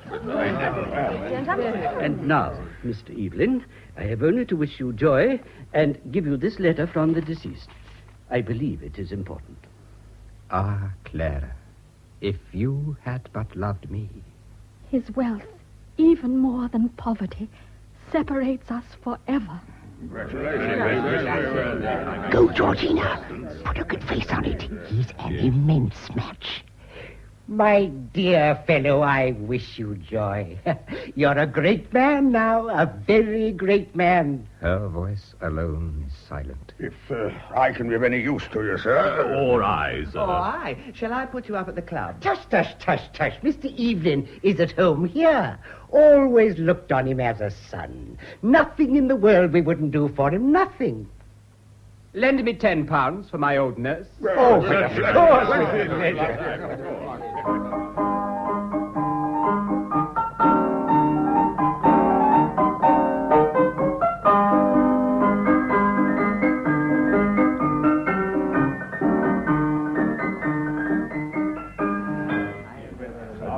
Yes, Mr. Grab.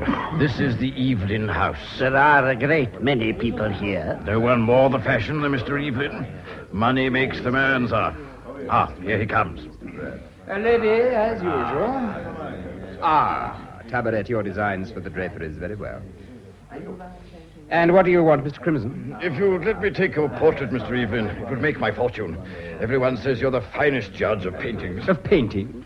Are you sure I'm a judge of painting? Oh, sir. Didn't you buy the great Correggio for £4,000? So £4,000 makes me an excellent judge of painting. I'll call on you, Mr. Crimson. Good day. Mr. Grab. Yes. Oh, you're the publisher who once refused me £5 for my poem. You are right. It was sad doggerel. Doggerel, Mr. Evelyn, it was sublime. But times were bad. But if you give me the preference now, I'll push it, sir. I only publish for poets in high life, sir, and a gentleman of your station ought to be pushed. £500 for the poem, sir. £500 when I don't want it, where £5 once would have seemed a fortune. Go, gentlemen. Go. Leave me.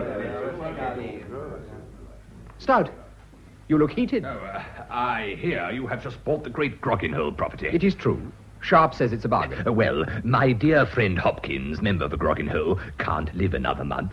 The patriot Popkins intends to start for the borough the instant Hopkins is dead. Your interest will secure his election. Put yourself forward in the march of enlightenment. By all that is bigoted, here comes Glossmore. So lucky to find you at home, Evelyn.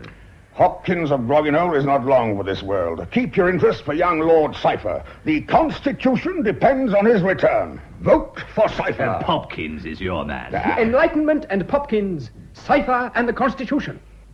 I am puzzled. Stout, I am not known at Grogginhole. Your property is known there. But purity of election. Oh, to be sure, Cypher bribes abominably. Frustrate his schemes, turn every man out of his house who votes against Enlightenment and Popkins. Cypher has a stake in the country. We'll have £50,000 a year. Cypher will never give a vote without considering beforehand how people of £50,000 a year will be affected by the motion. Popkins is all for economy. Sure. There's a sad waste of the public money. I'll bring Popkins tomorrow. Keep yourself free till I present Cypher to you. The return of Popkins will be an era in history. If Cypher fail, the Constitution is gone. Ah, Graves, my dear friend. What a world this is. It fawns on me now. It is an atrocious world. It'll be set on fire one day, and that's some comfort. Graves, of all my new friends, and their name is Legion, you are the only one I esteem. There is sympathy between us. We take the same views of life. I'm cordially glad to see you. Why should you be glad to see a man so miserable? Because I am miserable myself. You? You have not been condemned to lose a wife. But plague on it, man, I may be condemned to take one. Listen, I want a confidant.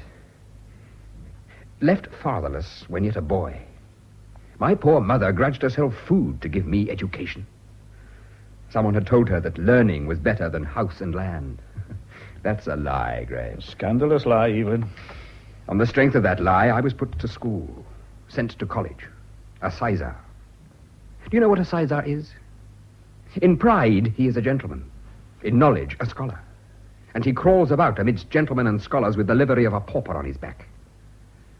I carried off the great prizes. I became distinguished. One day, a young lord insulted me. I retorted. He struck me, refused apology, refused redress. I was a sizar, a pariah, a thing to be struck. Sir, I was at least a man, and I horsewhipped him in the hall before the eyes of the whole college.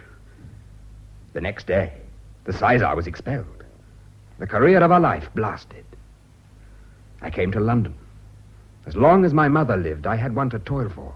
And I did toil, did hope. But she died. And then my spirit broke. I ceased to care what became of me, and submitted to be the poor relation, the hanger-on and gentleman lackey of Sir John Vesey. But I had an object in that. There was one in that house whom I had loved at the first sight. And were you loved again? I fancied it, and was deceived. Not an hour before I inherited this wealth, I confessed my love, and was rejected because I was poor. You remember the letter which Sharp gave me when the will was read? Perfectly. What were the contents? I'll read it to you. Having selected you as my heir, I now not impose a condition, but ask a favor. My two nearest female relations are my niece, Georgina, and my third cousin, Clara Douglas, the daughter of a once dear friend. If you could see in either of these one whom you could make your wife, such would be a marriage I would seek to bring about. My friend, this is not a legal condition. The fortune does not rest on it. Yet need I say that my gratitude considers it a moral obligation. Of the two, I would rather marry where I should exact the least. A marriage to which each can bring sober esteem and calm regard may not be happiness, but it may be content. But to marry one whom you could adore, and whose heart is closed to you, such a marriage would be a hell, the more terrible because paradise was in sight. Georgina is pretty, but vain and frivolous. You may misjudge her. She may have a nobler nature than appears on the surface. On the day, but before the hour in which the will was read, a letter in a strange or disguised hand from an unknown friend to Alfred Evelyn, enclosing what to a girl would have been a considerable sum, was sent to a poor woman for whom I had implored charity, and whose address I had given only to Georgina. Why not assure yourself? Oh, because I have not dared. For sometimes, against my reason, I have hoped that it might be Clara. Graves, I detest that girl. Who, Georgina? No, Clara. But I've already taken some revenge upon her. I've bribed Sharp to say that Mordaunt's letter to me contained a codicil leaving Clara Douglas £20,000. And didn't it? Not a farthing. But I'm glad of it. I've paid the money. She's no more a dependent. No one can insult her now. She owes it all to me and does not guess it. Owes it to me, whom she rejected. Me, the poor scholar. There's some spite in that, eh? You're a fine fellow, Evelyn, and we understand each other. Perhaps Clara may have seen the address and dictated the letter after all. Do you think so? I'll go to the house this instant. Then I'll go with you. That Lady Franklin is a fine woman. But to love is a boy's madness. To feel is to suffer. To hope is to be deceived. I have done with romance. Mine is buried with Maria. If Clara did but write this... Make haste, or Lady Franklin will be out. A veil of tears. A veil of tears indeed.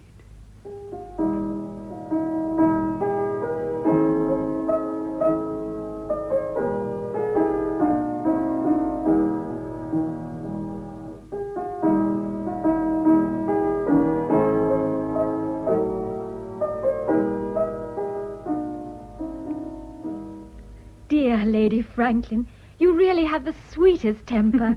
I hope so, for it's the most becoming thing a woman can wear. Think of that when you marry Clara. Talking of marriage, I've certainly made a conquest of Mr. Graves. I thought he was inconsolable. For his sainted Maria, poor man. Not contented with plaguing him while she lived, she must needs haunt him now she is dead. But why does he regret her? Because he has everything to make him happy. Easy fortune and good health. And since it is his delight to be miserable, he takes the only excuse the world will allow him. Besides, it's the way with widowers whenever they mean to marry again. But Clara, you seem pale, unhappy. Tears, too. No, not tears. No. Ever since Mr. Mordaunt left you £20,000, everyone admires you. Sir Frederick Blunt is desperately smitten. Oh, Sir Frederick. Clara, be comforted. I know your secret. I am sure that Evelyn loves you. He did, but it is past now. He misconceived me when he was poor. And now he is rich, it is not for me to explain. My dear, happiness is too rare to be sacrificed to a scruple. Why does he come here so often? Perhaps for Georgina. Georgina is my niece. She is handsome and accomplished, but her father's worldliness has spoilt her nature. She is not worthy of Evelyn. Let me tell him that you dictated the letter and sent that money to his old nurse. He would have guessed it had his love been like mine. Guessed it? Nonsense. The handwriting unknown to him. Every reason to think it came from Georgina. Let me tell him this. No, Lady Franklin, promise me. I have refused to share his poverty, and I should die with shame if he thought I had now grown enamored of his wealth. Promise. I promise. Thank you. Oh, forgive me. I am not well. What fools these girls are. They take as much pains to lose a husband as a poor widow does to get one. Have you seen the Times newspaper? Where the deuce is it? I think it is in my room. Shall I fetch it? My dear sister, you're the best creature. Do. Certainly. Yeah, unnatural conspirator against your own family. What can this letter they speak of be? Ah, I recollect. Papa, I want... Yes, I know what you want well enough, Georgina. Tell me, were you aware that Clara had sent money to that old nurse Evelyn bought us about the day of the will? No. He gave me the address, and I promised Gave you the address? That's lucky. Hush. Mr. Graves, Mr. Evelyn. Good morning, gentlemen. Good morning. Here is the newspaper. Aye, read the newspapers. They'll tell you what this world is made of. Daily calendars of roguery and woe. Advertisements from quacks, moneylenders, cheap warehouses, and spotted boys with two heads. Turn to the other column. Police reports, bankruptcies, swindling, forgery. And that's a newspaper.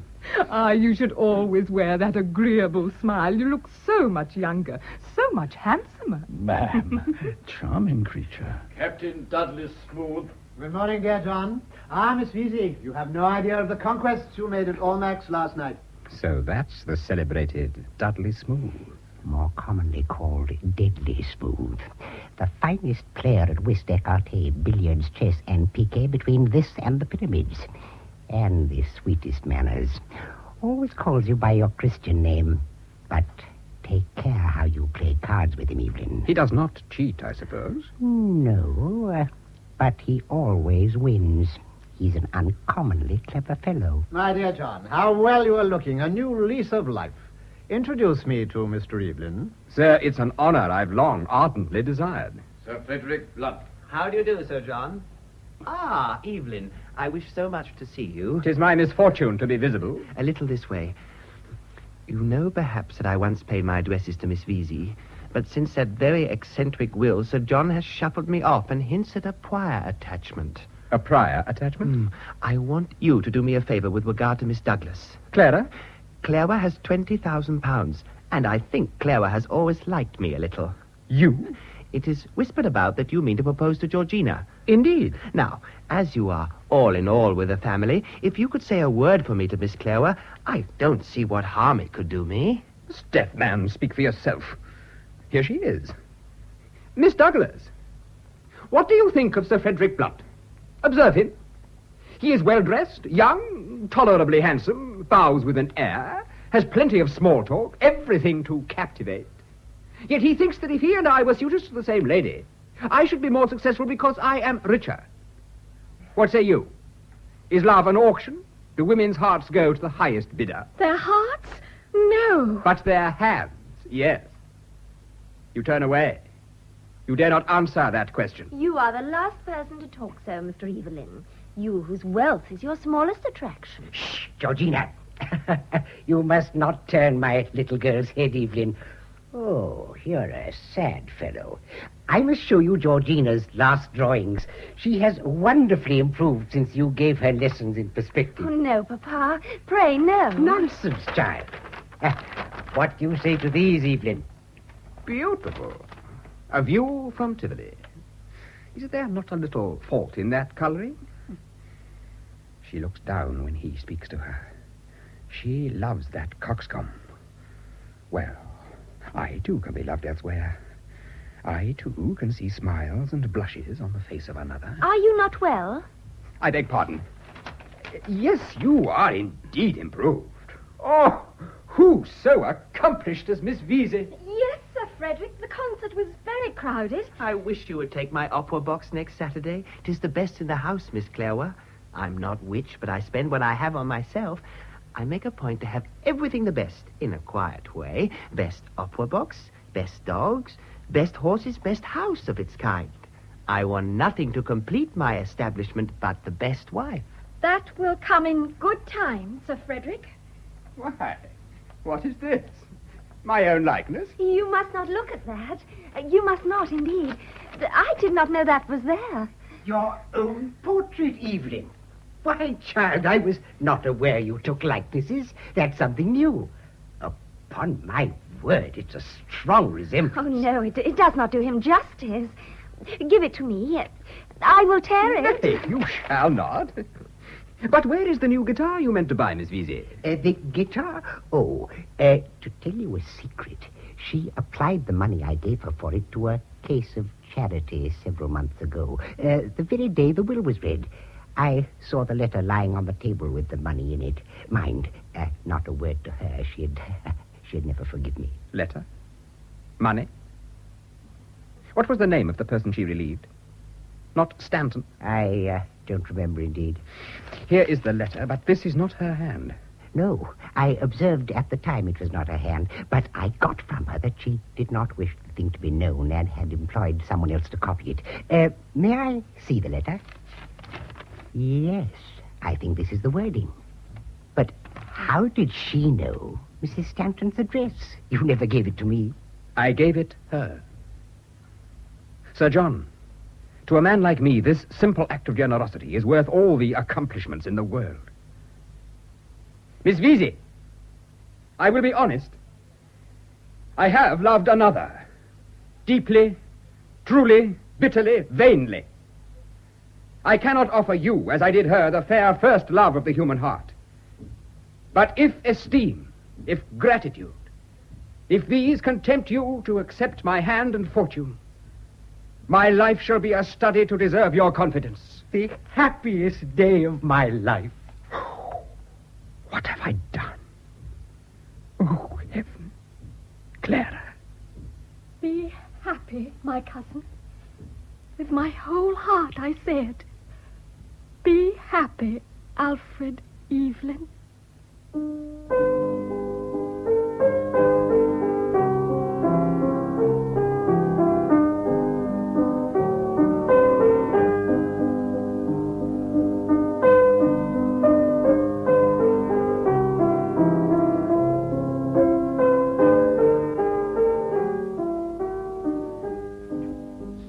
Pressed you to fix the wedding day, Georgina? No, Papa. And since he proposed, he comes here so seldom and seems so gloomy. Poor Sir Frederick was 20 times more amusing. But Evelyn is 50 times as rich. Sir Frederick dresses so well. You'll have magnificent diamonds. My own kind, Papa, you always put things so pleasantly. Do you not fear lest he discover that Clara sent the letter to his old nurse? No, and I shall get Clara out of the house. But there is something else that makes me very uneasy. You know that no sooner did Evelyn come into possession of his fortune than he launched out in the style of a prince, and he's bought a great estate in the country. But if he can afford it? Oh, so long as he stopped there, I had no apprehension. But they say he's taken to gambling, and he's always with Captain Smooth. No fortune can stand deadly smooth. We must press the marriage at once. Hey-ho, poor Frederick. You don't think he really is attached to Clara? Upon my word, I can't say. Put on your bonnet and come to Storrs and Mortimer's to choose the jewels. The jewels, yes. The drive will do me good. So, you'll send Clara away. She's so very deceitful. Never fear. Tell her to come to me. Yes, Papa. I must press on this marriage. Georgina has not wit enough to manage him. At least not till he's her husband. Then all women find it smooth sailing. But I can't think of his taking to gambling. For I love him as a son. And I look on his money as my own. Ah, Clara, my love.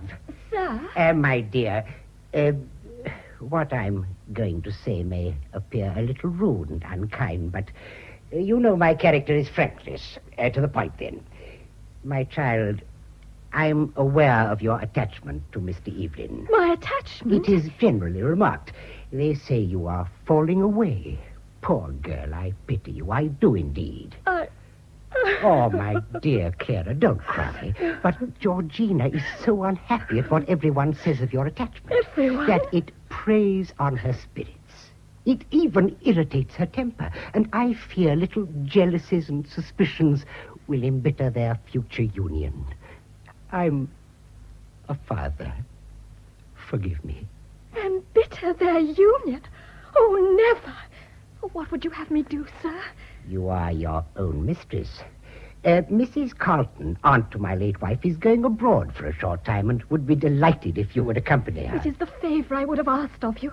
When does she go? In 5 days, next Monday. You, forgive me? Oh, sir, thank you. Suppose, then, you write a line to her yourself and settle it at once. The carriage, Sir John. Miss Vesey is ready. Thank you. James, if Mr. Sirius, the clergyman, calls, say I'm gone to the great meeting at Exeter Hall. If Lord Spruce calls, say you believe I'm gone to the rehearsal of Cinderella. And just put the Duke of Lofty's card carelessly on the hall table, will you? Yes, sir. By going abroad, I shall at least escape the struggle and the shame. A few days, and we are parted forever. A few weeks, and another will bear his name. Miss Vesey out? Yes, Mr. Evelyn. Well, I will write a line. Clara. Do not let me disturb you, Miss Douglas. I was about to go. I see that my presence is always odious to you. That is why I come so seldom. But be cheered, madam. I am here but to fix the day of my marriage. And I shall then go into the country to... In short, this is the last time we shall meet. Alfred, it is true this may be the last time we shall meet. I am making arrangements to quit England. To quit England? But before I go, let me thank you for many a past kindness. To quit England? Evelyn, now that you are betrothed to another, I have that on my mind which only a friend, a sister, might presume to say to you. Miss Douglas, Clara, if there is aught that I could do, if my life, my heart's blood could render to you one such service as my gold can give to others, speak. We are friends, then. You are again my cousin, my brother. Brother? I speak as a sister.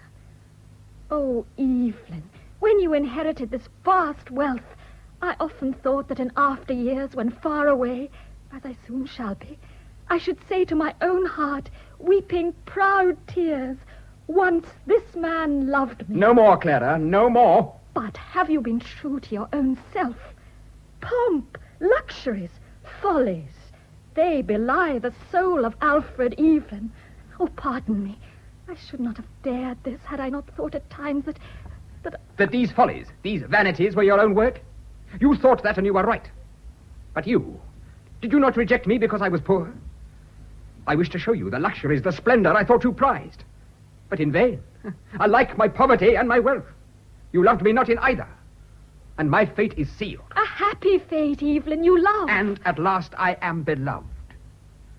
Georgina, perhaps, is vain and light. No. And now, there is nothing unkind between us. Not even regret. You will rise to your nobler self. And so, farewell. No, stay. You still feel an interest in my fate.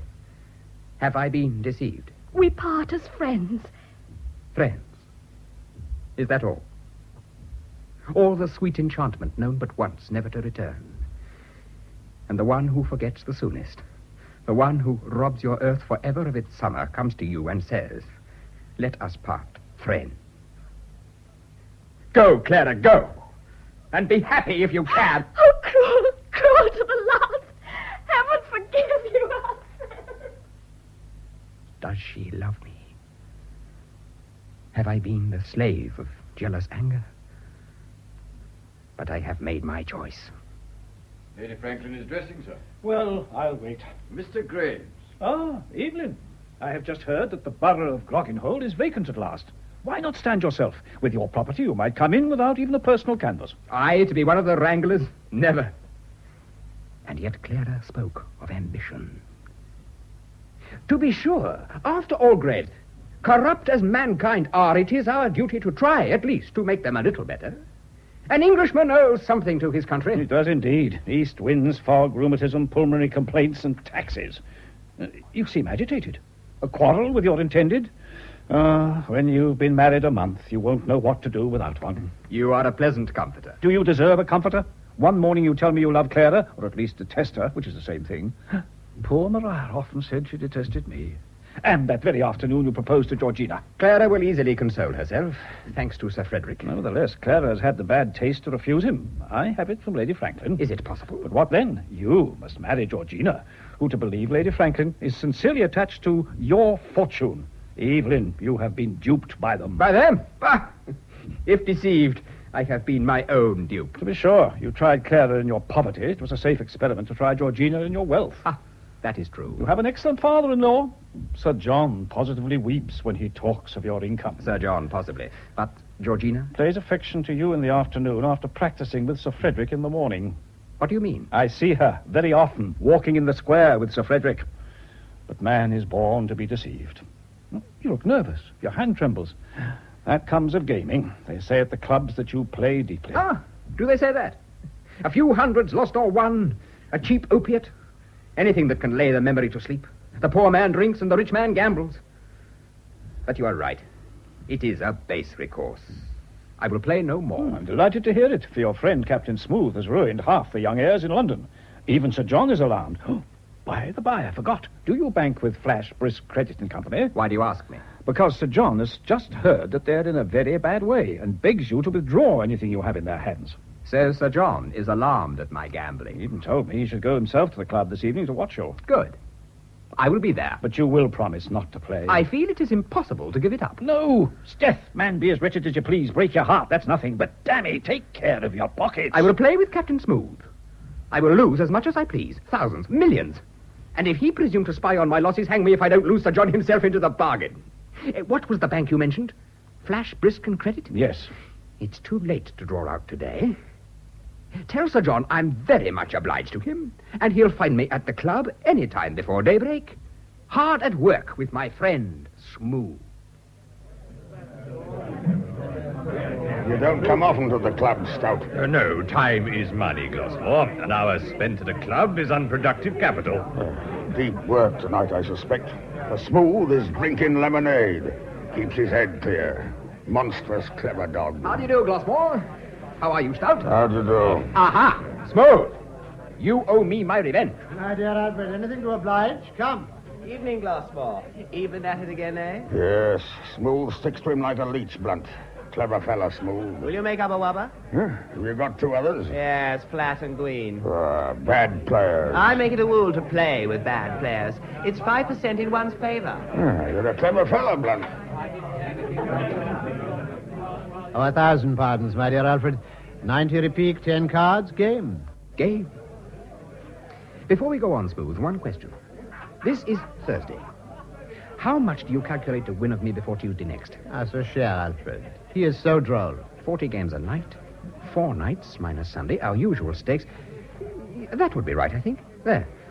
Is my calculation right? Quite, if I win all. Which is next to impossible. It shall be possible to win twice as much on one condition. Can you keep a secret? My dear Alfred, I have kept myself. I never inherited a farthing. I never spent less than 4,000 a year. And I never told a soul how I managed it. Hark ye, then. A word with you. Mm-hmm.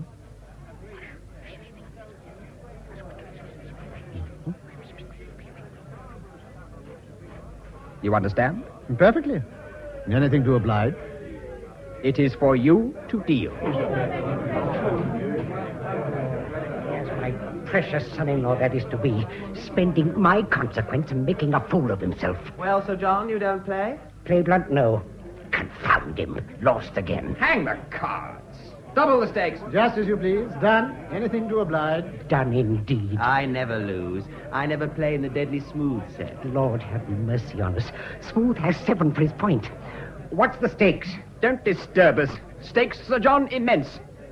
Was ever such luck? Oh, do stand back, Sir John. I'm getting irritable. £100 on the next game, Evelyn. Nonsense, nonsense. Don't disturb him. All the fishes come to the bait. Sharks and minnows all nibbling away at my son-in-law. £100, Blunt. Done. Treble the stakes, Smooth. I'm on the rack. Be cool, Evelyn. Take care, my dear boy. What? You have 4 queens? Confound the cards. A fresh pack. I never before saw Evelyn out of temper. He must be losing immensely. I'm in a cold sweat, Glossmore. Clever fellow, that Smooth, Sir John, eh? £100 on this game, Evelyn? Yes, £100, Glossmore. 200 on this game, Evelyn. Done, Stout. £200. Ideal. Aren't you ashamed of yourselves? His own cousins, all in a conspiracy against him. No more. I've done. Glossmore, Stout, Blunt, I'll pay you tomorrow. Death, this is ruinous. Ruinous. I dare say it is. What has he lost? What has he lost, Smooth? Not much, eh? Oh, a trifle, dear John. Excuse me, we never tell our winnings. Smooth, this club is so noisy. Come to my house, come. Champagne and a broiled bowl. Nothing venture, nothing have. The luck must turn, and by Jupiter, we'll make a night of it. A night of it? For heaven's sake, Evelyn, think what you're about. Think of Georgina's feelings. Think of your poor mother. Think of the babes unborn. I'll think of nothing. Zoons, you don't know what I've lost, man. It's all your fault, distracting my attention. Come, Smooth. A night of it, my boy. A night of it.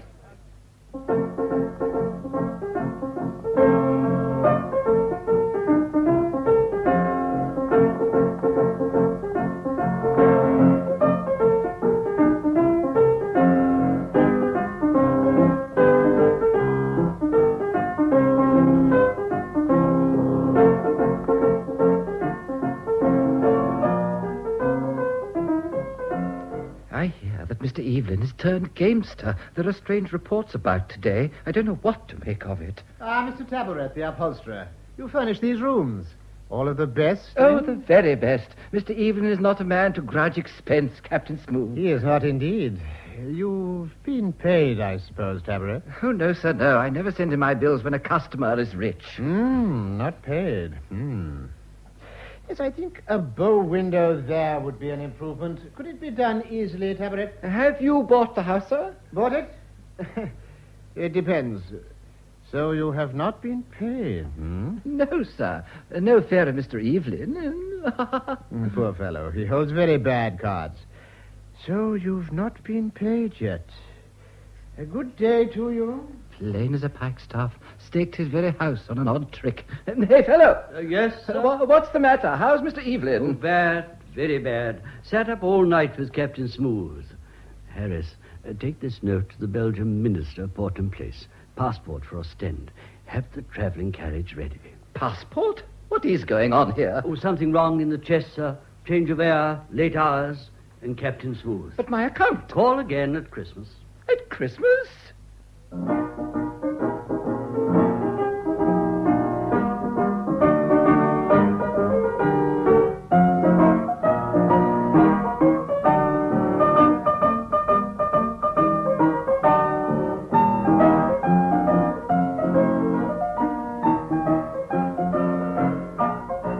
My master is not very well, my lord, but I'll let him know you and Sir Frederick Blunt are here.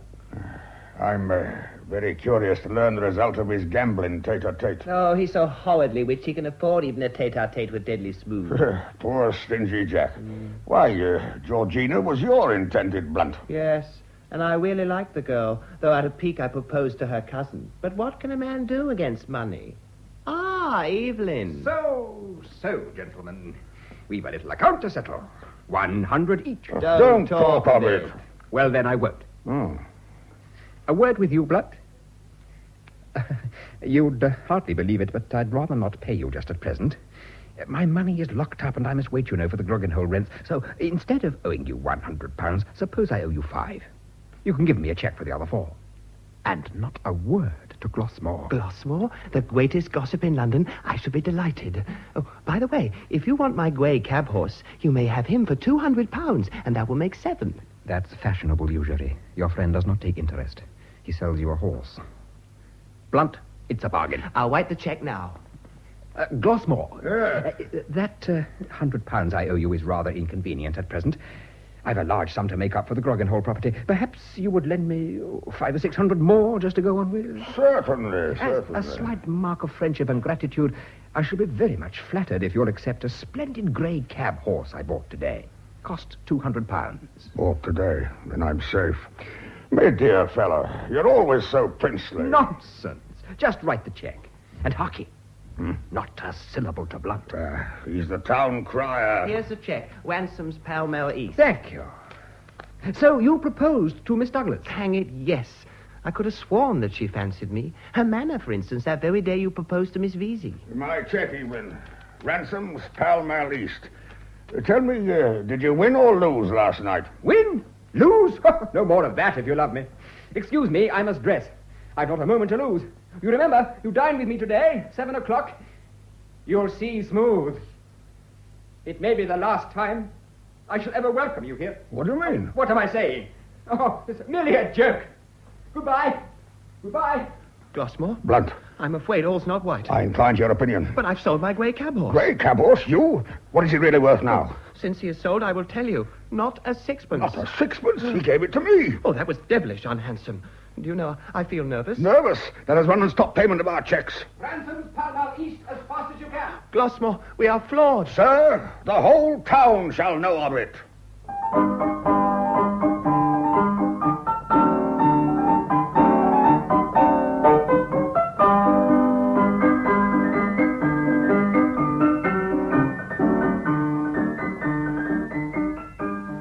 Evelyn, you've withdrawn your money from Flash and Brisk. No, Graves. No? Well, then you... You got the cheque for £500 safely, Evelyn. Too happy to oblige. My best thanks, Sir John. My warmest gratitude. So kind in you. I shall never forget your nobleness of conduct. Gratitude? Nobleness? I can't have been taken in. And in a moment of such distress. Such distress. He picks out the ugliest words in the whole dictionary. I've done with smooth. But I'm still a little crippled, and you must do me another favor. What's coming now, I wonder? Georgina's fortune is £10,000. I always meant, my dear Sir John, to present you with that little sum. Oh, Evelyn, your generosity is positively touching. But I've so many heavy debts at this moment that... But I see Georgina is listening, and I'll say what I have to say to her. No. Girls don't understand business. It's the very reason I speak to her. This is an affair not of business, but of feeling. Start. Show Sir John my Correggio. Devil take his Correggio. My dear Georgina, whatever you may hear said of me, I flatter myself that you feel confidence in my honor. Can you doubt it? I confess that I am embarrassed at this moment. I have been weak enough to lose money at play, and there are other demands on me. I promise you never to gamble again as long as I live. My affairs can be retrieved. But for the first few years of our marriage, it may be necessary to retrench. Retrench? To live, perhaps, altogether in the country. Altogether in the country? To confine ourselves to a modest competence. Modest competence? And now, Georgina, you may have it in your power at this moment to save me from much anxiety and humiliation. My money is locked up. My debts of honor must be settled. You are of age, your £10,000 in your own hands. If you could lend it to me for a few weeks, can you give me this proof of your confidence? I'd best leave it to Papa, Mr. Evelyn. Well... You shall hear from me tomorrow. Ah, there's dear Sir Frederick. Excuse me. My friends, Glossmore Blunt, Sir John, I wish to consult you. Yes, of course. This day, 12th, I succeeded to an immense income. And as by a happy coincidence, on the same day, I secured your esteem. Now I wish to ask if you think I could have spent that income in a way more worthy of your good opinion. Impossible. Excellent taste. Beautiful house. Very good horses. Especially the grey, Glossmore. It's my opinion, Alfred, and I'm a judge, that you could not have spent your money better. Thank you, Smooth. But what say you, Sir John? You could not have done better. Certainly. Don't retrench, dear Alfred. Retrench? Nothing so plebeian. You reassure me. I own I did think that a man worthy of friends so sincere might have done something better than feast, dress, drink, play. Nonsense. We like you the better for it. I wish I had my £600 back, though. And you are as much my friends now as when you offered me £10 for my old nurse? 1,000 times more so, my dear boy. A word, please. Who's our new friend? Who? The very man who first announced to me the wealth I have spent so well. What is it, Sharp? No. My friends, the bank's broke. What? Broke? What bank? Flash, Brisk and Company. And Flash was your brother-in-law, Smooth. I'm very sorry. Not at all. I did not bank there. But I warned you, Evelyn. You withdrew. Alas, no. Oh, not much in their hands. I told you the purchase money for Groggenhole was at my banker's. But don't look so frightened. It was not placed with Flash. It is at Hawes. But Nay, I assure you it is. A mere trifle that Flash is, upon my word. Tomorrow, Sharp, we'll talk of this. One day more. One day, at least, for enjoyment. Oh, a pretty enjoyment. And he borrowed £700 of me. And 600 of me. And 500 of me. Oh, a regular Jeremy Diddler. I say, Sir John, you have placed your daughter in a very unsafe investment. Transfer the stock in hand to t'other speculation. Georgina, I'm afraid we've been very rude to Sir Frederick. A monstrous fine young man. Sir, I beg your pardon, but Mr. McFinch insists on my giving up this letter instantly. Oh, Sir John, this fellow McFinch has heard of my misfortunes and insists on being paid. A lawyer's letter, quite insolent. And, sir, Mr. Taverett is below and declares he won't stir till he's paid. Won't stir till he's paid? What's to be done, Sir John? Smooth, what's to be done? If he won't stir till he's paid, make him up a bed and I'll take him in the inventory as one of the fixtures. Sir, this paper from the sheriff's office, sir. Oh, what's this? France, the tape. The impudent scoundrel. Faith, this is more than I bargained for. Sir John, I'm arrested. Arrested? And for a mere song, £150. Sir John, pay this fellow, will you? Or bail me or something while we go to dinner? Pay? Bail? I'll be damned if I do. Oh, my £500. My 500. Mr. Alfred Evelyn, I want my £500. I'm going to do a very silly thing. I shall lose both my friend and my money, just like my luck. Evelyn, go to dinner. I'll settle this for you. Thank you, Graves. Don't go by these appearances, Georgina. I repeat, £10,000 will more than cover my embarrassments. I shall hear from you tomorrow. Yes. Yes. But you're not going, gentlemen. You too, Glossmore? You blunt? You stout? You smooth? No, I'll stick by you.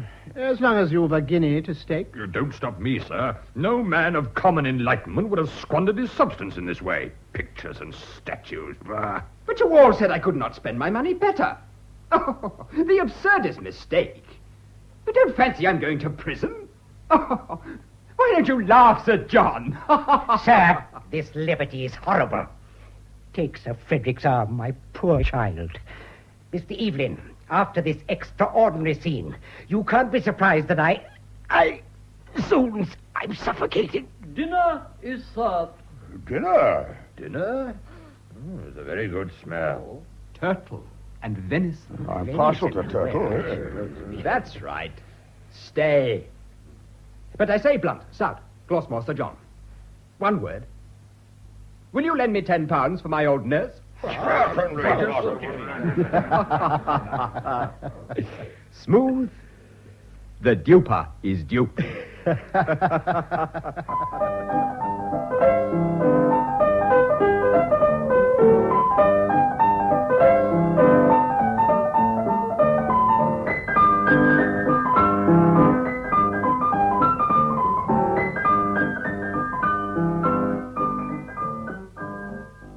Will his horses be sold? Drink too smooth? Very possibly, Glossmore. Fine start.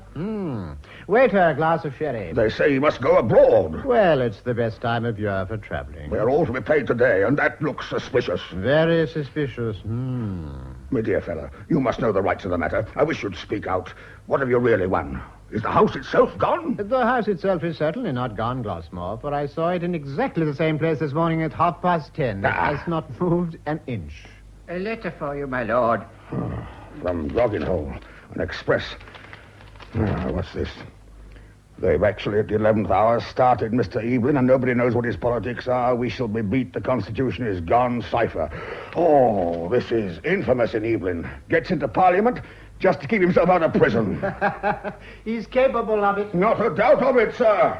My dear Sir Frederick, my dear boy, I'm not Flint. If Georgina really loves you, and I'm sure she does, I will never think of sacrificing her happiness to ambition. She is yours. Dine with me at 7 and we'll talk of the settlements. Sir John! What is it, Stout? Sir John, we've been played upon. My secretary is brother to Flash's head clerk. Evelyn had not £300 in the bank. Bless us and save us. You take away my breath. But then, deadly smooth. The arrest. Smooth would do anything to oblige. All a trick, depend on it. I've had an express from Grogginhole. They've actually, at the 11th hour, started Mr. Evelyn, and nobody knows what his politics are. Popkins is in despair. Not for himself, but for the country. Sir John, what's to become of the country? But what could be Evelyn's object? Object? Do you look for an object in a whimsical creature like that? A man who has not even any political opinions? Object? Perhaps to break up his match with your daughter. Take care, Sir John, or the borough will be lost to your family. I begin to smell a rat. But it's not too late yet. My interest in Popkins made me run to Lord Spendquick, the late proprietor of Grogginhole. I told him that Evelyn could not pay the rest of the money, and he told me that Mr. Sharp had just paid it. There's no hope for Popkins. England will rue this day. Georgina shall lend him the money. I'll lend him. Every man in my house shall lend him. I feel again what it is to be a father-in-law. Sir Frederick, excuse me, you can't dine with me today, and on second thoughts I see that it would be very unhandsome to desert poor Evelyn now he's down in the world. Can't think of it, my dear boy, can't think of it. Happy to see you any time as a friend. Waiter, my carriage. What have you been saying to Sir John, Mr. Stout? Something against my character, I know. Don't deny it. Sir, I shall expect satisfaction. Satisfaction, Sir Frederick? As if a man of enlightenment had any satisfaction in fighting. Did not mention your name. We were talking of Evelyn. He's no more ruined than you are. Not ruined? Ah, now I understand. I must be off to the vestry. Let me see. She's to meet me in the square. Just in time. £10,000. Oh, gad, my blood's up. And I won't be treated in this way if you were 50 times Stingy Jack.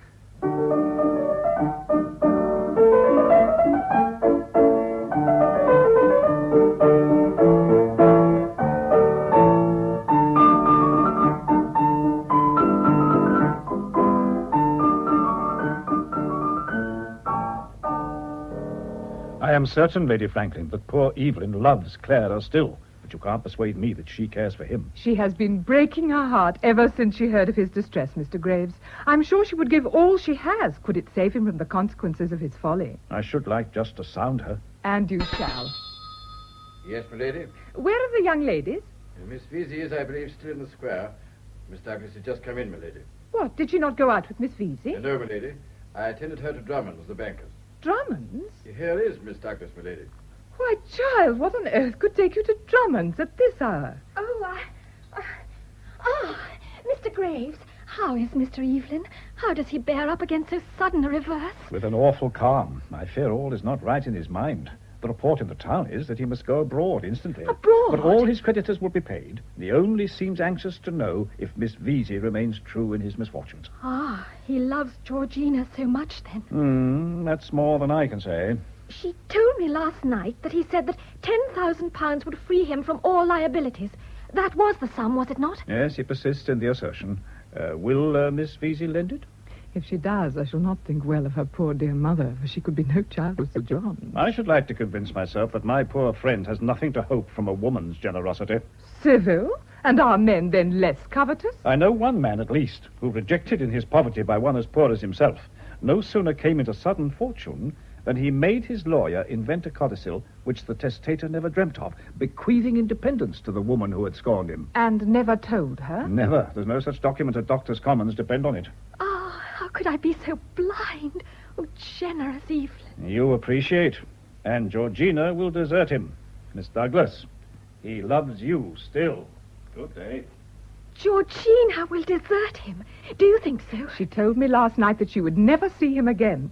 She's less interested than her father and as much attached as she can be to another. Even while engaged to Evelyn, she has met Sir Frederick every day in the square. And he is alone, forsaken, ruined. Oh, let us go to him. His misfortunes are his own fault. A gambler. Can you think of his faults now? If he loves me still, I may have enough for both. You cannot go alone. My presence justifies all. Give me your hand. We will go together.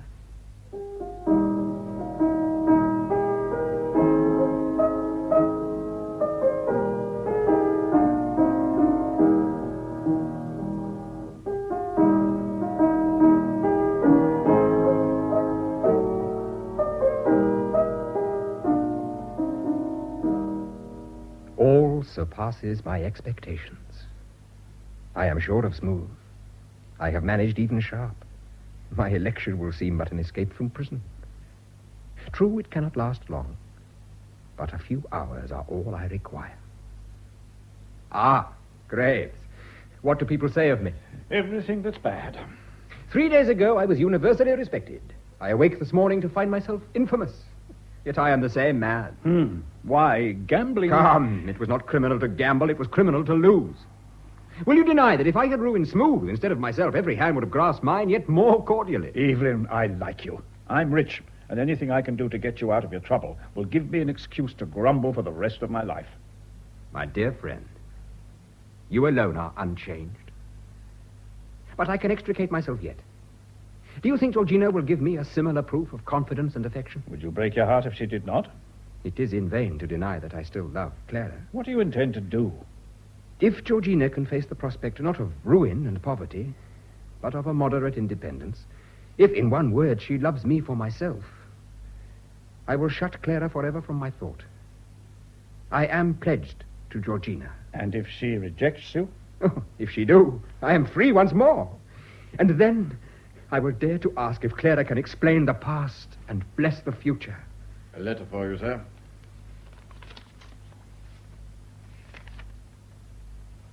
The die is cast. The dream is over. Generous Georgina, I will deserve you yet. Georgina? Is it possible? How we misjudge the human heart. I imagined her incapable of this devotion. And I, too. I will write at once to undeceive that generous heart. Excuse me. I would have given £1,000 if that little jade Clara had been beforehand. But just my luck. If I want a man to marry one woman, he's sure to marry another on purpose to vex me. Take this instantly to Miss Vesey. Say, I will call in an hour. Why does my heart sink within me? Why do I see only the memory of what has been? You are re-engaged, then, to Georgina? Irrevocably. Lady Franklin and Miss Douglas. My dear Evelyn, you may think it strange to receive such visitors at this moment, but it is no time for ceremony. We are your relations. It is reported you're about to leave the country. We come to ask frankly what we can do to serve you. Madam, Well, do not hesitate to confide in us. Clara is less a stranger to you than I am. Mr. Graves here will perhaps let me consult with him. Let us leave them to themselves. Miss Douglas, I want words to thank you. This goodness, this sympathy. Evelyn, goodness, sympathy. I have learned all. It is for me to speak of gratitude. To you, I owe all that has raised me from servitude and dependence. While your words were so bitter, your deeds were so gentle. Oh, Evelyn, this then was your revenge. You owe me no thanks. That revenge was sweet. It was nothing to feel that my presence haunted you, though you knew it not. Even if separated forever, even if another's, even in distant years, if the use of that gold bring to your lips one smile, that smile was mine, due to the hand you rejected, to the love you despised. Despised? See how when they say you are again as poor as before, I forget the world and my pride and remember only your sorrow. I am here. And is this the same voice that when I knelt at your feet and asked but one day the hope to call you mine, spoke only of poverty and answered never? Because I had been unworthy of your love if I had ensured your misery. Evelyn, my father, like you, was poor, generous, gifted, ambitious, sensitive like you to the least insult. He married as you would have done, one whose only dowry was penury and care. Alfred, I saw that ambition wither to despair. I saw the bitter life, the early death, and heard my mother's groan of self-reproach. Was the woman you loved so nobly to repay you thus? Clara, we should have shared it. Oh, in marriages like this, the wife cannot share the struggle. She can but witness despair. And so, Alfred, I rejected you. Yet you believe me as poor now as I was then. But I am not poor. We are not poor. Of this fortune, which is all your own, if, as I hear, one half would free you from your debts, we have the other half still, Evelyn. It is humble, but it is not penury. You don't know how you torment me. Why do such blessed words come now? Too late. Too late? Why? I am bound by every tie of faith, gratitude, loyalty, and honor to another. Another? Is she then true to your reverses? I did not know this. Indeed, I did not, and I have thus betrayed myself. Evelyn, I was hasty yesterday. You must own it natural that I should be so. But Georgina has been so urgent in your defense that I cannot resist her. What's money without happiness? Give me your security. She insists on lending you the £10,000. I have already received it. Already received it? Are you joking? Faith, for the last 2 days, I believe I've been living among the mysteries of Udolpho. Sister, have you seen Georgina? Not since she went out to walk in the square. She's not in the square, nor in the house. Where the deuce can the girl be? I have written to Miss Vesey, asking her to fix the day for our wedding. Have you? Lady Franklin, find her instantly. She must be back by this time. Take my carriage. It is but a step. You won't be 2 minutes gone. Very well. And don't be downhearted, my dear fellow.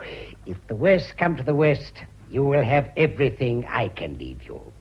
Meantime, if I can in any way help you... Oh, you too, Sir John? Mr. Evelyn, sir, A deputation from Grogginhole. Poll closed in the first hour. You are returned. Indeed. And it was only to please Clara. Mr. Sharp, I said, how much has Mr. Evelyn lost by Messrs. Flash & Co.? Oh, a great deal, sir. A great deal. A great deal? Speak the truth, Sharp. Concealment is over. £223, 6 shillings and threepence. A great sum to throw away. Eh? What, my dear boy, what? All humbug, was it? All humbug, upon my soul. So, Mr. Sharp, isn't he ruined after all? Not the least wee rascal a little bit in the world ruined? Sir, he has never lived up to his income. Worthy man. I could jump up to the ceiling. I am the happiest father-in-law in the 3 kingdoms. Since I was mistaken, cousin, since now you do not need me, forget what has passed.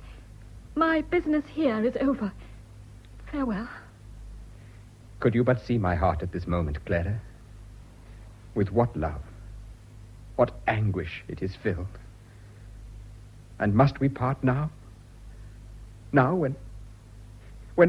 Brother, here she is, and Sir Frederick. Georgie, my dear Georgie, I want to... Stand back, Sir John. I must speak a word to her. I want to speak... Stand back, I say. Not a whisper, nor a sign. If your daughter is to be my wife, to her heart only will I look for a reply to mine. Georgina, it is true, then, that you trust me with your confidence, your fortune? Is it also true that when you did so, you believed me ruined? Answer as if your father did not stand there. What can you mean? She won't look this way. She won't. I implore, answer. The truth, Georgina.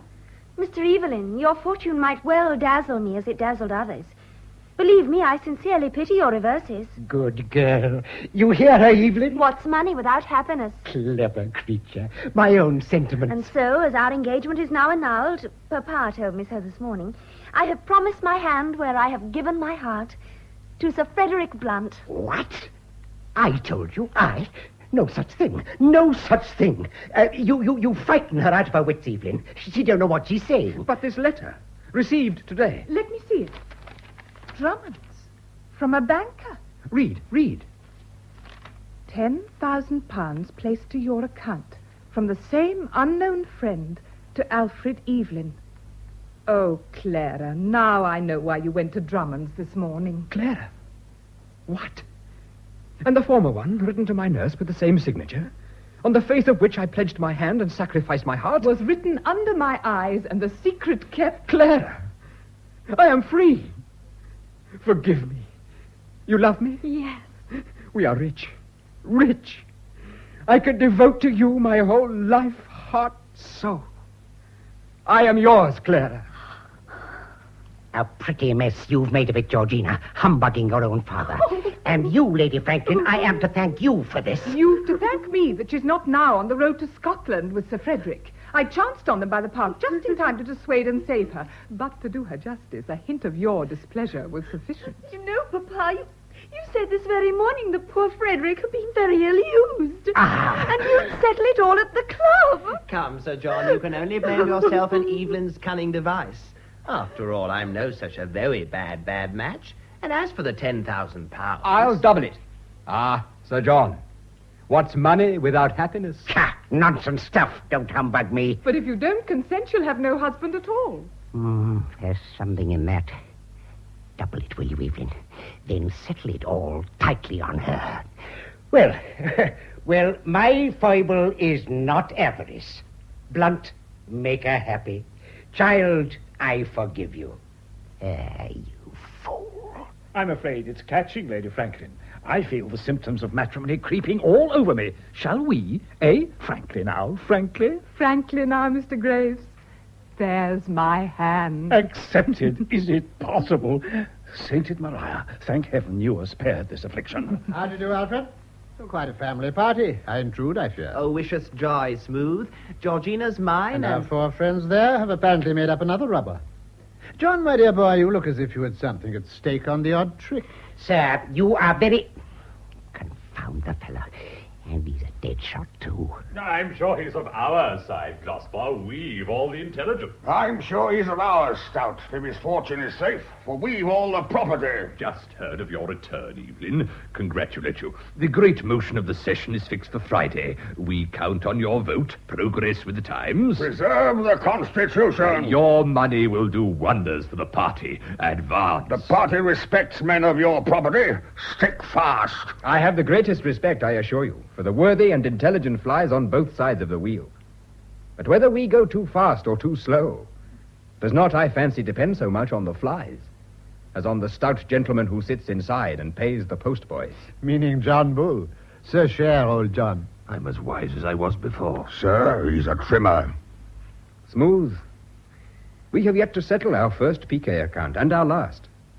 And I sincerely thank you for the service you have rendered me and the lesson you have given these gentlemen. Ah, Clara, you have succeeded where wealth had failed. You have reconciled me to the world and to mankind. My friends, we must confess it.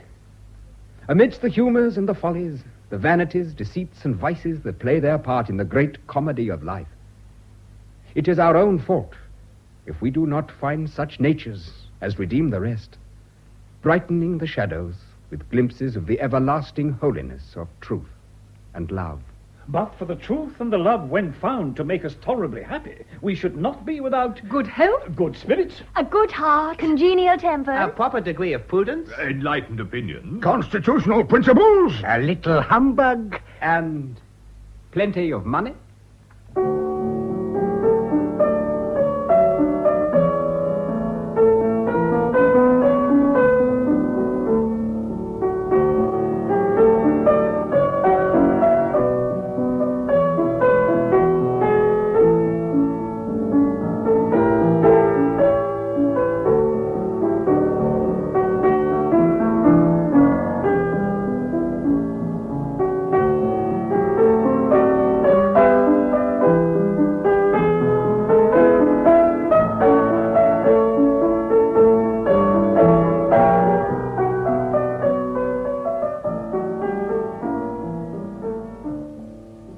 In Money by Edward Bulwer Lytton, which was adapted for radio by Peggy Wells, John Pullen played Alfred Evelyn and John Gabriel Sir John Vesey. Clara, Patricia Leventon, Georgina, Valerie Kirkbright, Mr. Graves, Godfrey Kenton, Lady Franklin, Margaret Wolfett, Lord Glossmore, Hector Ross, Sir Frederick Blunt, Sean Arnold, Captain Smooth, Malcolm Hayes, Mr. Stout, Clifford Norgate, Mr. Sharp, James Thomason, and Mr. Tabaret, Frederick Treves. The pianist was Arthur Tatler. The play was produced by Charles Lafoe.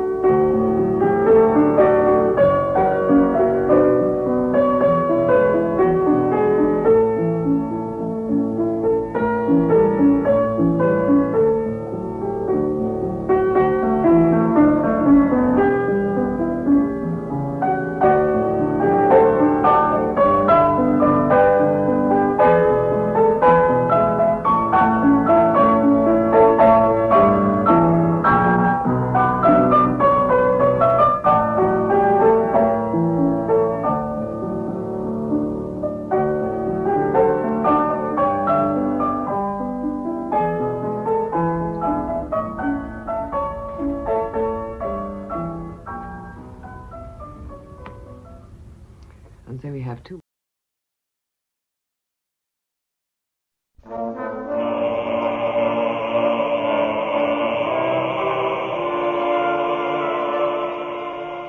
When the Snow Lay Round About by James Forsyth, with David Buck as King Wenceslas, Mary Wimbush as Queen Drahomira, Philip Sully as Prince Boleslav, and Rosalind Adams as Samuel.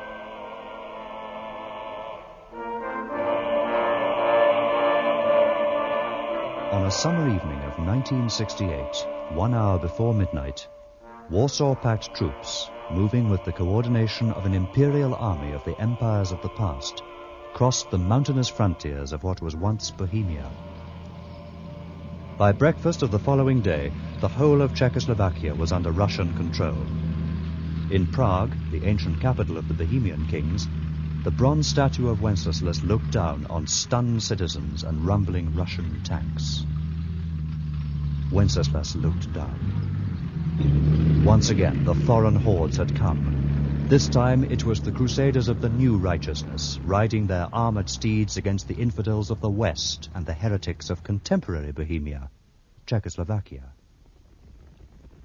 1,040 years before, in the year 928, the imperial army of the Franco-Germanic Empire crossed the mountainous frontiers of little independent Bohemia. Under the command of Henry of Saxony, they also advanced at a slower, but no less ruthless pace, upon Prague. Once there, Henry the German faced King Wenceslas. Down below the royal castle, and in the forest edge beyond the great river which skirts its rocky base, a peasant is gathering firewood of winter windfalls. With him, his young nephew, Samo. At least, that's what Yanni thought. Samo! Samo! Where could the young devil... Where's here? Up here! Up in the tree! The branch above your head! What the devil do you think you are, a squirrel? Now come down out of there. I'm coming. Oh! Samo, back up towards the trunk. Oh, hold it, monsieur! Jump!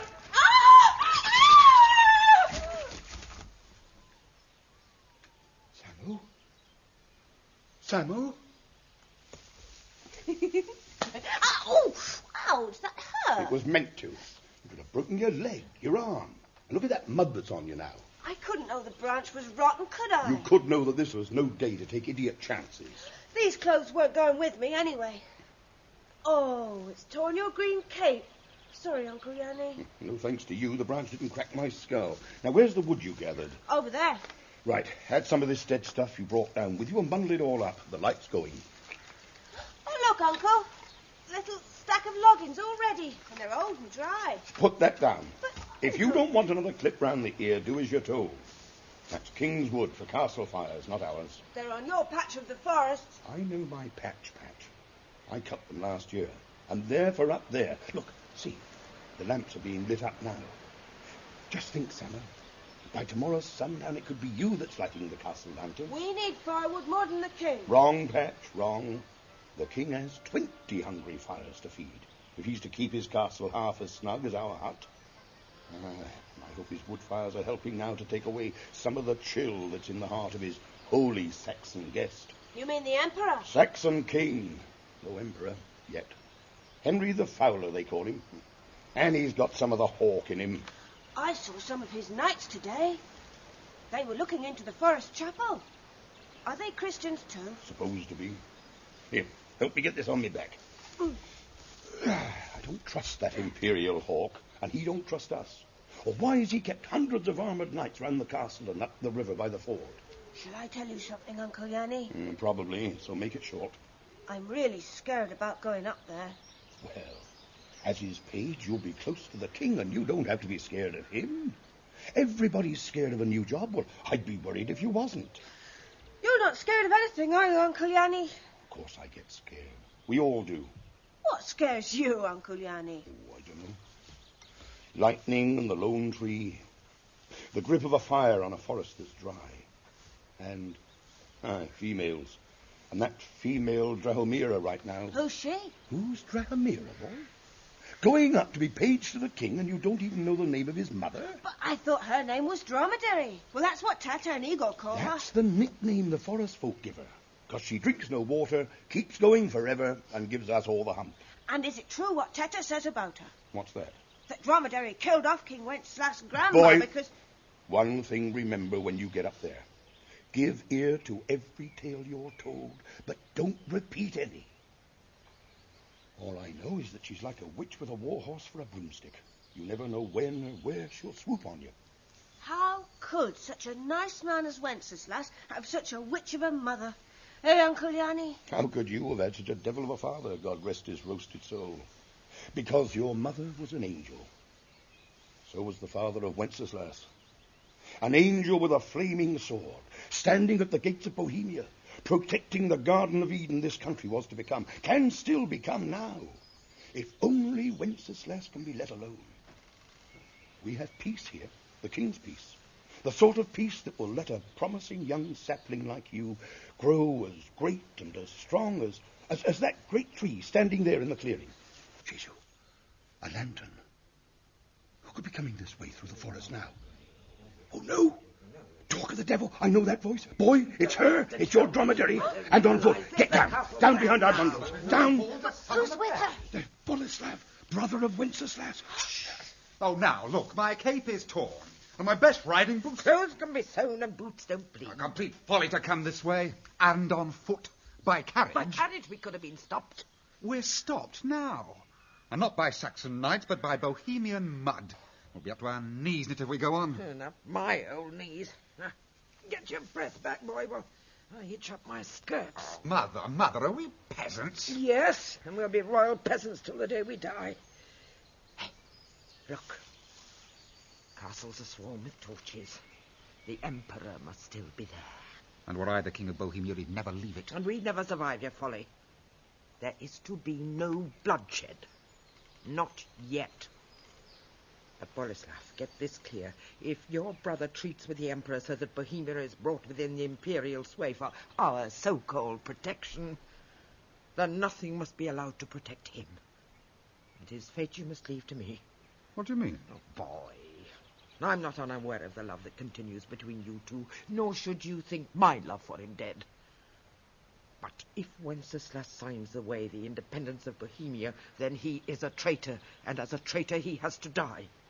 But you... Boleslav, nothing is now so precious to me as the independent survival of this country. Nothing? Not even your life, my dear one. Certainly not mine.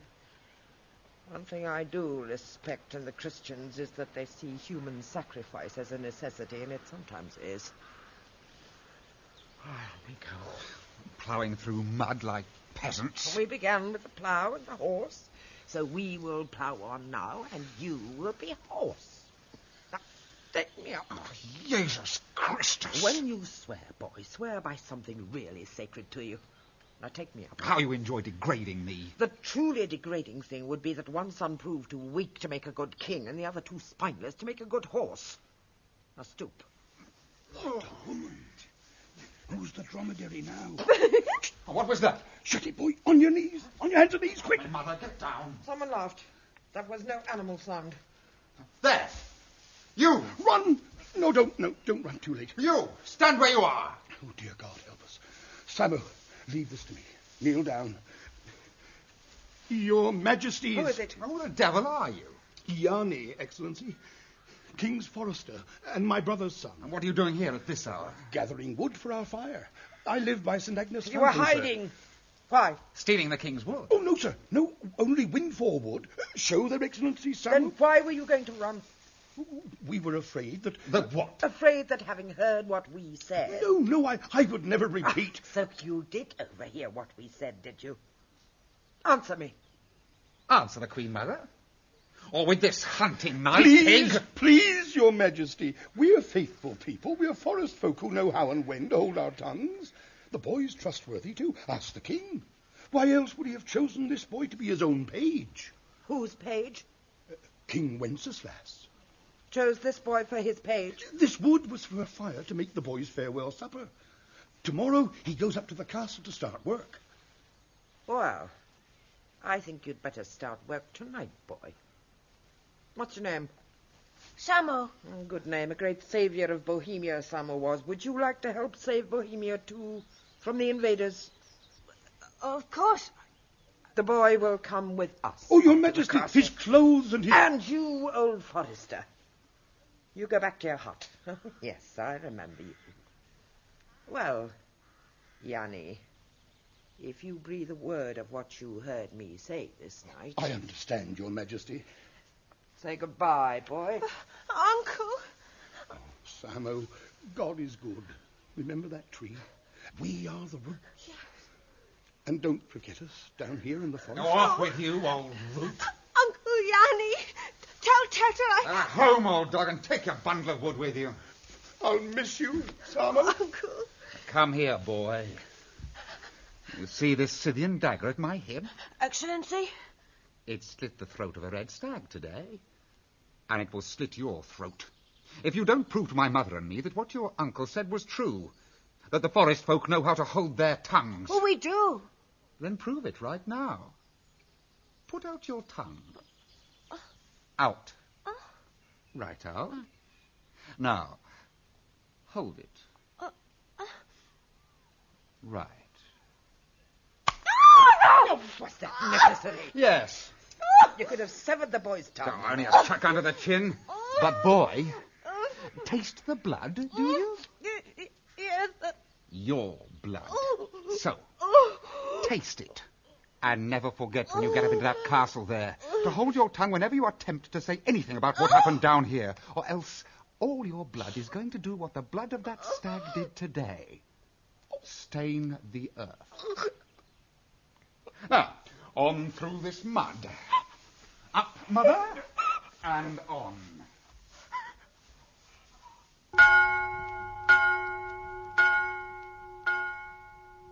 Get out, idiot. I'm going to bed.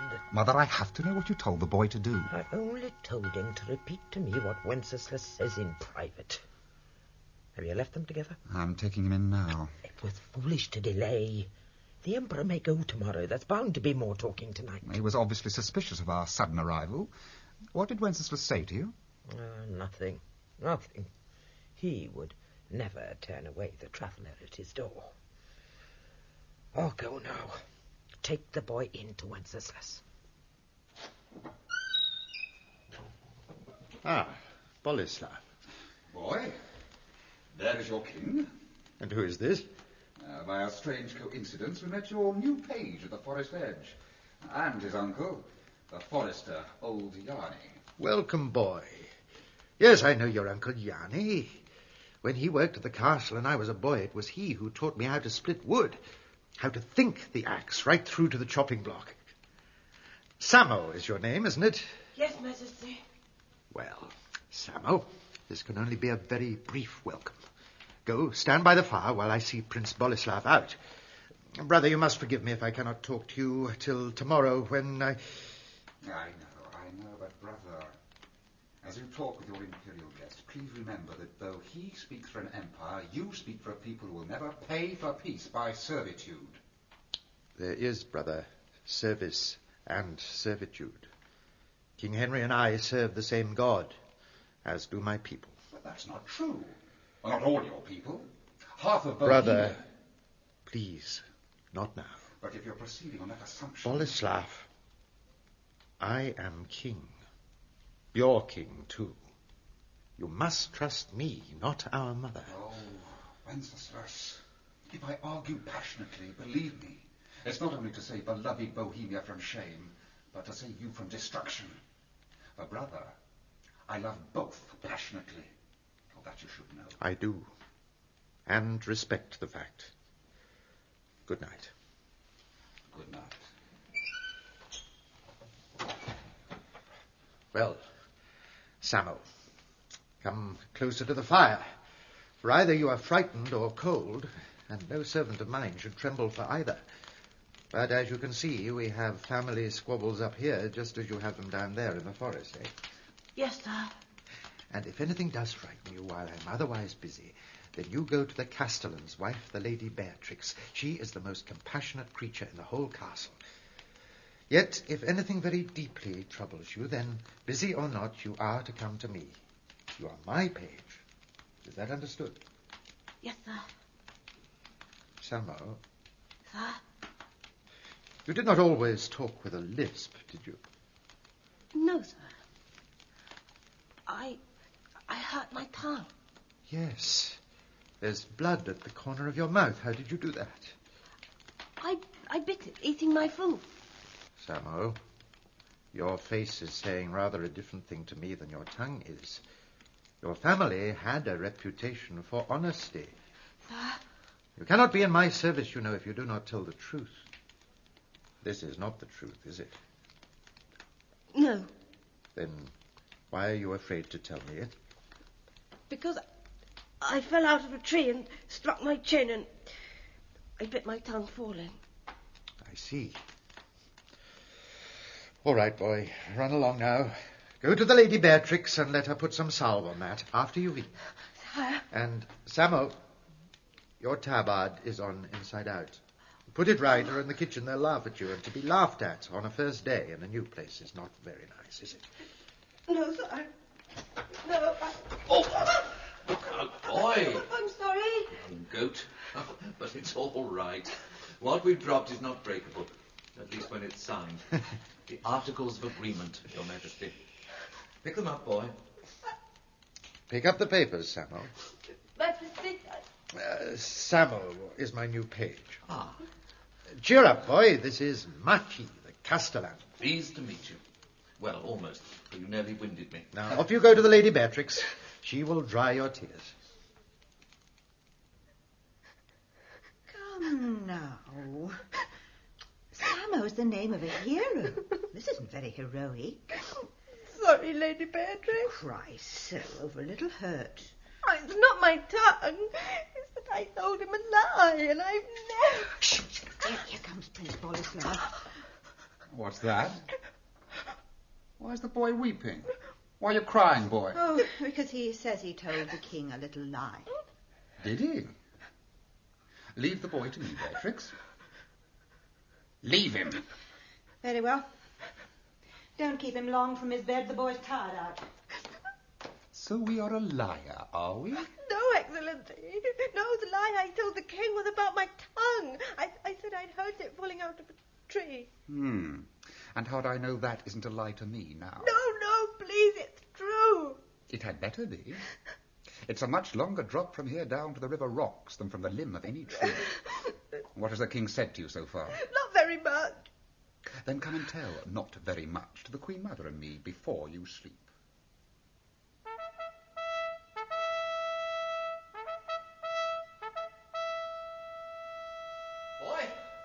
Boy! Oh, Beatrix, what was the page's... Samo. Samo! Sorry, sire. Sorry. You must remain within call. Queen Drahomir. She's not queen.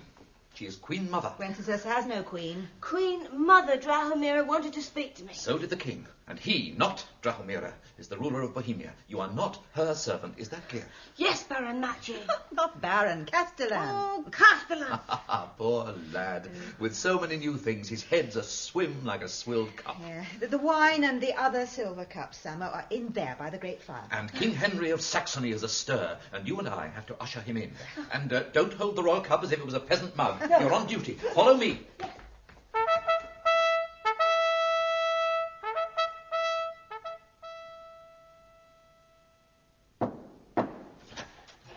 Your Majesty, His Highness King Henry. Come, friend, to the fire. Thank you, Machi. Leave the boy. I'll send him for you when we need you. Your Majesty, Your Highness. Always a very welcome blaze, the morning fire. Yes, the sun may be up and clear, but the chill of these nights at this time of year lingers till noon. And this morning we had the benefit of a specially skilled firemaker, eh, Samo? It was your kindling, wasn't it? Majesty. My new page is a forest boy. Bring the cups here. Steady. Yes, you'll need a steadier hand than that, boy. Practice falconry. Nothing like a falcon on the wrist to create a steady hand. The visitor first. Thank you, boy. Now, sit aside, Samo. That's your stool. Keep an eye on the fire. This cup, shall we say, is to the keeping of peace. I drink to that. Wenceslas, last night, you said something troubling to me, so that I am still uncertain that you are clear about what we offer. And, of course, the price. Should the boy be here? Nothing we may now say should be secret from my people. That, too, worries me. Your degree of trust. Henry, my brother in Christ, by any agreement to be reached about Bohemia, You were not to be my ruler. Forgive me. With personal concern for you. Last night, what troubled you? Oh, only words to the effect that the tree of state, seen as a great tree, can only be strong if it stands quite free and its roots are respected. And with that you disagree? No. It is that in making that statement you seem to imply that we of the Empire, and that I personally, did not want Bohemia to stand free. But protected. I was only stressing the point that a plant protected can be overprotected. Come to this window. Boy, come. I want you to see 2 trees. That one, standing within the protection of the castle walls, my grandmother, Ludmilla, planted. As a sapling, it was taken from the river forest down there. It has sun, it has air, but it has never been buffeted by any great wind, and by the wall its roots are limited. It has never thrived. In fact, next year it will probably be a dead thing. But down there, and over the river by the forest edge, is a great tree that has always been an entire delight to me. It stands free of the forest, but is neighbour to the whole empire of trees beyond. It enjoys the freedom of a tree in good native soil, open not only to the sun and the rain, but to the buffet of healthy winds also. It thrives. It will survive. Even storms? Even storms. But not uprooting tempests? Not tempests, no. And from tempests, we would protect Bohemia. Tempests which will come to you from beyond the giant mountains, beyond your forest lands. The Magyar hordes. And the sword of Silesia. And all the barbarian threat now building against Bohemia. Against these you simply cannot stand alone, now can you? Close the shutters, boy. Wenceslas, why won't you give me your decision? Why won't you trust me? You who are so trustful of others. It offends you, I know. Oh, no. This is a matter above persons and the personal. But I must now begin my journey back, and if I do not go carrying your agreement, well... Please, dear brother in majesty, sit. Thank you. Samo, pass that wooden casket to me. Thank you. Here, in the fire, is warmth. Here we have wine and bread. And here, for the moment, we have that peace within which can be nourished by these. This is all we need for life to be sustained in us, and God to give that life wonder. All the rest is greed and ambitious illusions. My desire is simply that every man, woman, and child within our little Bohemia should have that peace and the provision to enjoy these needs. And if the general achievement of this were to reduce me and my own household to the same peasant simplicity, I'd praise God for it. I've tasted its joy.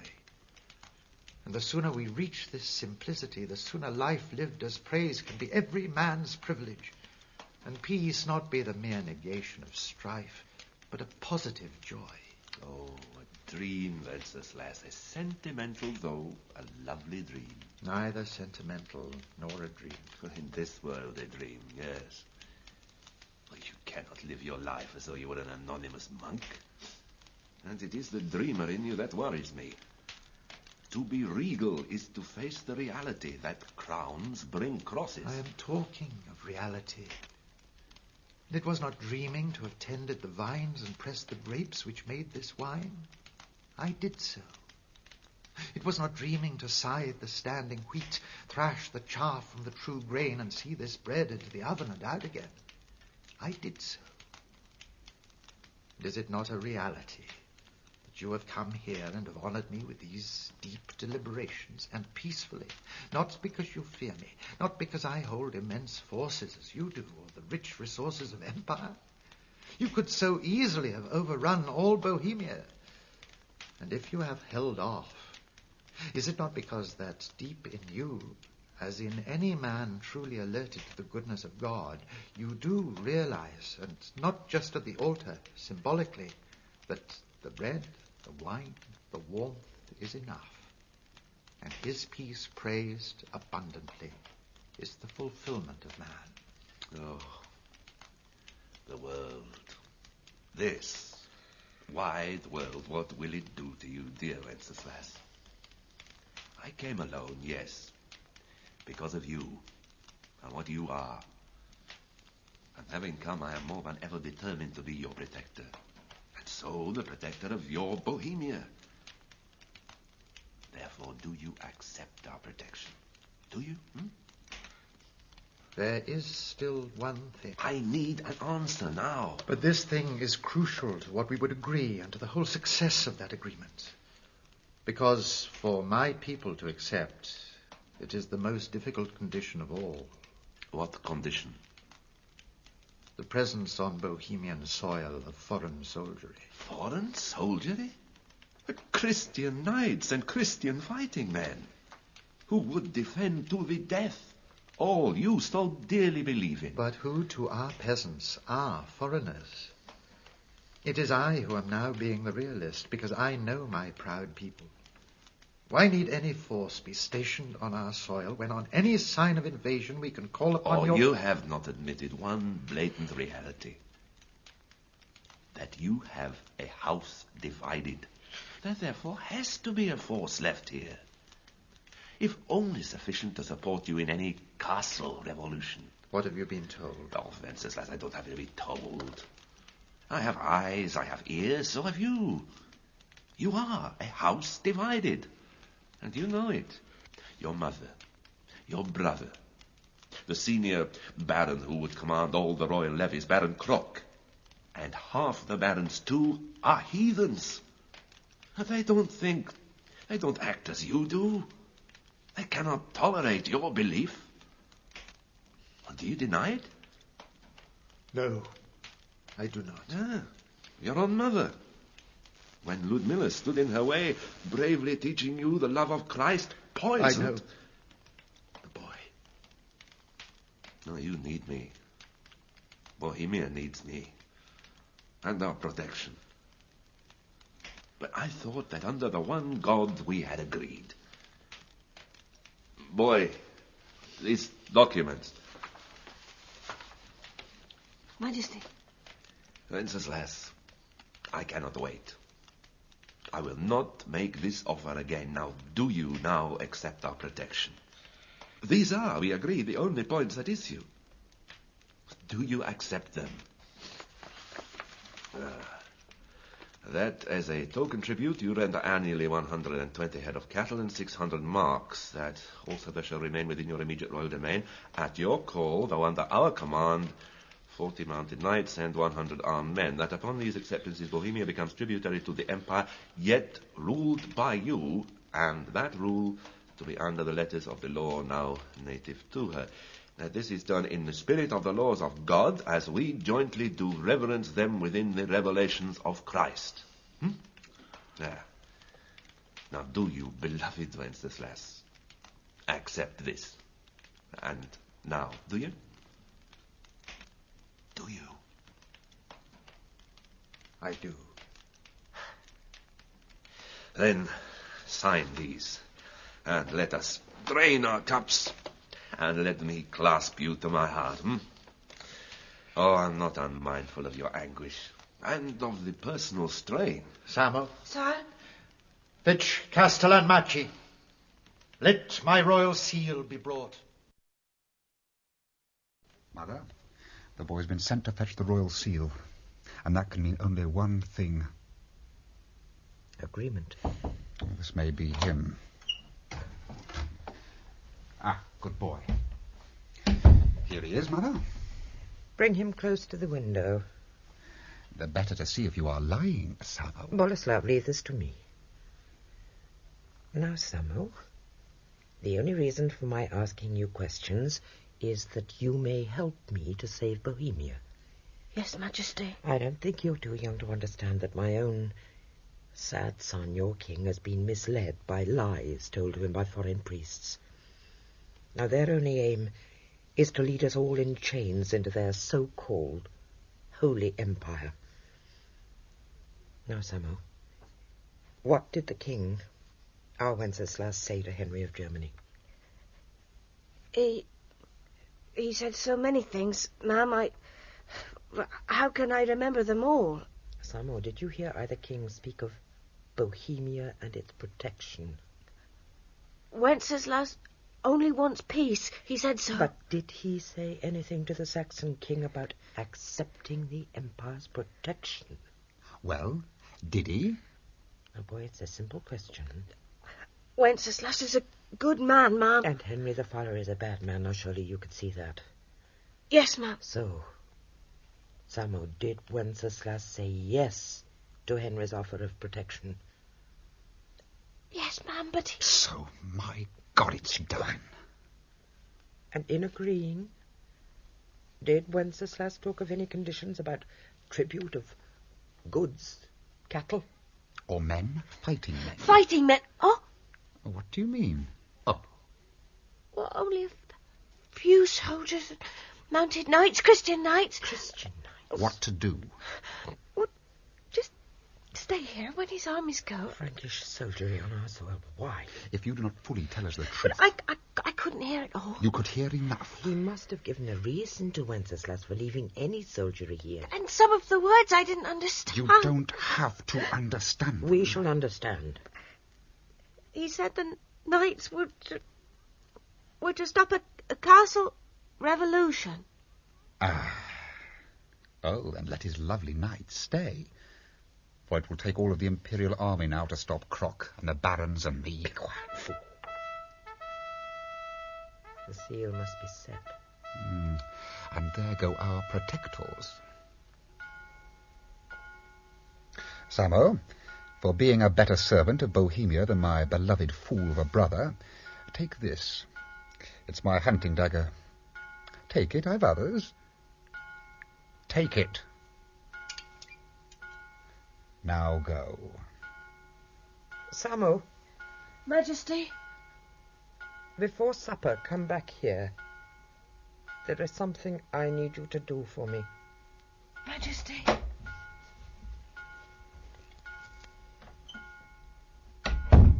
This is a day of shame for me, as a mother and as a Bohemian. Now at last the issue's clear. Oh, need we be so solemn, Mamma?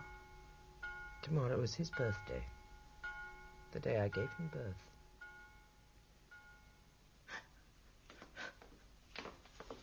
What's this?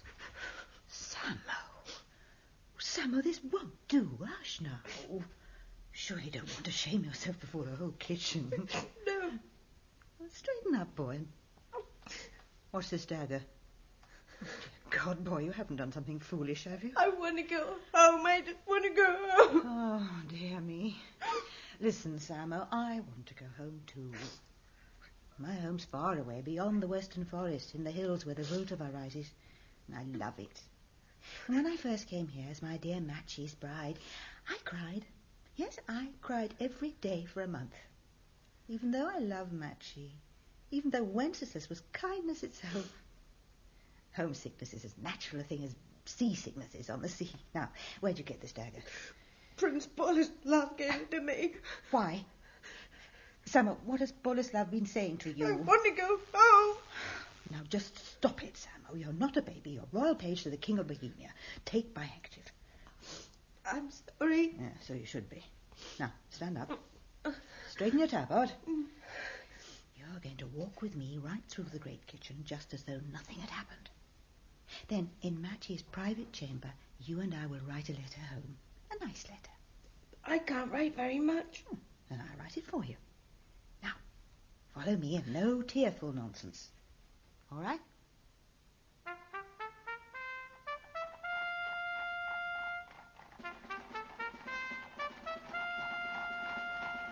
Chesterton. Castellan. Your Majesty, a moment, Baron Croc. Sire. Castellan, this is Prince Vasily Voronov, who will be my knight commander remaining in command of our Bohemian detachment.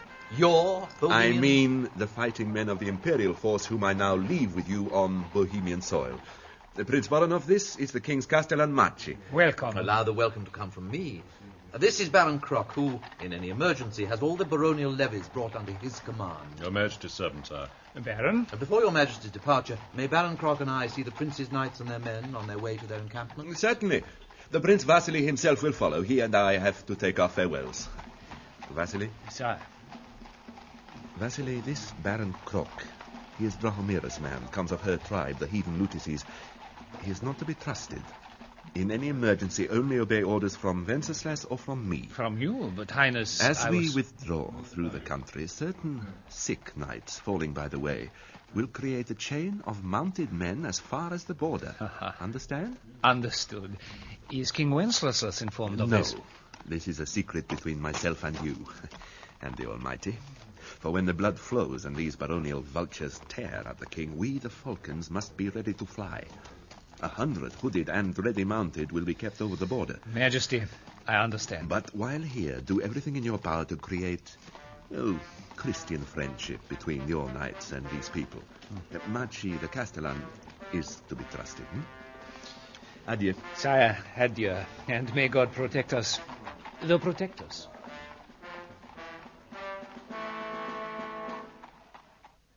Beatrix is being very kind to me. Not unpleasant for me to write down. Thank you, Samuel. And please, Uncle. Oh, What's wrong? my Uncle Yanni can't read. Isn't there somebody who could... Oh, Teta. Yes, she can read. And who's Teta? My cousin. Can I say something more? Yes. In any case, you must finish it properly. Please, Uncle Yanni, give my love to Teta. I so miss her. Now. Sorry. Let's just say I so miss her company and all my friends of the forest, your affectionate nephew. Oh, can you sign your name? Oh, yes, Teta taught me. The men now bringing the winter wood in can take you down to the ferryman. Your name here. Yeah. And Samo. Yes, my lady. All love for you isn't just down there in your old home. If you went from here now, I'd miss you. Now go. Yes, my lady. Oh, now steady, boy. I'm sorry, sir. Oh, don't make a habit of butting into me every time I open a door. Sorry, Castellan Maci. Oh, Maci, the child doesn't understand your fun. Homesickness? Yes, I think so. What's this? Oh, it's a letter home I wrote for the boy. Don't spoil him. I must try what weeping can do for me. Idiot. But, Maci, dearest, I think Boleslav's trying to make use of that boy. For what purpose? Spying on the king. Oh, he's a good boy. Trustworthy, isn't he? I think so, but he's very frightened. In the letter here, he says to his uncle, but it's Prince Boleslav I'm scared of, and I don't want to have to do anything bad for the king. He's so good to me. Didn't you question the boy about that? Oh, the least precious. You could see he burst into tears. But Boleslav's given him a present of a hunting knife. Devil, to make use of a frightened child. Well, I'll tackle him in the morning. Oh, what a day. But one, I believe, that is going to be the start of another peaceful chapter in our history. Unless...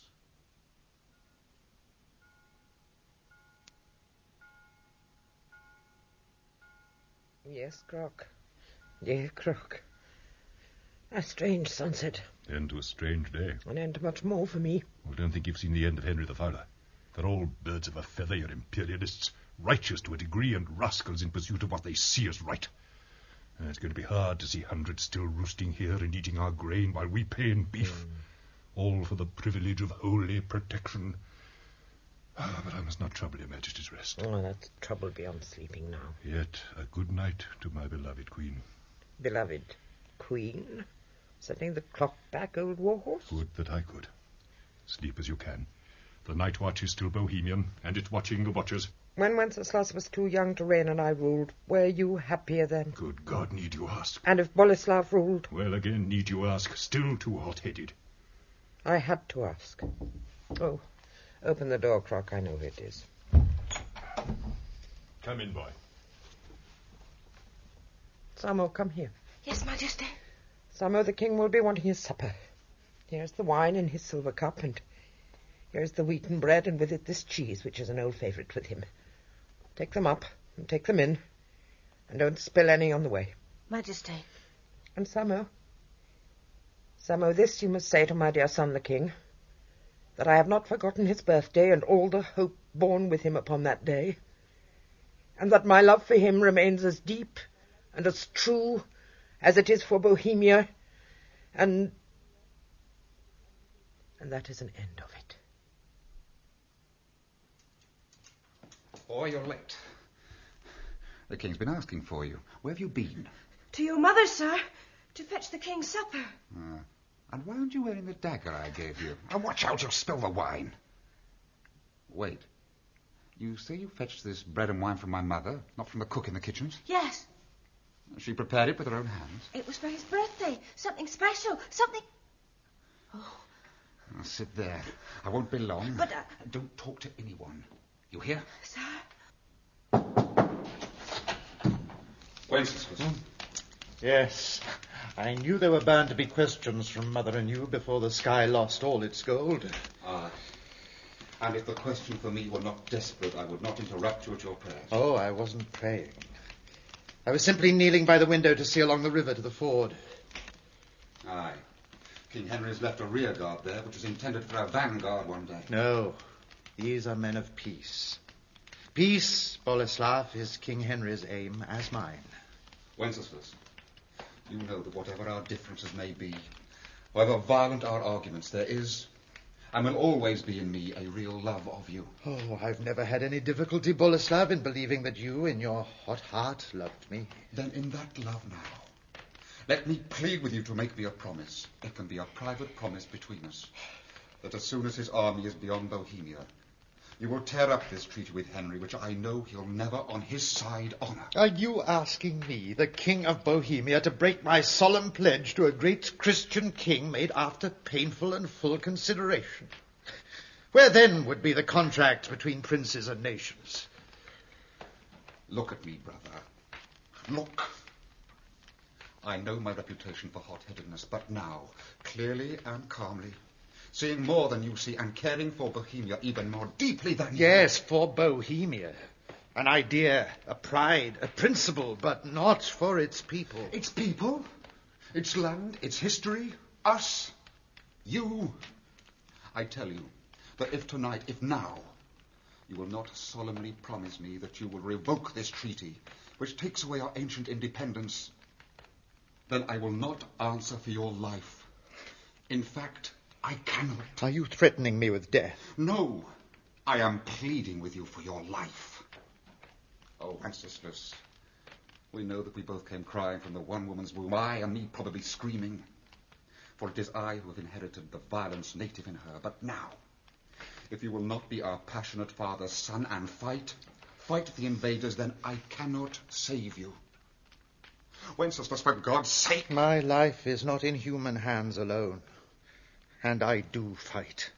And the passion of our parents is in me. I fight. But the enemy I fight is deep in you, in me, and in all of us. A dragon of destruction who, if not fought off, will inevitably see the destruction of family, castle, land, and all the people, whoever they may be, of Bohemia, Moravia, Gaul, Saxony.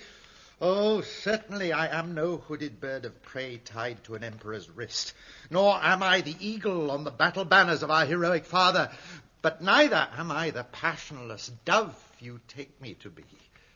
For the dove of life, as my Christ knew, has all the passion of creation in it. For the rage of creation ran through the Creator in the making of man. I will create peace for this people, because their need is 7 more years of creative peace. 7 years to grow to the grace and strength where we may truly say, in our Bohemia is the new Eden, where men live to tend the garden that was God's and is ours, and where we take joy in the fruits of it. If you so love, as so obviously you do, the peasant life, why not go and be a peasant? Let me, not Henry the Fowler, protect you. Keep your Christ. Renounce your crown. Live like a monk in the woods you love. And Bohemia? Leave her to me. Or else. Or else. Or else. Kill me and imprison our mother. Because neither of us will ever allow this subjection to the Empire to happen. This is despair, not hate of you. The coming day's your birthday. Make it a new beginning. Promise me to stand aside, as I know in your heart you would love to do. Be your man of peace, and appoint me, not our mother, to be your successor. Wenceslas. Brother, no. God bless you for the love in this. But no. And good night. Boy, why are you sitting here staring at the King's cup? Prince Boleslav told me to wait here. Boleslav? Castellan Machi. When they say that Drahomira killed Ludmila... Samo! Yes, what about Drahomira? Samo! Machi, the boy's wanted in there with the King's supper. Move, boy. But Boleslav, the King's page comes under my orders. And you may come under mine sooner than you think. So, go in, boy. Oh, Samo, it's you. Samo, give me the... Thank you. Oh, it is a cold cup. Ha! Take the poker here, push it in where the red embers are. That's it. I will show you how to mull a good cup of wine. Why are you so silent, Samo? You're not happy here, are you? Don't hold on to the poker so or it'll burn you. When the other end is red hot, we take it up with this leather glove and then we plunge it into this cup of wine to mull it. I have spices here in this little casket, see? Boy, have you nothing to say to me? Majesty, your mother... What of her? She said to tell you that she'd not forgotten your birthday and the hopes... She said the hopes born with you. Yes. I know her hopes, Sam. Did she say anything more? That she loves you. Not something you believe, boy. Is it? No. Well, that's honest. Yet it is true. My terrible mother terribly loves me. Now, take my cup in your hands again. In goes the spice. Hold it still. Now, see. The poker's red hot. Hold out the cup. Head back for the fizz. Smell the spice. Now, hand me the cup. Samo, I said, give me the cup. What's the matter with you, boy? Samo, in God's name! Your Majesty. I want to die. The boy gulped my wine. When I tried to wrest the cup from him, he threw the contents onto the fire. I want to die. Quick, Beatrix, take the boy with you. Make him sick, make him vomit. Quickly. And keep him with you. Let no others know.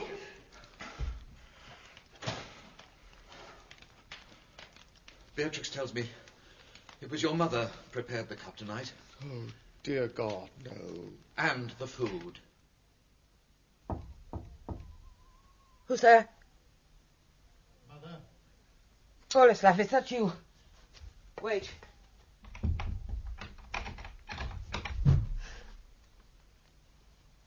Wenceslas. Mother. You had not expected to see me again, had you? I was startled to see you standing there, like the ghost of your father. The boy drank the wine. Yes, the boy. He will live. A pig ate the food. It is dead. Why, Mother? Why ask when you know the answer? To save Bohemia. By murder of your own son? At the risk of damnation to your own soul? Better far that I, still loving you, should kill you now, than that later the people in panic and hate should tear you to pieces. That my people will never do. They are not your people, they are Bohemia's people. Only yours through my folly in ceding the crown to you because of age and the advice of idiots. They are mine, mother, only through a love which our crown has begun to mean and must go on meaning. By selling their freedom, by crippling their native spirit through concessions to the creeping priests of Rome. No. Yes, I wished you dead. I wish you dead now if nothing will change your course. So, put me in chains, kill me, for I will not change, and I will not wait to see here in life what so clearly I've seen in my dreadful dreams. I've seen Bohemians in screaming despair swarming in their thousands from our forests out there and on up here to kill their king. Kill me now, for I want to be our king's killer. Wenceslas. Oh, you will not die. Not at my hands. Nor will Boleslav. Boleslav did not know. Oh, he knew. Or he guessed. Where are you going? Wenceslas! Wenceslas! Samo, it's all right. You'll be all right now. That was a brave thing to do. The king came in and he kissed your head as you slept. Archie, what is it? My sword. My sword. What's wrong? Look. The king. He's walked out into the night going God knows where. How are you, boy? I'm all right, sir. But, Archie, the king... I'll come back as soon as I know where he's gone. Good boy, Samo. You've saved the king's life. Has the king gone from the castle, eh? Archie says so. He'll come back, won't he? Oh, of course. Now lie still. Boleslav, how dare you come in here without permission? I want the boy. No, he's sick. I'm not sick now. And if you touch Lady Beatrix on me, I'll plunge this dagger into you. So my own dagger is to dispatch me like a pig, huh? Spirit, eh? Well, young Bohemian, with the way things are moving, we'll need a few spirited Bohemians about, but... Oh, Samo! Oh! Young devil, quick, bind this up. If he's run off, I'll set the dogs on him. No, Croc, no. Nor as much he found which way he went. And the boy? Oh, Boleslav will start a full hunt for him in the morning. He's lost a lot of blood. Do Boleslav good. But did Wenceslas give you no idea why or where? Croc, we know why. Yes, and so does Machi. Beatrix and the boy, too. Ah, this was ill-planned, Your Majesty. They'll have to be somehow silenced or word will get out. And his knights will get it to Henry in Saxony. Any attack on the king and the excuse for that invasion is there. Too soon, Drahomira, too soon. Ah, Boleslav, no news? Mother, his monk's garb's gone. Ah, then once again he'll be walking among his people like an unknown monk in the stupid belief that he can get to know the will of the people. And he's gone because he couldn't bear the truth, I told him. What matters now is what we will do while he's gone, which is to prepare for war. Yes. Listen to them. Listen.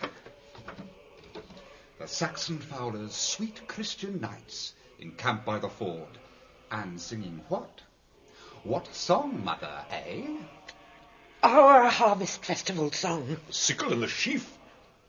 Yes, it is. But how would they know it? Probably schooled in the song before they ever left Saxony. Ah, sly. Sickening. So, while my holy brother is out of the way, let's get rid of these sly invaders. No. What? Have you weakened too? No. Let the big battle come, but I need more time to prepare. Great God, man, you're in Bohemia now. Skip these singing throats tonight. Sound your war horns at dawn, and by noon there will be hundreds of men pouring forth from the forests, the meadows, the mountains. Aye, men on foot, and mostly armed at best with dagger and spear. But those Saxons singing now are mostly mounted men and armoured. The horses we have bred, but we are still breeding men who are able to ride to the sword and the lance. It needs training, it needs time, which, thank God, Wenceslas has given us. Yes. Till word gets back to Henry that Bohemia has no king. All that Henry's Voronov need know is that Wenceslas has gone on a holy pilgrimage to various local shrines within the kingdom. You, Boleslav, you will hunt down the boy and bring him here. You will not, old woman. Now order me. I will do what I will do. Boleslav! Prince Boleslav! If you defy the orders of our queen, I will be obliged to imprison you for treason. Your mother, our queen, voluntarily vacated the throne for your brother. He has gone, deserted the throne and the crown, and the throne reverts to God's mother. It is not only the Saxons who are sly, not just Henry the German who seeks a power that I am entitled to. An old devil who seeks it stands behind you now. No, let him go. All his rage will be vented on the boy, if he finds him.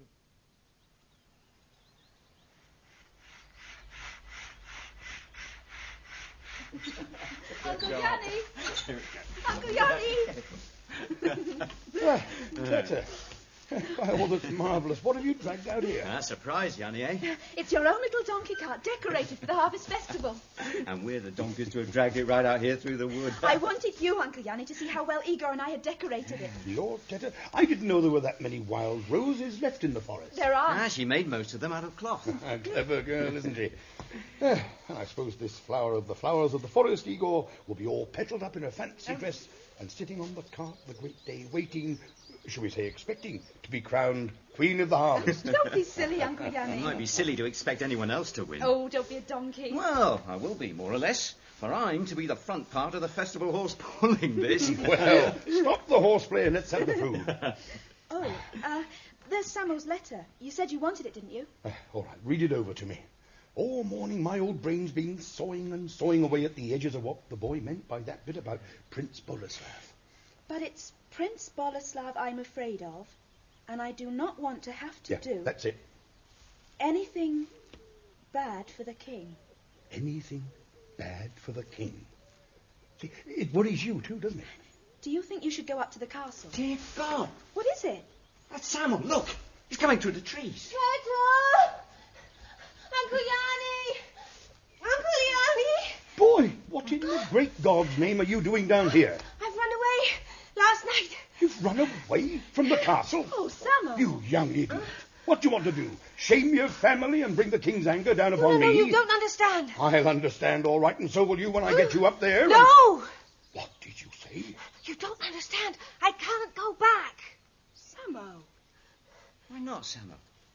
They'd kill me. Who? Drahomira, Boleslav, Baron Krok. The king wouldn't... The king's gone. Gone? Gone? Dear God, he's not... Oh, no, he's not dead. But Drahomira tried to... Hush, boy. Hold your tongue and come with us back to the hut. Come, boy.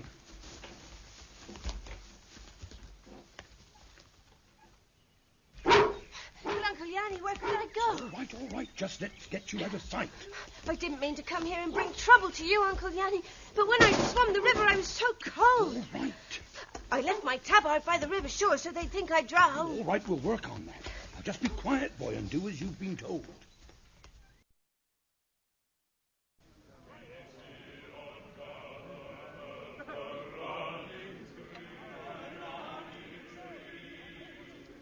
It is understood by me, Baron Krok, yet it is a long duration of the king to be from the castle, no? We have a king, Voronov, who does not know discipline, as you and I do as soldiers. Oh, a good king. Too good a man, perhaps, for this world. As was our saviour. Yes. But when your Christus told his faithful band that he would be crucified and rise on the third day, he at least kept his appointments. A strange sense of humour you have in Bohemia. Ah, but good tunes. You Christians sing well. Thank you. And in the castle, all is peace. Why not? And the castellan, Mathieu, he is well, because he has ceased visiting our camp. No, he went out after the king and hasn't yet come back. Boleslav, if you drink less, I'd get more sense out of you. Where is Machi now? The dungeon's still in chains. Beatrix, too? Beatrix, too. And still no sight of the boy? The boy's drowned. They fished out more of his clothes. But no body. Not yet. But I've seen the man of straw at the spring festival swept right down to Rotislavi before it surfaced again. Even I wouldn't have swum the river that night. He had spirit. I could have made a fighting man out of him. Oh, don't fill that goblet again unless you want to drown in wine. It's Harvest Festival. It's time for drinking, and it's more than time for fighting. Isn't King Croc ready yet? King Croc? Oh, make up your mind, Mother. That old war horse is not after a crock of gold. He wants the crown of Bohemia on his thick skull, and our skulls in his hairy hands. Well, you wait and see. But beyond the harvest, I'm not waiting. Boleslav! You must. Why must I? Because I cannot. God will not let me.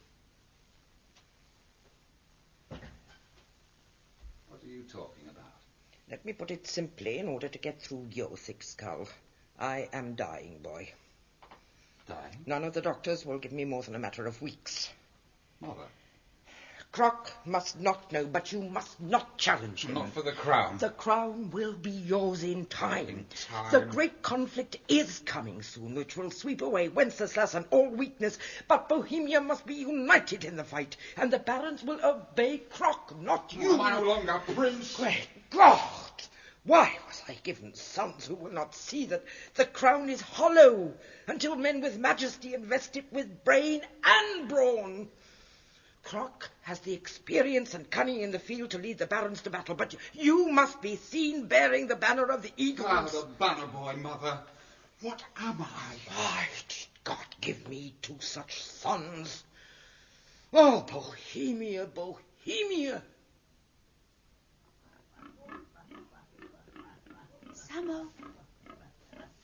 Samo, I'm here. Well, you didn't answer. Oh, Teta, why can't I be up in the hayloft where there's space to stand up?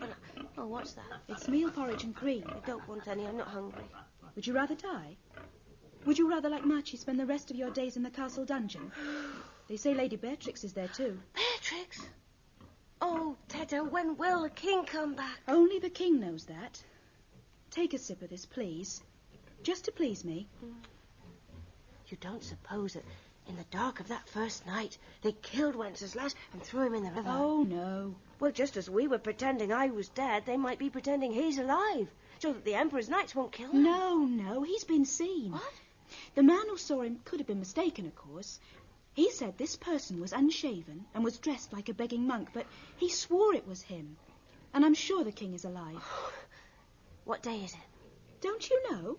All the days seem the same to me. It's Harvest Festival Eve. Oh, I'm going to miss all that. I'll even miss seeing you all dressed up as Harvest Queen. Poor Samo. Please, Teta, can't you get them to let me be up in Igor's hayloft just for that? I could peep down through the floorboards and see it all. It will be a risk, Samo, but I'll ask. There's going to be some very special singing, too. The soldier choir of the Knights of the Empire are taking part. They've challenged Uncle Yanni's Foresters Choir that they can sing the Sheaf and Sickle song better than we can. Is Igor playing Harvest King again? No. Marriage to me in real life is going to be enough for him. He's playing the front end of the comic horse who pulls the festival cart in. Oh, Samo! What is it? I've just thought of a place where you could be part of the festival and nobody would know. What? You might play the tail end of the horse. Oh, Teta, if only I could.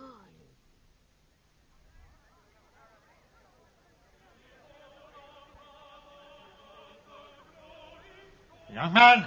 Down, rear end. Samo, down. There's a monk with a beard of a goat coming our way. Not so much of a man, Holy Father, as half a horse. Well, such a splendid festival cart deserves an intelligent horse. So, may I ask you, what is this singing in there in the barn? Oh, Father, you're not just a stranger to these parts, but a stranger to Bohemia if you don't know that song. Oh, I know the song. It is the singers I would know. Oh, you should too. They're Christian fighting men of the unholy Holy Empire. Good God. Oh, I'm sorry, Father. Why? What is it? Well, it's the judge for the singing coming this way, Baron Croc. Croc? Son, may I go into your barn and watch? Well, certainly, Father. Anyone can go in. Thank you, my son. Samo, get back in. Head down. There's Croc. Oh, I was mad to risk this for you. Stand still. And pray. Ah. Excellency. The winning cart, is it? Very pretty. Thank you, Excellency. You're the farmer's son, aren't you? Well, in fact, Excellency, I'm only half a festival horse today. And the hindermost half? Inside there. Well, hindquarters, it'll soon be over, so bear up.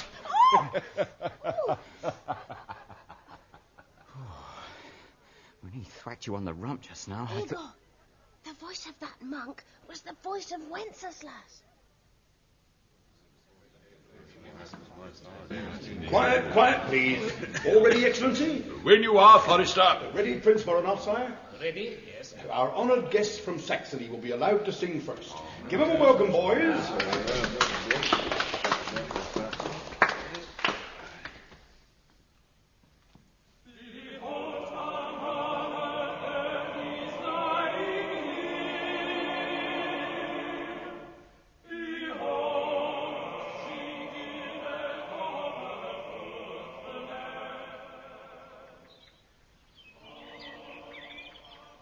Seen him, I would have known. But I know that voice.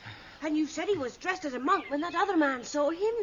Oh, if only you'd let me look at him, Igor. Well, he's in there now, and when we go in... Shh, listen. Is it time? No, we don't go in till the winning choir has been chosen, and they sing the victory repeat. Oh, no. What is it? Over by the old pigsty, where Samo hid. Look, there's that Baron Felix. Boleslav. Boleslav. Quick, help me on with the horse's head. Samo, we're going to draw the cart now. Right up to the big barn door where we're going. Don't hurry. No. Right. Here we go. Go in step, Samo. Don't hurry.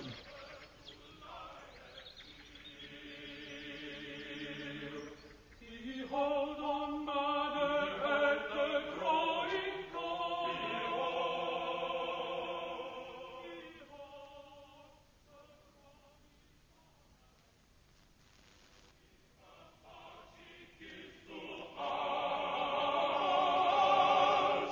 Give thanks to Mother Earth, who lie and hear.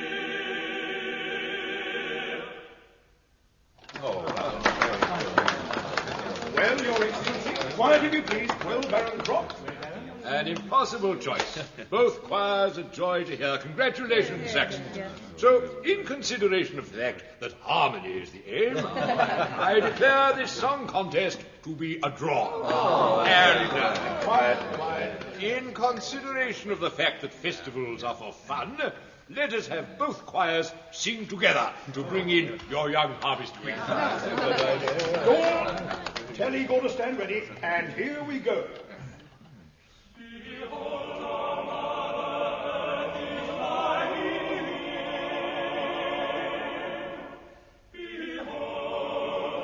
Open the doors, Jan. Both doors, boy.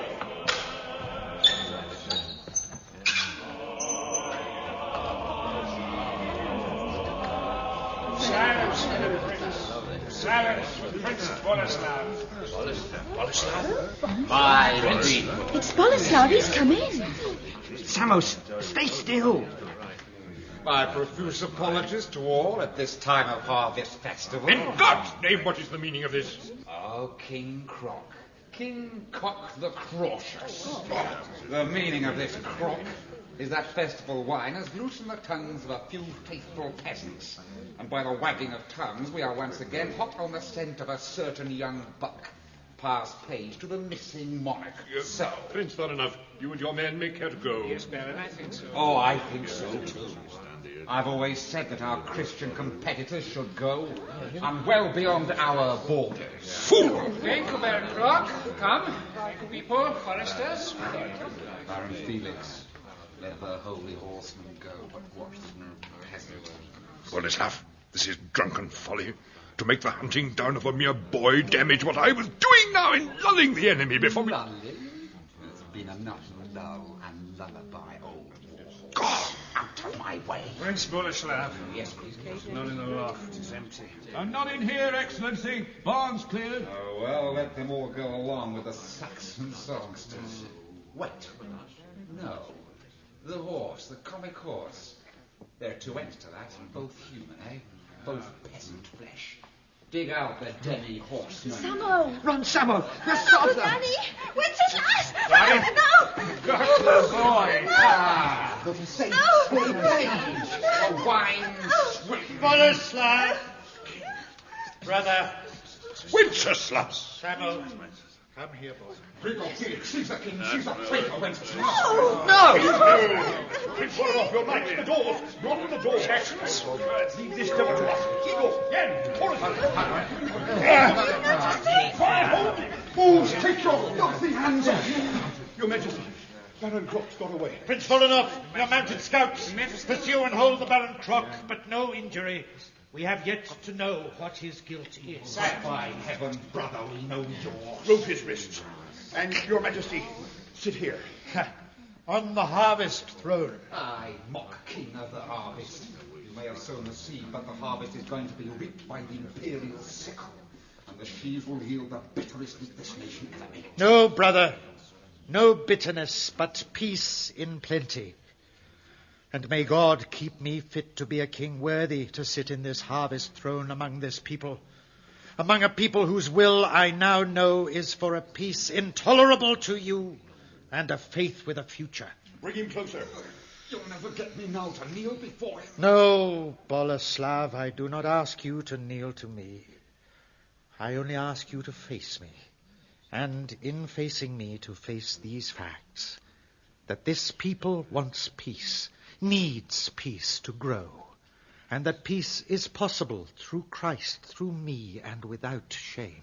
Is it without shame that you use the powers of the Empire now to protect your throne and punish me, your own flesh and blood? I have not yet punished you. And the power holding you now is no foreign force, but the native muscle of foresters entirely faithful to Bohemia. It is you that are now foreign to them and their way of life. That is the shame. Unbind him. Boleslav, you are free to go from here to your own lands, but not to come back this side of my forests till God has changed you. For think, brother, what you would have done. Brutally and treacherously shed Christian blood and justified the Holy Empire in marching in to make this country run with the blood of a whole generation of men. You cannot kill evil with the sword. Those who live by it, in living so, die, and the dead bury the dead. Take you and your evil hopes away, and for Christ's sake, my brother, kill them in you, so that once again we may love one another. Our mother will be joining you in this banishment. Go now, freely. I remember this as the day when disgust of weakness made me want to spit upon our king. You are the Judas of Bohemia. Out of my way! Oh, Majesty.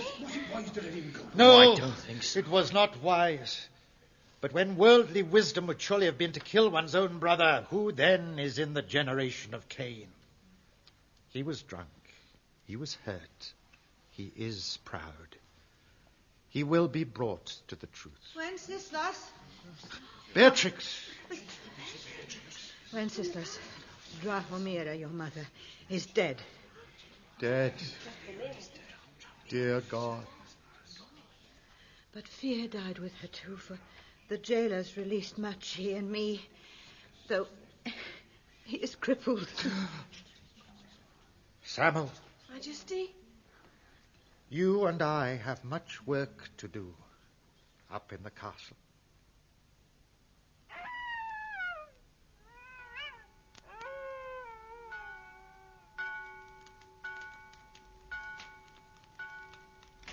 St. Stephen's feast and a crackling bright fire. The king will be pleased. Your Uncle Yanni will be almost snowed up down there now. Have you seen the depth of it? Yes. It was still falling when the king and me were giving out the gifts to the poor people. It stopped falling now.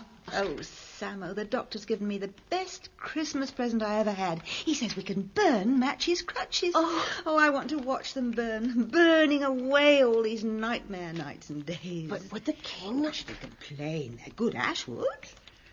And you know the old rhyme, ashwood green or ashwood brown is fit for a king with a golden crown.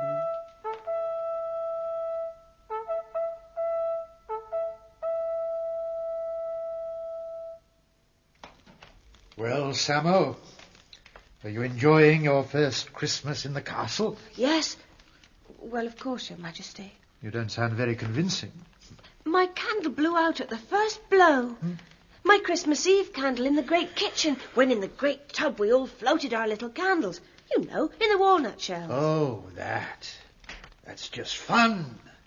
Shed no tears about that, Samo. But don't they say that if your candle blows out at the first blow, it means bad luck for you? Superstition, Samo, which feeds on fear.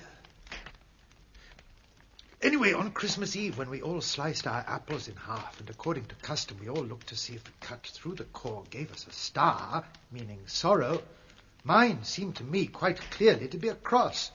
Yet Beatrix, looking at it, saw that it was a star. The same apple, two persons, two images. Often what we want to see is all that we do see. I see little crosses wherever I go. Crossed sticks on the ground, crossed straws today, frozen into the ice.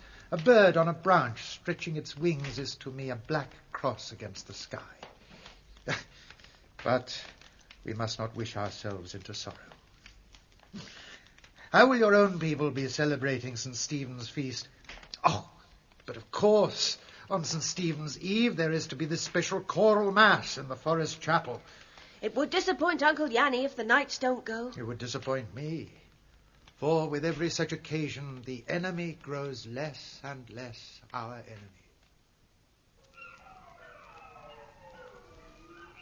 enemy. Lord, Keta, it's chill out there. But clear. Those wolves have come uncommon close, and the moon's up. Igor and you shouldn't have come. And I'm going to see that he sees you safe home. Igor said he heard shouting and horsemen earlier on. They would have come early to practice. But the shouting sounded too warlike. They're a proud lot with their Saxon war cry always on their lips. Lay out my festival costume while I call Igor in and talk him out of going. Anyway, he seems like a sick wolf. Is that... Prince Boleslav. Yes, we have your husband outside. As a trussed pig, he's grunting well. But I wouldn't count on him now to sing bass at your St. Stephen's Mass. Igor. Is this your costume for the holy performance, old Forester? Yes, Excellency. Now get out of your peasant rags and get into it. Strip, I said. Oh, Felix, take this girl and truss her up like a swineherd swain. Please, Excellency, she's expecting. And then don't truss her so tight she'll litter on you. All's gone according to plan. We're ahead of time, so if only you're sure of the king. I know my brother. God bless the goddess Moon for being so alluring.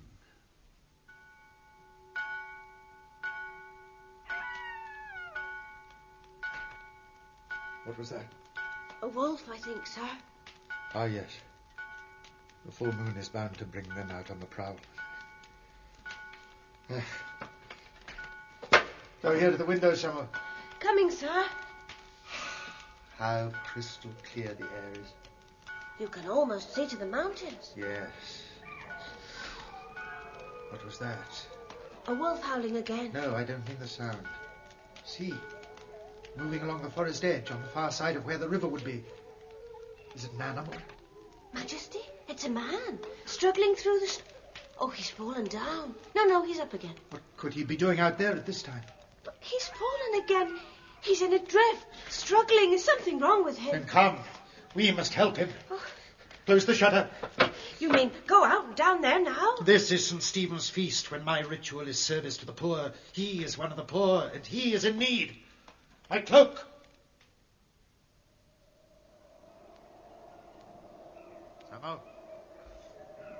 Samo! Here. I'm here, sir. At least this snow is dry. Dry as flour. But it's lying deeper the more we go down. Step in my footsteps. And thank heaven for such a brilliant moon. Oh. What is it? Can you still see the man? No, it's the old green woolen cape, Majesty. It must be my uncle, Uncle Yanni. He's fallen again, quick. No. Slow, boy, slow. Or you'll bring an avalanche down on our backs. Shout to your uncle that we are coming on. Uncle Yanni! Uncle Yanni! He's got up. He's stumbling away and on into the woods. Uncle Yanni! Surely he heard you. Try again. Uncle Yanni! Uncle Yanni! He's going farther in. Well, it can't be your uncle. It's a stranger who perhaps thought us to be robbers. No, Majesty. This could be a trap. The way that man dragged the cape, dragging his leg after him. Do you know what it reminded me of? Lapwings that I have seen when they try to lure Teta and me away from their nests. A trap? Well, why else does he keep going away? Oh, let's go back, Your Majesty. Samuel, you are beginning to talk out of fear. Samuel! Samuel! Where are you going? To my uncle's hut. I won't be a moment. Stay in the shadows of the trees and out of the moonlight. But Samuel! Oh, dear God. Dear God. Why must all our missions of mercy be like this struggle through a forest, where every tree whispers some chill suspicion? I couldn't find anybody. Nobody was in the hut, and the fire was burned down, and I was afraid to leave you long. But something is wrong. But surely they would have gone to the chapel anyway. Listen. I can just hear singing now. The Mass has begun. Having come thus far, let us go in and join them. Samuel, don't keep stopping and starting, or we shall be too late to add our voices to theirs. Cry. An animal cry? I don't know, but look. Samuel, Majesty. It's him. It's my uncle, Uncle Yanni. Samuel. Oh, Samuel, we heard you calling us by the hut, but Majesty, we were all tied up. You must get back to the castle right away. What has happened? In our chapel, it's Boleslav. He's there now. But whose voices are those? I tell you, Boleslav, Baron Grigor, Felix, and all their men. My forest choir are only just now gathering at my hut. And here's wolves, too. We must go back now, Majesty. If these knights of the Empire are murdered... They are, Majesty. Look, over there, the wolves smelt the blood in the snow. The black horse dead.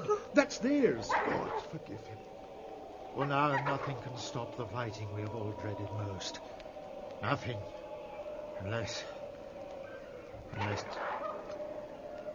Yanni, take the boy with you. No, they'll kill you. Samo, it is a trap. And it is sex for me, not you. Do as I say. Give me the lamp. Go with your uncle. Retrace our footsteps in the snow. Warn Machi, but do nothing to alarm the Saxon camp. No! Dear God, Samuel! Did I not command you to go back? You know that if you go across there and you go into the chapel, he'll murder you. No. That's neither you nor I know, boy. Nor does Boleslav. God's is the universe. Only I, if anyone can save my brother now from the destruction of Bohemia. For there is no way I can move and live now, except through my brother. But what good can it do? Good. There are times in our lives when suddenly every living moment of that time can be what our life is all about. At such times, Samuel, we see that motive, cause, consequence have no meaning at all. That God's will is eternal, and eternity we may only measure in moments. If I die, what will live on may infinitely be more important than my life. Oh, I shall try to live, but the purpose of life is for me that the spirit survives. Go back. For you must not, dear boy, saddle me with your life. Samuel, until you go, you deny me mine. For this is my way to live. Oh, Majesty.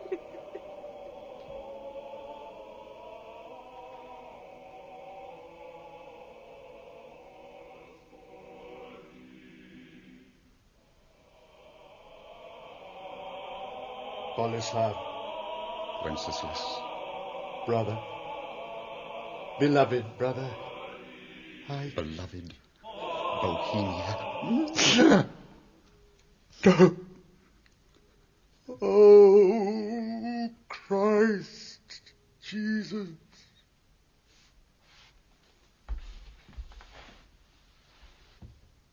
Leave him. Let him lie. To the castle. Bohemia! To the castle!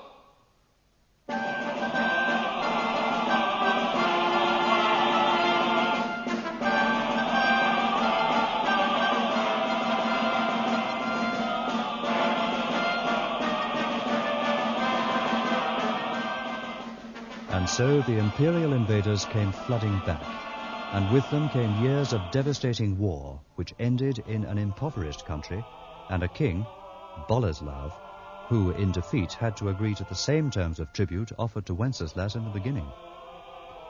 And whether in conviction or for convenience, Boleslav embraced his brother's faith, and that faith became native to Bohemia.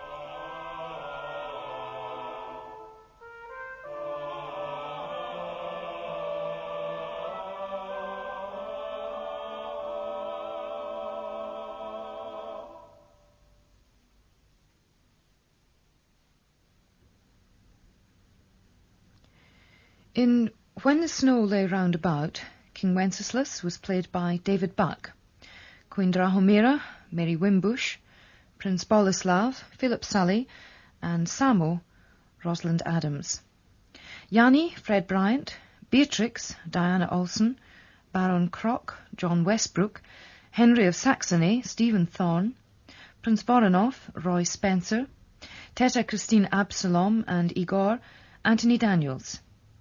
The music was specially composed by David Kane, and the play was directed by David Spencer. It's 8:30. Saturday Night Theatre. The Riverside Villas Murder by Kingsley Amis, dramatised for radio by Frederick Badlam, with Ian Sharrock as Peter Furneaux, Stephen Thorne as Captain Furneaux, and Peter Jeffrey as Colonel Manson. The play begins on a summer evening in 1936. The Riverside Villas Murder. Hello there, Peter. Good evening, Mr. Langdon. He's nice, Mr. Langdon. Jolly funny. Terrific imitations of Sidney Howard and C.H. Middleton, he does. I think I'll fly them from here. Not too near the river, near enough to number 22 Riverside Villas. Mr. Hodgson, a private investigator. Dad says inquiry agent. Also ex-copper. I'll wind up the plane. Aeroplane, sorry. Have a look at garden. Deck chair, book on it. Must be Daphne. Coming back by the look of things. Daphne Hodgson. Not the school's code of dishonour saying. Find one, and keep on at her until she lets you take her out. But don't touch her until you've got her on her own. Right, aeroplane wound up. Send it on the recce. Troop concentrations and movement of supplies and ammo. 1, 2, 3. Off you go! She's climbing. Turning now. Go on. Curve down. Curve down. Hell. Shot up and there over the hedge of number 22. Blast. Here comes Daphne to the deck chair, wearing those trousers. So don't look there. Have to ask her. Hello, Daphne. Can I fetch my aeroplane? No, what? Aeroplane. It's over there in the flowers. Oh, that model plane. Yes. Can I fetch it? Why not? Thanks. It's a Moraine Sonia. Oh. It's no stop, is it? No, it's okay. It'd have to go full speed into a brick wall to do much to itself. It's very light, you see. Oh. Is it? Here, feel it. Oh, I believe you. What are you reading? Book. Oh. And if you don't mind, I'm going to go on reading it. I wonder if she's done it. Can't imagine her. Is it a thriller? Not so fast, is it? What's it called? The Constant, Nymph. Try to see down the front of her shirt. The Constant Nymph. What's it about? Young girl in love with old man, I think. Would you like to come for a walk after supper? Where to? Just along the river. We could talk and things. Some things. When's your voice going to break? It started to already, and a lot else is all there in working order. I don't know what you're talking about. I bet. What about this walk? What walk? I told you. All right. I'll try again, though. I don't give up easily. No. You do shut the gate when you go? Of course. I did it. Bring up sex whenever you can, but not in a crude way. Was in working order crude. Couldn't see a thing down her shirt. Anyway, this owner is satisfied. Now, I'll try the maneuver. Send the mooring Thornier up, then catapult the Skyhawk glider to intercept it like an aerial torpedo. Right. Wind up the plane. Aeroplane, sorry. There. 1, 2, 3. Off you go! Glider at the ready. Here she comes. Take aim. Fire! No, too far in front. Would have given the pilot a nasty shock, though, I bet. Where are they? Near number 19. Pick them up and try again. Mrs. Trevelyan. Peter? Peter Philo. Hello, Mrs. Trevelyan. Hello, Peter. How are you? Any news from your mother? I'm very well, thank you. No, not since yesterday. We're going to ring up this evening and find out. I was wondering, when you rung, whether you and your father might like to come and have a bite of supper with my husband and me. It's very kind of you, Mrs. Trevelyan. I'll ask him in a moment. What are the planes? This is a mooring Thornier, and this is a Skyhawk glider. Maneuvers? Just training flights. Oh, of course.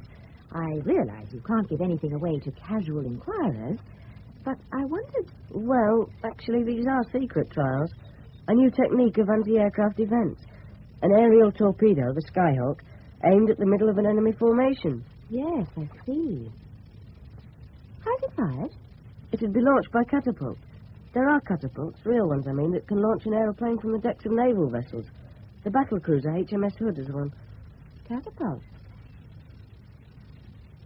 You're 14, aren't you, Peter? Yes, that's right. You build your own machines?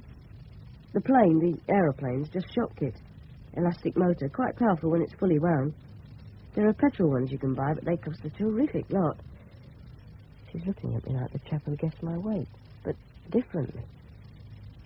I would like to build one of my own, but that would cost a lot too. I'm not sure I could do it anyhow.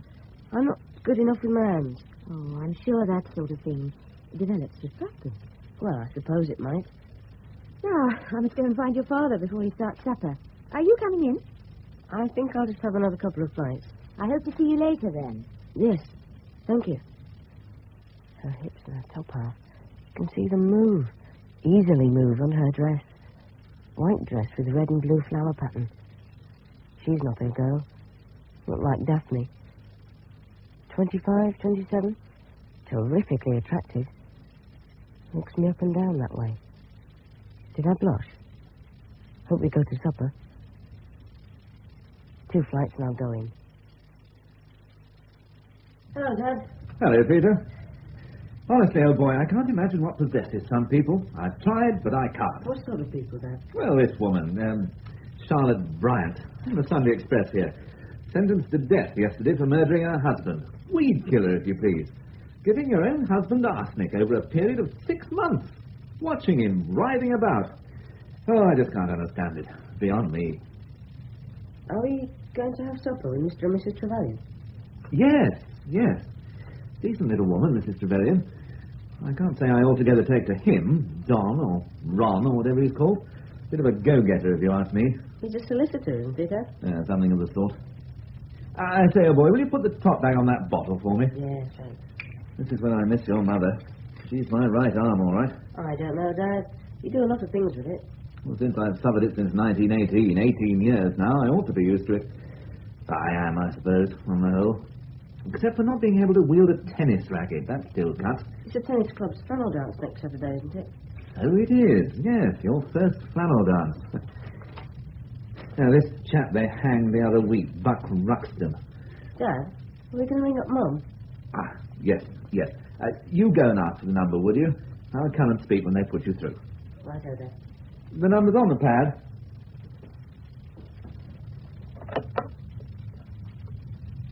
Hello? I want Mitchum 2679, please. Selston 0647. I know better. Thank you. Oh, my God. Dad? Oh, hello. This is Peter. Yes. Can I speak to Mum, please? Dad? Mum's coming.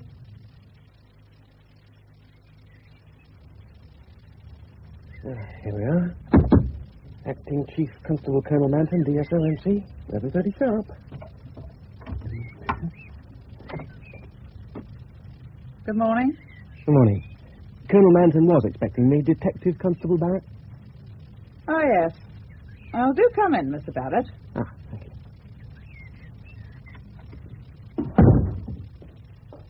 He said for you to wait in the library. Oh, thank you. Here. Thank you. It won't be a moment. Yes. Ah. What do you read, Colonel, sir? The incredulity of Father Brown. Who's he? Parson? Priest? Ah, the mysterious affair at Styles, Agatha Christie. I should have guessed you're a tech yarn fan, sir. Ah, morning, Jules Barrett. Good morning, sir. Wretched weather. Yes, it is unsettled, like. Yes, indeed. Do sit down. What would you say to a glass of champagne? Well, sir, Drinking on duty. Don't let's have any of that nonsense. Glass of bubbly is a splendid pick-me-up this time of the day, don't you agree? I haven't had much practice with it, sir. Well, that we must remedy.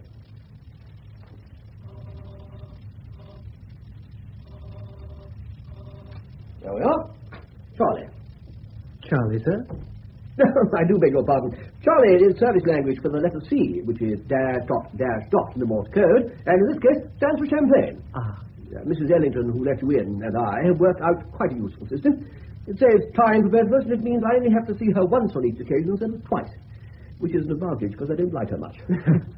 Right, tell me what you know about this business. All I know is that someone snaffled Boris Karloff and some coins. Yeah, well, Miss Hoolgate, the assistant librarian, sir, discovered the glass case in which Boris Karloff was kept was empty shortly after 9 this morning. Long borrow man, a very well-preserved skeleton. Probably Stone Age, possibly Victorian. Well, the experts can't agree, sir, on when he lived. Oh, but dead, he bears a remarkable resemblance to Boris Karloff as Frankenstein's helpful monster. Yes, sir. Whoever stole him, anyway, also stole some of the museum's coins. Only some, and not the most valuable. How does the thief get in? Window in the alley at the rear, sir. Used wrapping paper glued to the pane before smashing the glass. See. Somebody may have heard or seen something, but I doubt it. The window is in a recess, like. Sergeant Duke is doing a house-to-house round. Hold on. Put it down there, Mrs. Ellington. Thank you. No hammers or blood around, I suppose? Oh, no, sir. A professional job by the look of it. I always get her to open stuff, so I don't like the bag. Oh, here we are. Oh, thank you, sir. I'm here, Barrett. Tell me, how's my old associate, Detective Inspector Cox? Oh, all right, I think, sir. Busy as usual. What's his thought on Boris Karloff going? He said the case will either be dead easy or hopeless. Not a bad snap judgment. Intelligent fellow, Cox. Pity he's such a fearful swine. Oh! My dear fellow. Well, now you've poured that one down, have another. Thank you, sir. Let's see now. Motive. Who might want to get hold of Boris Karloff? Have him snaffled. Won't help. Mr. McGrath, the librarian, reckons there's no market for him. No, I'm sure he's right. And the coins? Worth about 60 quid and could be sold. Yeah. If our man wanted only one or the other, the coins or Boris, which was it? Boris. You wouldn't take him at all if all you wanted was the coins. Nice, simple thinking, and I can see a great deal in its favour. But there's absolutely nothing to suggest he didn't want both. Karloff and the coins, for some reason yet to emerge. Wait a mo, old boy. There'll be a gap in the traffic in a moment, if we're lucky. Amazing, isn't it, what people will pack into a small car? What sort of car's that? Standard 9, there. I suppose they've been to Eastbourne or Brighton for the day, lucky blighters. Now a gap's coming up. Over we go. That's it. Good. Nearly there. Your first tennis club flannel dance, old boy. Quite an occasion, isn't it? I'm looking forward to it. It was all day. There'll be sandwiches and bridge rolls and things if you start feeling peckish. I do wish your mother could get back. I'm afraid I'm not much of a hand at anything more complicated than eggs and bacon. This is it. Here we are. We turn up here. Look out! Silly devil. He was too damn near. He stopped. They must be going to the dance. Yeah, must be. Who is it? I might have known. Ill-bred little squirt. Who is he, Dad? He is Christopher Inman, Esquire. And that's his lady wife. Absolute rabbit at tennis, he is. Can't play for toffee. He's very small. Young looking. Well, he's old enough to know better. Right, come along. In we go.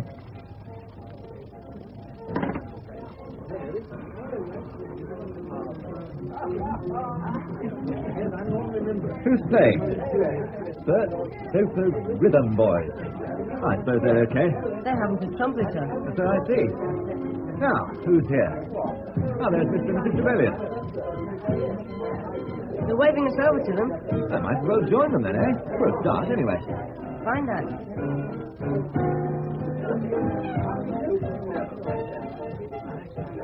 Good evening, Mrs. Trevelyan. Trevelyan? Ah, good evening. Young Peter's here for his first flannel dance. I hope you enjoy it, Peter. Thank you, Mrs. Trevelyan. I'm sure I shall. Well, I'm in the chair. What do you both have? Well, thank you. I'll have a pale ale, if I may. Pale ale. And you, Peter? Can I have a cider? You certainly can. I won't be a jiffy. Here's Reg Langdon. My round, Reg. What do you have? By Cromwell, who's got here? Peter Furneaux. You meant to be Yorkshire or Lancs, Mr. Langdon? Oh, you cheeky young devil. Are you by yourself, Mr. Langdon? I am, Mrs. Trevelyan. Wife pleads with sick headache. How are you, Furneaux? Well enough, considering all things. Good crowd here this evening. Just about the whole of Riverside Villas, except for the Hodgsons. Oh, Harry said they were going to be a bit late. How's school, Peter? Not too bad. Here we are. Drink. Very good. Sidetracks for the guest of honor. Here's yours, darling. Thank you. Cheers, everybody. Peter. To you, Peter. Cheers, Peter. My school days were bad. Awful from start to finish. Oh, mine weren't. I was the school bully from the day I arrived in here, so I had a lovely time. Insensitive clods like you, Don, will be okay. Fellows cast in a finer mode, like me. Yes, modesty for you. And then I had the crass idiocy to do it all over again, the other way round. I didn't know you'd been a master. Well, a teacher rather than a master. Girls as well as boys. 6 inglorious years of it. Oh, where was this? Of course, there were great compensations, my young friend. I've always much loved the beautiful little children. They are so well, how shall I say, so fragile, and the little necks are so very That was the German film, was it? Yes, you remember, Strong Meat for Babes. Has anyone seen The Secret Agent yet? I haven't. It's in the West End, isn't it? Yes. I went in my capacity as film critic for the Rag. John Gielgud and Robert Young, as well as Laurie. There's a terrific scene in the show. Peter, I want an air. Come with me. Why, Mrs. Trevor?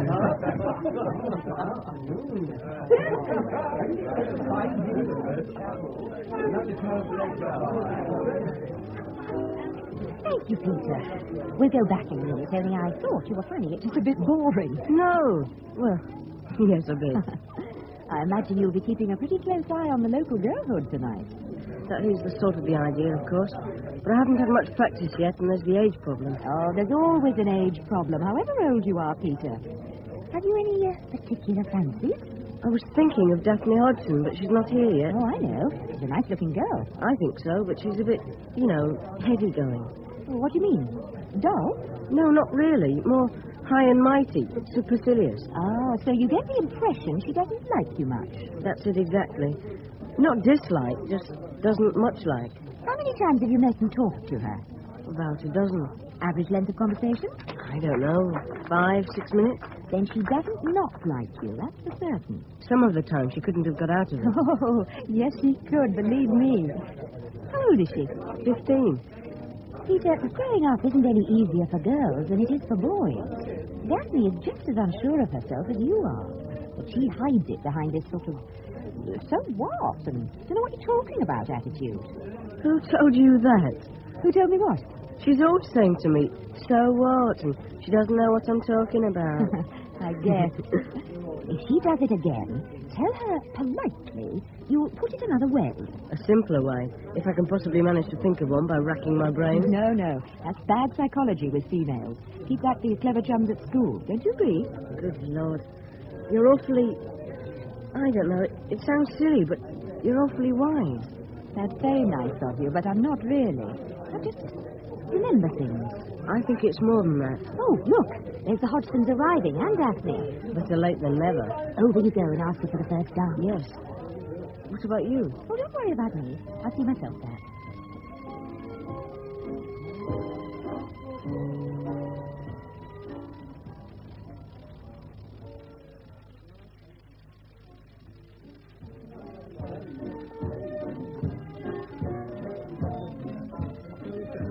jolly hot in here, isn't it? Is it? Well, I think it is. Oh, sorry. You just have to follow my lead, Daphne. There's nothing to it if you've got a natural sense of rhythm. I don't know what you're talking about. Let me put it another way. You must find the beat. What beat? What's the matter with you, you stuffy date? Nothing. Nothing at all. Oh.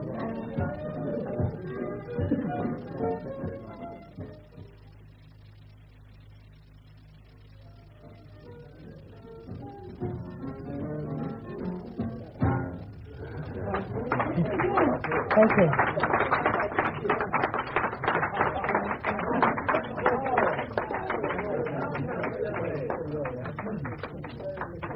How'd it go, son? All right, I think, Mr. Hudson. Yeah, well, I know. No need to tell me. I'm going to sit down. Well, nobody's stopping you. Oh. Let's stay and have a glass of ginger pop, Peter. It's very nice of you, Mr. Hodgson, but I better be getting back. Oh, where's your old man, then? Oh, I see. Over there with the Trevelyan. I say, Mr. Hodgson, What is it, son? you know a lot of people. Who's that gentleman in the dark suit to your right on the edge of the floor? Oh, him. Oh, he's a gent, all right. That's his nibs, Colonel Manton. I'll imagine why he's here tonight. Why do you ask? I thought he was watching us dancing. Yeah, fine. You don't want to have nothing to do with him. Not you. Why not, Mr. Hodgson? Oh, I can't explain now, only he's a funny sort of coat. Well, I better be going. Thank you for the dance, Daphne. Oh, all right. Bye, son. Colonel Manton. Homo, is he? Not like most. But he watches me all evening. Who's that at our table? Inman. Yes. Inman, who's a little squirt. What's he up to? Cut along, old chap. Best thing all round. Hello, Peter. I'm back, Dad. I shall cut along, old chap, in approximately 30 seconds. I have one thought to leave you with, Captain Turner. I ran into that bloke again the other day. What bloke? Oh, you know what bloke. The bloke who had the privilege of being a comrade in arms of yours in His Majesty's Royal Flying Corps during the latest hostilities. There aren't many of your comrades left, are there?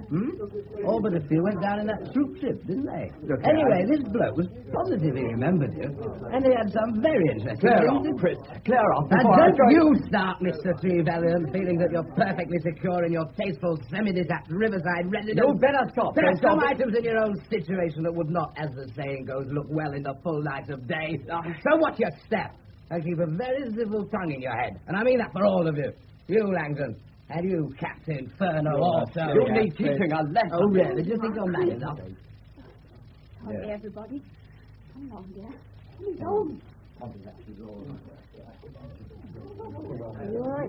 Yes, thank you, my dear old boy. Oh, he's like some stupid kid. Poisonous little beast. What was he talking about? About a bloke? I couldn't understand it. He didn't know what he was saying himself. The fellow was completely pickled. Drunk.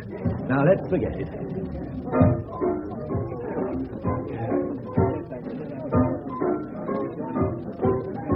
Peter, may I have the pleasure of this dance, sir? You may indeed.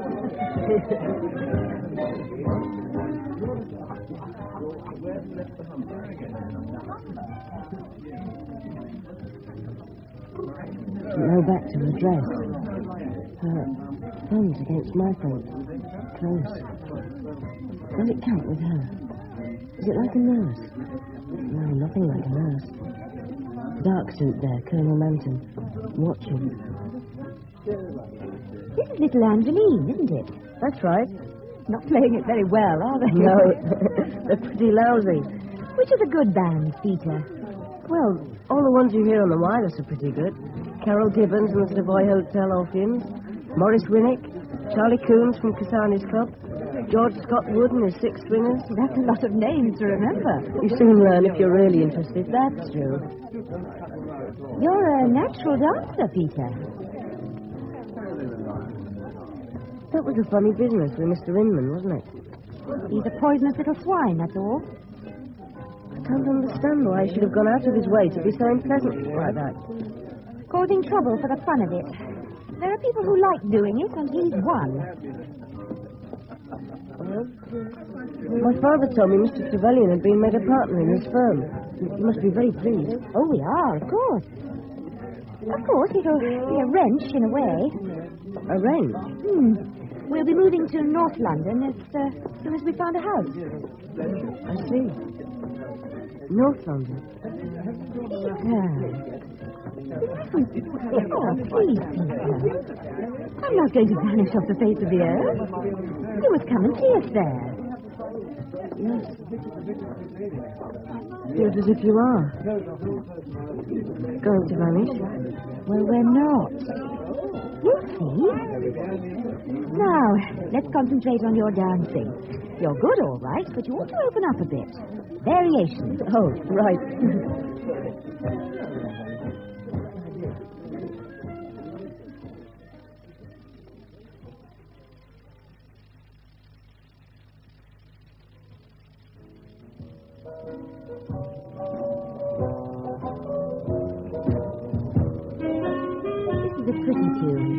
These foolish things.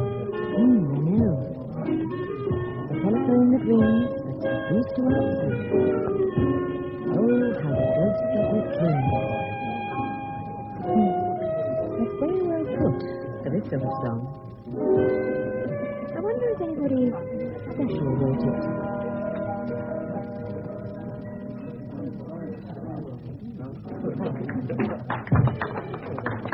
Should I leave now? She doesn't. She's still closed. There's Mr. Inman at the Hodgson's table now. Oh, they've dimmed the lights. I can't see properly. Peter? Yes? I'm not going away yet. Kiss.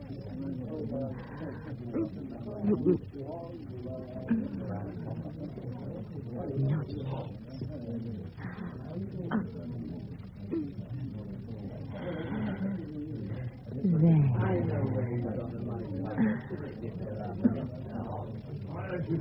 Look, Mr. Hodgson and Mr. Inman. Hodgson's going to hit him. He has! Stopped him on the chin. Oh, Sir Christopher Inman's right. Everybody's crowding round. Can't see a thing. There's Colonel Manton. He looks as if he means business. Oh, that man. He never took his eyes off us. We'd better go back. There's the father looking anxious. Right. Stand back, boys.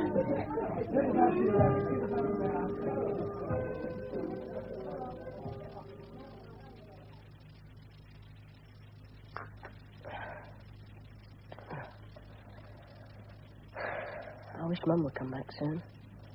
Still, it's really quite good being alone. Dad not back till 6:30 about. Homework.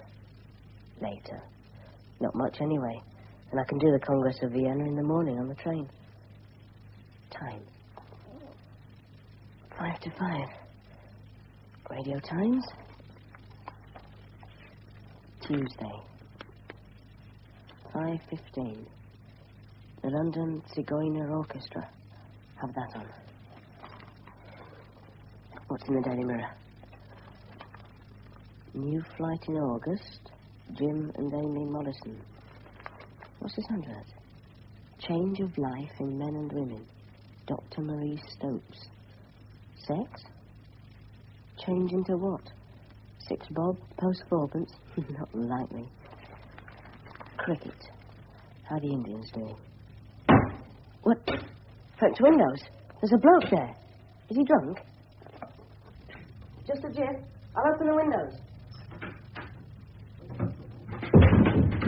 Fallen in the river. Soaking wet. Come in. Can I help? Mr. Inman. Oh, it's me. Sit down. His head. Wounded. I'll get help, Mr. Inman. Get Mrs. Trevelyan. Mrs. Trevelyan! Mrs. Trevelyan! What is it? There's an accident. A man's been hurt. He's inside. I'll come straight away. Go back to him. Had to put a cushion over his head. Mr. Inman, can you hear me? Oh. Mr. Inman, there's help on the way. We'll get a doctor. Oh, heard something. They turned round, hit me in the head. I fell down.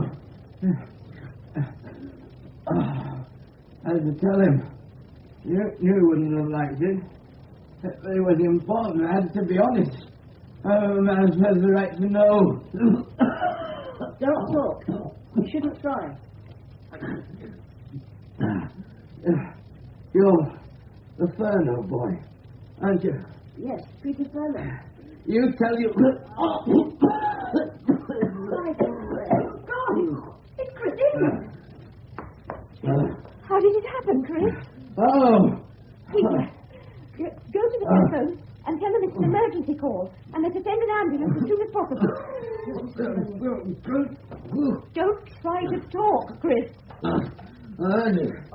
Oh, Italy. Oh, I had to tell. It's important. Colonel? Oh. Yes, that's Thank you.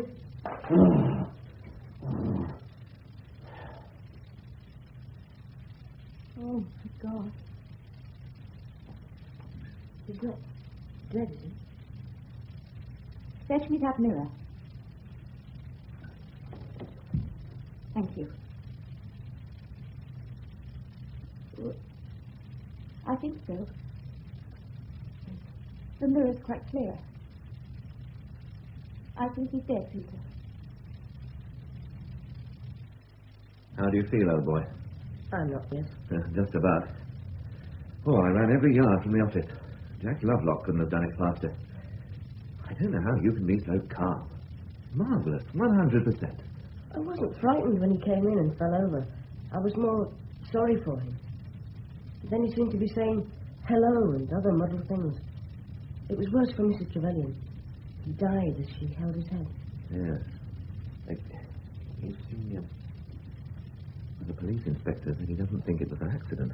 Somebody probably thumped him with a sharp instrument and then shoved him in the river. The doctor's surprised he managed to get out and get up here. I think, Dad, if you don't mind, I'll take Mrs. Trevelyan home and stay with her till the doctor comes. We'll only be next door if the inspector wants us again. Good idea, old boy. Let me take you home, Mrs. Trevelyan. Thank you, Peter. Yes. The police have phoned Mr. Trevelyan and your doctor. Yes. Oh, the fresh air's nice. Give me your arm. No door key. We'll have to go in the back way. The door's open. I'm not walking too fast. No. You're a brave boy, Peter. And intelligent. I couldn't have moved a finger under my own steam. Anybody could see that. I'll open the gate. There we are. Peter, I know it's silly, but bolt the gate, please. No, it's not silly. I bet we bolt ours tonight. Sorry. The bolt's rather stiff. Done it. Now, let me take you into the house. Don't grow up too fast, Peter. When I was your age, I couldn't wait to get out into the world, because I thought it was going to be so marvelous. Well, it isn't. Things like this, they're happening all the time. And it isn't fair. It isn't fair at all. Don't cry. Please, Mrs. Trevelyan. You've had an awful shock. I know. Awful. Oh, that's my husband's car. I'll be all right now. And thank you, Peter. Thank you. So, you're Peter Furno. Yes, sir. My name is Manton, and this is Detective Inspector Cox and Detective Constable Barrett, whom we met yesterday. Hello, young Master Furno. Yes, Furno, that's a French name, isn't it? It was originally, but my father says our ancestors came to England in the 15th century. No doubt they did. Now, Peter, I read the statement you made to Mr. Barrett yesterday, and I've asked you to come to my house because there's one or two things I want to ask you. But first, let me tell you, we can stop this little talk any time you choose, understand? Yes, sir. Good. Now, Those things you said Inman said, are they verbatim? I think so, sir. I was listening very carefully. Well, you say Inman kept saying hello. Are you certain of that? No, sir. It was as near as I could get. He wasn't talking clearly. He was very blurred. Yes, Barrett. Funny thing for a seriously injured man to say, wasn't it? Yes, but he was very confused. I don't think he could see very well, and he only just knew me. So he could have said hello out of puzzlement or surprise. Yeah. What do you think, Cox? Well, it's possible, isn't it? Anything's possible. Indeed, yes. Peter, did you make any particular sense out of the other things he said? No, sir. Right. Now, as to the dance on Saturday, I was there. I think you saw me. Yes, I did, sir. I think I saw some sort of altercation involving Inman and your father and Mr. Trevelyan. Yes, Mr. Trevelyan was very angry. He'd have hit Mr. Inman if Mrs. Inman hadn't arrived, I'm sure. Yes. Could you make anything of what Inman said to your father? Yes, sir, to a certain extent. You see, my father's squadron was recalled from Mesopotamia in the last year of the war, but it never got back. The troop ship was sunk. There were, I think it was 7 left altogether, including my father. They were the ones in hospital who weren't fit to travel. My father had smashed himself up a couple of days before when his engine failed as he was coming into land. His right arm's not much use even now. What type of aeroplane was it? A Stockwith F1 Camel, sir. My father can tell you all about it. Yes, sir, it can. Let's get back to Trevelyan for a moment. You said he was very angry. Well, there's lots of sorts of angry. Which sort was he? Not wild, sir. Dangerous looking, but well under control. Thank you. Have you got that, Barrett? All of it? Yeah, I have, sir. I think Master Furneaux's to be congratulated. Yes, he is. Don't you think so, Cox? Yes, you've been most helpful, youngster. Thank you, sir. Now, Peter, perhaps you wait in the little room outside while we have a few words with your father. A hell of a long few words. He's been there 20 minutes. What was it Inman's friend remembered? Who killed Inman? Why? I do wish Mum was here. Dad looks so lost. Please wait in here. Thank you. Hello, Mr. Hodgson. Sit down, son. You been in there? Yes. My father's in there at present. My turn next. Well, what'd you make of his nibs, Colonel Manton, eh? I thought he was rather nice. A bit sort of funny, though. Oh, he's a scream. Not half he isn't. Marvellous, isn't it? I take a swing at him in public means I've probably done him in. I wouldn't think so. Oh, thanks, Peter, but you're not them. Is your mother back yet? No, she can't leave. My aunt hasn't had the baby yet. It's late or something. Are you here, are you, Hudson? Yep. Does his nibs want me in now? In a moment, Mr. Hudson.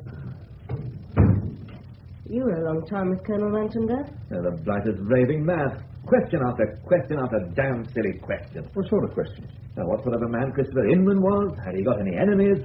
I said he must have had at least one, which didn't go down at all well, let it be said. Had I noticed any suspicious characters hanging about the place?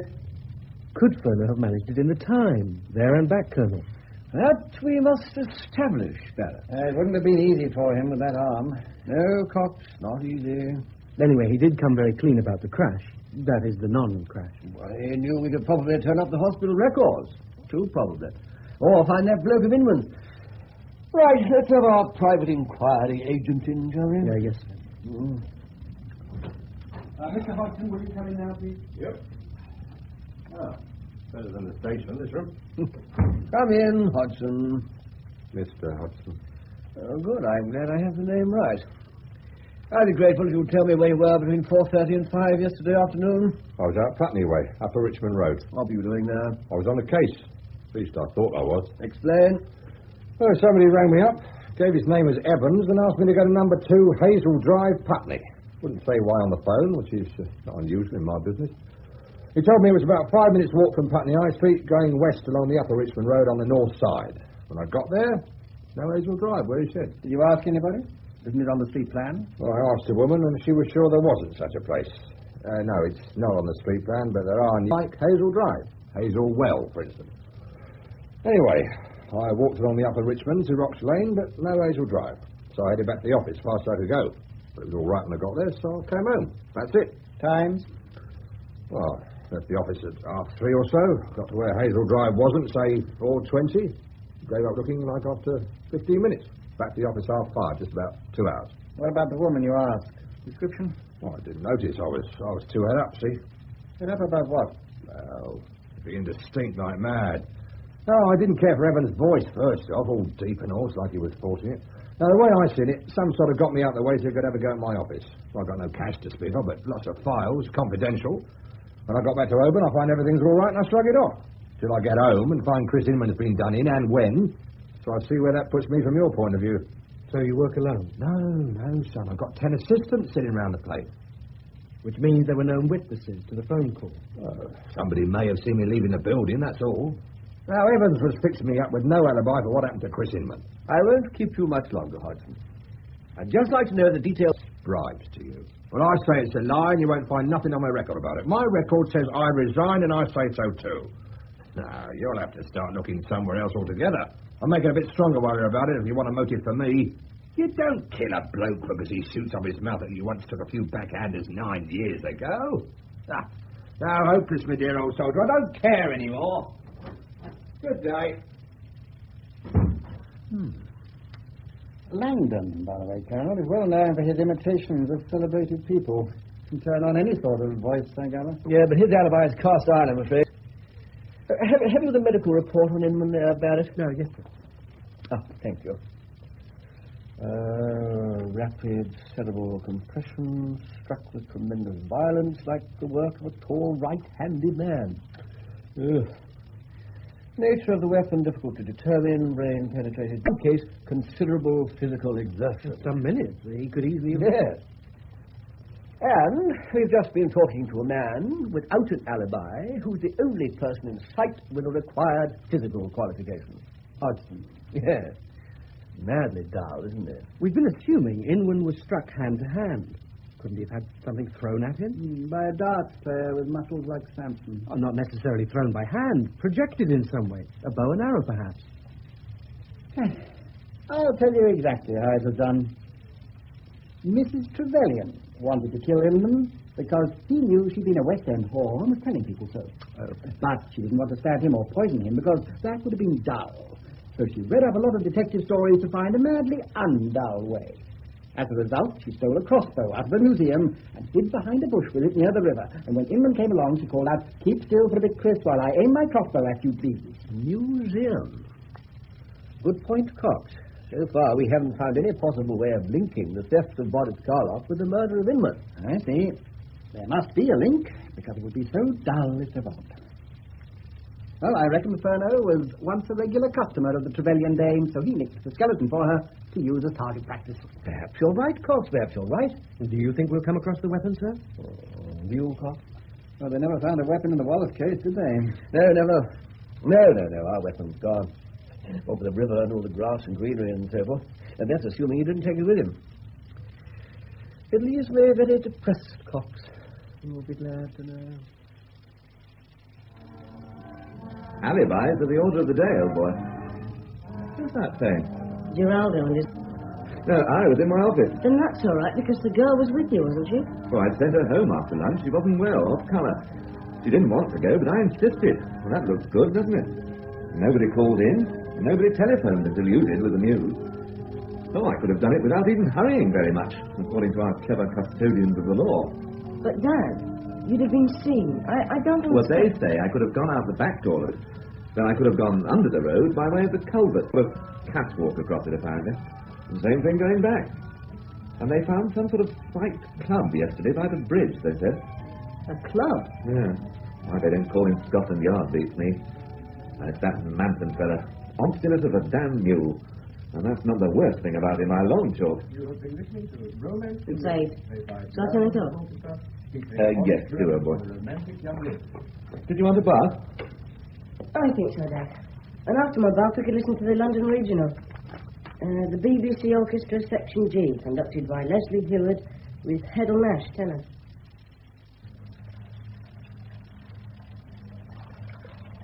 What was it England was on about at the dance? Was it something shameful? Skeleton in the cupboard. And would Dad kill him to stop his tongue?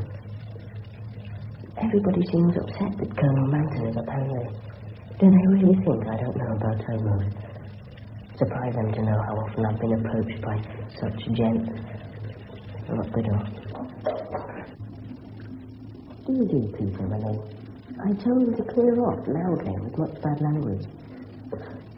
cipher? Yes. Turn the taps off.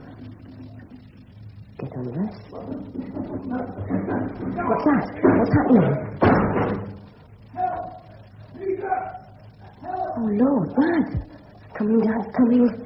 Fast. Pull trousers up and lock the door.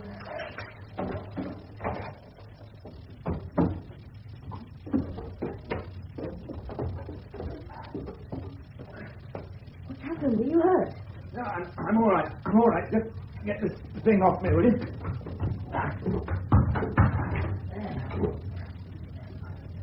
You're bleeding. What? Give me a hand up.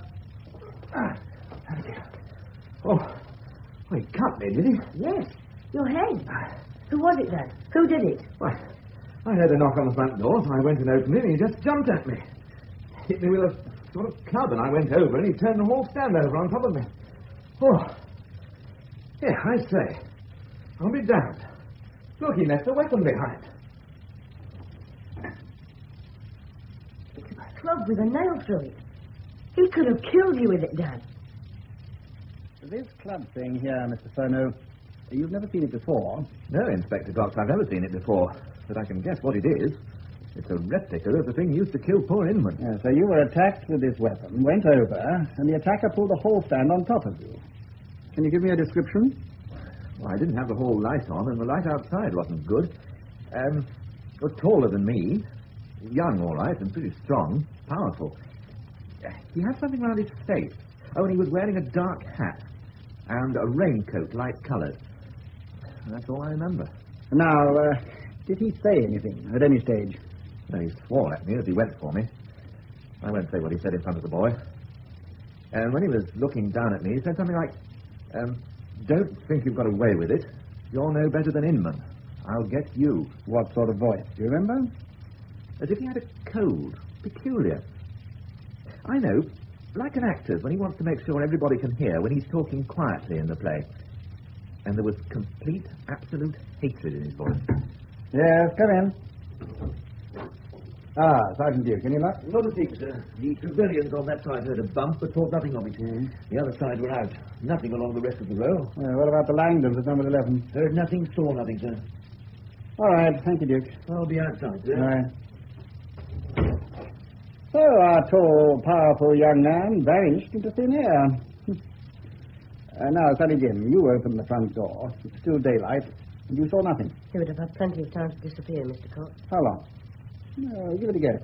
Oh, from when I came running down the stairs to when I opened the door, after I helped Dad, picked up the weapon, at least 30 seconds. But he'd have to have run, wouldn't he, to get out of sight in 30 seconds? And you think somebody in the riverside houses would have heard or seen a big bloke in a long mac belting down the pavement, wouldn't you? It was just bad luck they didn't, Mr. Cox. Like the whole attack, my lad. Bad luck. Anyway, I'll give you police protection, Mr. Furneaux, just to be on the safe side. Hello, Peter. How nice of you to come. Hello, Mrs. Trevelyan. How nice of you to ask me. Do come in. What an awful day. Saturday and it does nothing but rain. What an awful summer we're having. Now, give me your coat. Thank you. It's not very wet. Well, you didn't have far to come, but in this weather. Oh, I'm so glad your mother's back, for your father's sake, as much as yours. Yes, I'm glad too. I'm afraid the house is in a bit of a mess. We're decorating. Are you absolutely starving for your tea? Good Lord, no, I'm not at all hungry. Good. Because I thought before we settle down, I could show you what we've been doing in the decoration line. Upstairs first. I feel rather pleased with our efforts. I'll take a jiff. Is Mr. Trevelyan working? No. He's away until sometime tomorrow. William always insists on showing visitors around, as you probably noticed. Here we are. What do you think of this bedroom, for instance? Close the door. Yes, it's very nice. It's not really very nice. But you are. I thought it would be silly to waste time. Yes? What? No. No, you're not to do anything. I'll do everything. And you're to let me do everything. Peter, you're so nice.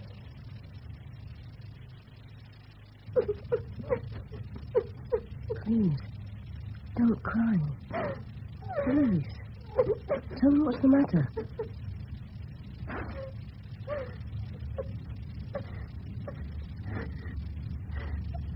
I feel when I'm sad. I've taken a decent young boy and I've corrupted him, seduced him, just thinking of my own pleasure. You mustn't. I'd have seduced you if I'd known how. I'm no plaster saint, and you haven't corrupted me. It's the opposite you've done, and you're not evil and bad. You're sweet and beautiful. Thank you, Peter. Oh, Peter. Mm. Mm. Oh.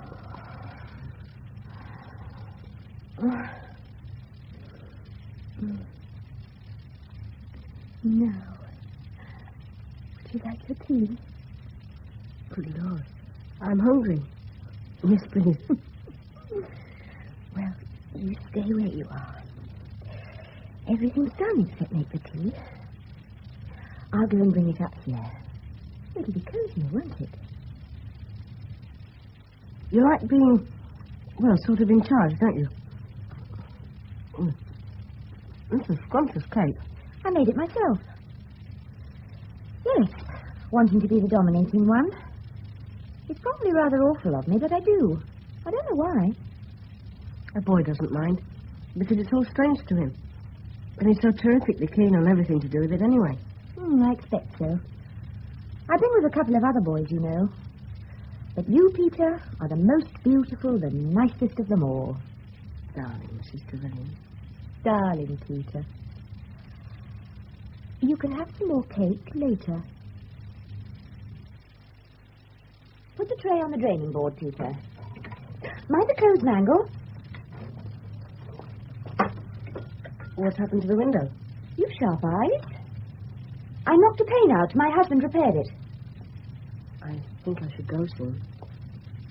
I said I'd be back by about past. I don't want you to, but you'd better. In a moment. Tell me, is your father all right after that awful business? He's a bit shocked still, I think. At least everybody knows now he couldn't have... Well, it must have been somebody else who did the murder. Somebody who's still around. The trouble is, no one saw or heard the attacker except him. You must have heard him. I was running a bath. I couldn't swear I did. Peter, what are you saying? That Inspector Cox, he didn't believe Dad. He could see it. He could have done it all himself. That's insane. Why should he pretend he was attacked? Why? To make people think it was an armed assault by the same man who killed Inman. So whoever that man is, it couldn't be Dad, as you said. Oh, God. But there's a policeman outside your house on guard at this very moment. He stays there when my father isn't there. I think he's watching for something else, not just guarding. Something else? What else, for heaven's sake? I don't know. I wish I did. Peter, don't you love your father? I think I love him. I think I do. Don't you know him after all these years? I want to know him. I want to be sure. But how can I? I haven't got a special way of seeing into his heart, have I? It makes it...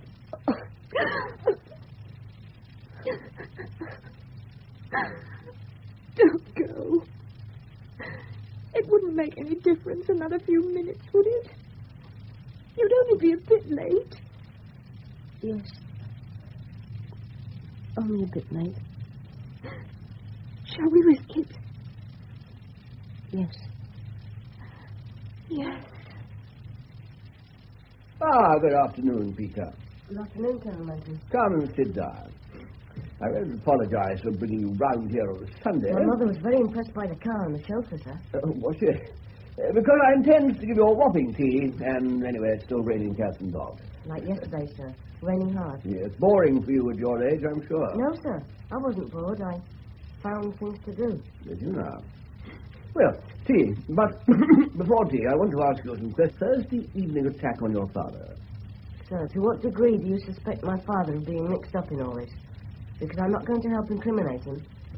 Let me assure you unequivocally that for more than one reason we're quite certain your father had no hand in the death of the late Inman. Does that satisfy you? Thank you, sir. Yes. Good. Right, back to the attack on Thursday then. How easy would it be to upset that whole stand? Not very easy. It's got a sort of gutter at the bottom for umbrellas to drip into. Made of metal. It gives the stand a low centre of gravity. Yes, but for instance, you could upset it? Yes, sir. But it might take me a few seconds. Yes. And when you arrived in the hall, did you smell anything? Smell? No, sir.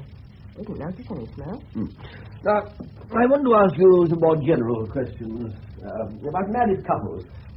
In the nature of the things, you can't yourself be married, but you are that ideal combination, an uninformed observer who is also shrewd. Now, let's take the Hodgsons first. Would you say they get on well together? I should say they get on pretty well. I think she thinks he's vulgar and he thinks she's stuck up, but I reckon they're pretty fond of each other. Thank you. And Mr. and Mrs. Trevelyan... Oh, hello, the books on that shelf are in total disorder. Excuse me. Yeah, the Trevelyans. What about them? They get on very well, as far as I can see. We never hear any rows or anything. They go out a lot together. Well, the deceased Inman didn't seem to take that rather rosy view, did he? No, he didn't, sir. Not seem to. I've thought a bit about that since. I think he was just trying to be nasty without necessarily having anything to go on. Because they seemed happy. It was wipe that grin off your face. That's more like it. Right, let's have the tea in, shall we? Yeah, well, it's possible. That's Saturday's dance. What else the other? Like a ritual, you see? Yes, sir. And Inman was like a man that evening, going round saying goodbye before setting off for a long journey. Well, it was that in a way. I mean, goodbye, and I'll give you something to remember me by. What about the Langdons? They seem to get on very well, sir. In a different way from the Trevelyans, though. Different? How, Peter? They're more like, well, Mrs. Langdon sort of mothers him. And I get the impression he rather likes it. Ah. Now, that does set the mind to work. Tea. Do you happen to know if Mrs. Langdon has money of her own? I've never heard that, sir. It strikes me as pretty incredible. Does it? Why? Well, anyone with any money to speak of wouldn't be living in Riverside Villas. Now, we can't have that kind of talk from you, young man. You're thinking like a cynic. You have to earn the right to do that. It's quite easy to earn, but it does take time. In fact, time is all it takes. Stand still, Mrs. Ellington.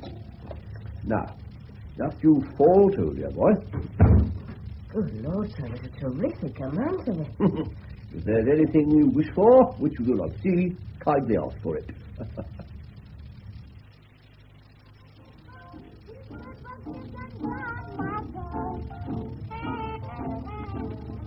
Oh, lovely.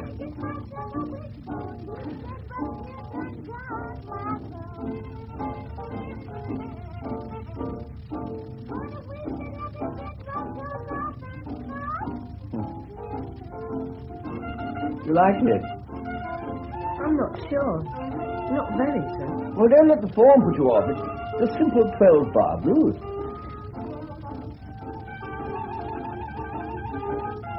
And I haven't had enough tea. Yes, thank you, sir. I'm really full up.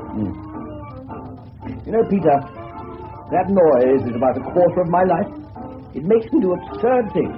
For instance, the reason why I wasn't here on Thursday evening was that I was in London at the Holborn restaurant listening to Bram Martin's band. Now. There's a Louis Armstrong I'd like to play you. Oh, somewhere I have it. General Manton, would you mind if I asked you some questions? In principle, certainly not. Well, the first one is sheer curiosity on my part. But have you found any link between the stealing of Boris Karloff and the murder? There must be one, but we haven't found it yet. Do you know who the murderer is, sir? Oh, yes. Yes. That was obvious the moment I knew the bare facts. Really, sir? But you haven't any proof? Ah, yes, it's a question of proof, as it inevitably is when there are no material witnesses. What had my father done so Mr. Inman could threaten him? No answer, Peter, I'm afraid. Your father must tell you in his own good time. Do you think he was really attacked on Thursday? Or did he do it himself to divert suspicion of the murder? You thought that one out of you. Well, let me put it to you like this. We no longer take an interest in the matter. Sir, When will it all be over? Oh, in a few days, with luck, and possibly with your further assistance. Oh, and as a matter of interest, everything I've said to you this afternoon has had a purpose, and everything I've told you is true. Ah, Louis Armstrong. Quite true for what it's worth. Anyway, bear it in mind, eh? Yes, sir. I'm glad about my father, sir. I mean, I'm sure he had nothing to do with it. I was sure. But I'm glad you are. Good. Now, let's enjoy the music, shall we?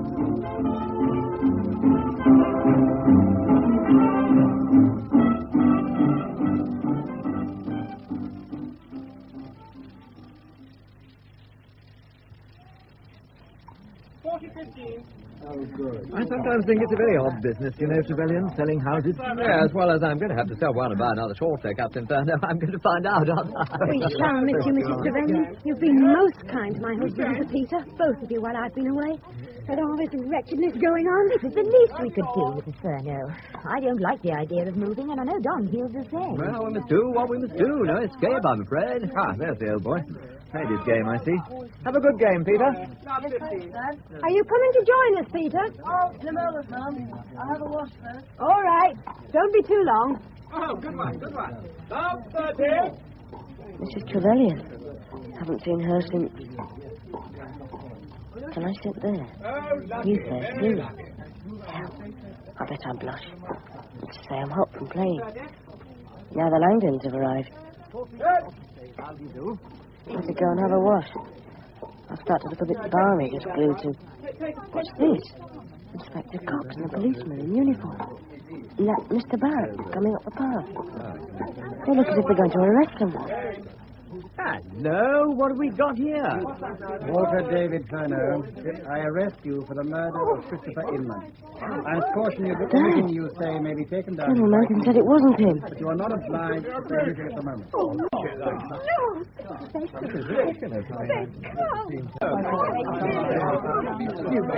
Mr. Barrett, why have you arrested my father? Listen, youngster. Colonel Manton asked me to tell you something if I saw you. It's this. You're to remember the last thing he said to you on Sunday. I don't know what it was, but you're to remember it. Thank you. Come along, Mr. Furneaux. Let's keep moving. What was it? Something about everything. Yes. Everything I've said to you this afternoon has had a purpose. And everything I've told you is true. It's all right, Mummy. It's all right. Don't cry. Dad's done nothing. Well, of course it hasn't. It's all bloody ridiculous. Now, look, let's give your lift home. Thank you, Mr. Trevelyan. It'll be all right, Mum. Dear. Dear. Come on, we'll get you. Here we are, Barrett, the Furneaux residence, 19 Riverside Villas. March up to the doorman, ring the bell. Me, sir? Yes, sir. Don't you lead men into battle, sir? Oh, I saw you coming. What do you want? Is your mother at home, son? Don't call me son. It's Saturday morning. She's shopping. May we come in, Peter? I suppose so. Yes, come in.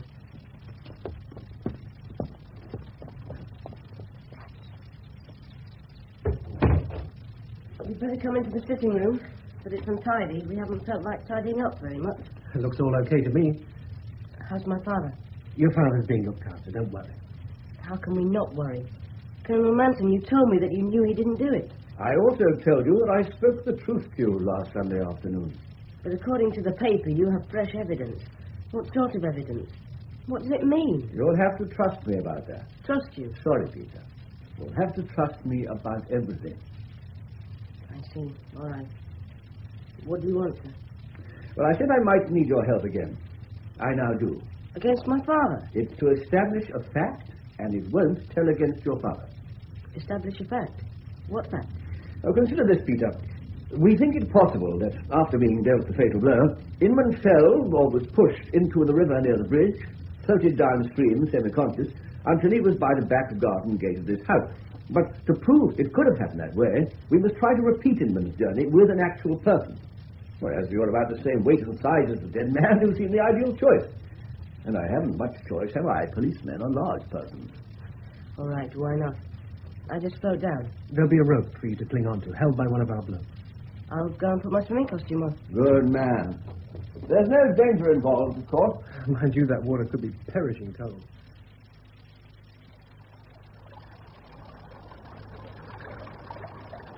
It's not as bad as I thought. I've been in for 3 or 4 minutes. What rocking great clouds. It's going to be a storm sometime today by the look of it. The world looks different, sort of. Lying on one's back, floating. Remote. Could be anywhere. Only a few more yards, Peter. Yes, sir. Did this happen to England? I think the current is taking me exactly to the bank near number 19. He's setting up right on the spot, sir. Yes, so he is. An important possibility is confirmed this possibility. Very good, Peter. You come out now. Thank you, sir. I say, what the devil is that? It's a sort of an arrow stuck in the back. Not an arrow, a plane. What have you found? This, sir. It was caught in the bank. Let me have it. Thank you. Why, you're shivering. Here's your towel. Run up to your house, old chap. Get the hot bath. I'll be in touch later. Go on, quickly. I know. It's a fuselage without... Yes, I know. Now, cut along, and thank you. Yes, I'll go and have a hot bath. Very well, Barrett. Painted word. No rudder or tailplane, no wings. Nasty blunt metal spike at the broad end, the business end. Truth. Were you expecting to find it? Not exactly where it was, but it's obviously going to be somewhere in this area. It's been manufactured so it can be shot. Yes. Vital evidence, my dear chap. They might have searched forever without finding it. Guard it with your life. Yes, sir. The water's not all that cold, you know. No, not all that cold. He looked at it as if he understood. He's a very bright lad, Barrett.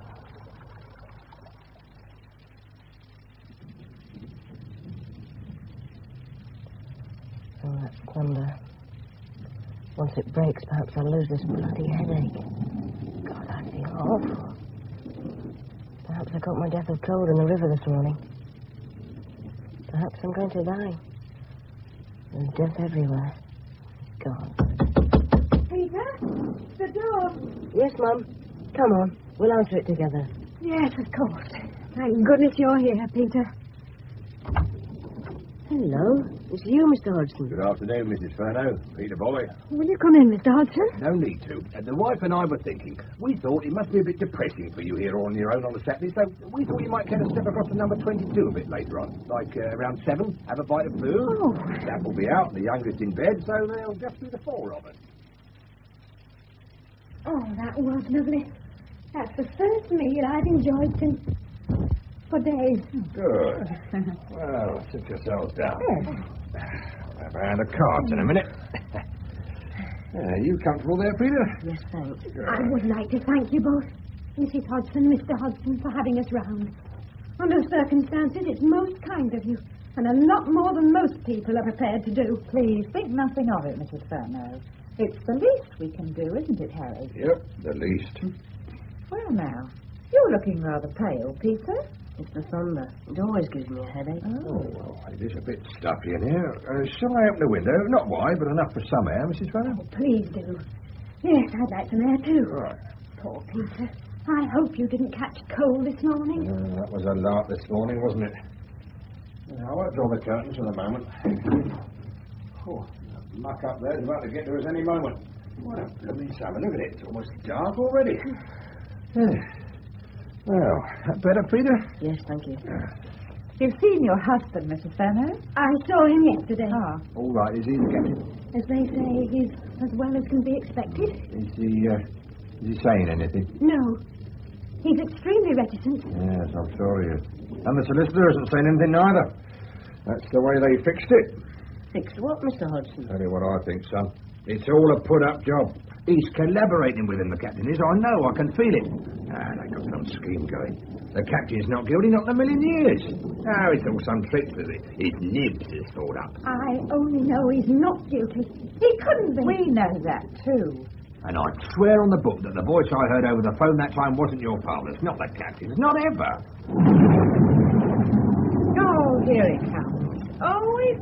pouring. Oh, dear. Daphne's out without a coat or hat or umbrella.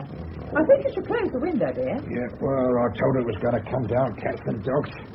Anyway, this will clear your head, Peter boy. What's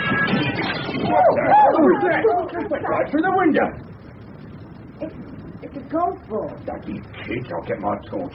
I'm going to take a stick to him, might have put someone eye up. Mum. What is happening, Peter? Stop it up. I'm going out. Stay here, Mum. Stay with him, Mrs. Hodgson. I know who it is. I'm going to see.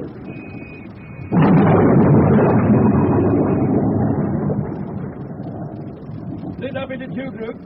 Hawkins and Brown, stay where you are. Right, Dog. The rest to the bridge. Come on, you chaps. Follow me. This way. Crawling with policemen. Dark and foully wet. Must get to the river. Hold! Oh, it's you, Sonny. P.C. Hawkins, that's me. What are you doing out all in this wet? I saw the torches. Wanted to see what was going on. Well, you won't see anything in this dark, will you? Better get in the dry. You're soaking. Oh, not as wet as me, mind. I've been in the river. Come up suddenly at me, he did. Give me a fine old butt in the tummy. Oh, bit of luck. I dropped my torch on the bank. You there? Who's that? Hodgson here from number 22. I two golf balls went through my bedroom window. Oh, that's a joke, isn't it? Taking a swing of golf balls in all these? Get to the riverside. Then follow it along to the culvert. Here we are. Now, down to the culvert. No need to run. There's no hurry if I'm right. And if I'm wrong, it doesn't matter. I don't want to see another scary film or read another scary book for the rest of my life. Good. The police are not here anyway. This is it? Yes. Careful. Careful. Here's the catwalk. Try not to shake. Now, down into the culvert.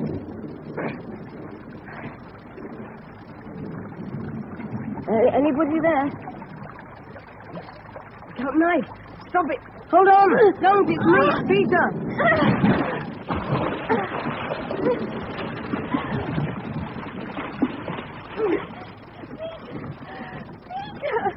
Oh, God. How badly have I hurt you? You just about missed me. It's only a scratch, Mrs. Chevalier. I didn't think of it being you. I'm sorry, Peter. So sorry. It's all right. It's so awfully dark. I can't even see your face. Perhaps that's just as well. Yes. Oh, Peter. How did you know I was in the culvert? Because I know you. You needed somewhere to hide and work things out. And you were sure they wouldn't look here. Come on, let's get out of the water. We'd better be getting back. Whatever for? Because you've got to give yourself up. They'll soon catch you if you don't. Nobody saw me do it. They can prove nothing. They can. And they know how you did it. I think I know too. You must come back. No. I've got it all worked out. I know the South Downs where I grew up.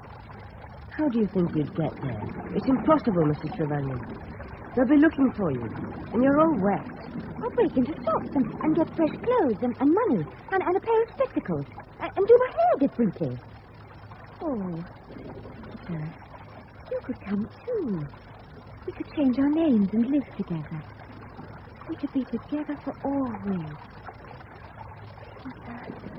Oh, darling Peter. Get off! You're insane. And you're bad. I suppose I am. It would never have worked, would it? I don't think I'm insane. But I am bad. I'm sorry. I said we knew roughly how you did it, so they'll find the machine. It was your model glider gave me the idea. The catapulting you spoke of. I made a catapult with heavy elastic and cranked it up with a clothes mangle. It was very powerful. Is the contraption there now, in position, I mean? Yes. My husband's away until tomorrow. I didn't expect the police when I shot the golf balls. Colonel Manton knew it was you. The police have been watching you. Come back with me. Give yourself up. Mrs. Trevelyan, please. Forgive me, Peter. Not now. Now you won't be able to. But sometime. No, don't say anything. I don't want you to forget me. But you'll have to try to. Anyway, all the women you meet for the rest of your life will be less bad than me. Goodbye, Peter. Mrs. Trevelyan. No, don't come near. I still have the knife. Goodbye, Peter. It is really the best way. Mrs. Trevelyan, please, don't. Where are you? It's so dark. Damn. Forgive me, Peter. God. I should have taken the knife. Mrs. Trevelyan. Better get back. Tell them. They'll never come back. So cold and wet. Run.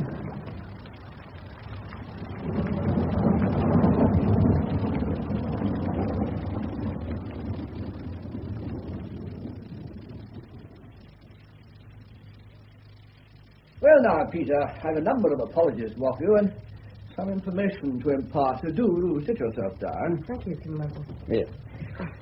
Well, I hope you're well and Clacton-on-Sea was a success. Oh, yes, sir. Thank you. We had a jolly good week and lots of sun. Splendid. Good. Well, the apologies first, then. Chiefly what I did to your father and through him to your mother and yourself. You didn't tell my father the arrest was a fake, did you, sir? No, I couldn't rely on his powers as an actor. I see that, sir. I think he understands. I've been invited to write an account of the whole affair, and I intend to lay some stress on your father's contribution. It's true he had no choice, but I shan't say that. That will help, sir. He doesn't feel much of a hero at present. Ah. Has he told you about his wartime accident and his arm? The car crash, sir, yes. Yes, and also how Inman met a chum who knew your father was in admin and not a flyer. He's explained it all, sir. I think he felt awful about the deception all the time. You see, sir, just before Inman was killed, he worried me because he'd become terribly worked up about 2 recent murders. Buck Ruxton and a woman.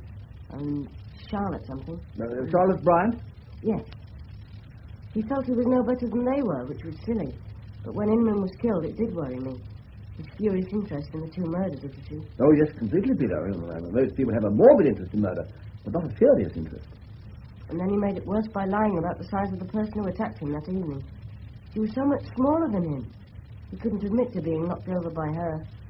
It was all this hero stuff, I suppose. Exactly, boy. Well, did you tell him about P.C. Hawkins? 14 stone of him, and he was butted into the river. Yes, sir.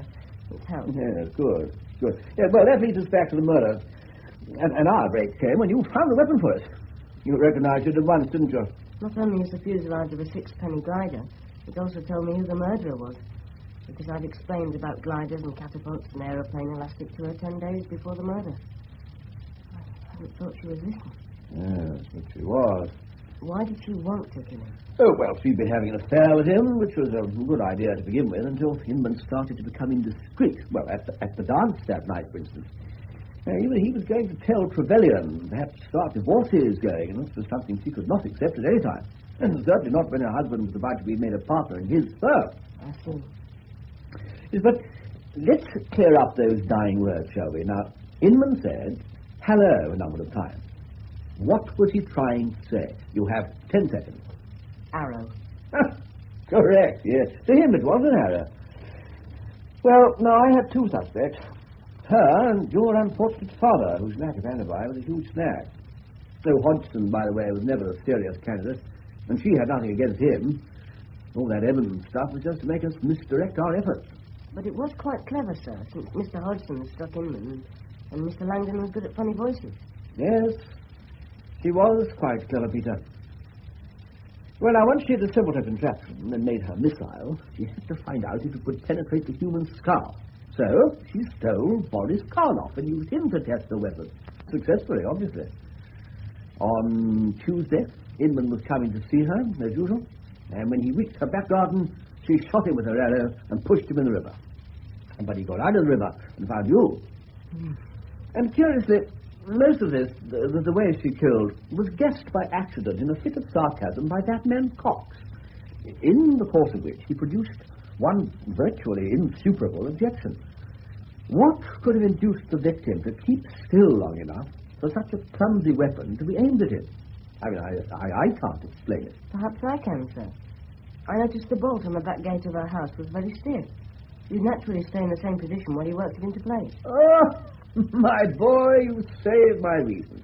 Yes. At that distance, with that power, the trajectory would be almost flat. Simple. Oh, so there it is. I should have stopped her killing herself. I forgot she had the knife still. Should have remembered. She was very determined, Peter, in everything she did, as you well know. There'd be no stopping her. Now, finally this. a £5 note. An unofficial reward. Spend it unwisely. Oh, thank you very much, sir. I don't suppose... No, Peter, no. How sound your instincts are. I now know you know what I am, or what I used to be. A small part of life at any time, but the smallest part is too much. For that, understand her, and to predict how she would behave. With a result I expect could be called socially useful. But friendship between us has become impossible, I'm afraid, at present. It's, well, existing, really. Well, never, but not yet. Good luck. You're a sane human being, and you'll survive all this. Lovely evening. Golly, I feel good. And I've £5 to spend. Ah, there's Daphne in her deck chair. Right, my boy, as the Colonel would say. Open the gate forthwith and approach.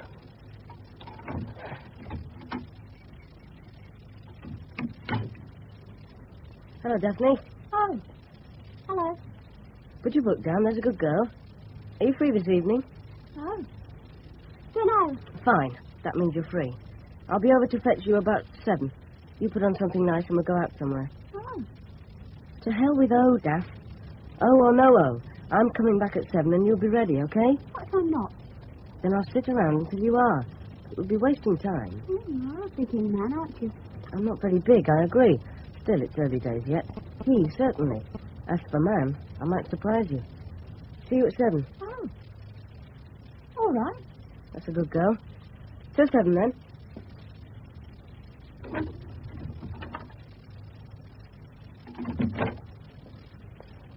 That started things anyway. Better go home and have a wash. How long ago was it? 3 weeks only.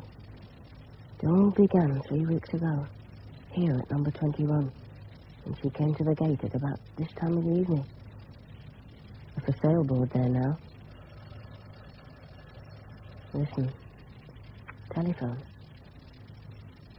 That song. A telephone rings, but who's to answer? Oh, how the ghost of you clings. Does her ghost cling? She'll never be back.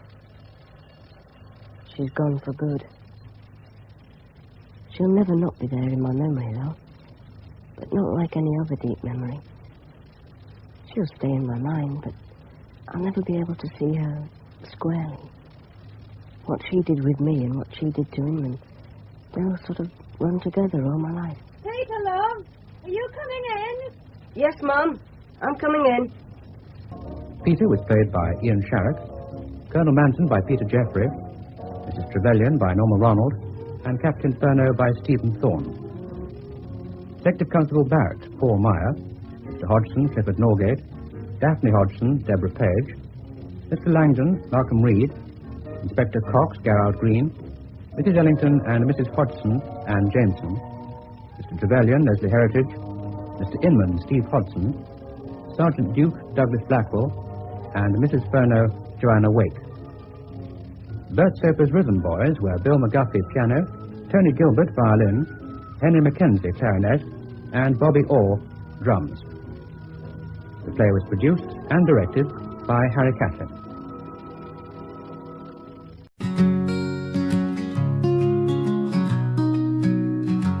The world's not a machine, turning gears in the dark.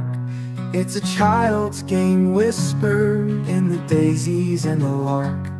Each sunrise repeats like a story retold, not by law, but by joy, more precious than gold.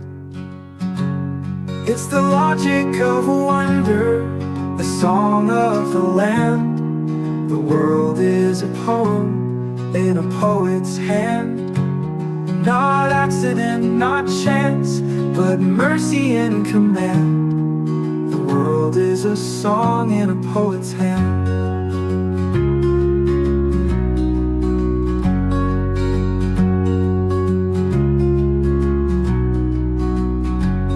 The child says again, and the morning obeys, not bound by the clock, but by laughter that stays. The fairy tales knew it before we could see that the law of the world is a mystery. It's the logic of wonder, the song of the land. The world is a poem in a poet's hand. Not accident, not chance, but mercy and command. The world is a song in a poet's hand.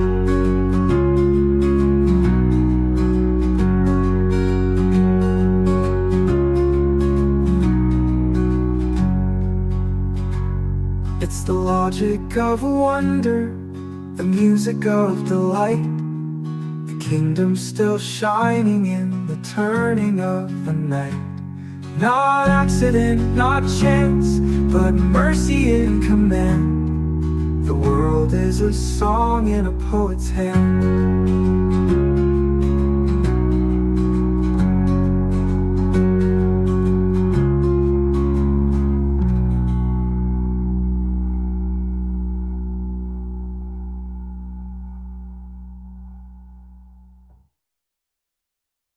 We present The Higher They Fly, the novel by Christopher Hodder Williams, freely adapted for broadcasting by Norman Edwards. The play opens in London Airport Control Tower.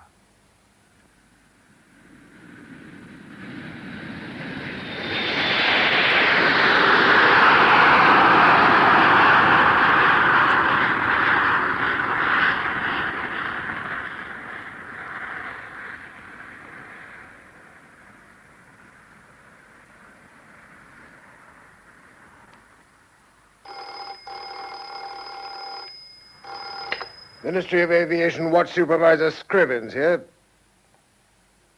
What? Oh, what sort of gear? Oh, very well. Come to my room and report. Well, Scrivens, I'll be on my way. Well, goodbye, Captain Fleming. You can drop the captain. Surely you know that I've been grounded. Not allowed to fly anymore. Oh, no. I showed the white feather on a check flight and had to let co-pilot Truman land the plane. There's no secret about it, is there? No, I'm sorry. So am I. Very sorry. Especially because I can't remember a thing about that flight. Amnesia. You're not well, Fleming. Sick leave's what you need. And the sack is what I'll get.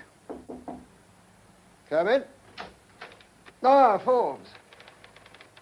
Now, what's all this about finding gear? This is part of the stuff, sir. I found it on the perimeter track as I crossed over by the boundary lights just after the last jet got off. But this is a piece of main undercarriage lock. Anything else?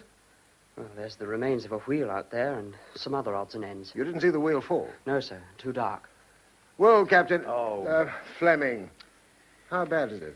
I'm grounded. I don't count anymore. Look, you're an engineer as well as a pilot. I'd value your technical opinion. How bad is it? I don't know yet. But I don't think the pilot can get down. But he must. 70 passengers. What you're holding, Scrivens, is part of the hydraulic gear from the undercarriage. You better let the radar room know, because if the owner of this bit of gear tries to get his undercarriage down, he won't be able to get it up again either. Well, as long as he can get it down, I can't see how that matters. Oh, well... He's only lost one wheel out of a total of 8. Well, you'll see what I mean when you have a look at the drawings, and then... Fleming, you all right?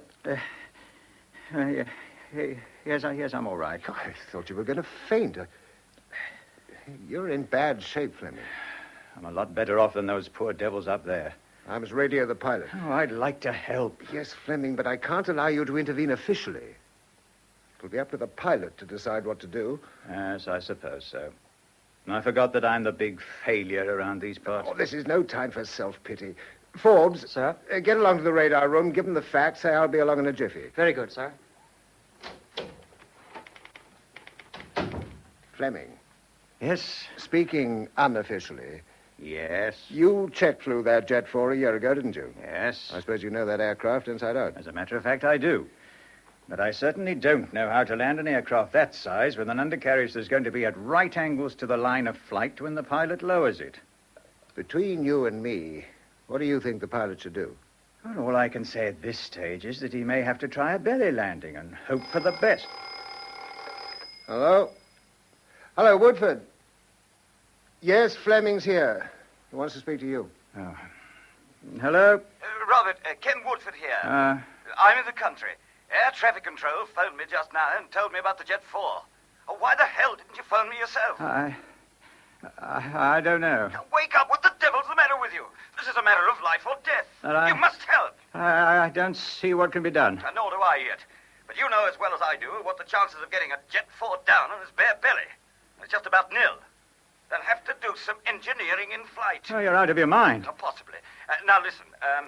Get hold of the drawings and work out from them what can be done. But how can they work on the undercarriage? They can't get near it. Well, they can get into number 3 systems bay and then smash their way through the floor. Now, put Scrivens on. He wants to talk to you again. Scrivens here.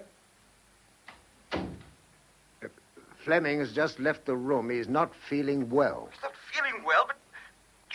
Look, you'll have to use him, Scrivens. I designed that aircraft, and Fleming knows it inside out. I'm sorry, Mr. Woodford. Fleming is in no shape to help in this situation. Scrivens, I would remind you that Fleming flew the Czech program for undercarriage endurance.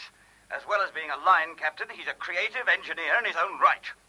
Are you trying to tell me you don't need him? I tell you, the man is ill. He doesn't know what he's doing. In my opinion, he's the only person you're likely to get hold of tonight who can assess the trouble technically and advise the captain of the Jet 4 on the best landing technique.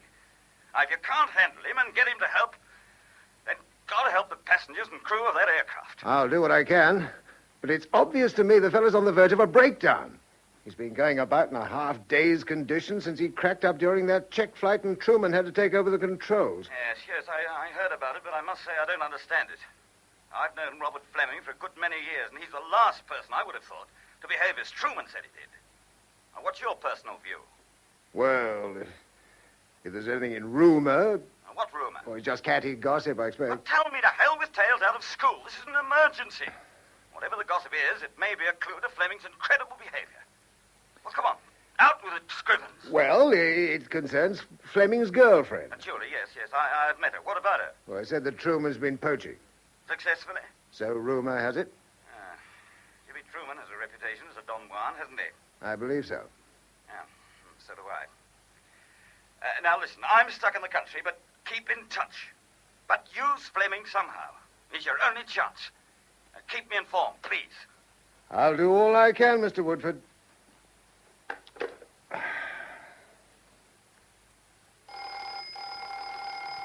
Hello. Oh, Talbot, yes, I'm coming to your office now. Have you found out which plane... Oh, you have. State Lines 46, London to New York. Have you made radio contact? Or what's the captain say? What? He's not sure? Well, my God, if he's not satisfied... Talbot, I'll be with you right away. I want to talk to the captain myself.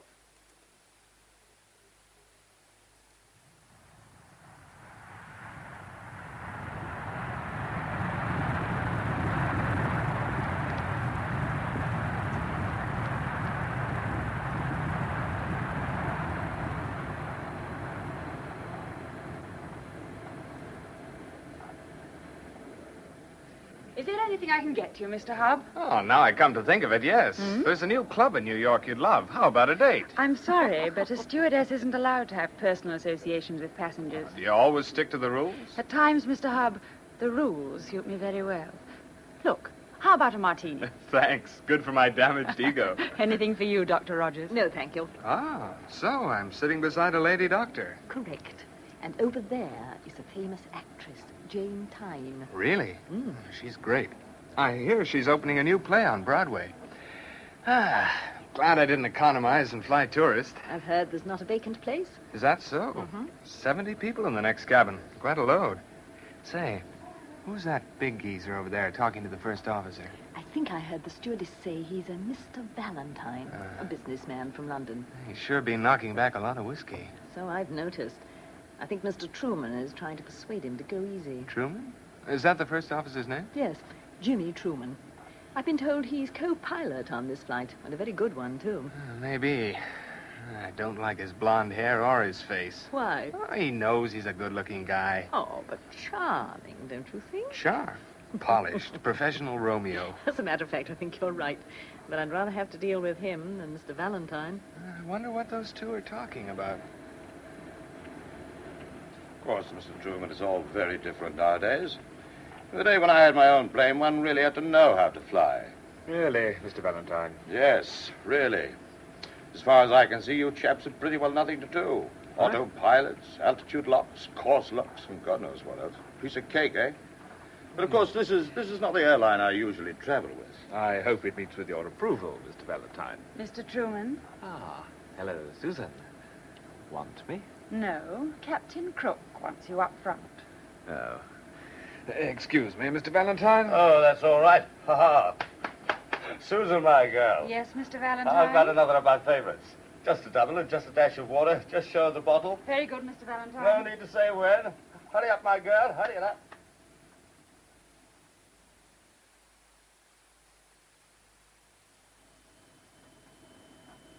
Perfect idiots, Jimmy. That's what they are. Why? And who are they, Captain? I've just been talking to Scrivens on the RT. He wants to know if we still have an undercarriage. What? What do you think, Jimmy? Any wheels down there, do you think? It seemed all right at takeoff. You notice anything, Jeff? Huh? 5 degrees right, Captain.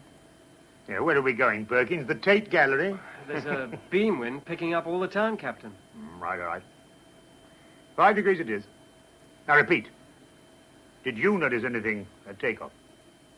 Well, I had a vague feeling that something hit us. A sort of thump. I felt it rather than heard it. Yeah? I'm sorry. I should have mentioned it to you before. No, forget it. Wouldn't have made any difference. Look, do you think you could get your great body through a very small hole? The servicing duct. Number 3 systems bay. Oh, I'll try. Tight squeeze. I'm the fat boy of Peckham, you know. Now, listen. If we have hit anything, you should see that the hull has been dented.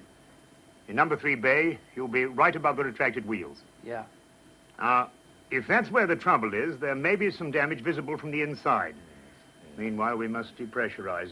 Airways have authorized us to go down to 10,000 feet. Yeah, well, I'll have to tell the customers. Pass the microphone, Jimmy. Yeah. Thank you. Ladies and gentlemen, this is the captain speaking. We are going down to an altitude of 10,000 feet, and I am about to depressurize the aircraft. You will probably find no difficulty whatsoever in breathing when I let the wind out, so to speak. But if you do have, you've only to press the red button above your heads and an oxygen mask will drop down.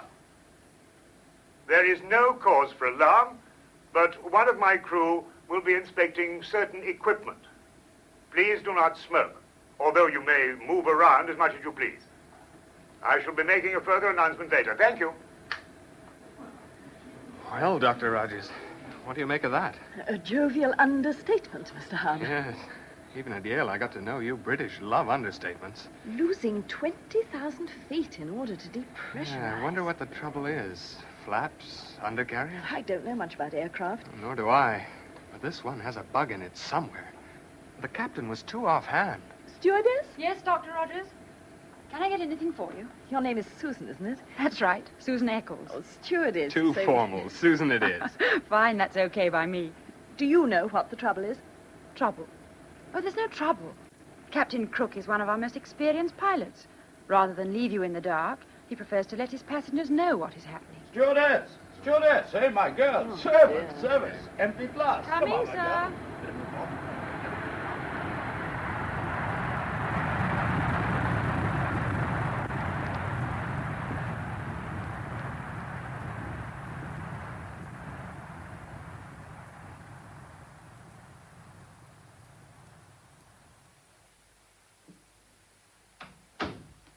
Julie, what are you doing here?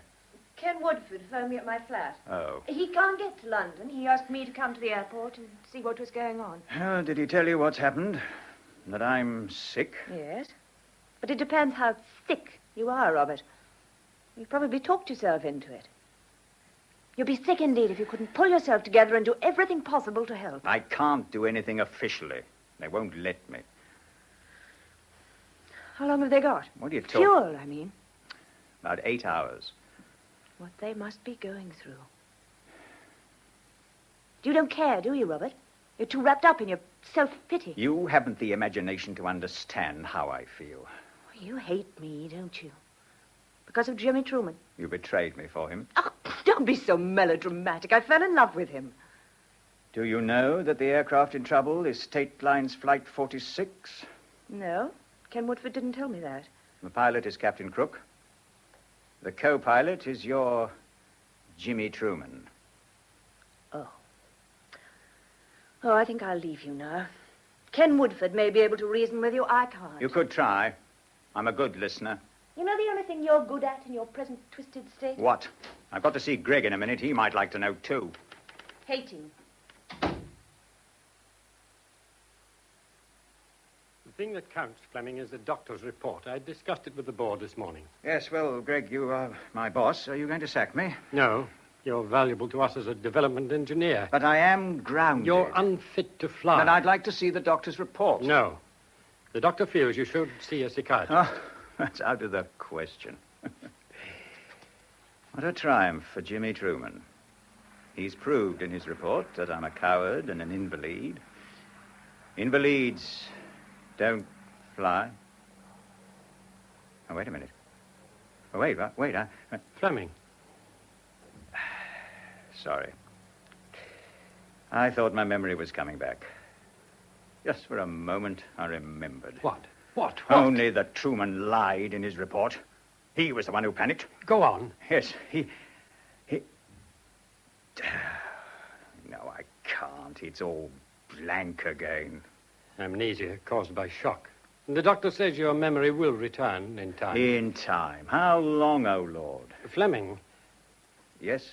What's your opinion of Truman as a pilot? First rate. But he has his cracking point.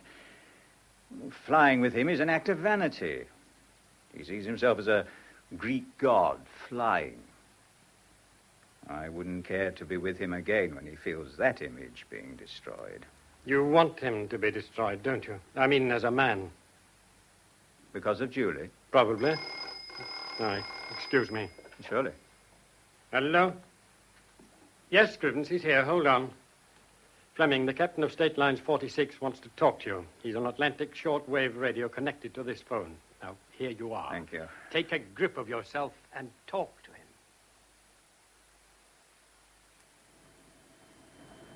So that's what I propose doing, Fleming. Yes. I'll call you again as soon as I know the result of the inspection in Systems Bay number 3. Over. Have you ever met Fleming? No, Jimmy, no. Heard a bit about him. Good engineer.